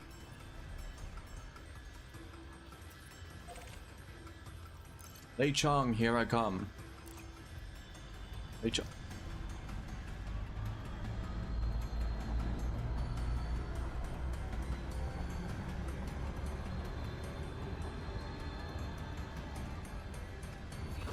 Warning, fuel reserves are almost depleted. Your Now, nearest scoopable stars so are far, I've talked Alpha about and Bravo directors in that the are current like, system. okay, I think these are all very talented people, and they might have made some films that I might not agree with, but I still think they were pretty good. There is a director that is highly acclaimed whose films I actually don't like because of multiple reasons, and that is Damien Chazelle, the director of what was he best known for? I think most people would know him for La La Land. He directed La La Land. He also did Armstrong, about Neil Armstrong. And he also did the latest mess of a show called Babylon. Oh, and of course, Whiplash. When Whiplash came out when I was in college, right? And so my friends, here's the thing, when I was in college, I came from a homeschooling background. So I actually spent a lot of time watching films when I should have been studying.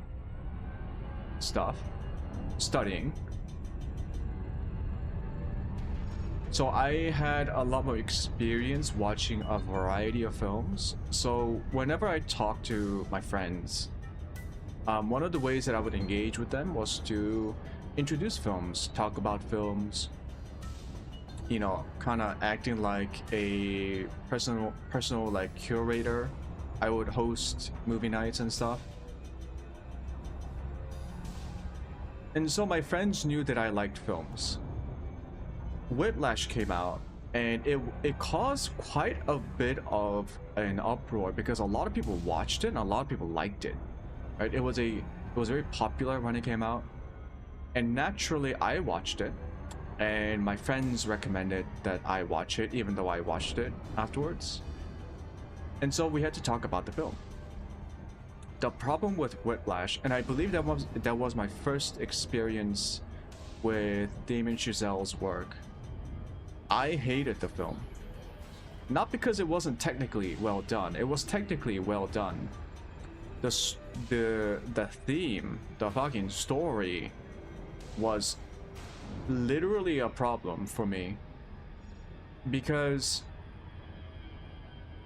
it seemed like the way the original film was shot and released to the public made it seem like it was defending the teacher's method of teaching, which was unambiguously abusive, toxic, and harmful. Everything that we know about education theory or how we should educate people, Fletcher was doing the opposite, right? So it was arriving near Trader's Rest. The Fletcher was emblematic of everything that was wrong with a potentially abusive educational system. But then the film ended in a way that seemed to justify Fletcher's methods. And I hated it. I was like, what the fuck is this? I thought, well, how could you justify that kind of a teaching method? What the fuck are you doing? And I was going crazy because I was one of the very few people who ever had an issue with this. Everyone else loved it. And I was like, we cannot love this film because it's Landing wrong. pad 4 allocated. We are glorifying an abusive teaching method. We cannot condone this. And lo and behold, years later, what do I find? An obscure interview by Damien Chazelle about how he regrets the ending of Whiplash because he thinks it was a mistake to end the film like that. But my question was, how did you miss it when you made the film? How? Go watch Whiplash. Think about what the story signifies. The way it has been released. Oh god, gravity. Fuck.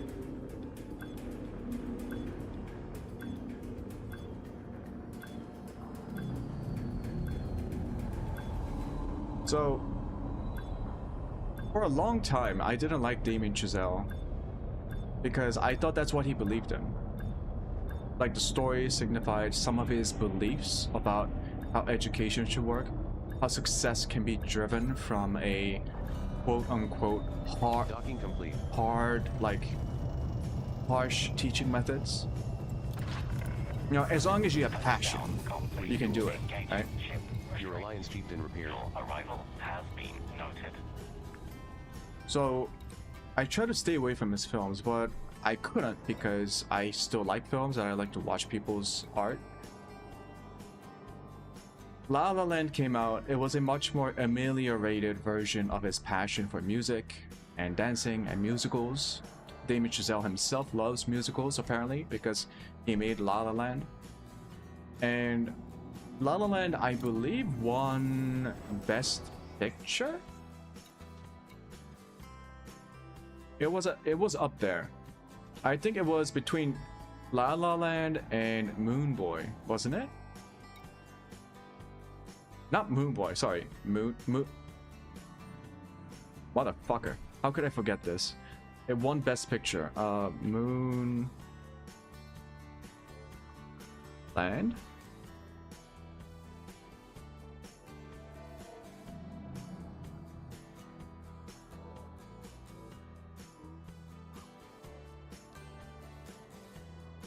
Was it Moon? Ah, fuck. No, not Moon.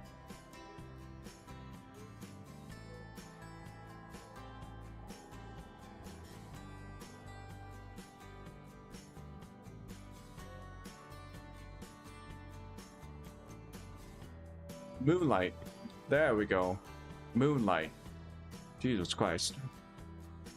Yeah, so it was between Moonlight and La La Land. Oh yeah. That year, the presenter of the award read the wrong fucking name, and so people thought the presenter said La La Land won Best Picture, but then after like 20 seconds, the Oscar showrunners came out and said, no, the presenter read the wrong thing. It's Moonlight. I remember that, yeah. Anyways, so yeah, La La Land was a much more crowd-pleasing film by Damien Chazelle. It wasn't a mean film. It was just a love letter to musicals, like from the 50s, 60s, MGM's heydays of making musicals. My sister loves that shit.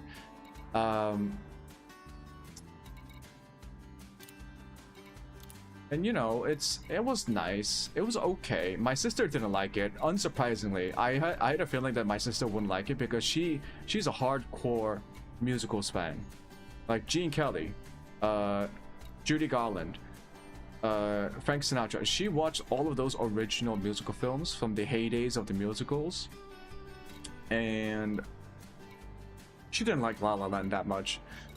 I guess she thought it was okay, you know. But, okay, what am I getting here?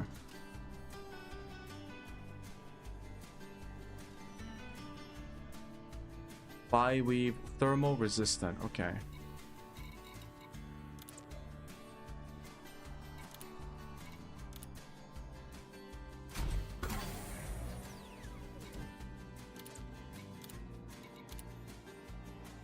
And I thought La La Land was okay. It was just, it didn't have any of that edge that I thought was present in Whiplash. And then Damien Chazelle after that went on to make Armstrong, which was like yet another film about a passionate, driven person trying to do something that they're passionate about. So Damien Chazelle has a consistent theme, and it's about passion, about music or achievement, but mostly about achievement. They're trying to, each character in most of his films are just hell-bent on reaching that personal achievement, personal goal for a particular passion that they have. Whether it's drumming, whether it's jazz and music in La La Land, whether it's going to space in Armstrong, and then finally Babylon, one of his latest, I believe his latest film. Yet another love letter, although I would be hesitant to call it a love letter. But what was, I think, supposed to be a love letter to the heydays of the MGM musical days in the 50s and 60s, or just generally the origin of Hollywood itself, like the 1920s and 30s and 40s and 50s, you know, how all of that came to be. It was a love letter to film in Hollywood, right? But Babylon was disgusting as a film. It's a disgusting film. I don't know why Damien Chazelle chose to make a love letter to filmmaking to be so disgusting. I guess one of the elements that, one of the themes, I guess, of the film was, even though it was all disgusting, it was, I guess, beautiful in the end. Like, worth it in the end. But like, the film starts out with an elephant shitting on a guy, the protagonist, and you're just sitting there. Within the first 5 minutes, you're watching an elephant, like, you see the butthole, you see an elephant just shitting on our main protagonist because he's trying to get this elephant to a exclusive party of Hollywood executives and producers who are doing drugs and having sex, and like, someone dies from overdosing. Like, how was that a love letter? It's gross. And also, even if you wanted to say, okay, early Hollywood, Wild Wild West, right? It was not pretty. It was filled with dark money, like organized criminals. It was filled with exploitative working practices, unsafe working conditions, rife with misogyny and, you know, racism. Yeah, you can say all of that. Do we really have to see an elephant shit on a guy in the first 5 minutes? No. No.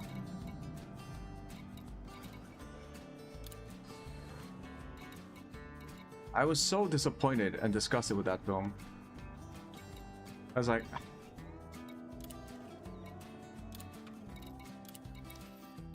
man, you know, that can't be a love letter. I refuse to believe it.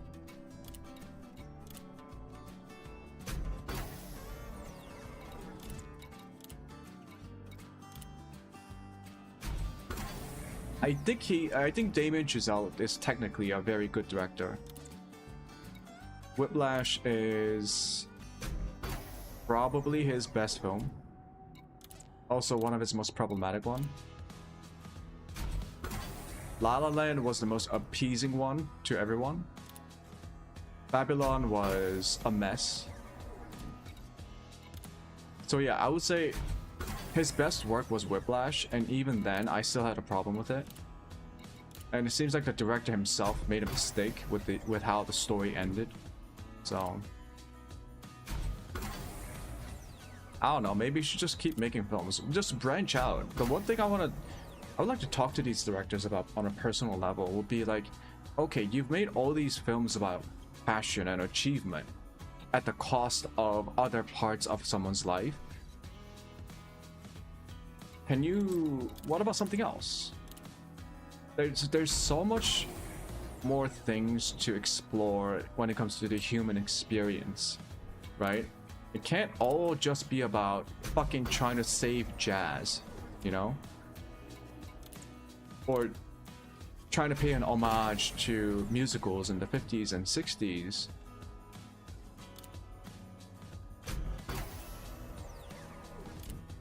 Just branch out into something else.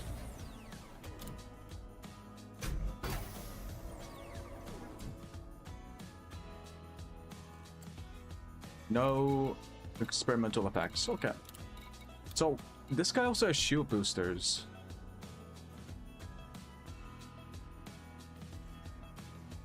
Resistance upgrade and super capacitor. How much can I...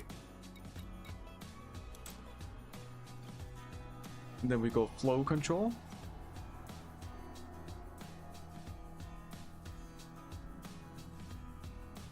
No, super capacitor.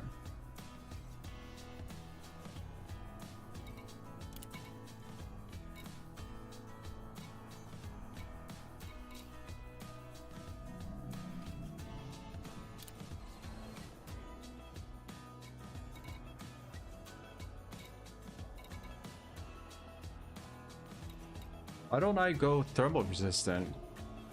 How come the builds recommend resistance augmented? Interesting. I guess it's not too big of an upgrade.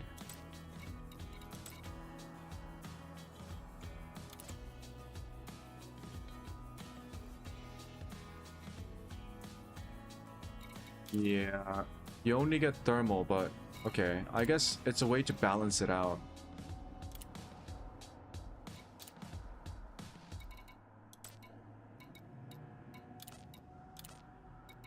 Yeah, I can do it. Let's just do it.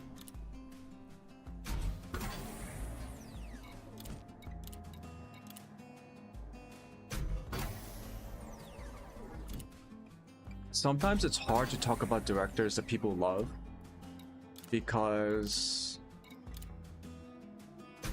you know, when I try to talk about directors like Damien Chazelle, who has a, I think it's less now because all the craze about Whiplash has died out, and particularly because Whiplash is now known to have a problematic ending that the director did not intend. I guess there isn't much of a hardcore following or a fan base for Damien Chazelle as a director, but even still, it's always difficult to talk about directors like them because when they're so popular by so many people, and it's not like Kubrick, right? The people who like Stanley Kubrick nowadays, like myself, are in the minority. Most people have not seen a Kubrick film. Like, think about Gen Zers. You think any of them has seen a Kubrick film? Or a David Lynch film? So, it's not like Kubrick, but Chazelle is a more recent director. He's still alive, I think. And, you know, he was definitely more popular than Kubrick, for sure. At least at the cultural zeitgeist, right?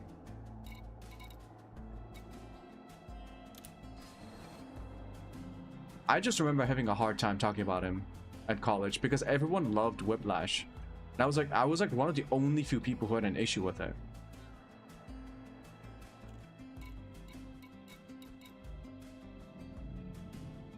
It sucks.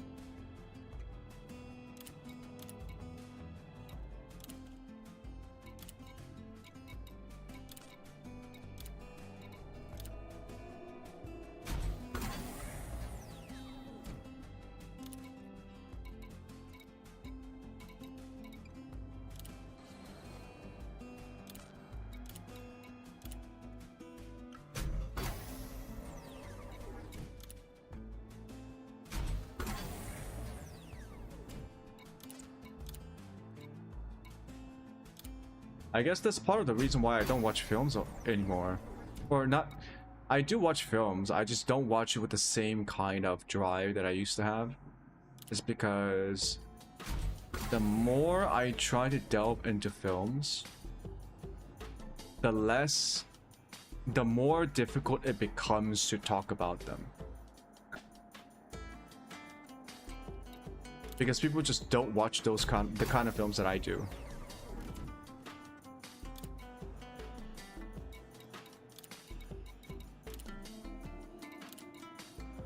I mean, fuck. I can talk about Ingmar Bergman's films, like The Seventh Seal. What was it? No, wait. Was it the one with Roman Polanski? No. Ingmar Bergman. Wasn't it Bergman who did Seventh Seal? Yeah, it was Ingmar Bergman. Yeah. Yeah, I can talk about films like that, and I always find it to be so much engaging and entertaining than talking about Whiplash. You know what I mean? Or that was actually directors like Bergman, or God, there was this other guy who made Metropolis. The fuck was his name? Metropolis and M. He was a German director. I can't believe I forgot all these names.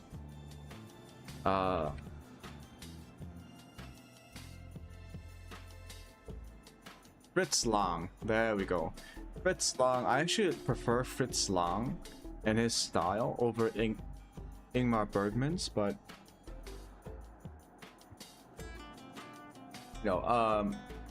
Fritz Lang is a bit problematic because he lived through a time period where the Nazis were, running Germany. So,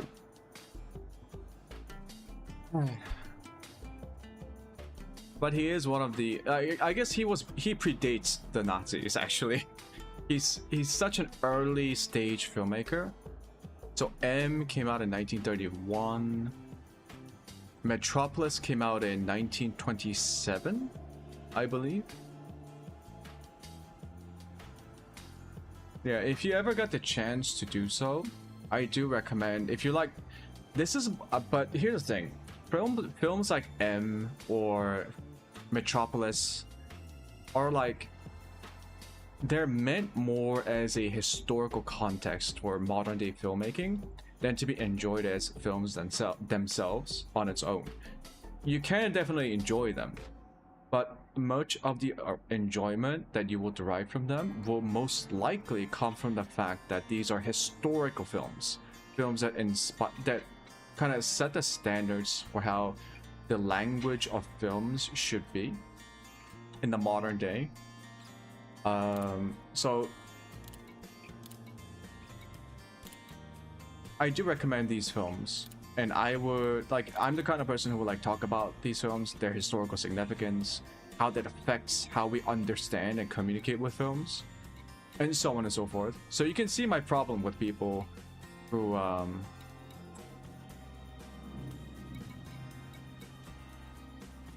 just thinks of films as mass entertainment. Films can be mass entertainment. It's a part of what it can be. It's not all that it should or have to be, Did I get every upgrade now?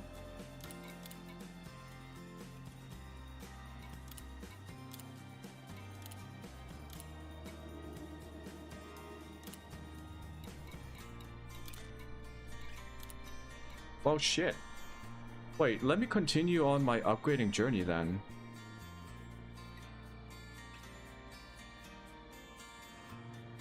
So we got the weapons. They're all kitted out. We got the hull reinforcement package. Wait, do we have the hull reinforcement packages?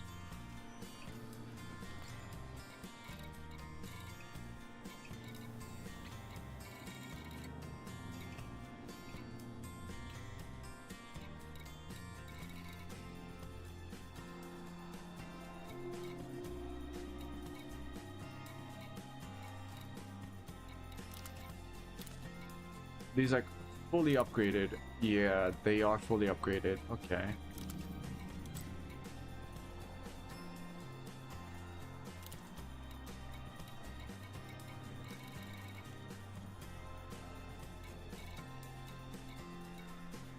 Didn't I also get military grade composites? Do I not get to upgrade that?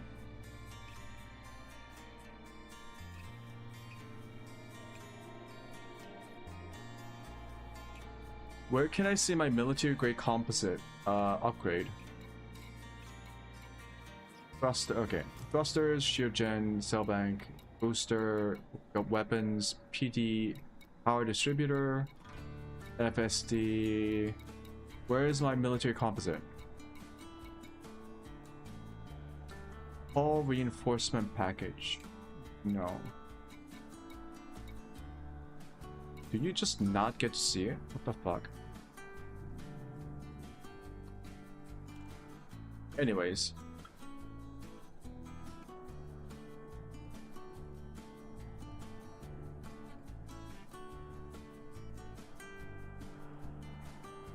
I guess I could... Lei Chung only gives me level 3 shield boost.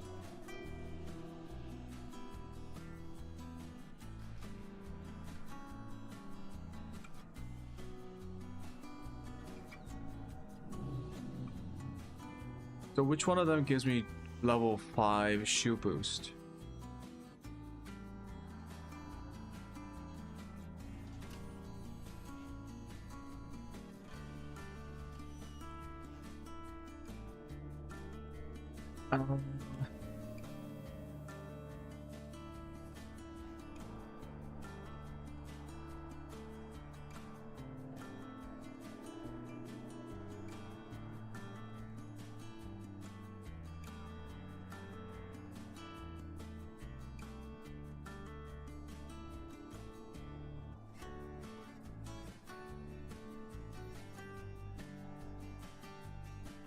Is it not available yet?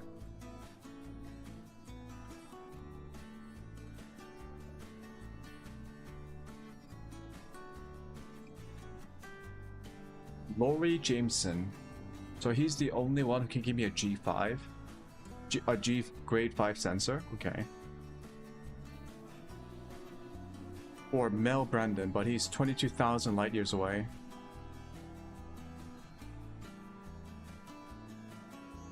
Okay, so is there anything else that I need to upgrade?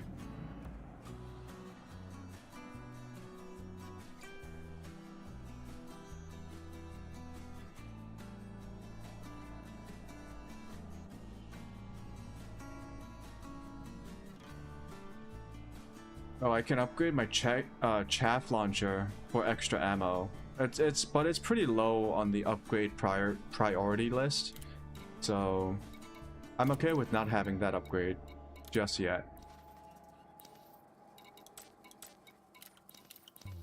I think we take this baby out for a spin now. So let me head back to Sirius.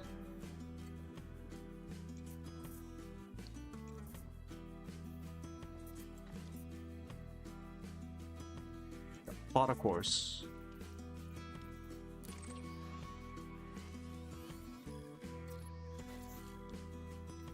Course laid in.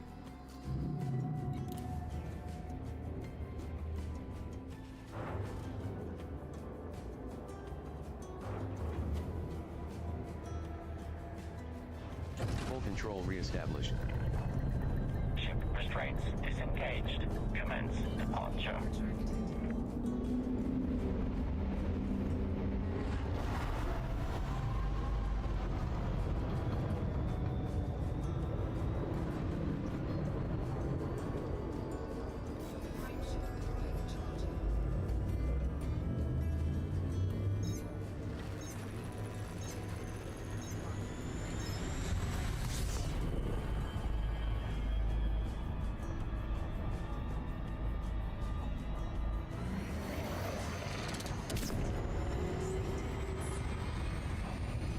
Ooh.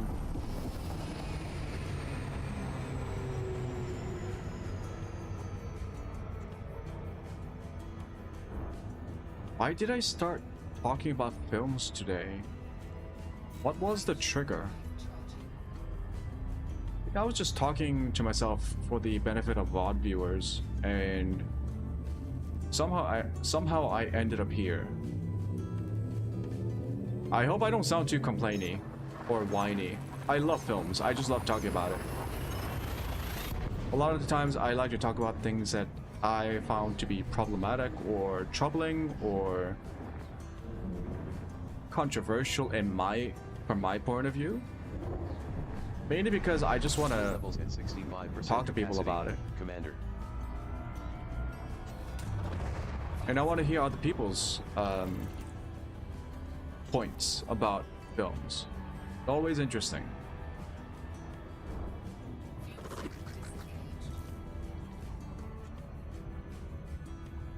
I don't really care about defending filmmakers, but oh.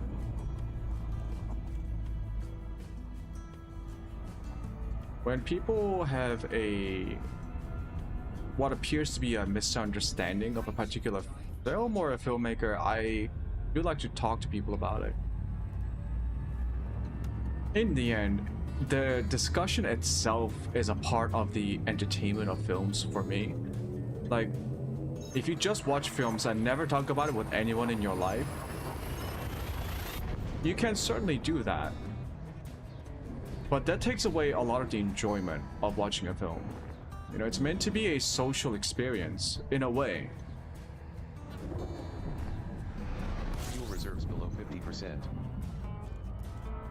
It doesn't always have to be. You can definitely just chill out and watch a film and enjoy it privately, but for me, some of these films were clearly designed to be discussed.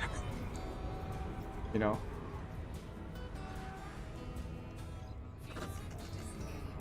Like Fast and Furious. No, I'm just kidding. There's nothing to talk about with Fast and Furious. Okay, let's talk about Fast and Furious, right?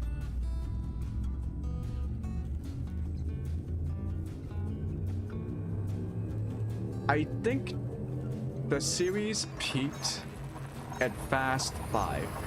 So I believe that means it was the 5th one. I am not sure how they count it. I know Fast and Furious 1, 2, and 3 were actually about street racing. 4 is when they start to really branch out into this ridiculous saga of action films, spy, espionage, all of the above into one vomit bag full of footage. You know, I make it sound bad, but it really isn't, because not every filmmaker can do that. Not every franchise can do something like that. Only Fast and Furious. But I do believe Fast 5 was the peak, and I have specific reasons for it. Because ever since Fast 5, the filmmakers never returned to the original Fast and Furious formula, or even the themes. It's no longer about street racing. It's no longer about racing. It's about family and espionage and action. And it happened ever since Fast 5. So I can only assume that the filmmakers or the franchise runners have been trying to continue or recreate the experience of Fast 5 ever since. Now, then it's, I guess, important to talk about Fast 5. Oh, shit. No, thank you, not this music.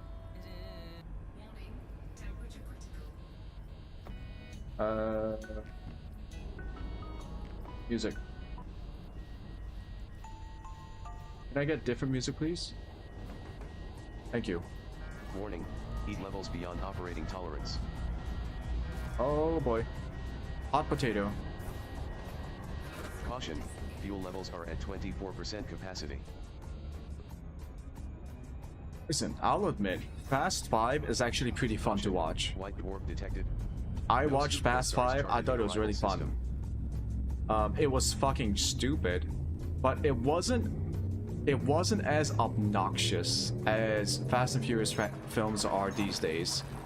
Like Fast 5, it's actually pretty. The script is pretty tight. There's not a lot of excess in terms of like the pacing, the characters, dialogue. You know, it's straight to the point. It's a heist film. Oh, this is the jump. This is the jet cone boost. Okay. White dwarf alpha is incredibly rare and exceptional, relative to similar class delta white dwarfs, with an incredibly high solar mass of 1.3 times sols, an extremely high average density of over 64.5 billion kilograms per cubic meter. Oh shit, I am bingo on fuel. 0.19 days. Yeah, I need to go to a fucking fuel port.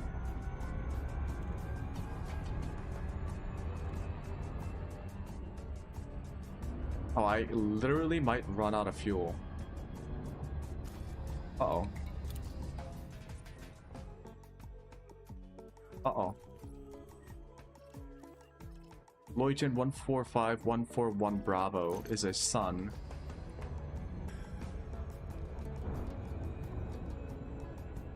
I'm using 2.5 tons of fuel per hour. I can reach that in less than a minute. I think I'm okay. That sliver of fuel is all I have. I have none in my reserve. Okay. I mean, the worst that can happen is I get towed, right?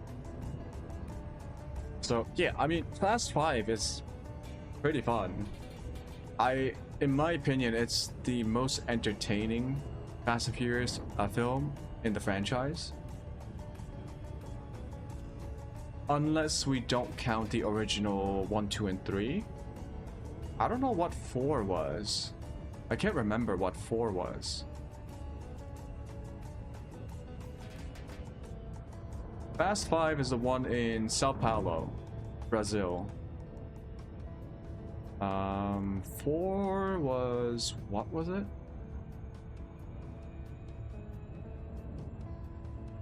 Shit, can't remember. Anyways, if it's forgettable, it's forgettable. You know what I mean?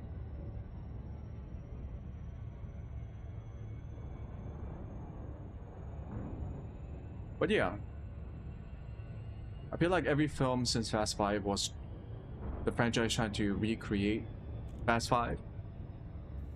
But that's where I'm a little bit critical. I don't think they have done a good job of doing that. Because as the franchise went on, with each Fast and Furious installment, I feel like the script and the filmmaking got a little bit more obnoxious over time. And what I mean by obnoxious specifically is that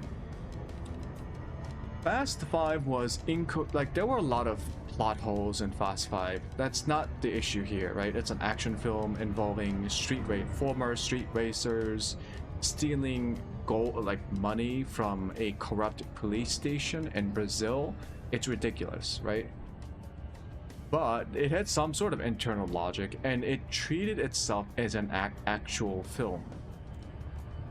The most recent installments of the Fast 5 franchise, they make it aware that they know that the franchise is ridiculous, and they try to make fun of it.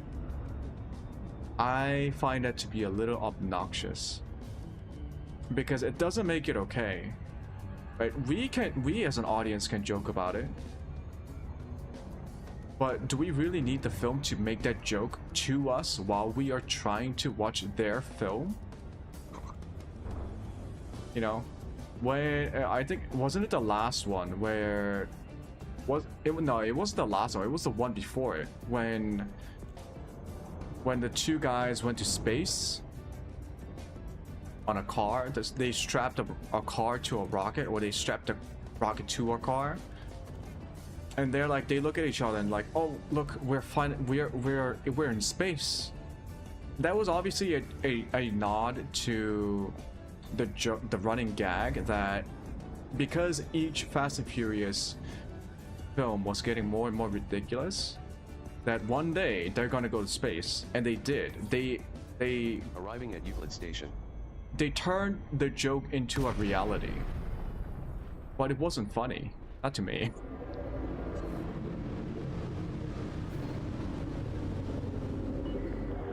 Lakon, Charlie, Yankee, Bravo.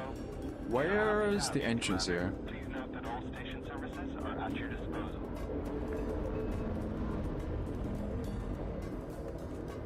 Yeah, I see.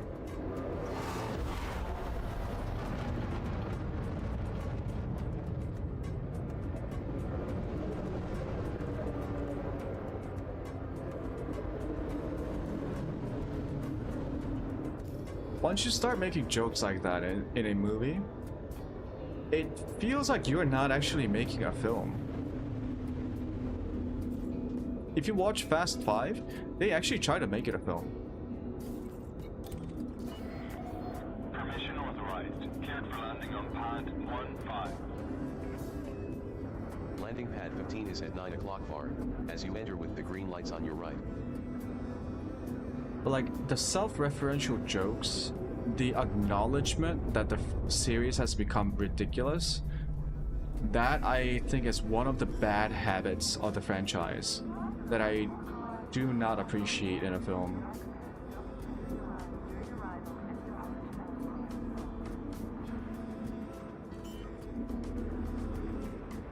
And also the fucking family dialogue, holy.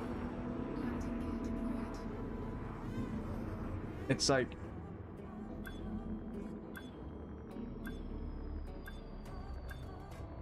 it's nonsensical dialogue. It's a nonsensical like statement. Docking complete. It makes no sense within the franchise. Like they give it no meaning. And they just say it all the time, family. Like there's a reason we joke about it, but like if you think about it, At your disposal. that's one of the it adds to the effect, right? It adds to this idea that the films are getting a bit obnoxious with it. Okay, we get it. Family. Just try to make a good film. Try to make a fun action film. You know? We don't need to know that you understand the audience's jokes about you. The audience's reactions about you. Just what is Fast and Furious, right? Think about it and then just make it. I say this because recently the Fast and Furious franchise announced that the next Fast and Furious film will be releasing next year. Incredible.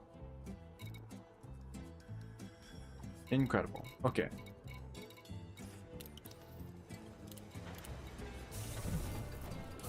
Maximum fuel. Your Alliance Chieftain repaired.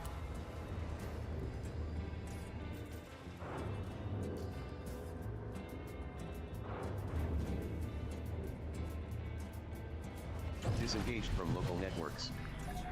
Disengage from And I landing hope it's pad. the last one. Go for departure. I seriously believe it needed to end. It needed to end years ago.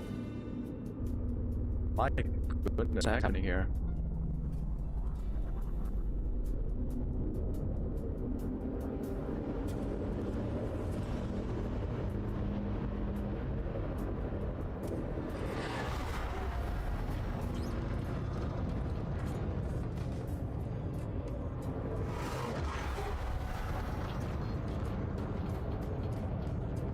Also, I wish the franchise wouldn't use so much CGI for its car scenes.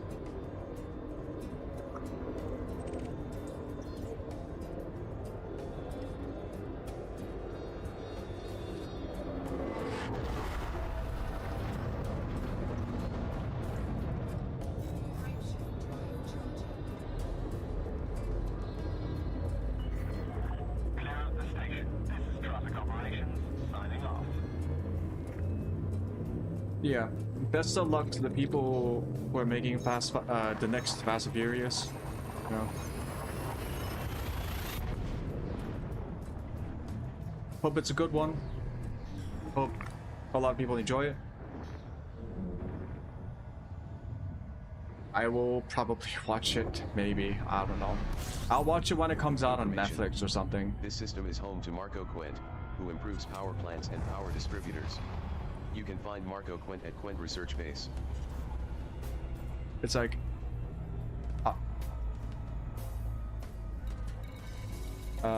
yeah, let's go to...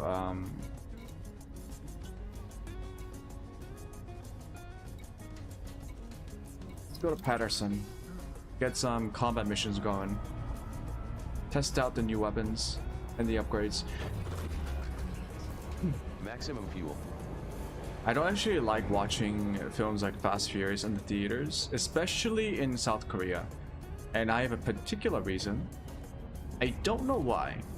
A lot of Korean theaters, maybe it's different now, but when I used to go, let's say 6 years ago, which was like 6 or 7 years ago, most of the theaters would blast the music so loudly that it actually hurt my ears. I actually felt my ears ringing after the movies would end.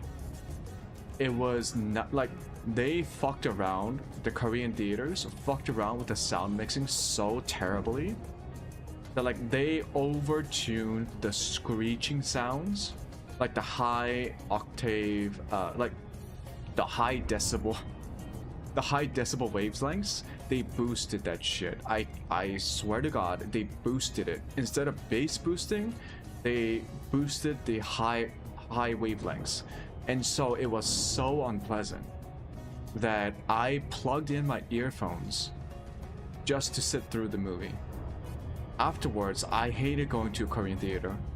I've never run into this issue in an American theater. But I've always had this issue with Korean theaters. So I don't like watching action films, or actually I don't like watching films in a Korean theater at all, because they all have this issue. Most of them have this issue. I guess everyone in Korea is like fucking deaf or something, because they need that boosted sound for whatever reason. But yeah, but watching films like Fast and Furious in a theater, in a Korean theater, is not a good idea. Not for me.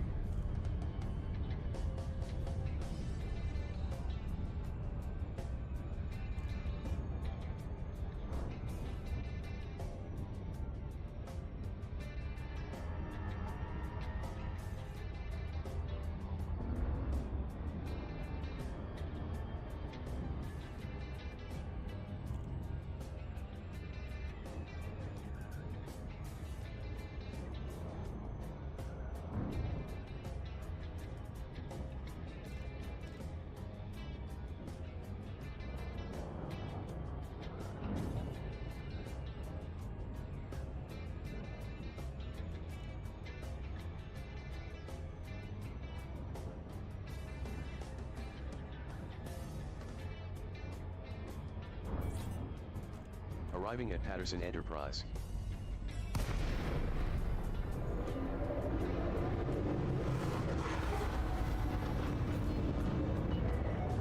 Lincoln, Charlie, Yankee, Bravo, please follow us. And enjoy your stay.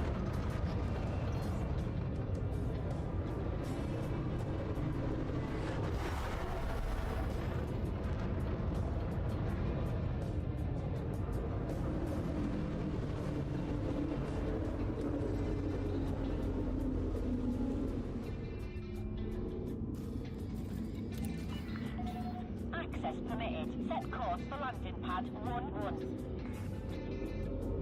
Landing pad 11 is at 9 o'clock near, as you enter with the green lights on your right.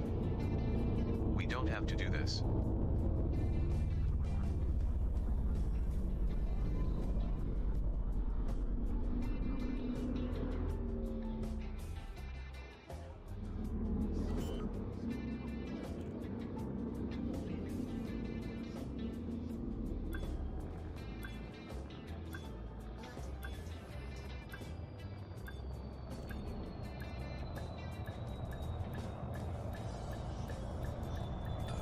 Docking complete.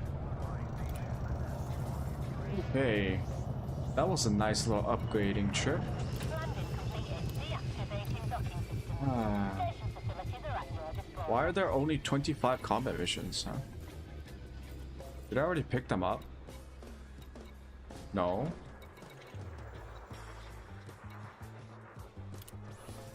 That's weird.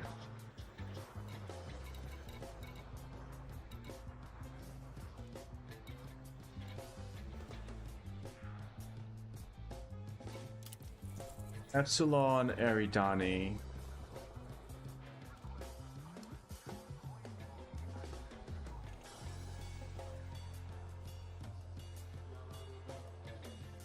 Can't remember if this place had a resource site.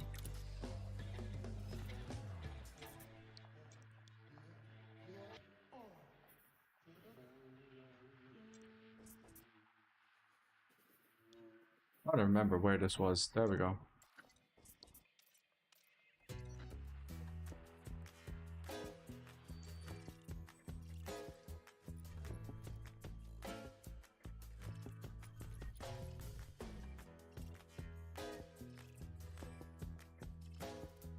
Ah, it was the New California spot. Okay.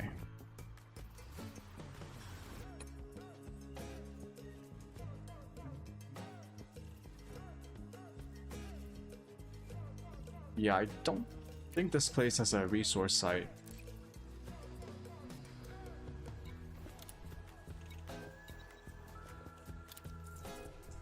Lumen 16. Yichuyum. Grade 4, I'll take it. Yeah, sure.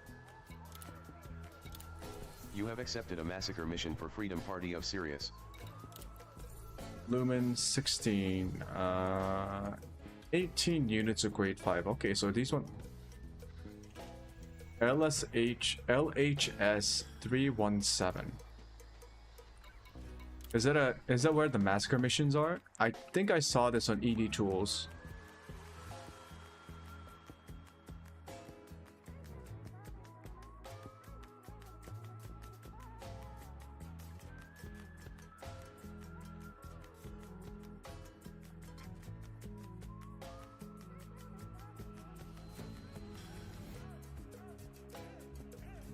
Nope. Okay. LHS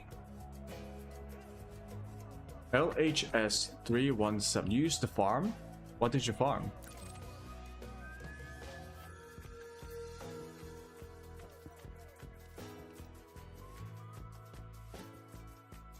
It's only 52 light years away. It's actually very manageable, even with my chieftain.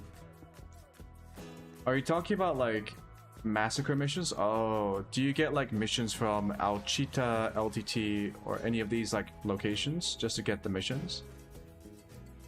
I guess LTT 4379 and LP 908, they give you missions here, right?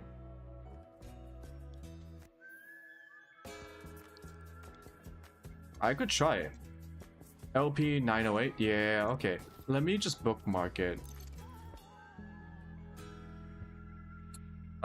LP 908. MU. Or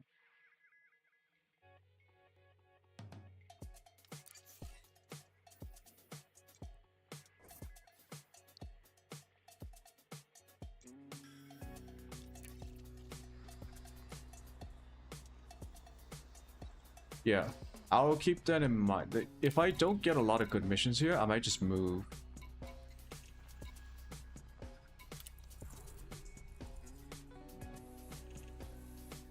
Okay, before I take up these assassination ones.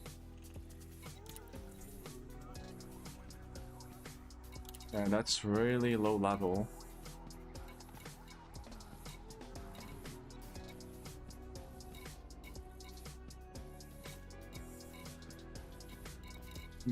I'm kinda disappointed. Only 24 missions in combat. Huh.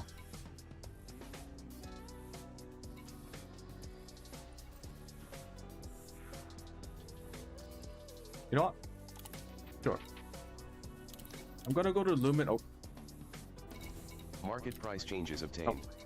The local market is selling virgin. I'm gonna go to at a good Lumen price, 16, as do well this as one Indite quest, and and I'm gonna move over to LP 908 and see if I can get those massacre Course missions.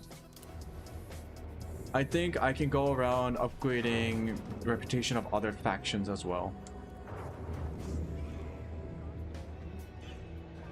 Disengaged from local networks.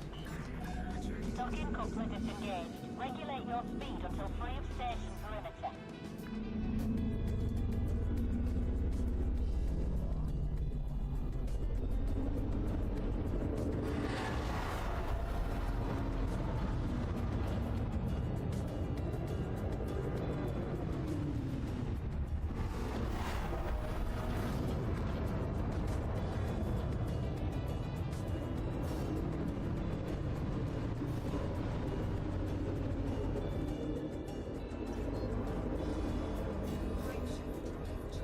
No scoopable stars Oh, charted in arrival I system. should also think about doing my initial I strongly advise you against this. assignment for the power play. Siege is in no fire zone. Have a good fight, Commander. I can upgrade from the ASP to the Mandalay. Oh, the Mandalay.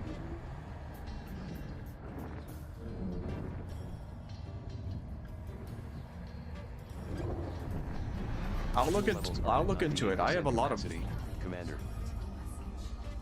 Information. You have one active mission here at the outpost. I have a lot of Heisenberg money. Colony.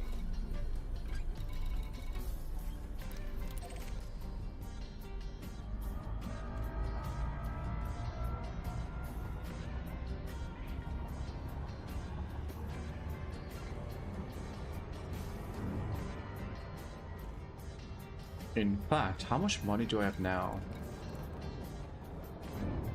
300 million.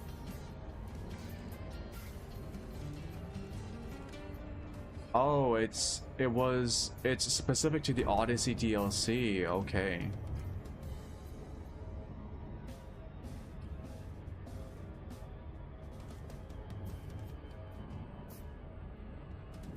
Yeah, I might have to just buy one for traveling 5,000 light years.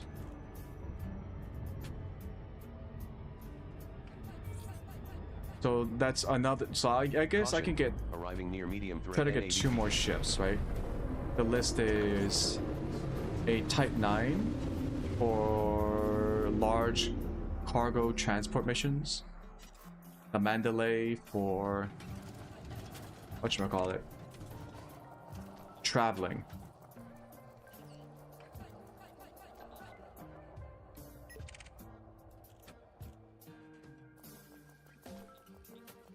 Oh yeah, the sensor boost is coming in clutch.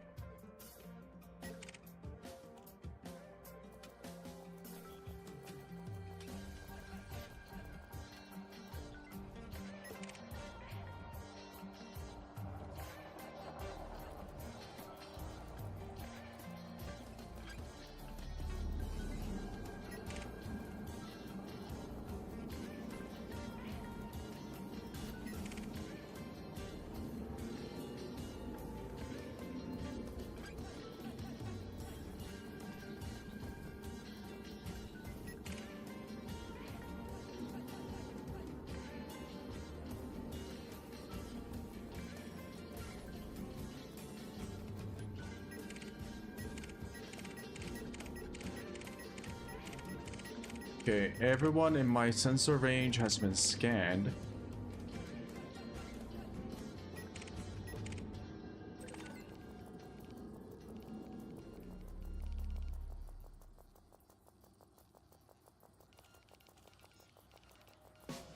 Details on 18 bodies in the system received.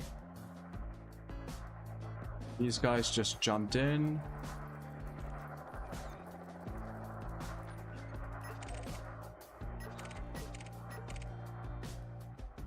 Viper Mark II. Mark IV. I always keep reading as Mark II.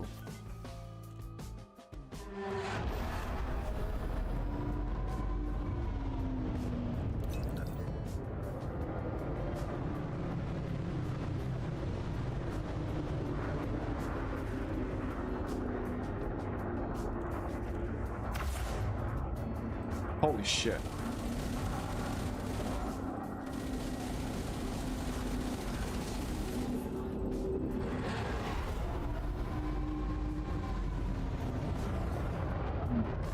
Okay. This guy just fucking running away.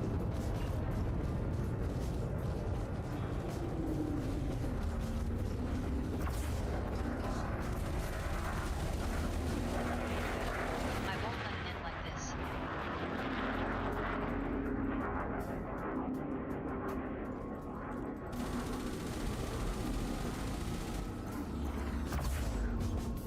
Holy shit, he died. Bounty voucher received. Well, I mean, yeah, he died, but he died very quickly.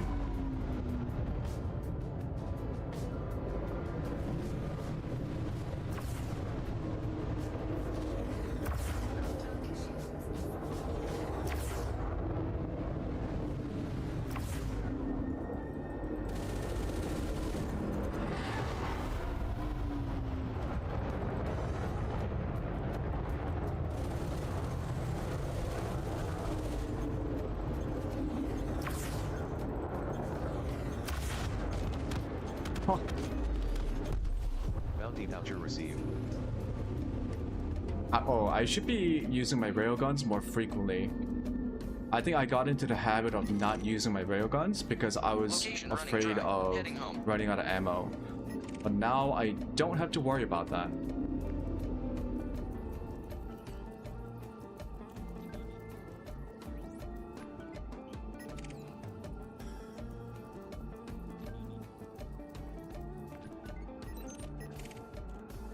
Ghost diamond.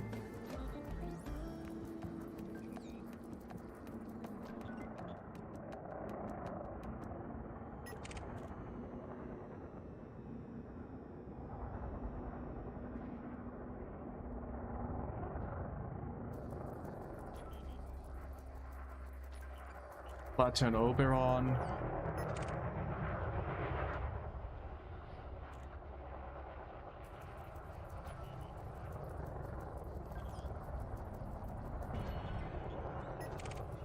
Sector report. Mineral deposits at a minimum. Moving on.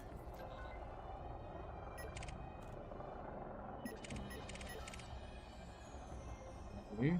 Wait, Mark II.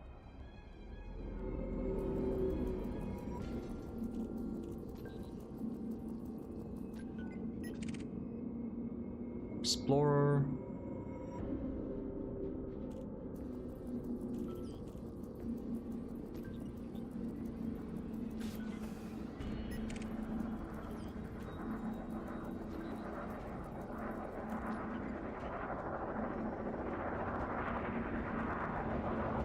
Pops.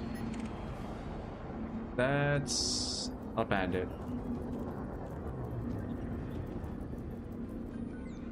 Oh yeah. Let me see what you have. Oh, you're coming for me. Okay. Oh, his shields melt. Oh my goodness.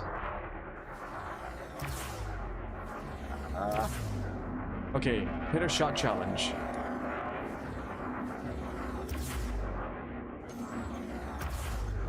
There we go. Bounty voucher received.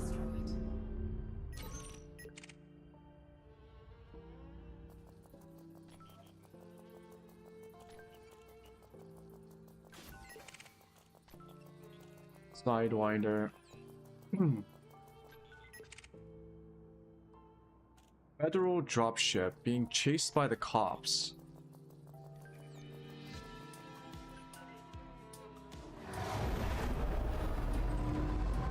Ah, ran away.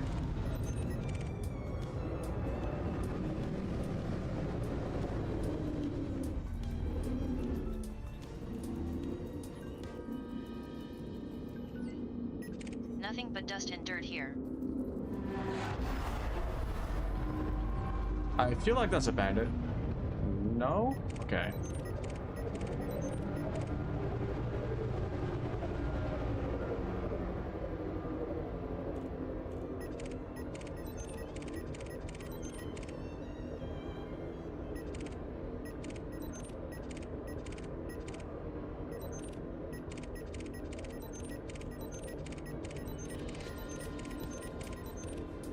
nothing.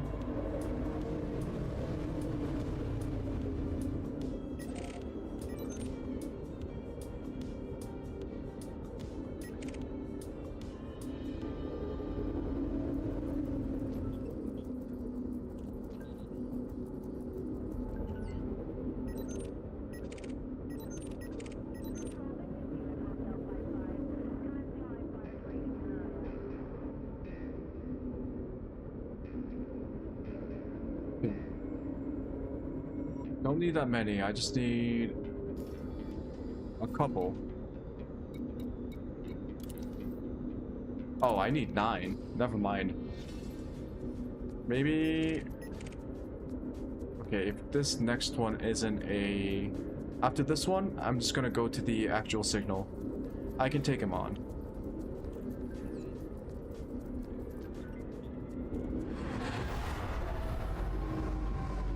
Yeah, this is not a mission target.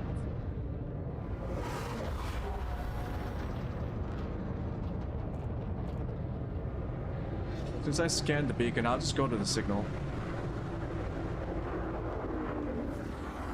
Warning. Attack by pirate detected. You choose death then. Very well.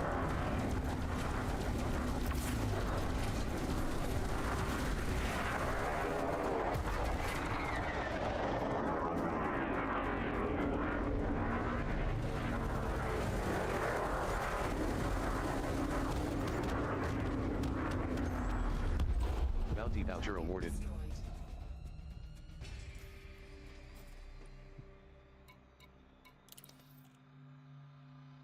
Did I not scan the nav beacon? Okay, let's scan the nav beacon just to be sure.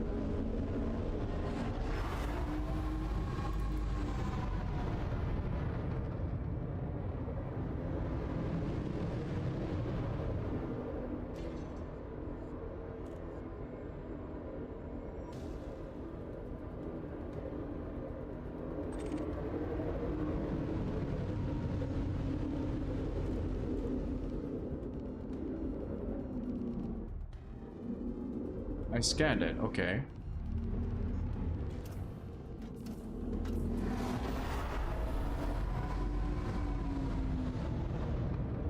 Frameshift drive charging.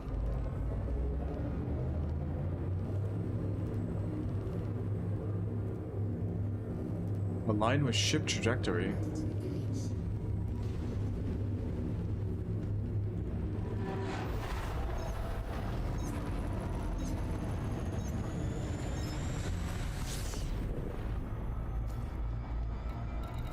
Convoy dispersal encoded.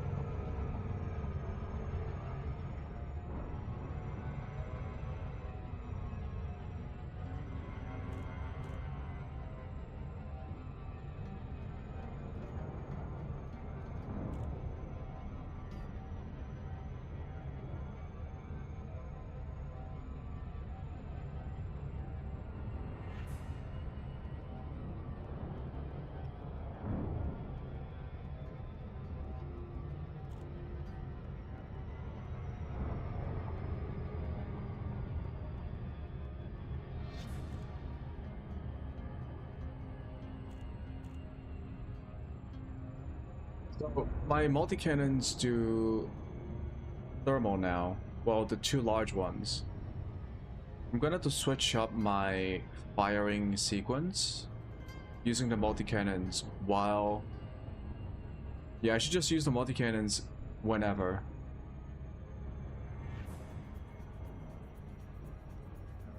Instead of just using it after the shields go down. Actually, I might just prefer using the railguns more because the railguns I pretty much never have to worry about ammo. Unless I'm really spamming it.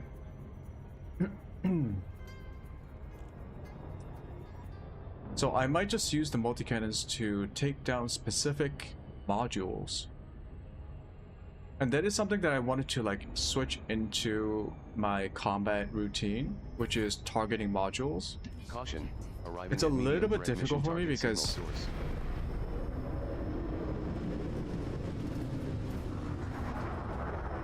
okay, these guys are like literally in front of me.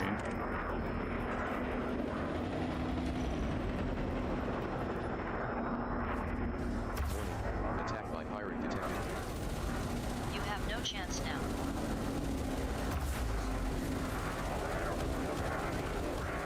Uh-oh. Bounty voucher awarded.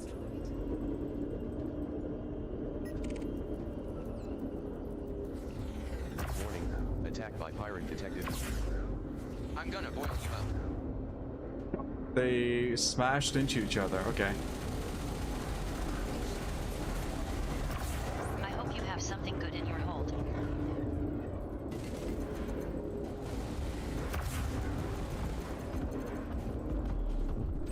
Bounty voucher received.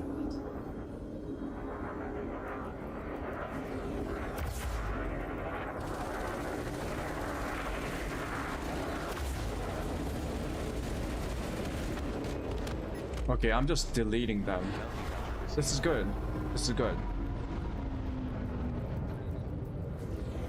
Warning. Attack by pirate detected. You choose death then. Very well.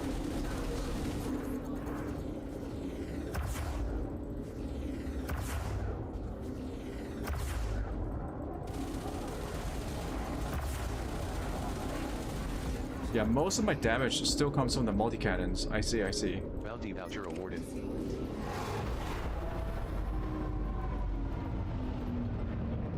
That's not the bandit? Okay.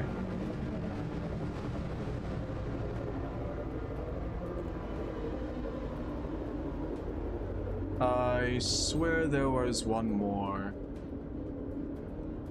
But I think I lost track of him.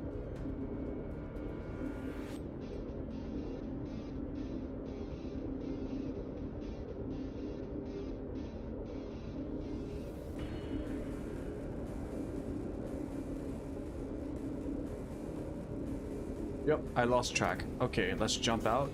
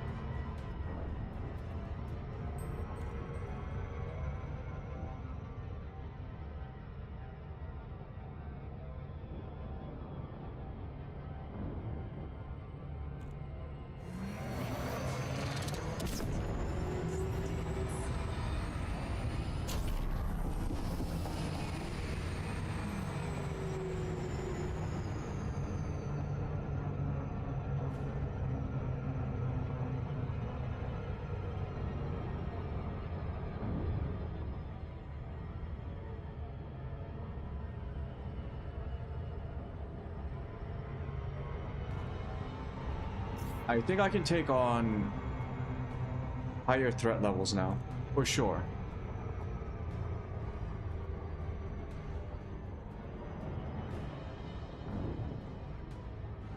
I just don't know which level. Maybe level 5? Maybe.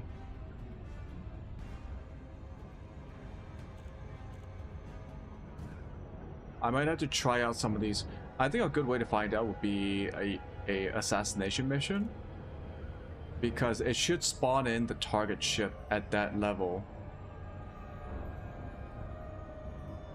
right? I assume so.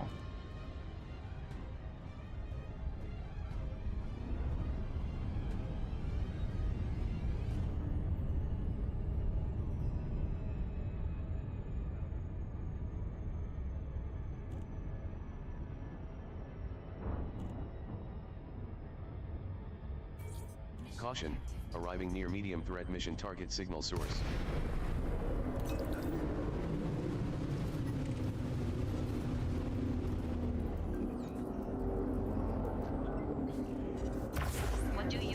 cargo hold. 더스캔 위산 보거. What are you hauling? Another empty cargo hold. My children will go hungry tonight. Another dream of riches dashed. No, your children will go parentless tonight because you're dead. Hostiles. The hits just keep on coming. 넥스는 타임 뉴스를 보여와 홀드 위스몰드. Bounty voucher received.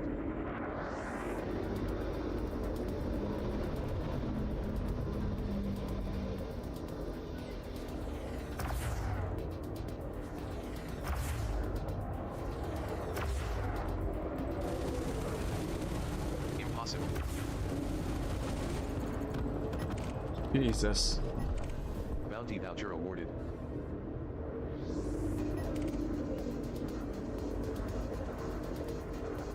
These poor pirates, holy. Warning. Attack by pirate detected. 아이언 잭슨.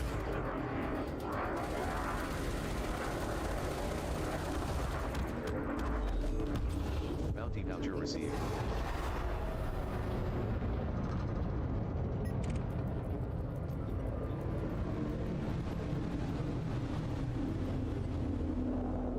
Civilians? Okay. Just need one more? Okay.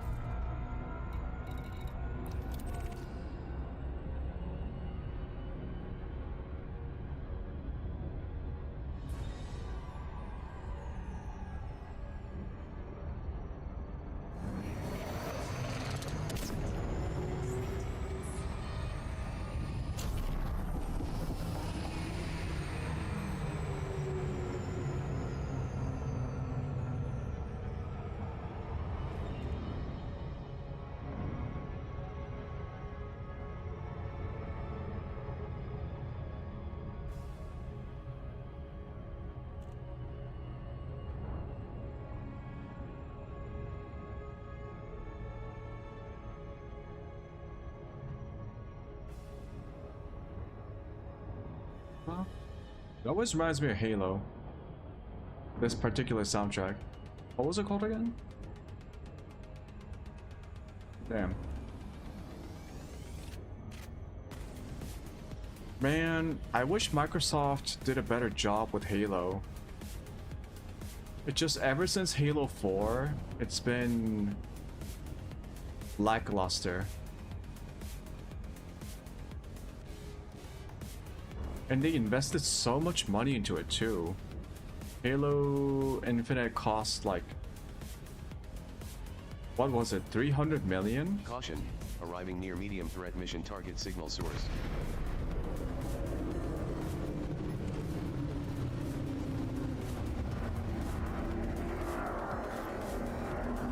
Warning. Attack by pirate detected. I'm gonna boil you out. This hit will soon be over. How is this handled? 더스캔 위산 보거. How do you fools make a living? Bob, nothing. I see all. Massacre mission completed. Redirected to mission origin. 녹화하고. 웨이트 모드 타임. Warning. Attack by pirate detected. Bounty voucher awarded. I'll pick your bones clean, greenhorn.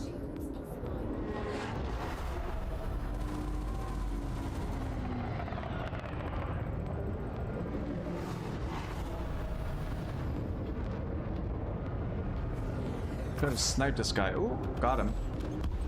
Bounty voucher received. Okay, so it was easy before. It's even easier now to do this kind of mission at this level. Okay, now that the mission's done,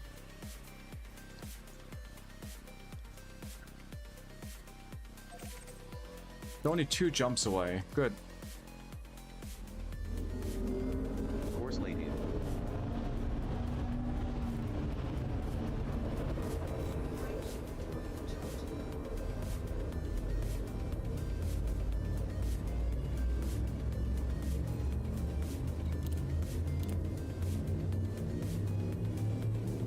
Oh yeah, I got invited to Petra.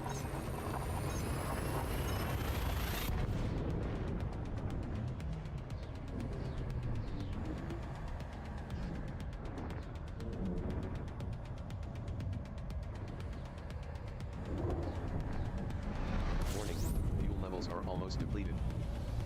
Please refuel, Commander.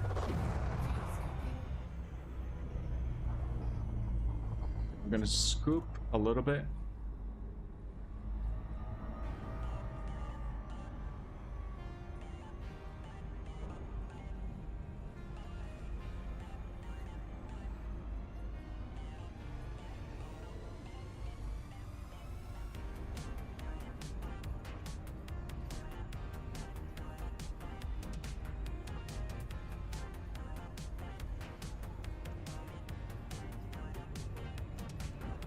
We got enough for the next jump.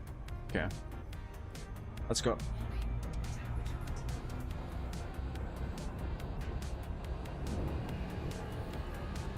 Looks like I'm gonna need a little bit more padding for the throttle at max position. If I push it to the max, it jitters.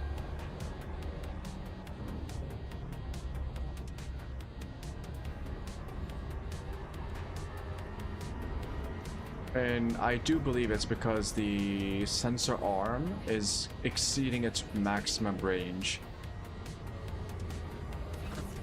Fuel levels are now at 45%. Frameshift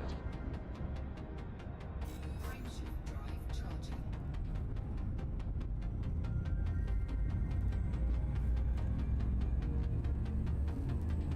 Oh. Well, I hope it was okay for me just talking about films while I'm playing this game. I know it's not very related, but I do enjoy talking about them. Films and TV shows.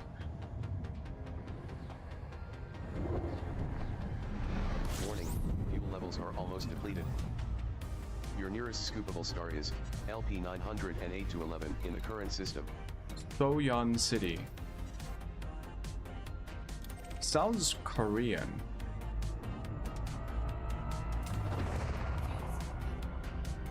That is a very Korean name.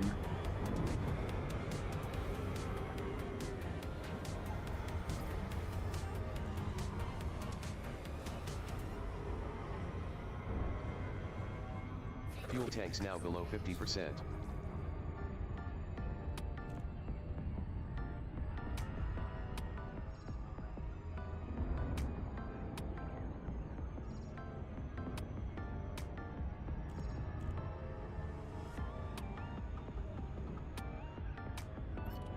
Oh, I should honk. Uh-oh.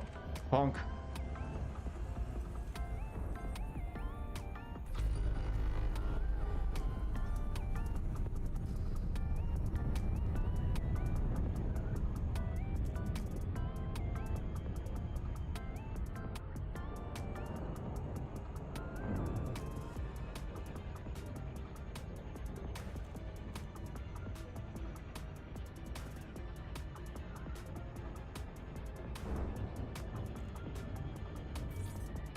Dropping at Soyeon City.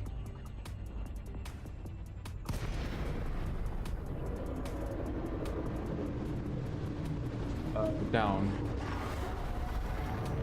Lincoln, Charlie, Yankee, Bravo. Submit a docking request before attempting to land at this federal station.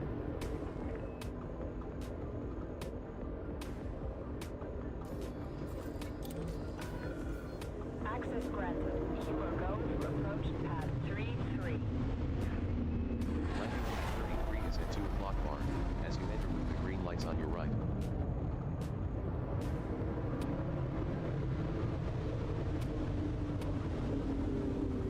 Little bit of a light show in the background.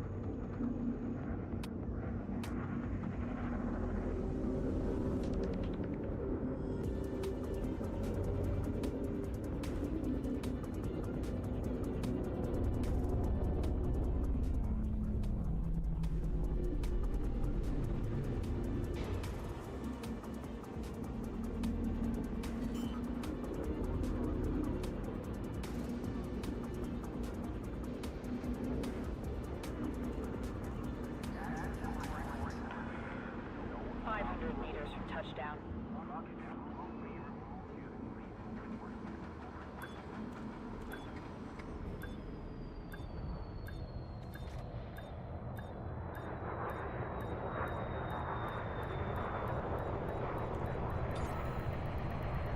Docking complete.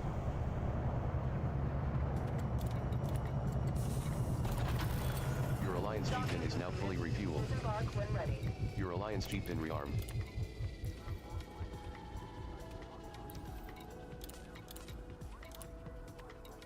Bounty vouchers for over 2.5 million What is credits a have been claimed. power contact? Oh.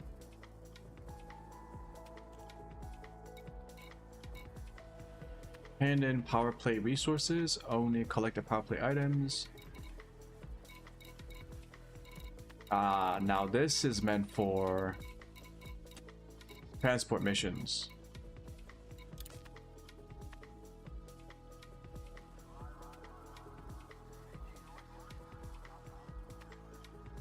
You may collect a limited number every 30 minutes.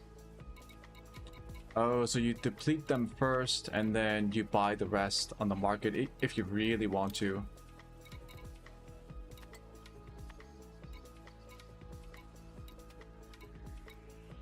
Oh, they all go into power play. Okay.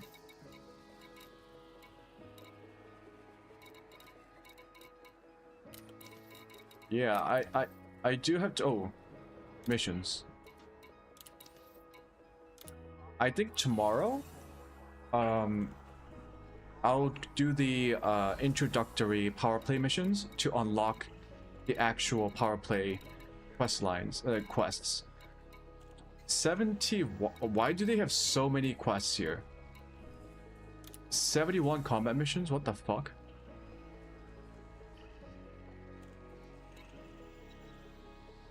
Federation. Okay. So these are all mostly Federation factions. Okay. What is this? Yeah, what the fuck is this? Federal Navy strike contract authorized. Assassinate the deserter. Synthetic meat rewards aren't that good, but oh, I see. It's a rank progression. Ah. Okay, I'll accept it. Yep. Assassination mission for LHS 317 travel exchange accepted. LSH 317. Yeah, for the feds. All I was doing was mining. Yeah, here we are. LHS 317.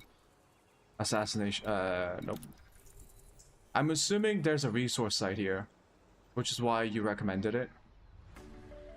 So I can take on higher level missions. Yeah, I know. Like, there's so many missions. And I think it's because they have so many factions here. I don't know why they have so many here. Yeah. LHS 317. No, this is a wing mission. How many? You have accepted a massacre mission for Allied LP908-11 first. You have accepted a massacre mission for affiliates of Riasol Entrepreneurial Society. Massacre mission accepted for Allied LP908-11 first. This is ridiculous. It's the Massacre same mission quest. accepted for Allied LP908-11 first. Massacre mission accepted for Allied LP908-11 first.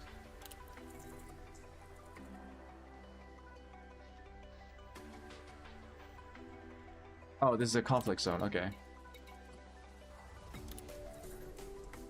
Oh, okay. So these are conflict. Oh. Yeah, conflict zones. Okay. Travel exchange ships. Conflict zones. Okay.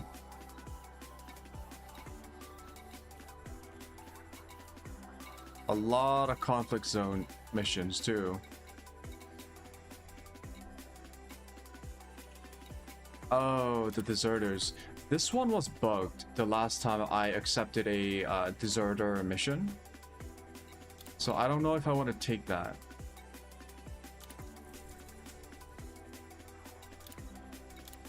Massacre mission for Allied LP908-11 first accepted. Massacre mission accepted for LP908-11 network.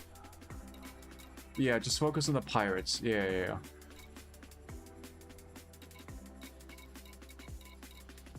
Also, the deserter ones can sometimes give you a bounty based on like who's the target. So damn. Okay. Just want to take a look at the transport missions too.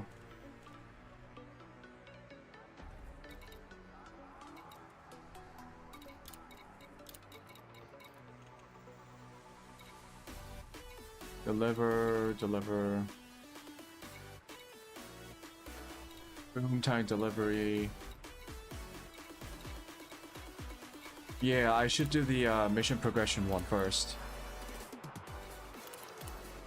Oh, no. Okay.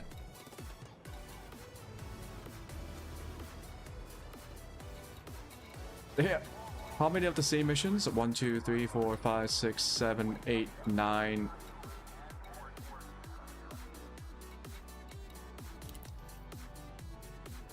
Oh, I did that one. 9 of the same missions.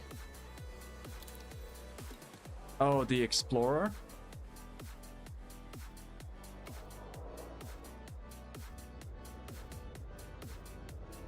Yeah, that's actually not a bad idea. If I'm going to be here grinding away missions, I should call the ship.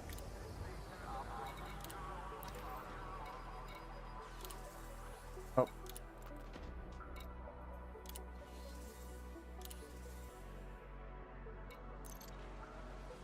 Your ASP Explorer transfer initiated from Sirius. Expected arrival in 13 minutes.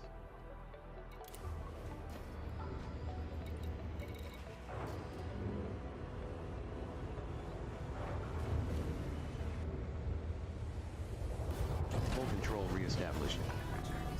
Docking coupler disengaged. Regulate speed until clear of exclusion zone.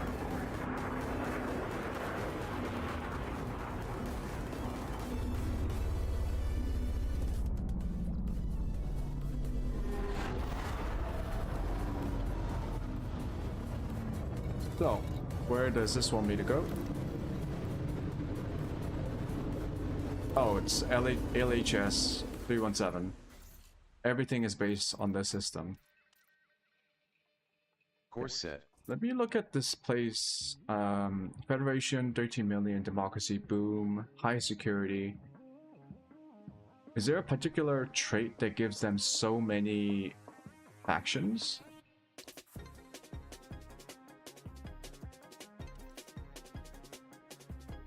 Maybe it's because of the population?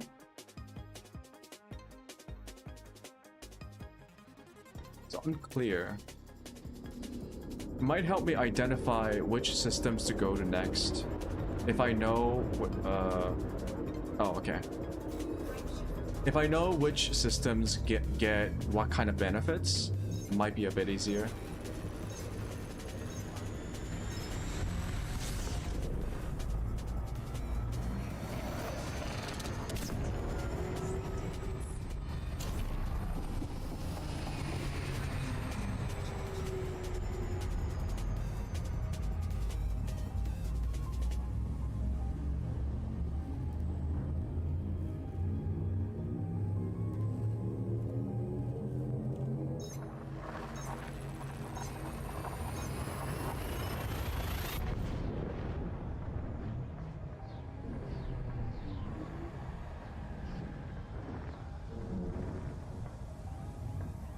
Oh, what's the time? Information. You have 3 active missions here at Northrop Port. 4 Okay, pending we're missions here gonna at the honk. outpost. June Terminal. 1 active mission here at Crown City. 1 active mission here at the Surface Outpost, Boas Enterprise, and 1 pending mission here at the Surface Outpost, Charleroi Relay.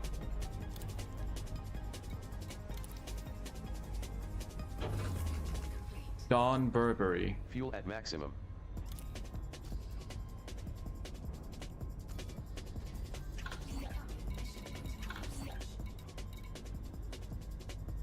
Okay. Okay. I'm gonna go to a nav beacon just to identify which one this is.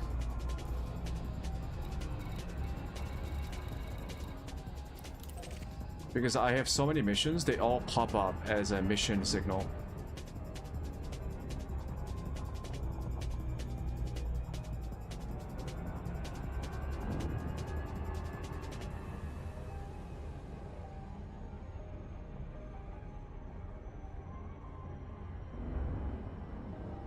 Thank you for telling me about this spot. This spot seems really good for grinding out the massacre missions. Holy.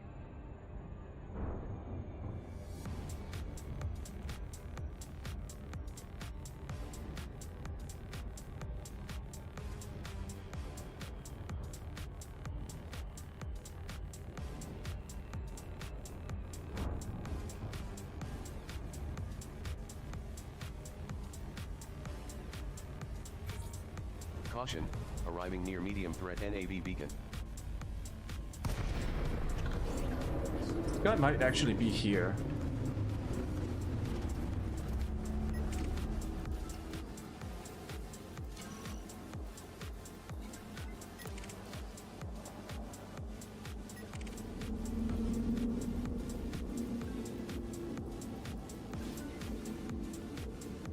Simon Hardy. No, that's not him.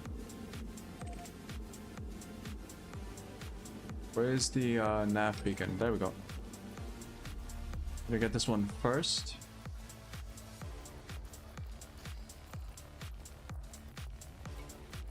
Details on 35 bodies in the system received. Sector report. Mineral deposits at a minimum. Moving on. Great Phantom.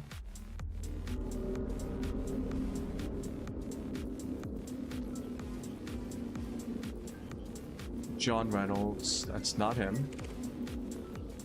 Ryder.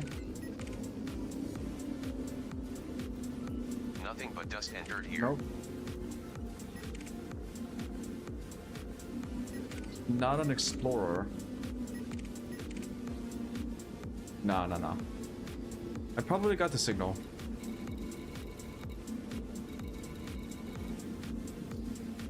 Okay.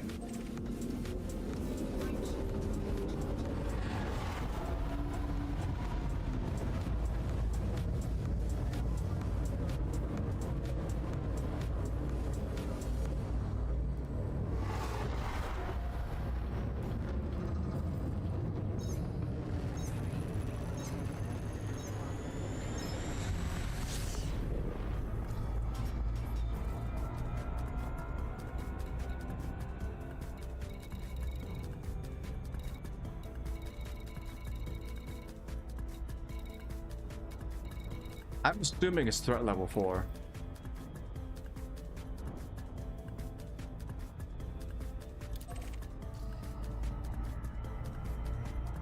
Because it's... I think it's the highest mission...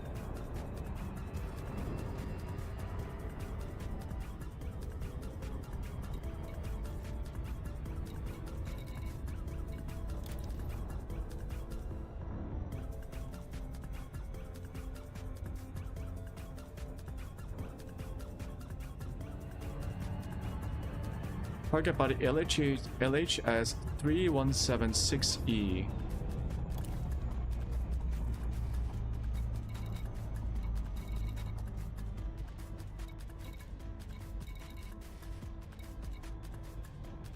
(317) sticks. Okay, let's go over there.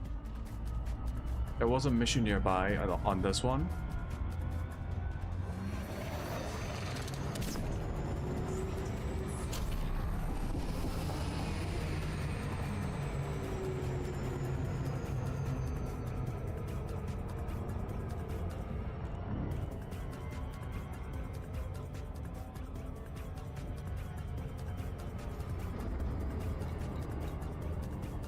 closest mission target is this one. Maybe that's it.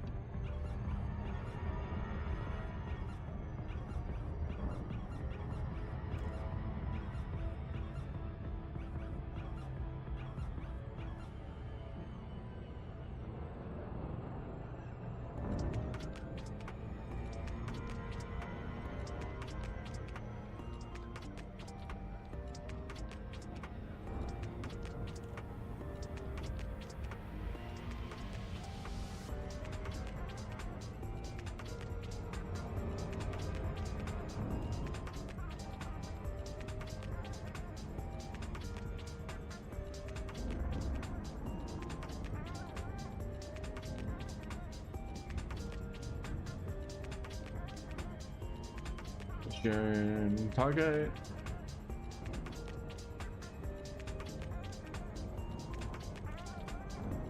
This has to be it. LHS 3176E.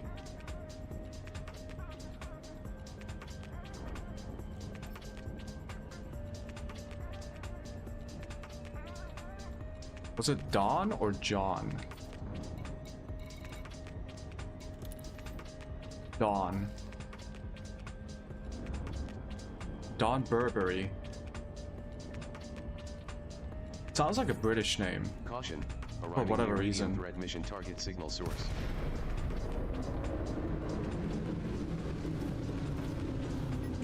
Oh, hello. You're in an oh, buddy. Buddy.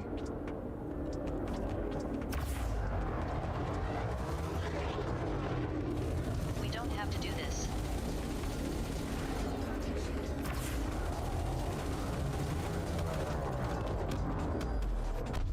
Bounty voucher received.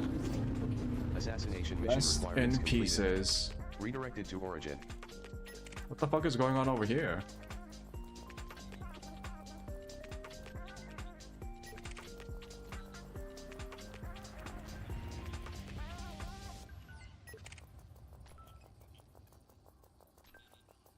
Professor Griblington?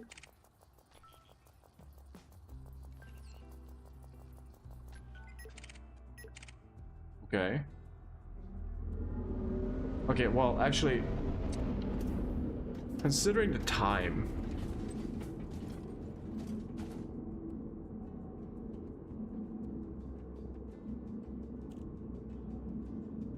I think it's time for me to end my stream for today. I will continue tomorrow. I just want to make sure that the missions are not like time specific. I got a day. It's fine. So I'll continue tomorrow. I'll be grounding at the pirates and utilizing the upgrades we got for this ship. I believe my ship is now almost fully upgraded. At least the most important parts, like the core components, weapons, and the shields have all been upgraded. So I really want to test out what this thing can really do. So far, the time to kill has been reduced dramatically because of the weapon upgrades, but I also want to see how survivable this ship is because I got the shield upgrades as well. So that's for tomorrow. Today, you know, spent a bit of time. Actually, I spent most of the time talking about films. Hope that's all right. I do enjoy talking about those things, and I might actually talk about them more on stream because, you know, I don't actually get the kind of opportunities I had in college to talk about films like I do. I guess that's what happens when you graduate, right? College is a very unique social, I guess the last social environment where you can meet a lot of people in your peers to that degree. I mean, if you work, you can meet people in your line of work, but in a school, you meet a lot of different people. Like, even if you're narrowed down to like a specific socioeconomic class, you still meet a lot of different people from that class. And you especially meet a lot more different people when you're like an international student or you meet an international student. So it tends to be a lot more diverse, and you get a lot more opportunities to meet people with different interests. And I love talking about films with different kinds of people. And also other things, but films are easier to talk about than the other topic that I'm interested in. So yeah, I hope that was okay. And if you if you want to listen to more, you can join my streams again. So thank you, Damar and Max, for watching. Your ASP Explorer has arrived at Okay. Sorion City in the Lima Papa 908-11 system. Exit. Yep, that's it for me today. We'll continue tomorrow, where we grind up more of the missions, and I really do think it's time for me to immediately buy the next ship.